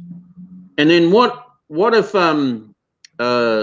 say, who's that British pretty boy? Anthony Joshua, right? Yeah, Anthony Joshua. Bodybuilder, gorgeous George Anthony Joshua. Okay, well, what if Anthony doesn't knock him out in round 8 and there's 7 rounds to go? See, I think they'd be facing the same problem the guys who faced Marciano faced. See, what happens is you get to a point where you're going really well, and this fucking little cunt is getting better with every round, and you're getting more tired with every round. And, every round that goes by, your ribs are getting so much more hurt, and he just seems to be, So if it's 15 rounds, if it's only 10 rounds, yeah, okay, Marciano can't be a modern champ. Can't be a modern champ because, like he might hurt them in round 8. It's not going to amount to much. It's not going to be anything. But what if it's 15 rounds, and what if Marciano makes it past round 8? I mean, that's something that's I've always wondered about, like, because let's not forget, these guys, they didn't fight with 8-ounce gloves, did they? Yeah. They fought with like these tiny little leather gloves. I mean, and they were fighting for like 15 rounds. So if they were taking that kind of punishment over 15 rounds in these tiny leather gloves, could they have taken the power of a big heavyweight? I mean, who knows? Yeah. Well, I think if Marciano made it to the 8th round without getting his eye open up, and he didn't get his eye open up ever, because he either got whacked on the chin when he was punching on, or it'd get him up the top of the head. So his eyes were never affected. So, I mean, he's got to be a problem for anyone if he can make it past round 3, and if he can make it past round 8. Because he, like, we look at it and we say, oh, well, we shouldn't be able to beat anyone today. And yeah, I'm sympathetic with that. But what if it's 15 rounds? But then they would have looked at it back then at the same. They would have been just the same back in the day. They would have said, oh, he can't beat this this guy. This guy's an artist. You know, he floats and he side on. Marciano can't get to him. But The you one always thing about Marciano is that he's the same height as a lot of boxers that are middleweights, you know, the light heavyweights. So he could even fight Triple G if Triple G comes in. You know, if he's not in 160 shape, he could come in and like walk around, and he could fight Marciano. What do you guys think about that? That's a good point. But you know, it's kind of weird with this guy. It's very strange. I mean, I think that our guys that in a 10-round fight he wouldn't make much of an impact in the heavyweight, but in a 15-round fight, if he could survive, because I think Mike Tyson had beat him up in the first 3 rounds, but what if he didn't? What if he got past the 3rd round? What if he got past the 8th round? This guy's a little bit special. He's a little bit different, you know. Everyone I've ever interviewed that saw him train, which is I've only interviewed 2 people that ever saw him train in real life, like in person. They all say he was the most conditioned fighter they ever saw in their life. Like he would have 8-month training camps. This guy would lift boulders above his head just for upper body strength. He did all kinds of crazy stuff. He was a savage. So old school training. Yeah. The modern 10 rounds is no good for him. It's no good for him. He's gonna need to survive the first 3 rounds with the modern heavyweight, and then the modern heavyweight's gonna sort of say, "Oh, I fucking almost got him in the 2nd, but I'm exhausted." Then they're gonna go back, and then they're gonna sort of do a couple of rounds where they're reserving the energy, and they're gonna try and put him down in the 5th. But let's say he gets past the 8. Oh boy, you know. Then it's just like the old days. It's getting scarier every round, you know. This little fucking white guy is hitting me in the guts, and my arms are getting heavier, and he's not even gasping for air. I remember. I don't know if you saw the interview I did with Don Turner from like 3 years ago. Oh yeah. I watched it, man. I'm like, yeah, but you know, there's a bit of sentimentality going with Don. Yeah, Don fuck you. You know, he was hilarious. He was like, you put both these guys both the brothers in the ring. He's gonna beat them up. You know, he made a funny statement. He said Mayweather might have not been a contender back in the 60s. The way he said it was funny. He said he might have not been a contender. It was like a triple negative. Well, see, the point, you know, in some divisions back then, it was just very, very competitive. Like if you've got Jake LaMotta and Sugar Ray Robinson, that's a pretty tough gig, you know. Yeah. I don't know if you know. I mean, we've had tougher times, you know, like with Hagler and them, and maybe we've had better fighters, but you know, the thing with the 50s and 60s is that it was so much more stacked, and like just go look at the top 10, the top 20 of you know, really any of the years back then, and say lightweight, welterweight, and middleweight. I don't know where Floyd fits into that, man. Like that, like back in those days, that's where being a contender actually meant something. Like you know, you're right. It was, you know, Rocky, where Rocky's like, I could have been a contender. Yep. That's when that just meant you were one of the best 10 in the world. That truly like carried weight. Exactly. In the 4-belt era, like we live in an era of prospect world champions. Yeah, for real. Like we have prospects as world champions. It's a big fact. Pitiful. I mean, when there was just a lineal title, I mean, to even get a shot, you had to fucking go through Murderer's Row, you know? Like, let's just look at middleweight today, like, or welterweight even. Let's look at welterweight. If there was only the lineal title, you would have had to have at least fought Sean Porter, Keith Thurman, Terrence Crawford, Errol Spence, one of them, whatever, Manny Pacquiao to get to the top. Like, or if you're at lightweight, you would have at least had to have fought, you know, for Richard Comey, Teofimo Lopez, Luke Campbell, whatever to get there. I mean, you actually just had to fight decent fighters on the way up. And Nowadays, there wasn't 16 divisions.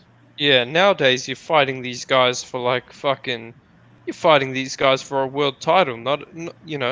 That's why, in my opinion, it's harder for these fighters today to be as great as the old timers, because in order to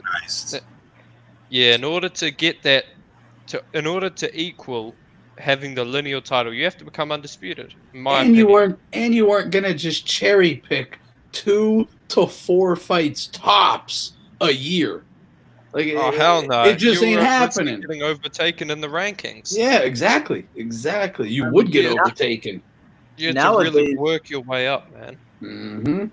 You'd have to beat top 10 guys for like 2 years straight. See, and people maybe get a shot.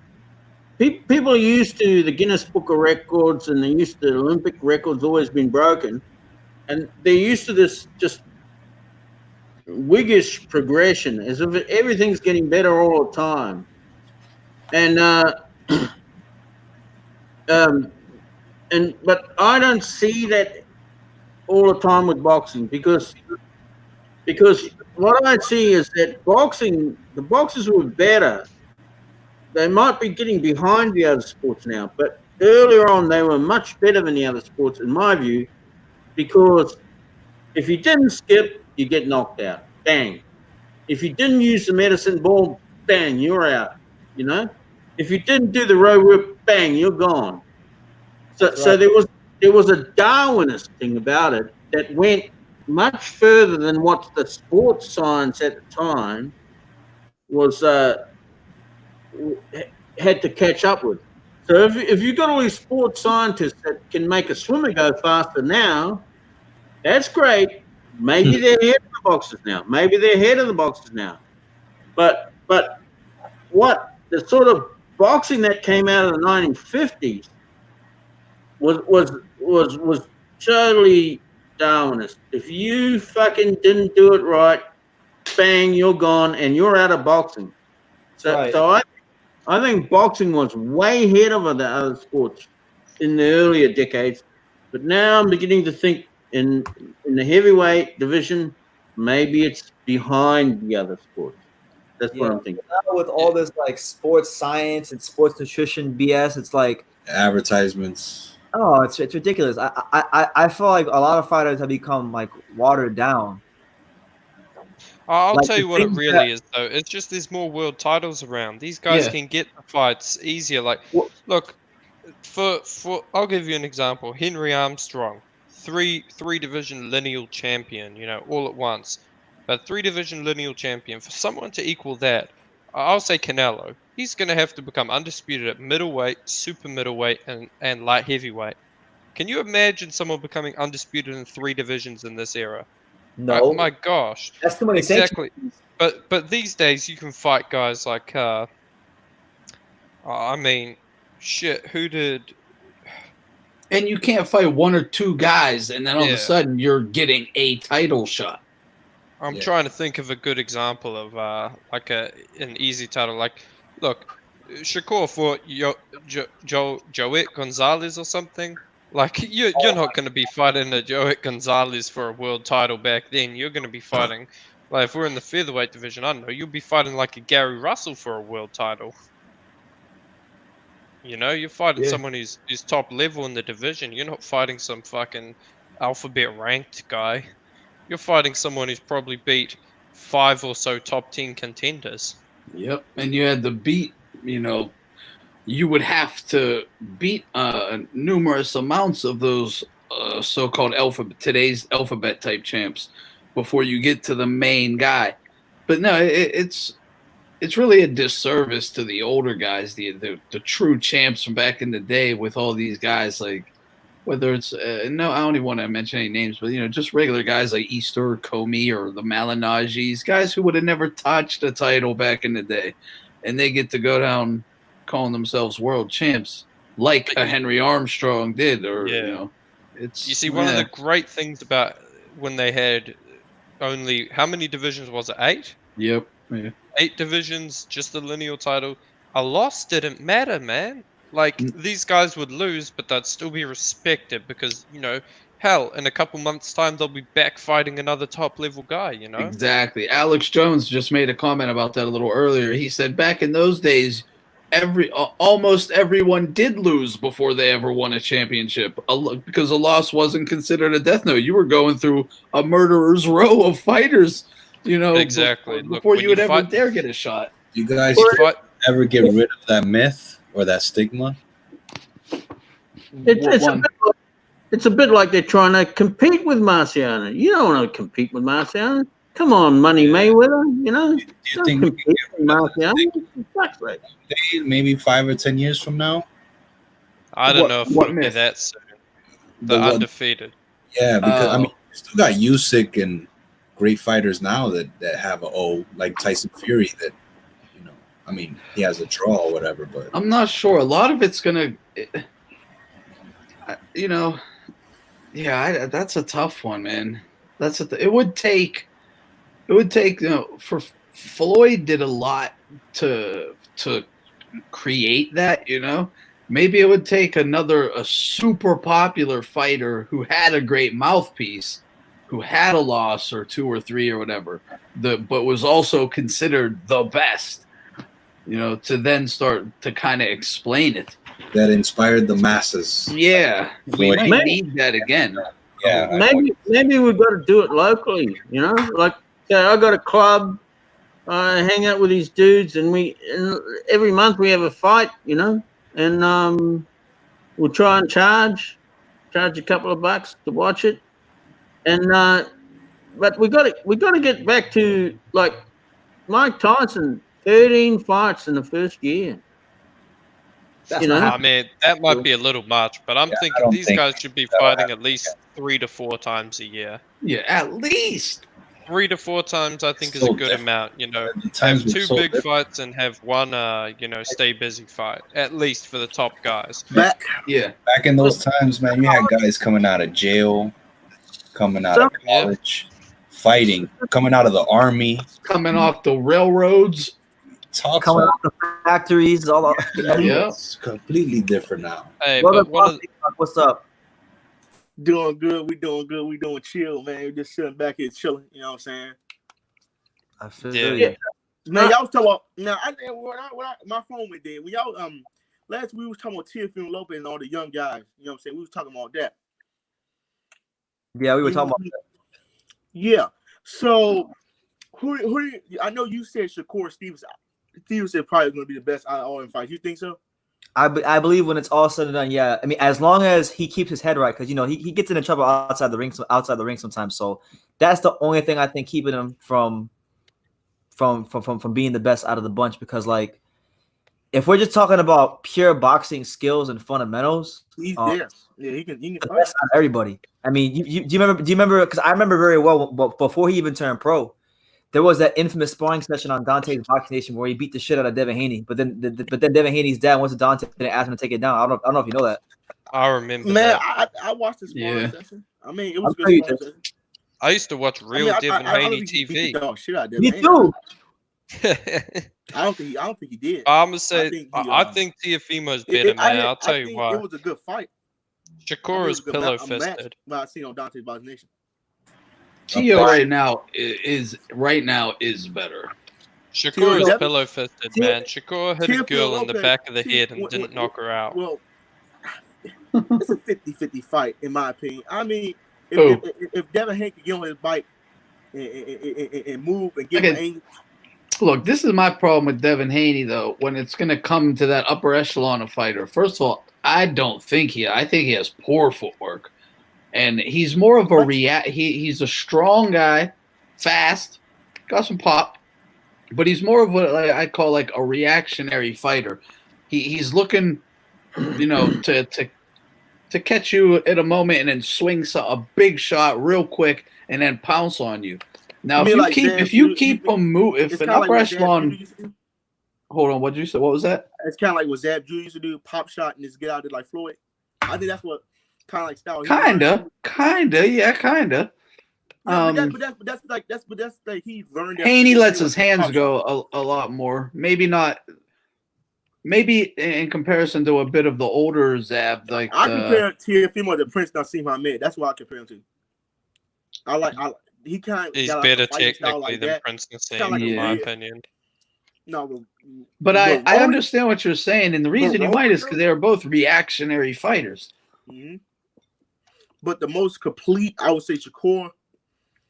Haney will be number 2, Teal number 3, Rolly Ramirez number 4. I'm putting Ramirez over Ryan I Garcia. think Devin is more like an Andrade sort of. Yes. Yes. I'm gonna be honest with you. I think Devin Haney is gonna be like a Devin Alexander, and there's nothing wrong with that. There's nothing wrong with that. Devin Alexander was a 2-division champ. He was a unified champ. But I just think I don't see what other people see in Haney. I don't either, L Dog. I don't see it. Yeah, he's Hell no, I don't see extremely that. basic, I man. don't see that. That's what I think. Luke Campbell would beat him. I don't see I him. seriously believe he would Right beat him. now, he would. Luke Campbell's a tough customer, bro. Look, I'm not saying He's got a lot of heart. but I think Luke Campbell will beat him because Luke, Luke got a heart. Luke went 12 rounds long too. He got a heart.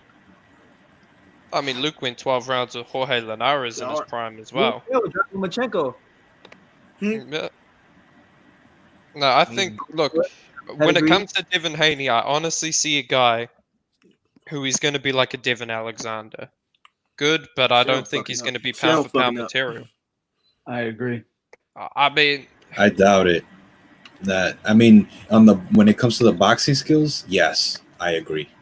But when it comes to like his overall presentation, like how he, boxing. He's gonna. I might be another Broner. I mean, who knows? I'm not saying it's a bad thing. Broner, a 4-division champ, but I mean, you know, I just think a lot of what he achieves is going to be because he's got the look, he's got the promotion, not because he's a skillful fighter. I just don't see it, man. You're talking about achievements alone. Yeah, achievements alone. Like people comparing this guy to Floyd. Pretty Boy Floyd was just light years better than Devin Haney was. Like, do they even know what they're looking at then? Light years. I bought a Ring magazine recently, and it has like I posted like a picture of it in the community post. I thought L-Dog commented on it. It had like all the young fighters, and they did like a review of all the, I guess, best young fighters that they think are in boxing. Man, that list was some bullshit, man. I was reading the portion about Devin Haney, and like they grade out like their athleticism, their talent, all that stuff. And there was one part in there where they compared Devin Haney to a young Floyd Mayweather, and I wanted to throw the magazine out. Yeah, that's You know what? ridiculous. You know what? He's more of a Zab Judah in my He is an athletic guy. He's athletic for sure. He's athletic, fast, strong.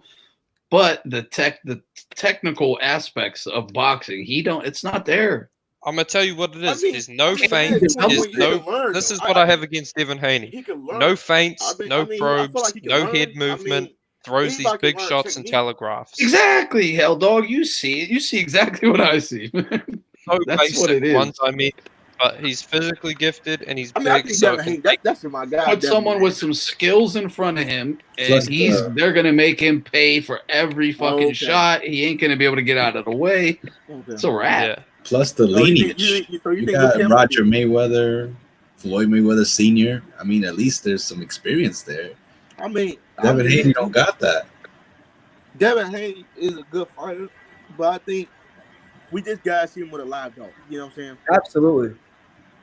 Look, there's a reason they're not putting him in there with one. Exactly. I'm not questioning it. I think we do. I think we can only say this if he was in there with a live dog. Yeah. Now if he's fighting these kind of dudes like Santiago and all them guys, then yeah, we can.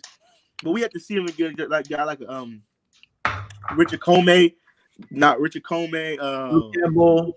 I'm gonna say Luke Campbell because Luke Campbell's a top contender who we know is boxing Him and skills. Teofimo's supposed to be fighting. Nah, I think Teofimo will crush him. I'm very, very interested. You ready for that snap flow to smoke? Like the thing is, Top Rank, they had confidence in Teofimo, so they put him up against Comey. But if I had to say one, I had to go now, off the skill lines, what I've seen, I would go Haney, but it's a 50-50 fight. I mean, it's a pick and choosing fight, but I'm gonna go with Haney on this one. I don't see the skills, man. I just don't. I'll be honest with you. The main concern I have with Haney isn't even it has honestly nothing to do with barely anything to do with boxing. I question his mentality more than anything. Like, because to me, he falls in the same category as like Ryan Garcia. One of those Ryan. Oh man, did you see Rolly Ramirez? Man, Rolly Ramirez pulled up on dude. He wanted to fight. Like, bro, if a man, and this with the let me explain myself. Let me explain myself. Saying Cruz stuff, bro. Gary Russell pulled up on his man's father, bro. He did. But let me explain myself. The reason I say that is because when I say him and Ryan Garcia are the same person to me, they're both fighters that have gotten multi-million-dollar paychecks before they've done anything in boxing, and it's hard. It's hard to really dig deep and really sink your teeth into a fight where a guy fights back and punches you in your mouth and really believes he can win. Neither Ryan Garcia or Devin Haney have fought anybody that had the skills to beat them and believe that they could actually win the fight.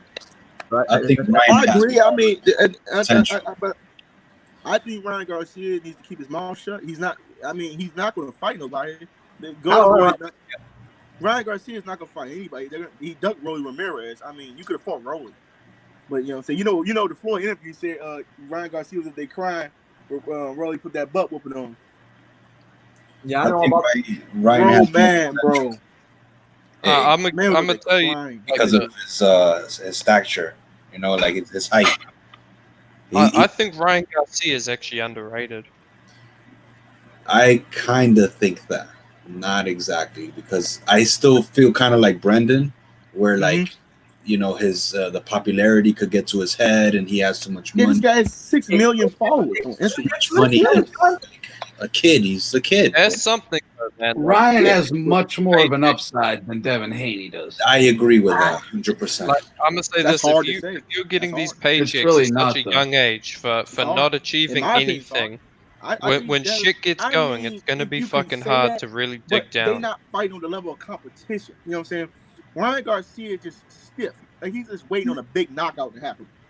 Hey, Ryan Garcia's for better opposition than Haney. Straight up. He's a big stiff guy. You know what I'm saying? You think so? Garcia has a better resume right now Than Haney, yeah. Hell yeah. Yeah, totally.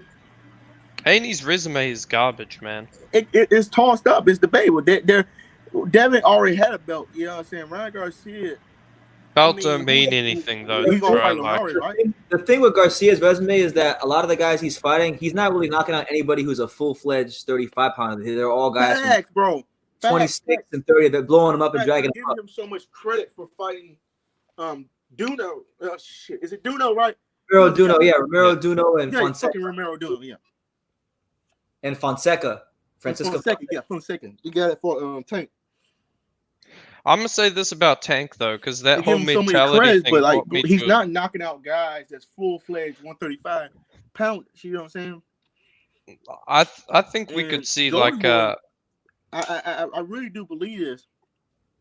They're not going to put him in there with a guy that's not going to challenge him. He's going to challenge him because they don't want the money. Because I guess they could send him like a money man fighter, kind of like right.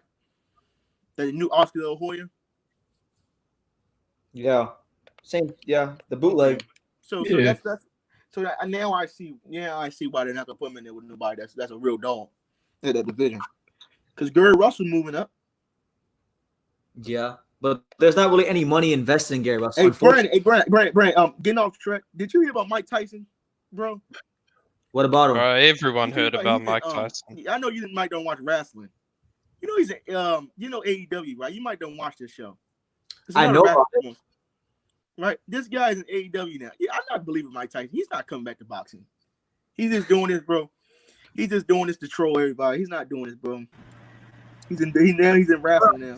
Well, he never said he was coming back for like real fights. He's gonna do some little exhibition for charity.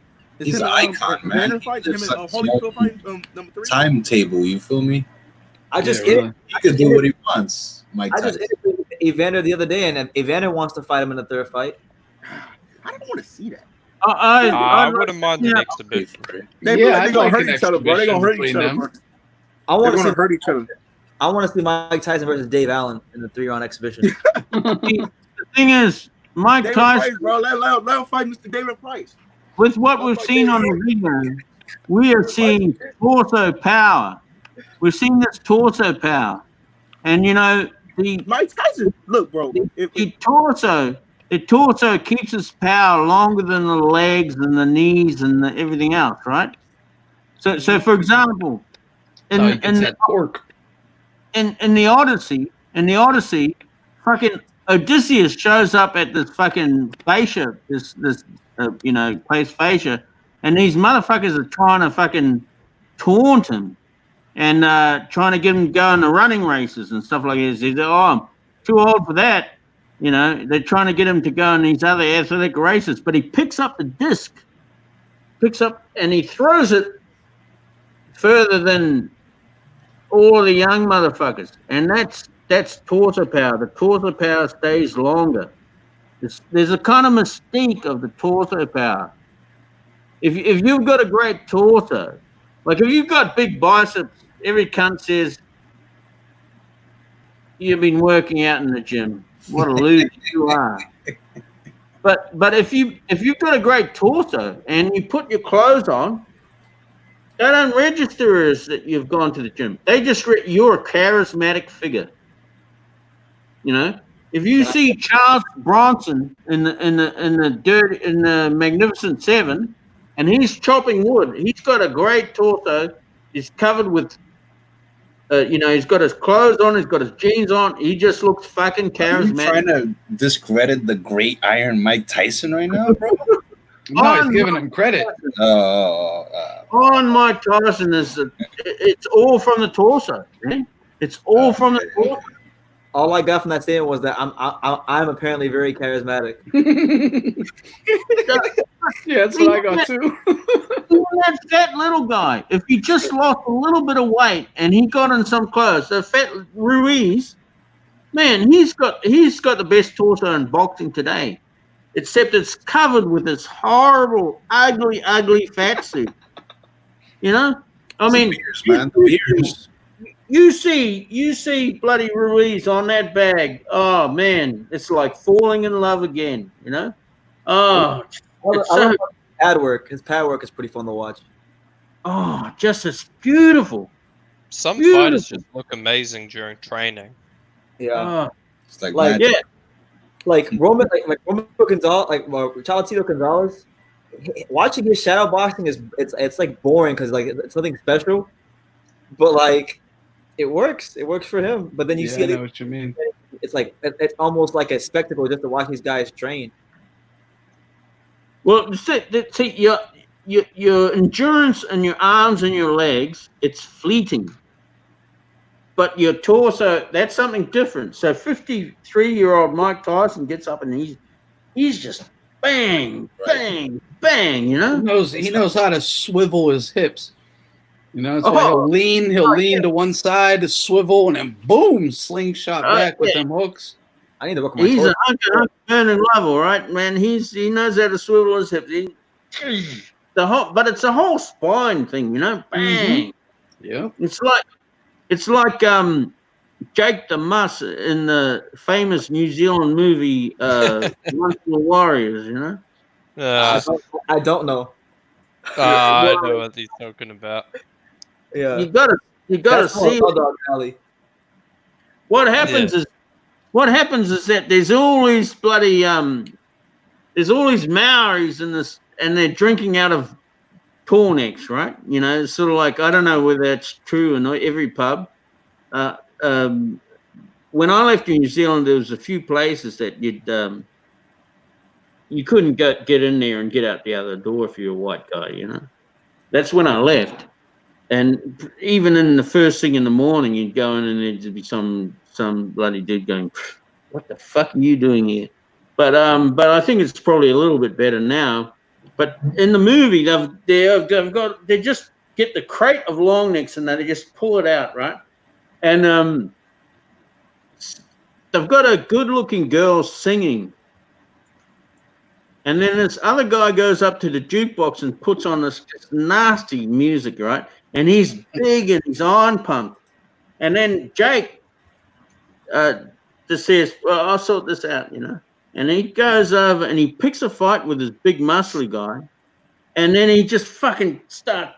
And then when the guy takes a bait and tries to punch on, he just starts smacking him like fuck. And it's man. just beautiful torso action. It's just beautiful. Like the actor must have worked so hard to get that right, you know. And then he kicks him on the ground. He kicks him when he's down, and he says, "You should pay your respects, Jake." That's right. And he goes back and he picks up another bottle and he says, "Just what I thought. Too much weights, not enough speed work." But I would amend that a little bit. It's too much arms and legs, not enough torso. The torso, the mystique of the torso, that we've got to get right down into the torso, because I need to do some squats. F this, man. I need some squats. Yeah, see, like, man, I got these weights here, right? You know. So what's the torso? It's like this. Yep. Now imagine if I can do that 3 times as fast. It becomes a party trick. You know? I mean, shit, you'll be knocking down Anthony Joshua like Ruiz. If you can do it 3 times as fast, it's like a party trick. And then the other thing, what I found about it is I've been trying to build it up, but the problem is you don't get any lactic acid buildup. It somehow with the torso it spreads the lactic acid out to the rest of the body. And it's you know what? Now that you mention that, you're right. I never experienced fatigue in my actual torso muscles either. Yeah, that's actually a good point. Yeah, I've never thought of that until but he's right. Shit. It'll be my legs, arms, shoulders. That's why these guys can do so many sit-ups without actually getting the fatigue. Whereas you can't just do bench press over and over again. No, I mean, or push-ups, you'll get fatigued. Yeah. So what you perceive when you're doing it, like I've got these things, right? And I know that it's just fucking around if I'm going slow. But if I double the speed, it's not fucking around no more, but you don't get the lactic acid buildup. So it becomes a kind of, you've got to recruit your brain to get it to go faster, right? And it's very, very hard. Now, it's very hard to build up, but it's very hard to lose. So then if we see 6 seconds of Mike Tyson, and then we think he could beat up every cunt in the world because he's got it, you know, and he hasn't lost it. But in reality, after 3 rounds with him, you know, after 3 rounds, his arms are going to be so heavy, he's going to be gasping for it, his legs are going to be fucked. But you see him in 6 seconds, man. Fuck, man. I think if he got some Mary J in his corner, he'll be all right, man. Truly, I've never seen someone with the explosive power Mike Tyson had. Just the absolute explosiveness. But wasn't it? Most of it is coming from that torso. It was just this torso mystique. It's this torso magic. It's just something. Did you see Holyfield's little highlight reel? It wasn't as explosive. No. Yeah, wow. Even though I'm a big Holyfield fan. But he was also never the explosive speed guy either. Right. He's more, it looks more like conditioning. Yeah. You're right. I think the what a lot of power it that is, Tyson has. it's the strength, but it's also the technique and the execution, like having your body transitioning its weight all at once. You know, like just proper form. Like look at Inoue. I mean, the form he throws his punches with, it just generates all that power because his body's just moving all at once. You know. Yeah, but you say transition. When you say transition, you should be thinking torso, man. Remember the old the clip of Tyson hitting the heavy bag? I think he's in an American flag shirt, and Customato's like, it's good, but it's not perfect. Remember that video? That's he's looking at everything like, okay, it's a hair off though still, Mike. You can get it a little better. And that's what that really comes down to, how he's everything is exploding at the exact same time, but each muscle is doing its job at that right millisecond, and then boom, like a wick until it explodes. That's the thing. You had an inexperienced 19-year-old being thrust on the world after having been honed by Cass, who happened to have the best technical fighter in the world. I mean, this guy just honed him to be, formulaically the best technical fighter, not the one with the most, he said formulaically memory. He didn't have. He hadn't been through the to hell and back, but he just sort years of and years of honing the technique, honing everything, just tight torso. You could snap his fingers in and do the 5 combination, just like the kid, like he wanted the kid to do. Yeah. It's just a fucking amazing thing. Yes, he did, Alex. Yeah, man. Like, you gotta wonder if Wilder was trained by, say, Emmanuel Stewart from day one. I mean, geez. I was going to say that. I was going to say something like that, but I just was, because I've said it. I didn't want to, say it for embarrassment purposes. But yeah, fucking Wilder would have been just great. He would have been fantastic. I think with Emmanuel Stewart, he would have been one of the greatest of all time. That would have definitely been the trainer for him. That is. Well, he had Lennox Lewis, and he turned his phone off. He would have got Wilder, right? Lennox Lewis could have. He tried to train him. He's talking to him outside of a fight one time. I don't know if you've ever seen that video, but yeah, I did. Yeah. Well, that was his opportunity right there. That's I don't know though, because Lennox isn't a trainer. Like, he's not Manny Stewart either way. Yeah, like But it came up earlier with Larry Holmes that Larry wanted to talk to Deontay about the jab, and Deontay didn't want, wasn't interested so much.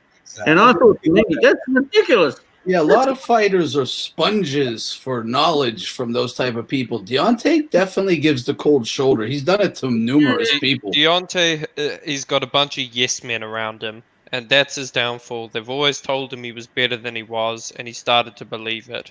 He never addressed the technical deficiencies because he thought, nah, this is just the media. They don't like me for whatever reason. I'm knocking everyone out. No one can beat me. But look, man, that can only last so long. Like, I don't think you should get these fighters to be your full trainer. But if they offer you, give them a spot in your camp. Have them watch over you, give them their tips, whatever. You can't make. You can go to the gym for a week with them or something at least.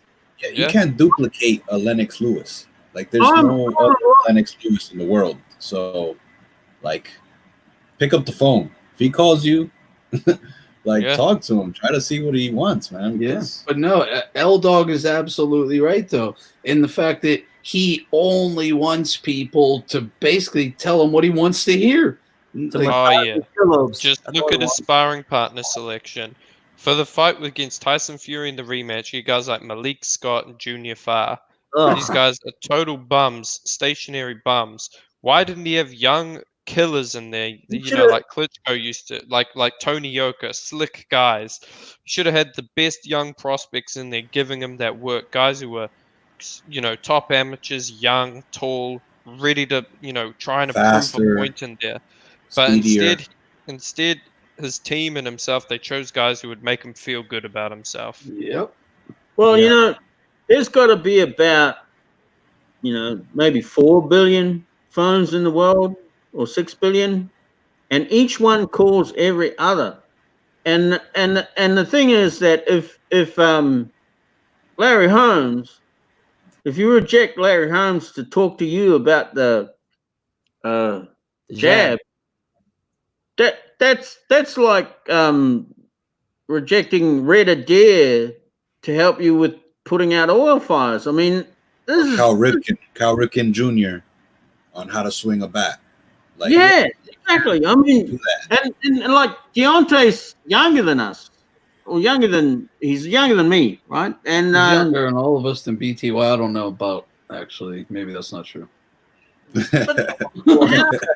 how can you ever turn down the opportunity to learn about the jab with Larry Holmes? That's just like walking up, pissing on graves or something. You know, that's just like a heretical. That's just sort of the world isn't right. You know, that's like turning down Arnold Schwarzenegger when he's talking to you about how to lift weights.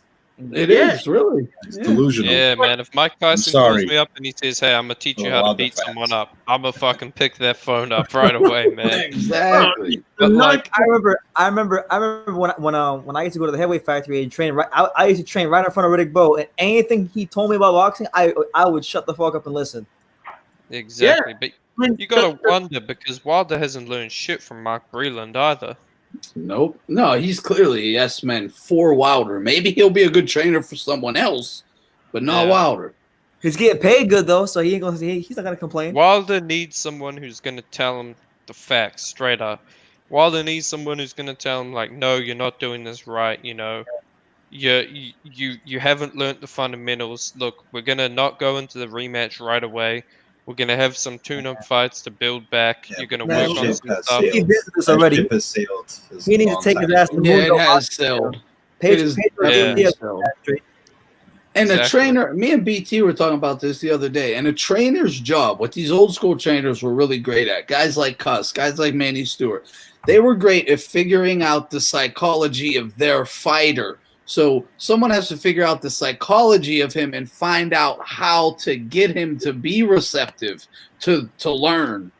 Well, you gotta care in the first place, don't you? Brendan, who's this guy that you the coach that you interview a lot? Stacey McKinley McKinley? or something? Is Are you it talking McKinley? about Stacey McKinley, the ball-headed dude? Yeah, well, see, he'd say, "Oh, if you've got a good fighter and you want him to go running in the morning, you go around, fucking wake him up and go running with the cunt." You know? Yeah. If you care about this guy, you're gonna, and if he's worth it, you just make him. Yeah, that was win. Stacey McKinley. When you were talking about Leon Spinks that one time, that one video. Yeah, I Man, mean, like Stacey McKinley, he trained all the great heavyweights. Like he trained a lot of heavyweights, man. Yeah, that bro. guy, he's Tell us experienced. about you. Someone else who has a lot of experience and is still around that he could, maybe even go to especially with Tommy Brooks. He worked with a lot of those guys. I'm sure he's got a lot of good knowledge. He did get hired as a yes man by several fighters, but he still is probably going to have the knowledge. If you just got to be receptive to learning, someone got to figure out how to get through to Wilder. But as Rex said, the ship has sailed, man. Like, he's still young enough to where he could have a little second career, but I just don't think it's going to happen. Like, maybe it's possible, but yeah, I think it's sailed. You got to have people that care about you. You got to have people that care about that. You want the best from you, because like when I was a swimming coach, it would be always a three-way thing between me, the champ, and the champ's mother. It's always got to be a three-way thing, and it's like, okay, you ring them up the night before, it's like 3 times a day sort of thing. If you really want someone to win, or if they've got COVID-19 and you really want them to live, it's like 3 times a day. You're working with them all the time. But if these guys that Deontay surrounded himself with, if they don't really care about him developing as a fighter, if they're just trying to make money, they're just going through the motions, well, When you get 90 million in the loss versus Tyson Fury, somebody told me this. Oh, I don't think it was 90, but I mean, he was getting paid, man. He got tens of millions of dollars, like 20, 30, 40, 50, however many, man. Who, a He Wilder? getting paid. Yeah. Oh yeah, he got paid nicely. I think it's like 20 million. Okay. But look, great trainers also address weaknesses. I mean, some trainers, especially the yes men trainers, they're only playing to their guys' strengths. But I mean, shit, you should be trying to address the weaknesses as well. That seems to be the entirety of Deontay Wilder's career, is just develop the big right hand. Yeah. So he's got the big right hand now. So the big right hand, it just drifts around from country to country, and he's got it now. I mean, but they don't develop the weaknesses. They just fucking, you know. So like L-Dog said, the strengths. I mean, if they already have something good, like say faint jab followed by the big right, like Wilder has. Okay, well you keep that where it's at. Keep that sharp. It's always the tool available, but you got to develop more. I mean, that's what a trainer is. Anyone has a good left hook, they can always keep that left hook in shape and ready. But what about your defense? What about your right? Like the jab. Come on, man. Because great fighters can take away these attributes. Exactly. Like especially, they'll take away 3 of them. Oh, you got 1? You think you're going to beat an elite fighter with 1 or 2? You're going to be in for a surprise. Yeah, you need variation. These weaknesses weren't going to go over the head of all these fucking gypsies, was it? It was never going to go over the head of all these gypsies. Yeah, and especially someone like Fury, who his whole family, studies this sport. They've broken his style down from A to Z, man. Yeah. I think if Floyd would have worked with Wilder around the time he fought Pacquiao and would have just stopped, with the promoting and wanting to fight McGregor and all that, if he would have just went to Wilder and said, hey, let's work on your technique a little bit. Let's see what we can do. He would have had a closer shot. Someone like a Floyd may have been able to get through to him. Yeah, possible. Look, the thing is, the shoulder roll is actually pretty hard to teach. That's my it's only almost thing. never been done in the heavyweight division, in my opinion. Like, no one does that up there. James Tori? Yeah, but he didn't get it up there either, though. But that's what I mean. Exactly. Like, you don't really have those kind of guys up there that do that. And again, you kind of have to have a natural inclination towards knowing how to use it, too. Oh, yeah. Like, it's something I think just maybe the way your body is shaped and how it naturally comes, I don't know, just how it feels natural for some people. Yeah. But I think it's something you have to be doing since day one, really. Yeah, I agree. Not every motherfucker has to have the shoulder roll, but every motherfucker should have 6 calves. That's and right. Deontay Wilder Be able doesn't. to move your head, right? Just move your head around a little bit. Just, Yeah, he sticks his arms straight out, pulls his head back, and just tries to get away from you. In my opinion, the biggest problem with Wilder's overall fundamentals is when you push him on the back foot, he steps back with his front foot first. And that's just a horrible habit, because if you do that, you're off balance when someone hits you. That's how Wilder dropped him with that body shot, yeah. I mean, Fury, he ain't even a big puncher. I mean, the guy's pillow fisted, according to most people who fought him. He was able to knock Wilder down, Yeah. Yeah, there was no pillows in his fist the last time round. I don't think he's pillow fisted, but he sure as hell isn't a one punch knockout artist. Compared to big heavyweights, I see what you're saying, but he's weakening his own base. And that's insane, because any coach can see that, but they've never even fixed it on him. So have they ever even told him to stop? No, they don't want to look a check. You've got to have a champ who has a coach who the champ has to respect the coach. Now, the champ should not respect every coach. Every coach, most of them are useless. So get another coach that you can respect and call him coach. Say, coach, call him coach. Or like sir. Yeah, put it into your mind that he knows more than you. I got to listen to this guy. Yeah, Teach, Mr. Coach, Right. yeah. You think it's like in The Godfather when this Undertaker shows up, and then in the end they say, "Bonsari, Bonsari, you come here on the day of my daughter's wedding, and you never even thought to call me coach." Well, actually, he says Godfather. You know what I mean? Yeah. If you don't respect your coach, get another coach, or learn to respect the coach that you have. You know.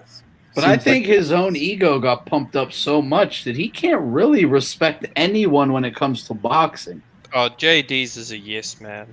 My goodness, that is a yes man if I've ever seen one. I'm sorry, JD's is the worst fucking trainer in boxing. Like, I'm not buying this excuse that Wilder started late as well, alright? Look, Wilder started at 19. Usyk started boxing at 15, alright? Yeah, And there's Usyk's nothing actually wrong with younger. that. Usyk's actually younger than Wilder, so I mean, realistically, Wilder's only been boxing for like 2 more years than Usyk. But I mean, just look. I mean, Usyk, he had Anatoly Lomachenko training him, and like he became an amazing boxer. Where Wilder, he just hasn't done anything really.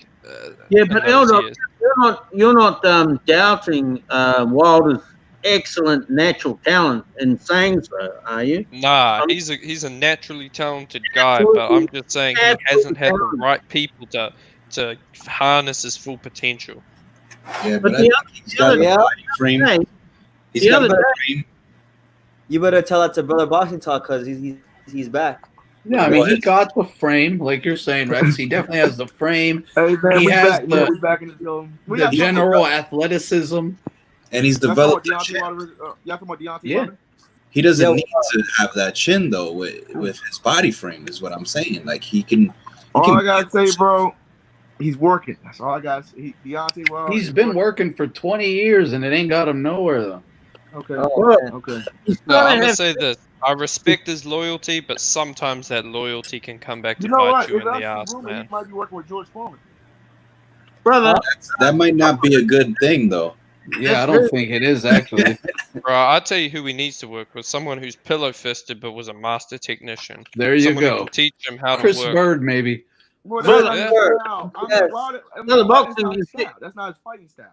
If he's working, But he needs to learn skills. That's great. I mean, That's great. That's not his style. I mean, you can't teach somebody But like he don't need to copy Bird. He just needs to learn skills. Yeah, Bird has a ton of skills. Correcting weakness I would is go not with changing Floyd, style. bro. It's just Go with adding to Floyd. your arsenal. Like, look at Maidana when he went with Robert Garcia. His style didn't change, but there were certain things added that made it more I think he needs effective. to tighten a little bit something up. But hey, I would go with Pedro Diaz or Stacey McKinley. It's that simple. Yeah, I think Pedro Diaz mainly because Well, you he don't like trained George Foreman? amateurs, You don't like Foreman? and I think- amateurs weren't as love George- weren't as like seasoned, you know. selling I mean, you grill. don't like George Foreman for him? I mean, I like George Foreman as a Wilder fan. I'll say No. Buddy McGirt could also be good. I think we all like Foreman as a fight. I'm just saying we don't. I think the most of us don't think Foreman would be a good fit to train Wilder. Yeah, I'm gonna be honest. I always thought Foreman's Maybe 15, 20 years ago, maybe. I don't know. man, Foreman was a shit commentator. That's my opinion. I like him as a commentator. I couldn't stand Foreman, man. I have to disagree. I have to disagree because Foreman is an honest man. I like and Foreman as a person. I just don't think he was a good Deontay Wilder commentator. has talked to Foreman. I think they have a great relationship. I think we have to start not saying gonna Wilder work. has yes. I don't think Wilder has yes man. I think I know, like, bro. I think he will listen to somebody, bro. And I'm being honest with you, bro. That's a great. All right, hold on. I want to ask a Wilder fan this. If George Foreman is not a yes man, I disagree. No, That's a great he's point. not. But I have Foreman, a. yes man, Thank and you. and George Wilder Foreman admitted that he is a talked to great Deontay man. Wilder. So how is Deontay Wilder don't listen to I him? got a question I for you, mean, brother. It's Why, George Foreman. I mean, he's a top 5 heavyweight. brother? I got a question for you. Yeah, brother, it's a great point there. Why? What reason do you think it is, brother, Yeah, we that can't Wilder say that hasn't? Deontay Wilder. Brother, I got a George Foreman question came for out you. on TMZ talking about he had a great conversation after the Fury fight. Brother, I got a question for you. I mean, I think it's probably gonna be his Yo, train. brother, Boxing Talk. Let Anthony ask you a question, please. I have a question for you, brother. As a Wilder fan, Is it on mute? I'm not Wait, on mute. Can he hear us? Can you hear us? Not a little bit, but you can go ahead. I can't hear a little bit. Or maybe you might have to turn off the other YouTube page. No, you go ahead. You go ahead. I can hear you. My a little bit better. question is, why do you think that Wilder hasn't developed other tools, other weapons in his arsenal? Why do you think he hasn't developed them? What do you think the problem is? Is it him? Is it the team? I can hear you just fine. Yeah. You can hear Anthony. Okay. Anthony's asking you the question. Can you hear me? Yes, I can hear you. I can't hear him. Okay. What he's asking you is, why do you think that Deontay Wilder hasn't developed the tools as a heavyweight thus far in his career? Why has he only been a limited fighter with the right hand? Why has he developed? Troy talked about this the other day. Why? Because I think he fell in love with the right hand, and I would agree as a Wilder fan. And this is coming from a big Deontay Wilder fan. I think because he relied on it so much, I think, and I'm being honest here, brother Boston, I'll always be honest. He relies on it so much, and I think the team fell in love with it. Right? We also have to agree the team fell in love with his right hand. Because the team fell in love with the checks. The team fell in love with the right hand and the checks. And the right hand, right? Yeah. I think when I go back and watch the main Stavern, he has boxing skills in him. I think Stavern just stood still though. Boxing skills in him, right? If you see Main Stavern, I know we're gonna say Main Stavern. Oh, he was just a human heavy bag in that fight. So when I see him fight the man, I say, okay, he has boxing skills, Brandon, right? Yeah, but I mean, Stavern just kind of showed up and bring. And you know, as a Wilder fan, I think somebody needs to bring out him, and I think George Foreman will. I think Deontay Wilder respects George Foreman because him and George Foreman got the same thing in common. It could work. Not even 0%, bro. Yeah, not at all. Zero. Hey, Brandon, they disrespected George Foreman, though, bro. They disrespect that man. I mean, look, I'll say like this. Earlier we were talking about the shotgun jab of George Foreman when he was older. If and Wilder could develop a jab, bro. No, not just a jab, but the shotgun jab to use against Fury. If he could develop something like that to use against Tyson Fury, then it could work. Wilder needs to develop a jab and some defense. We cannot say we're not going to give Deontay Wilder a good chance against him. I'm going to give him a great chance. Not against Tyson Fury. He learn boxing ability, and he has it in him. I think maybe some other boxers. I mean, I'll say this though. I think we're talking about Anthony Joshua versus Wilder. I think that's a much more even fight. I give Wilder a great chance to win that fight, but I just don't think he could beat Tyson Fury. I'll be honest with you. That's what I'm saying, bro. I think Tyson has. I think Wilder even knows it. He doesn't have enough time. He doesn't have enough time. But it's great that he's with the truth is George Foreman. Yeah, George Foreman knows about jabs. George Foreman knows about hooks, and grills. There is no way that Deontay Wilder can be disrespecting George Foreman. So that's a good sign. Thank you. Or it's just going to be he ends up not liking the way George talks to him. He had a great conversation with him. I don't think Wilder's, the one thing I'll say about that I like about this is George Foreman is rich. Like the guy made hundreds of millions off his grill, so he's obviously not in it for the money. And he has a better resume than Wilder right now.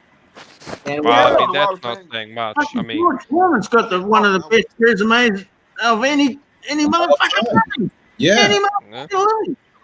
Yes. But I'm gonna say, you know who I think would actually be a good trainer. Maybe not for Wilder, but I think Vladimir Klitschko could become a great trainer. Well, he's got the money. He could bring Klitschko into the team. He could have George Foreman and Klitschko into the team, and maybe that'd work something out. And they'd get a lot of little motherfuckers doing footwork and all sorts of shit. Because we're talking about a guy who's a lot of natural talent, but it takes a while. What those fucking skinny calves are about? What the fuck? You have a heavyweight with such skinny calves. Yeah. Deontay Wilder, in my honest opinion, he has something in him. I feel like he doesn't bring it out because he relies on the right hand. And I have to agree as a Wilder fan. He can bring something out, and Man, brother. I really do think this George Foreman thing, and I really do think that's going to be his next train, will definitely help him, bro. It'll help him, but brother, he should have been the best from way back. He's got all the talent, but somebody let him down. That's what we're talking about. Somebody let him down. He didn't have the team that he needed, and they let him down. They let him keep those skinny calves. What the fuck is he doing with those skinny calves? I don't know. He don't have. He's more of a small. It's crazy, man, because he's 6'7", but his body frame is not like he's not a big dude. You know what I'm saying? He's got like that basketball build. Gotta have the calves. Gotta have he got like that. He got basketball body. Yeah, man. If Floyd would have trained him, I'm telling you, man. Mayweather, everybody can't learn the shoulder roll. I mean, does anybody? But he has the perfect body for it. He's got the talent. Does anybody doubt that Deontay Wilder had the talent to be even better than he was pretending, than his team was pretending him to be? He's got the talent. He always had the talent. But does he have the work ethic to develop that skill now? I would say it was a little bit dicey, a little bit late in the period, you know. I mean, brother boxing talk. We love this guy. No, I can't speak for everyone. I love this guy. I mean, I think he's great. He's I give him some credit. the biggest Deontay Wilder fan. 40 knockouts. It's greatest his natural talent that we've seen. I paid to watch the guy fight live, so that, I mean, I don't know what else I gotta say. I paid to watch him fight live. I haven't paid to watch too many guys fight. I think George Foreman. I mean, he said he added. I mean, what I heard him say, he added 2 people to his camp, so it might be. It might be more people than just George Foreman to his camp. So I hope so, and I hope he can come back. But if George Foreman and Larry Holmes were helping him at the age of 18, you know, and he got those calves thick, and he did the road work, and he did skipping. He fucking this just man needs I Ukrainian understand. dance lessons. That's what he GMA, needs. I understand, but his body type is not like that. You know what I'm saying? He's not like a Mike Tyson, a big, stouty kind of guy. He's more of a basketball kind of player. You know what I'm saying? So his legs is not going to really get that much big. You know what I'm saying? Yeah, the calves have to be bigger than that. The GMB is saying that he could have developed that. It's like even a sparrow would be ashamed of those calves. Oh man, he's got the Kevin Durant legs, right? Brother Box Talk. He kind of got Kevin. Man, my man got Deontay. What he got? Kind of like a Kevin Durant kind of body type. You know what I'm saying? He's got more muscle than Kevin Durant, though. Yeah, hell yeah. Thank God. Kevin Durant weighs like 105 pounds. Bro, when Kevin Durant came in the league, bro, getting off track, this man at least by like 175, bro, tops. I had a Sonics jersey. I used to have this Kevin Durant Sonics jersey. I love Kevin Durant, but then he became a snake. Then he became a snake. I love the Durant Marbury combo when they were up on the Timberwolves. 530. And it's like 530. Lord have mercy. Yeah, it is. Damn. But going back to what L Dog said about Vladimir Klitschko, I don't know if Wilder ever had the work ethic like a Vladimir Klitschko, man. Well, that's another way you develop all these extra tools is by staying in the gym nonstop, working. That's a lot of work, bro. Yeah. I don't know. Having like an obsessive compulsion with getting better. That's what I'm talking about. Talk to him, Anthony. That's what I mean. The obsession.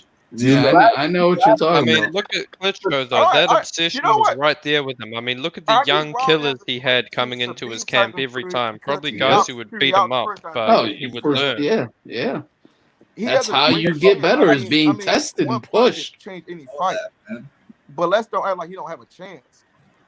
No, it's only because we're comparing him to Fury. If we compare him to other boxers, he still has potential. Yeah, my thing is you know what? Also, we not remembering this quarantine time is really helping Wilder out. And I'm sure it can be helping any fighter out who uses it. Nobody's getting drug tested, so any fighter can be getting helped out right now. Well, it's just giving no Yes, one an yes, advantage. yeah. They're I'm all talking in the about with same strength, you know what ballpark. I'm saying? True. This is Yeah, because he time. come off a bicep injury also, you know what I'm saying? So If they had a work ethic before this, they still got it. And if they didn't, they don't because of quarantine. That's right. This is time to find some lonely country road and fucking jog walk 8 kilometers at 8 miles at a time, you know? That's what you want to do. Because we always put it on the back burner, don't we?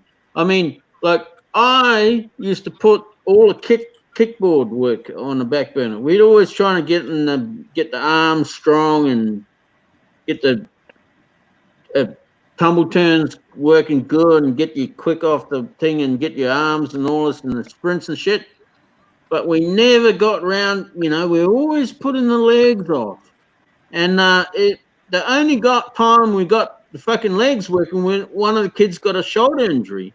But what would happen if they got a shoulder injury and I put them on a kickboard and put them with the flippers and shit, and then if let's suppose that shoulder injury would cure, but by the end of within about fucking couple of months of the champs, those were the guys that actually did better.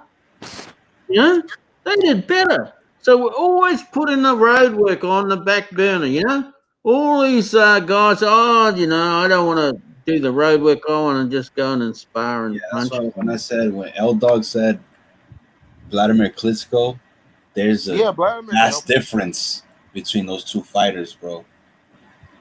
There's a big difference between those two guys. And it's me personally. Put it this way: Klitschko brought Wilder into his camp to be a sparring partner when he was coming up. He's like, "Oh, this is supposed to be one of the best up and comers. Bring him in my camp so I can get better using him." Right. Yeah. But Wilder don't do you know that. This He brings in like old nobodies. It's gonna be a very interesting fight. That's why all I gotta say about it is a Wilder fan. I'm just waiting. I'm just patiently waiting. That's all, man. Hey, look, man, you might not want to wait around. Yeah. My point was that, like, you put things on the back burner, but now we're all locked down. Let's put them on the front burner. Let's get these motherfuckers out there running 6 miles a night. That's right. Do some damn squats while you're at it too. Hey guys, I'm heading out.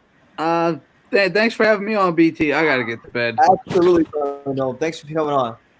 Good talking to all you guys. L Dog, Rex, GMB, brother. It was nice talking to you all. Hey, Brent, what time you gonna end the live stream, man? Have a good day, everyone.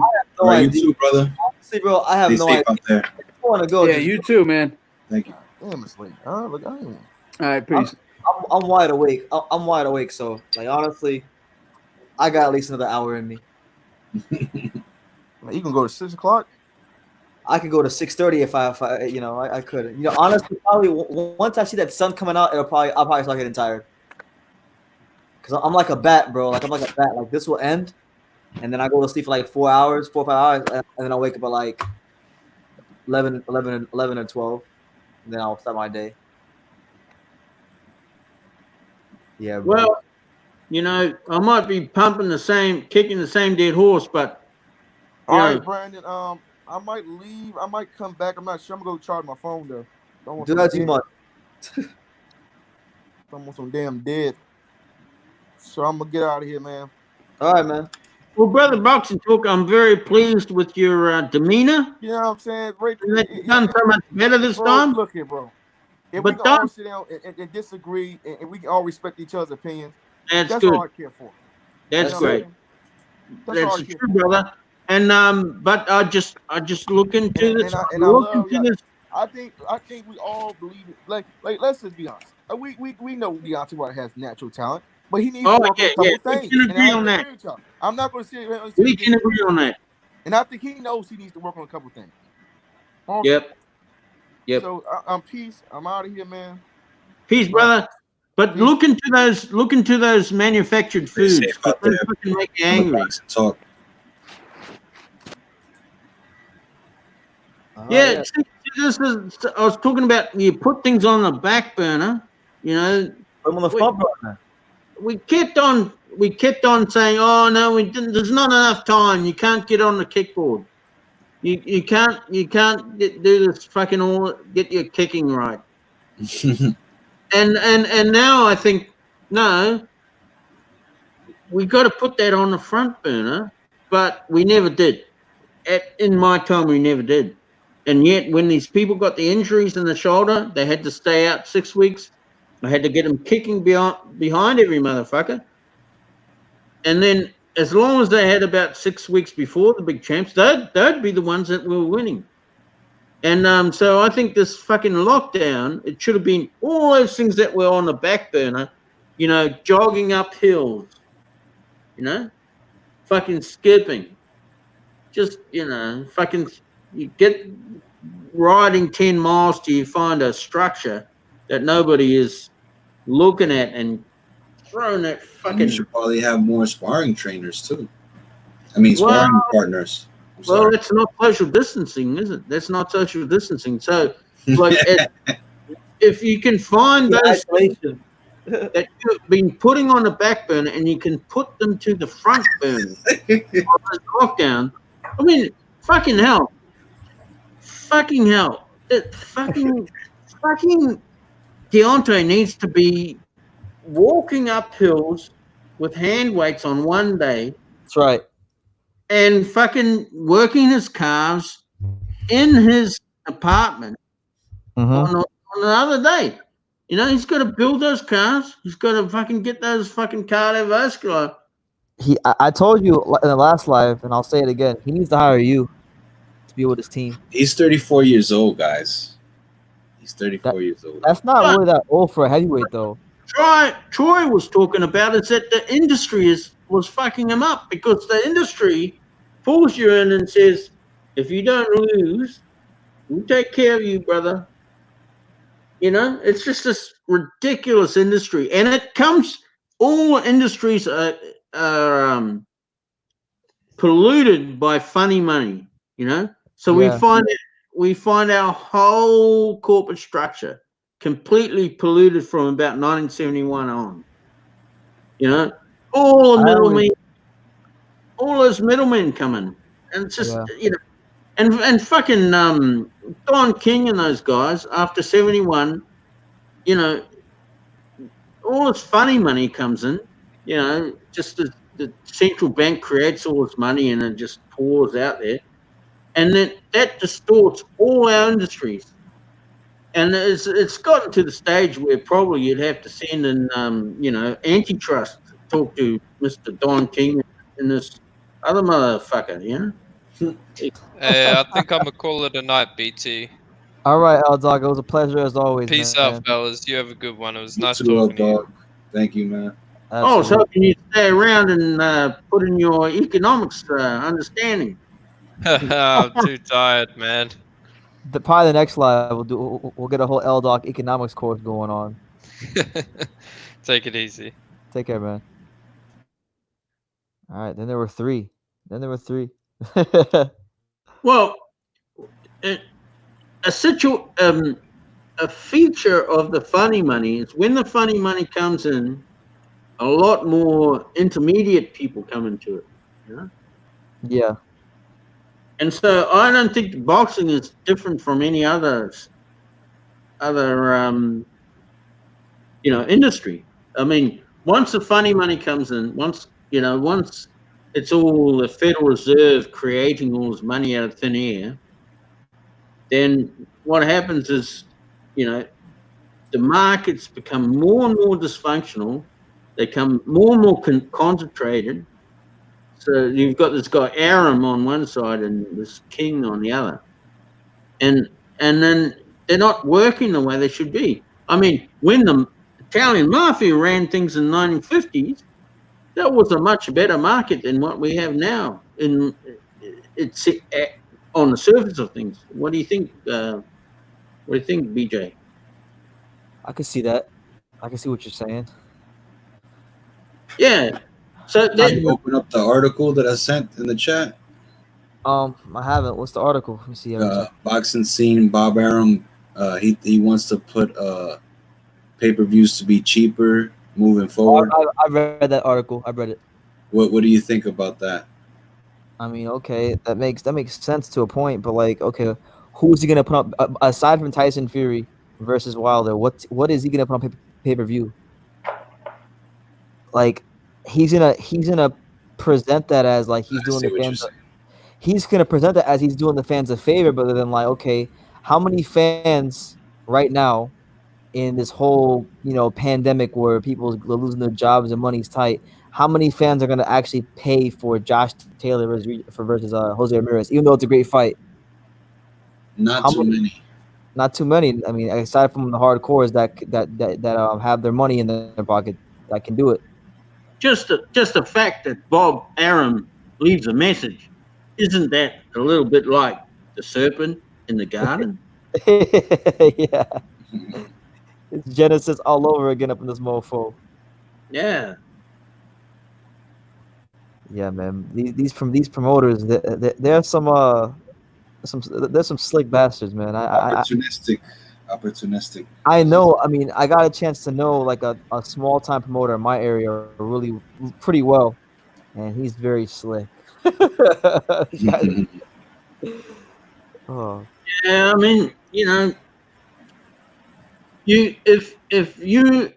if right from the start we had no funny money, we had none of this fractional reserve banking, we had no of these central banks pumping out this Ponzi money, maybe everything would have worked itself out, even if it was organized crime. Sounds like a perfect world. A utopia. Maybe that would have been a utopia. Maybe. Yeah, we're not gonna. If it wasn't a utopia, maybe we would just take one turn of the screw here and one turn of the screw there, and then it'll be a utopia. But the fact is, we've had this bullshit funny money thing, and who's this guy Bob Arum? I mean, is he from the Arums of County Cork? Is he from the Arums of No, he's the usual guy that's comes from the money stream, and so we've got to maybe you've got to get and sort the market out. If you're not going to take on the bankers wholesale, you've got to take them on an industry level. Yeah, they need to fix these problems. Damn it. Yeah, we've got to fix these problems. I mean, now there's another thing is that when Mike Tyson had his first year, he fought 13 fights in 1 year. Yeah. All right. Now, you remember how I proposed that there may be a gentleman's agreement that allows you to take 1 month or 2 months steroid, testosterone after your last fight. There may be something going on. So what that's going to do is that's going to space things out too far. Like you have a gentleman's agreement, so you get beat up, you get in the hot bath, you're just completely beat up, and then your trainer comes out and he's a homosexual called Cyril, and he pushes some fucking steroid, testosterone up into your ass, get up your ass, right? So it just, my name is Cyril, and I've got to push something into your ass, right? Okay. So then you got the steroids for a month. So then you can't fight that month, and you can't fight the next month because you might have to get tested, and then it's going to be like no good, right? Yeah. So maybe if my theory that there's a gentleman's agreement is an honest thing. It's not an honest thing. It's just a way of having a fair fight without demoralizing the public who don't know shit from China. All right. Yeah. So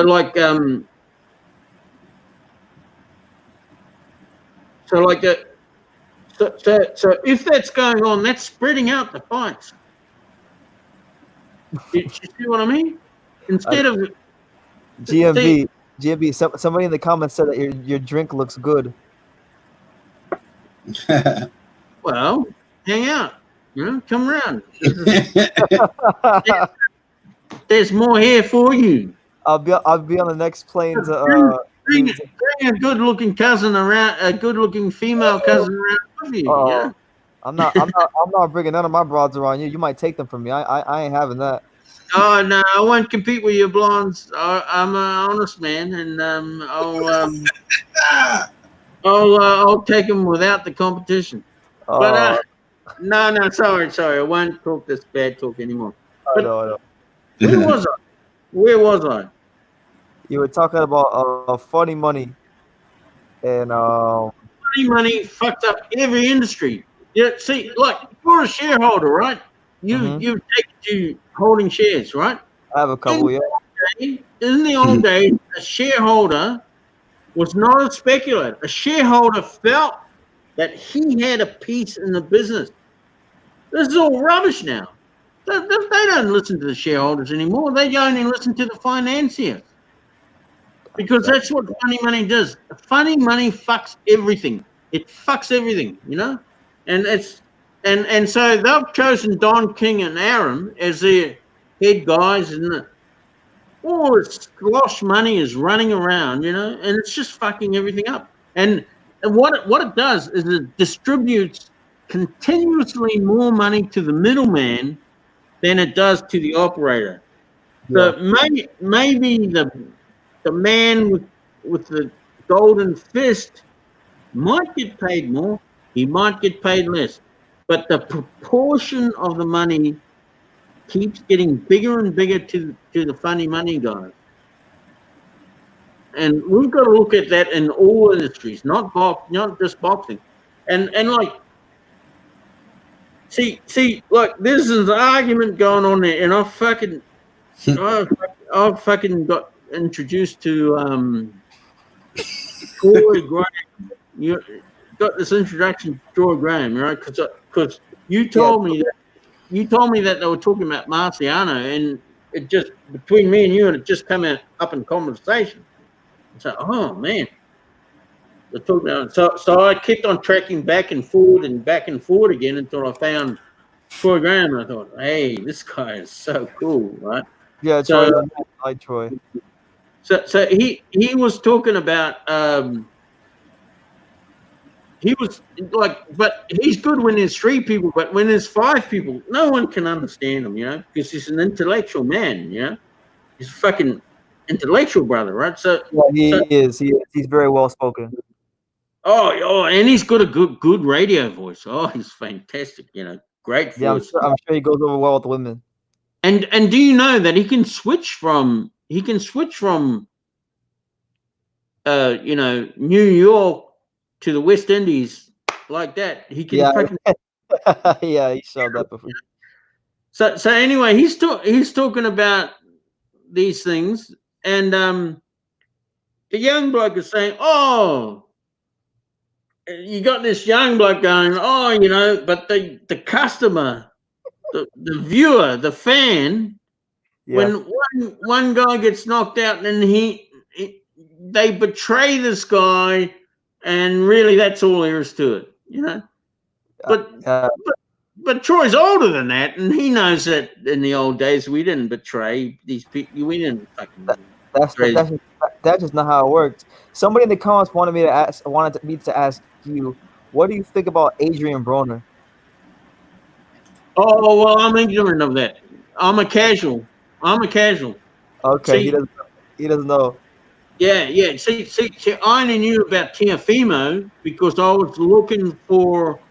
It was because Brandon and True School Sports and True School Sports Senior were talking about Teofimo beating up on. They reckon that he could beat Lama. So then I look. See, I'm a casual. And that's okay. I'm from a sports swimming training point of view, so I'd be pretty useful, and I wouldn't be useful 3 months out to the fight. but I'd be useful before that. I'd be useful in off season. I have a question for you then. If you're a casual, how did you find my channel in the first place? Because like this is like a hardcore channel. Can't really remember, but then I keep seeing those things like that one where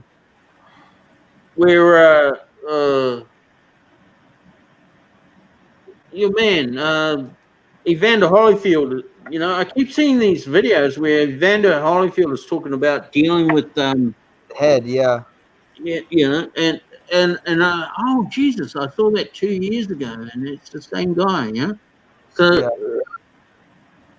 it's just I think you've got a kind of style for interviewing. I mean, like when you interview me, like I'm a know nothing, and yet you seem to be able to get stuff out of me that I wouldn't have had inside me. Let's just say I've had a lot of practice. Yeah, I've had a lot of practice over the years. So your interviews with these big shots are usually a little bit more interesting than like 70% of the other ones. And so you've got a bit of a natural talent, and it's time you went pro, just like Roger Mayweather said. You know, it's time you got out there and started boxing. Then you can teach me. Yeah, yeah. Oh, by any chance, just out of curiosity, did you see the video I put up where I was shadowboxing? Yeah, I saw that, but then I thought to myself, that's great.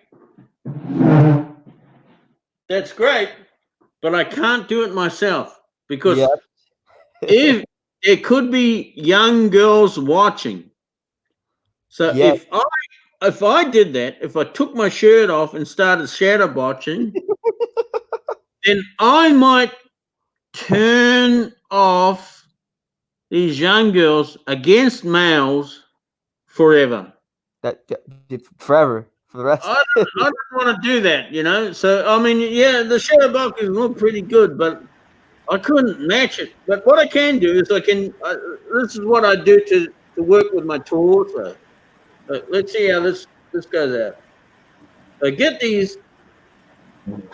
Uh-oh.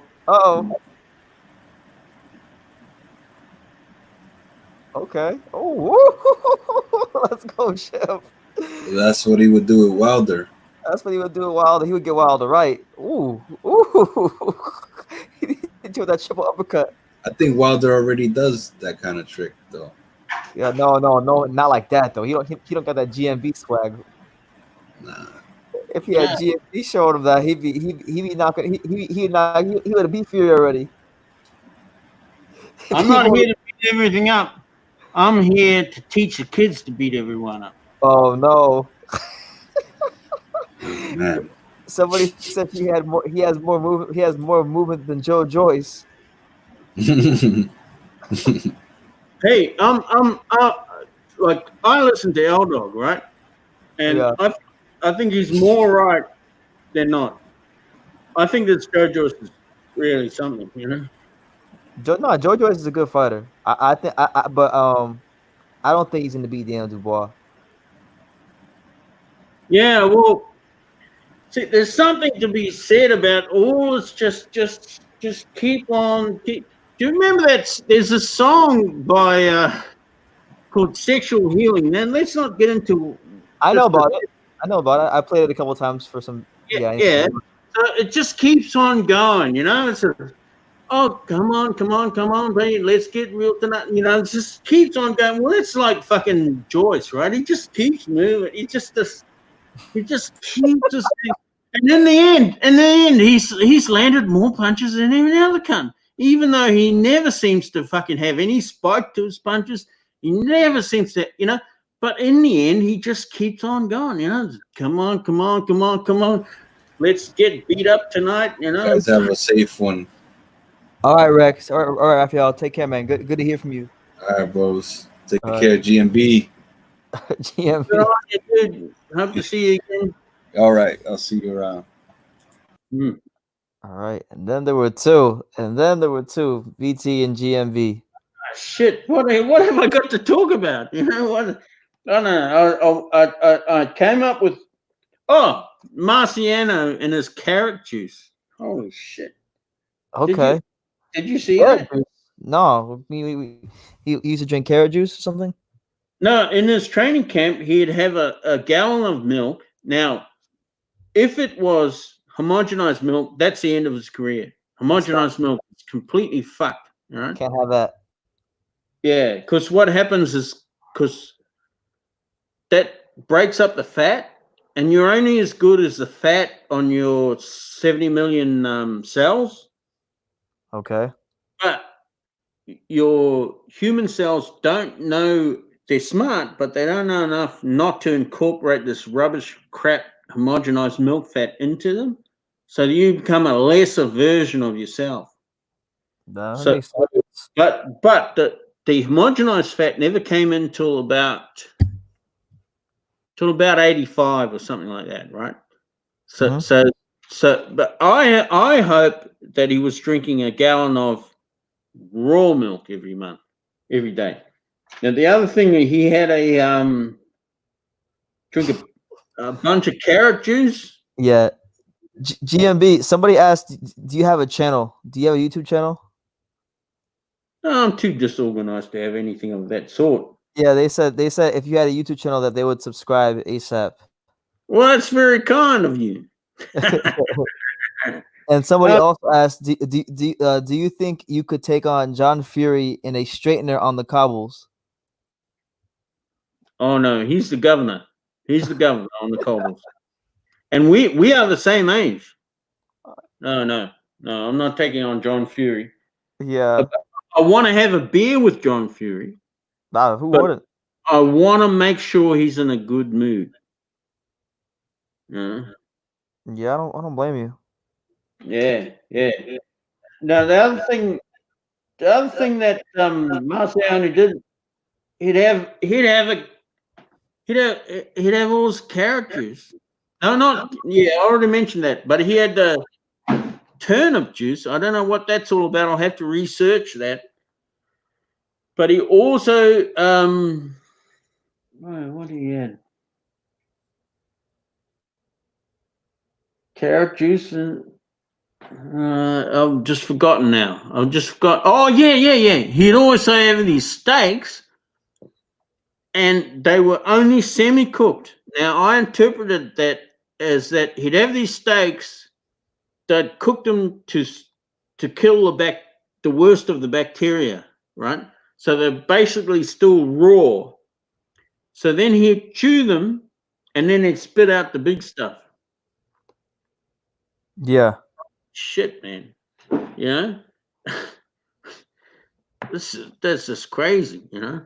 And then he'd do all the shit that no one would ever do. So, I mean, I accept. Am I still here? Can you hear me? Yeah. I can hear you. I'm listening.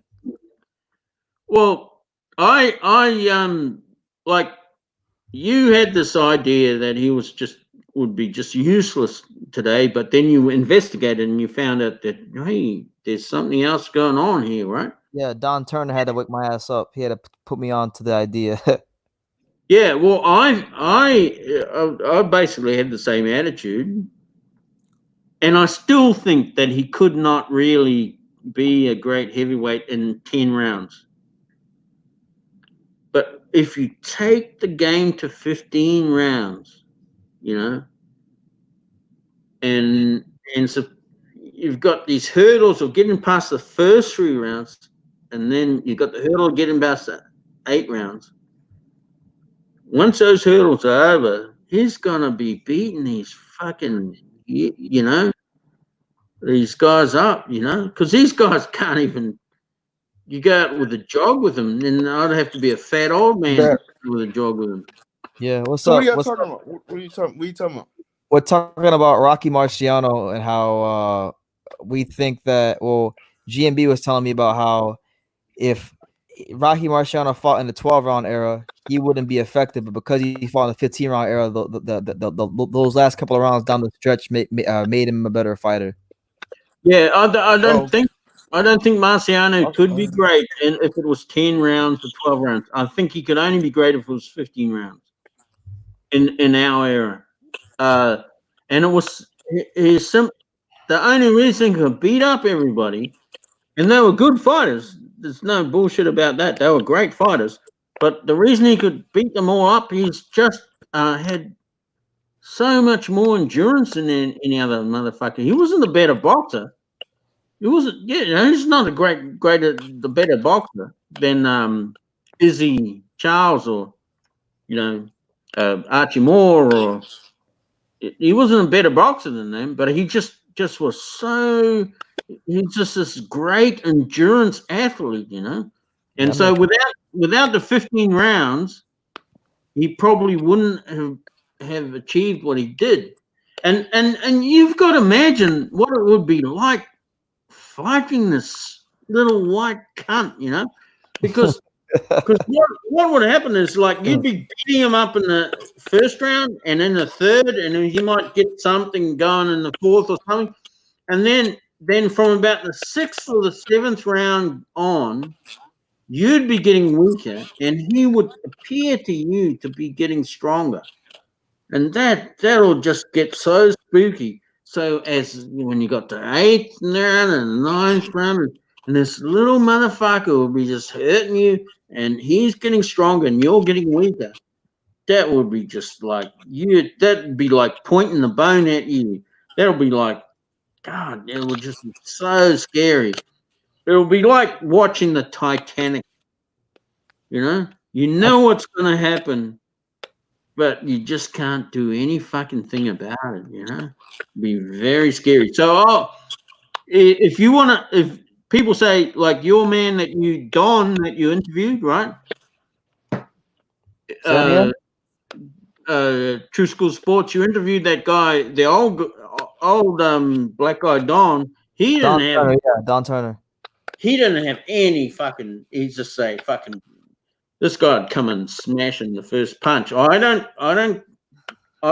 go to that point, but he has a point, because I just think, man, if you're facing Rocky after round 8 and you hadn't hurt him, what are you gonna do? Like you might have a jab there, you might look good for a while, but your arms are getting heavier.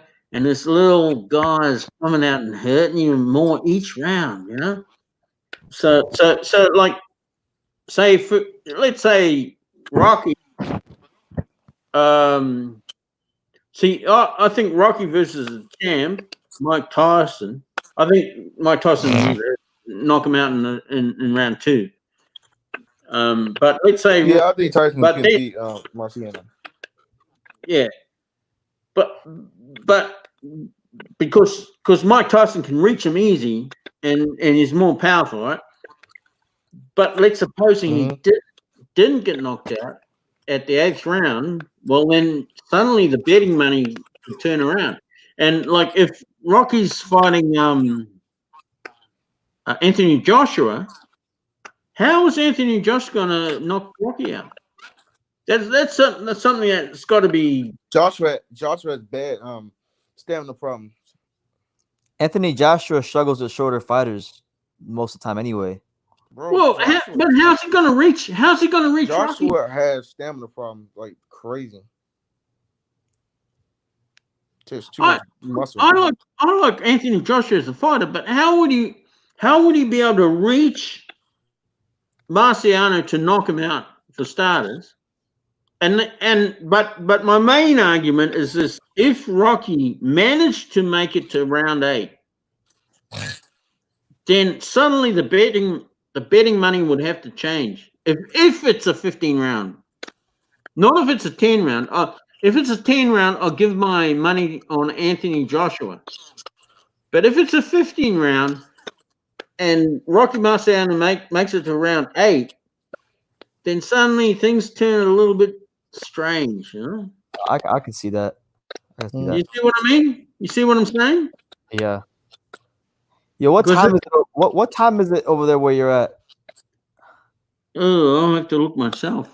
Well, the big computer's not on. Cause it's like, man, I just realized it's like 6 a.m. over here. I'm starting to hit that wall. Where the fuck is my phone gone? I don't know where my phone is. What's up, though, brother? Boxing talk. Man. Hey, Brandon, man. Hey, man. This been a cool show, man. Good show.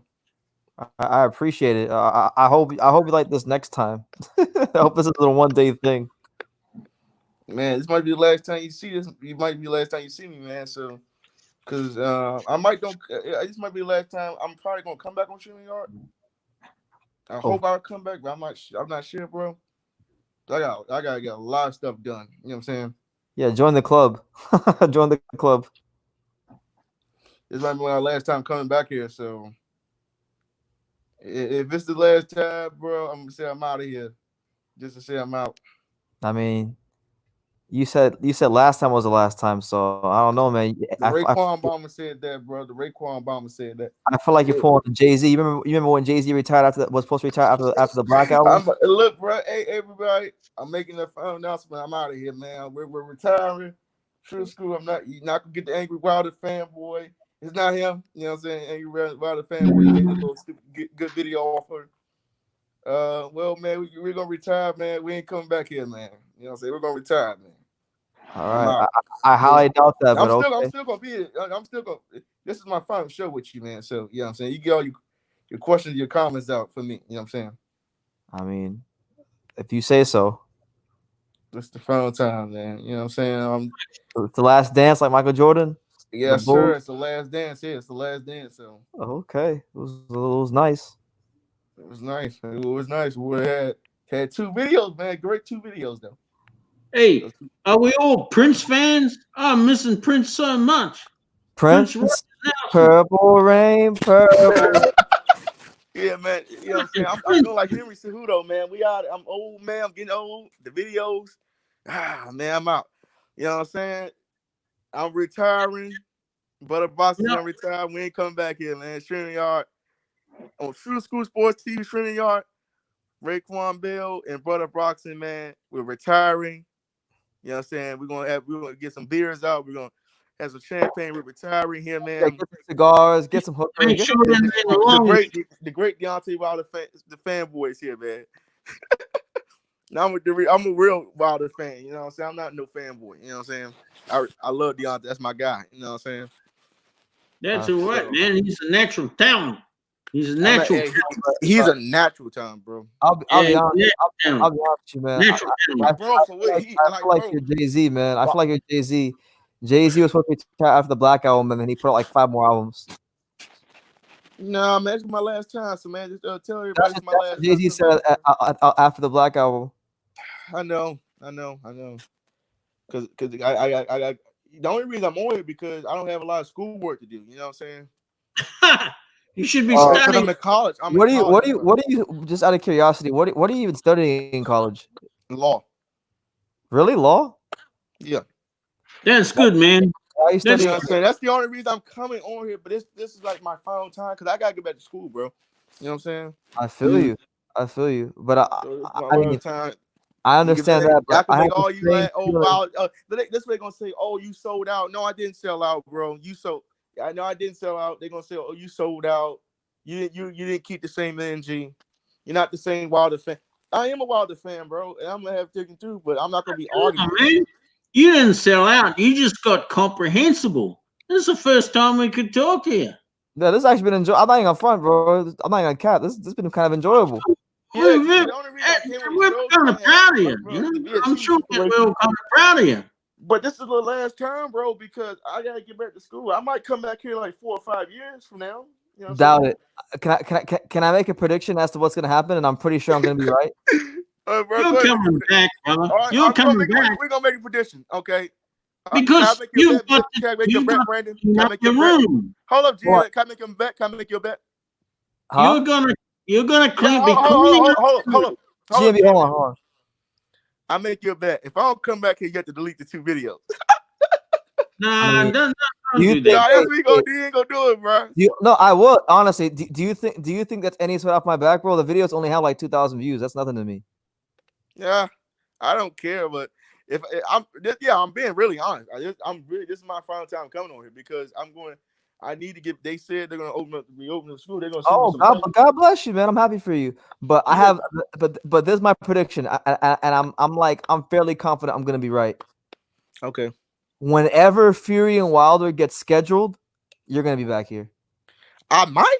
No, you will. You will. I might. You know what? You're If you delete the videos, will. you know what? The agreement is if I come back here on this channel, right, you have to delete the videos. Why do I have to do that? You don't have to do it. I mean, it doesn't matter to me. Honestly, it doesn't matter to me because like they're just random videos to me. But like, why do I have to do it? Like, why is You it don't so? have to do it, man. You don't have to do it if you don't want to. I mean, what else we're going to challenge for? We don't have nothing else to challenge for. I don't have what? We don't have nothing else to challenge for. You know what I'm saying? Because for real, I'm not going to come Dude, back here. you're only 19. You don't have to be ashamed about having an anger problem in the early years. You're going to get I better. have an anger problem, bro. I'm just a Wilder fan. You know I used to get angry when I was 19, and then I went to the boxing gym and I'll beat the shit out of people. I had an anger problem. I know what an anger problem is. I had an anger problem at one point. Yeah, man. This is my last time speaking to all y'all. You know, I had a great. You did well. You did very good. That's good. I had a great time on here. What's your Instagram? I don't have an Instagram, bro. What's your Facebook? I'm not telling you, bro. What's your Gmail? I stay private, bro. I'm staying private. What's your Kick? You on Kick? Nah, man. I ain't on Kick, bro. I'm fucking with you. I don't use Kick. That was old though. Yeah, that's old. But we had a great time. You know what I'm saying? I'm back. I might be back if Wilder Fury gets 3-3. I might come on here turn up. You know which one are you gonna be back next time? Is it gonna be? Am I gonna see? I think I'm gonna see Raekwon Bell next time. I have a strange feeling. No, he ain't coming back, man. You know what I'm saying? This is Brother Boxing Talks. This is my final time on here, ladies and gentlemen. I'm out. All right. Like Henry Hughes to hey, if you see me, you just see me. That's all I gotta say. What does that mean? Hey, I look. If I had the time, cause if I had the time, I might come back on. I'm not sure. Honestly, bro, I know you're in college, but listen, I know college students, and like I know how it is, bro. You're not gonna be as busy as you think you are. You're gonna have time, and you're gonna come back here. It's gonna happen. How much you want to bet? I'm not gonna bet anything, but I'm just confident it's gonna happen. Okay, all right. If I don't come back in a month, then you know I'm not coming back here, right? No, that's not true. Because when the fight gets made, you're gonna come back. I might. No, you will. There is no. You're going to. I'm not. Listen, I'm not. Listen, if you don't, it's fine with me. If you do, great. But I'm just, bro. You said the last time you were on here, not today, but the last time you were on here, you said, "Oh, Brandon, this is the last time I'm gonna be on here." No. Hey, bro. You know what I'm saying? Like just like the last dance, man. This is like our last dance here. And I might retire. I might don't. I might the angry retire. What are you retiring from? You don't have a channel. You know what I'm saying?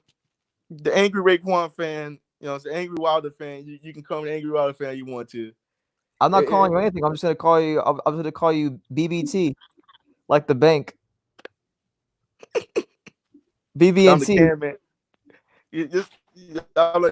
I'm the can man, just like Adrian Broner. That's why I am, bro. Yeah. Yeah, man. So you like Adrian Broner? Huh? Are you an Adrian Broner fan? Would you classify yourself as an Adrian Broner fan? He's funny. I like Adrian Broner. I mean, he's a good boxer. If he throws his hands, I mean, he could have been something special if he throws his hands. If he threw his hands. I don't think so. I don't think he was ever going to be anything special. I mean, he's a 4-division world champion at the age of 24. I mean, that's hard to do. I respect it, but I mean, if we're going to be objective here, who did he? Can you even name the 4 fighters he beat for the world titles? I ain't watched it, but I remember. I goddamn remember. I can't listen. I follow boxing pretty closely. I can't even remember the 4 guys he beat for the world titles. Yeah, so I have to really think really hard about that. Yeah, man. This is the retirement here. I'm retiring. Right, come on, man. You're coming back. Man. I'm not coming back, man. No, brother. You've been better. I know y'all love me to come back here. I know you love me to come back here. No, you love coming here. You're the one. I'm not forcing you to come here. You come here on your own voluntarily. So You know, one bro, time you you'll know be the show doing is the more better dishes. if the brother boxing talks this back on the show. The show does better views. I mean, it does. I ain't gonna hold you, but yeah, Does we're it? retiring. OGD man, we're retiring, man. I'm getting on that retirement plan. That's what I'm going to do. I'm gonna be like the last man. You say that when you're studying. You say no bitches, no drink, and no boxing. Listen, bro. No boxing shows. I don't actually. There's no way to confirm that there's no way to confirm that you actually live in South Florida. But if you do live in South Florida, then you would. Then I'm sure you know that there's a good amount of There's a good amount of beautiful women that live in South Florida, and I know for a fact if one of them throws himself at you, you're not gonna go study law. Yeah, we're My dad was man. my Damn dad's like fine, police good officer. looking man. My dad's like my dad's a police officer, bro. Huh? My dad's a police officer, so you know what I'm saying. I like law. You know what I'm saying. I want to be a Oh, marshal. So it's like, yeah, I want to be a marshal. So I look, the future's gonna hold. It's gonna hold for me. And Brandon, if this was a good show. I'm not gonna lie, it was a good show. It was the best show of your life. But man, I think it's that time, bro. Okay. Well, have a great rest of your day, bro. God bless. Peace.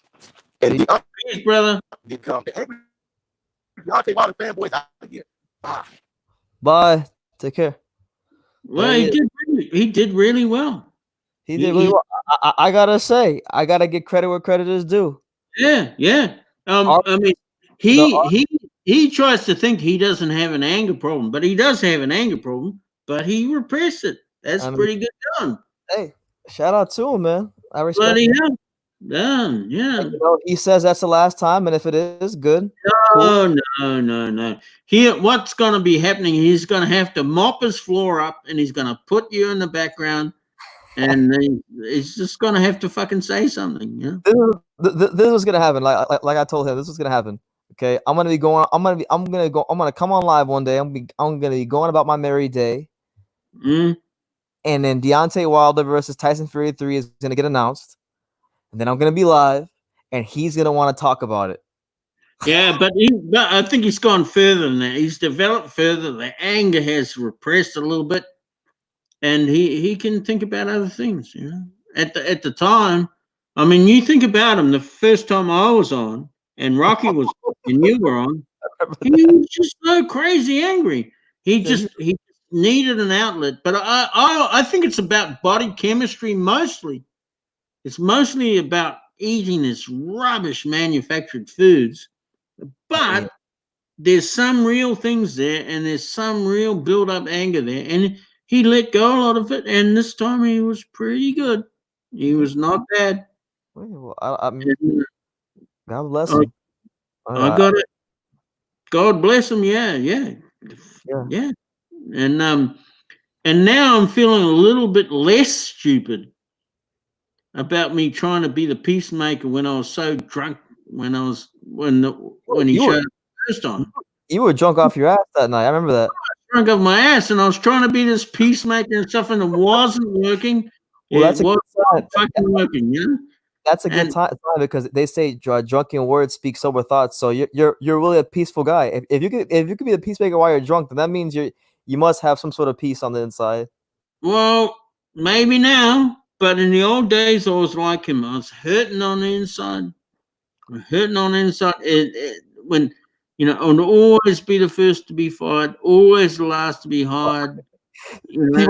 One guy in the comments said that he can't imagine you drunk. Well, I'm tipsy now, but I was drunk in the first two interviews. No, he was drunk off of his ass. I remember that day perfectly. All right. I remember.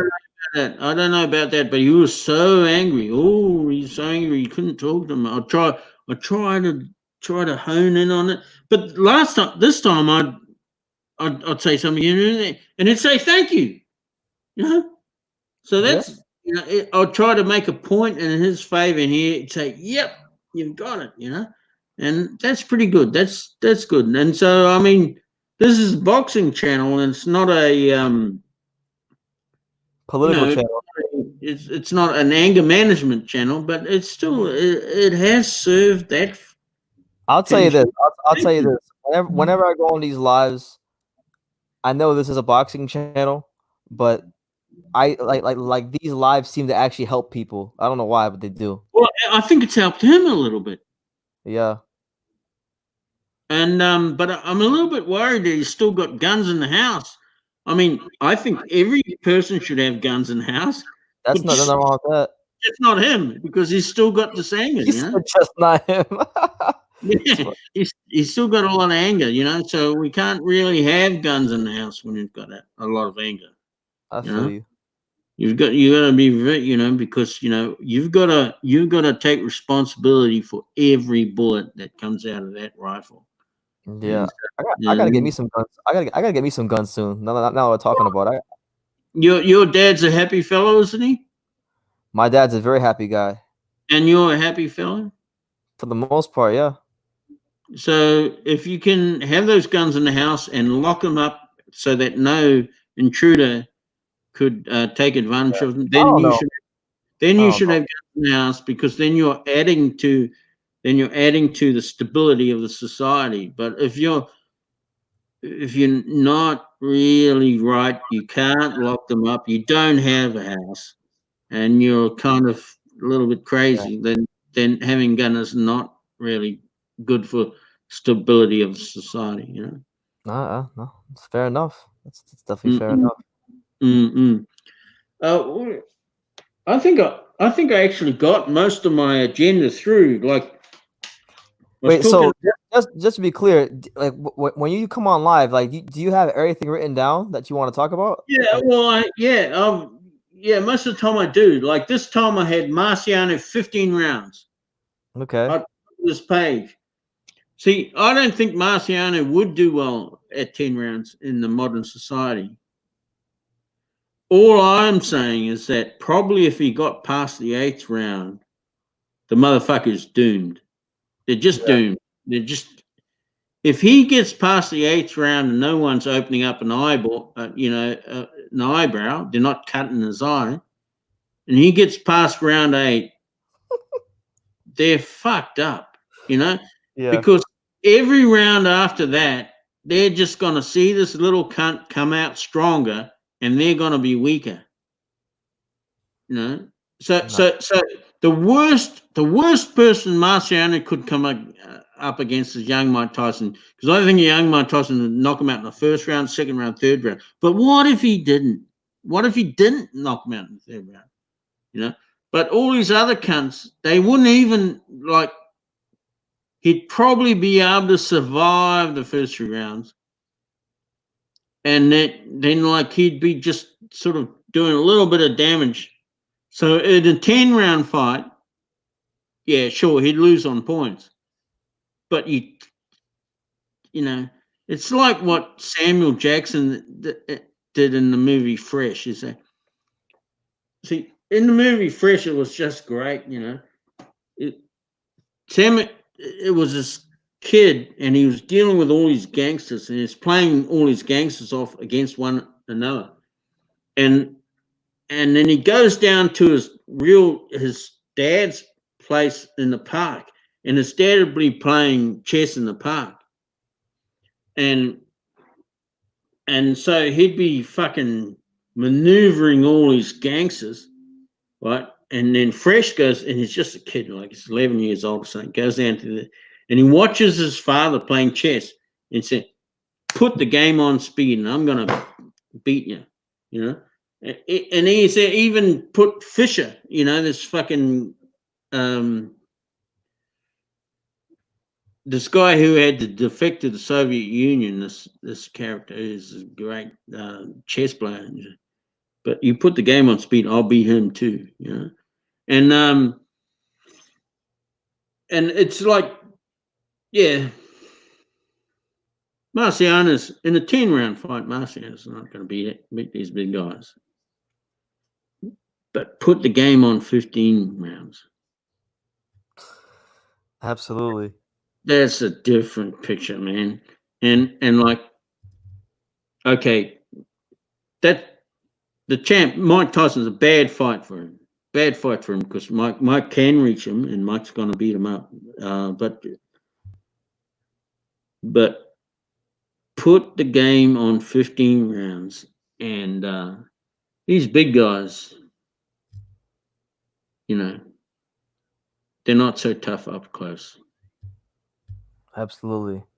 Well, GMB, I think I'm gonna wrap it up because I gotta get some sleep, man. It's been 9.5 hours. It's been 9.5 hours in this thing. Put the game on speed. Make it 15 rounds. Absolutely. What seems so these guys seem so giants. They're giants so far away. They're not so tough up close. Absolutely. Well, I'm gonna get some sleep, GMB. I'm gonna end this. Good night to you, brother. Take care, man. God bless. Ugh. God bless.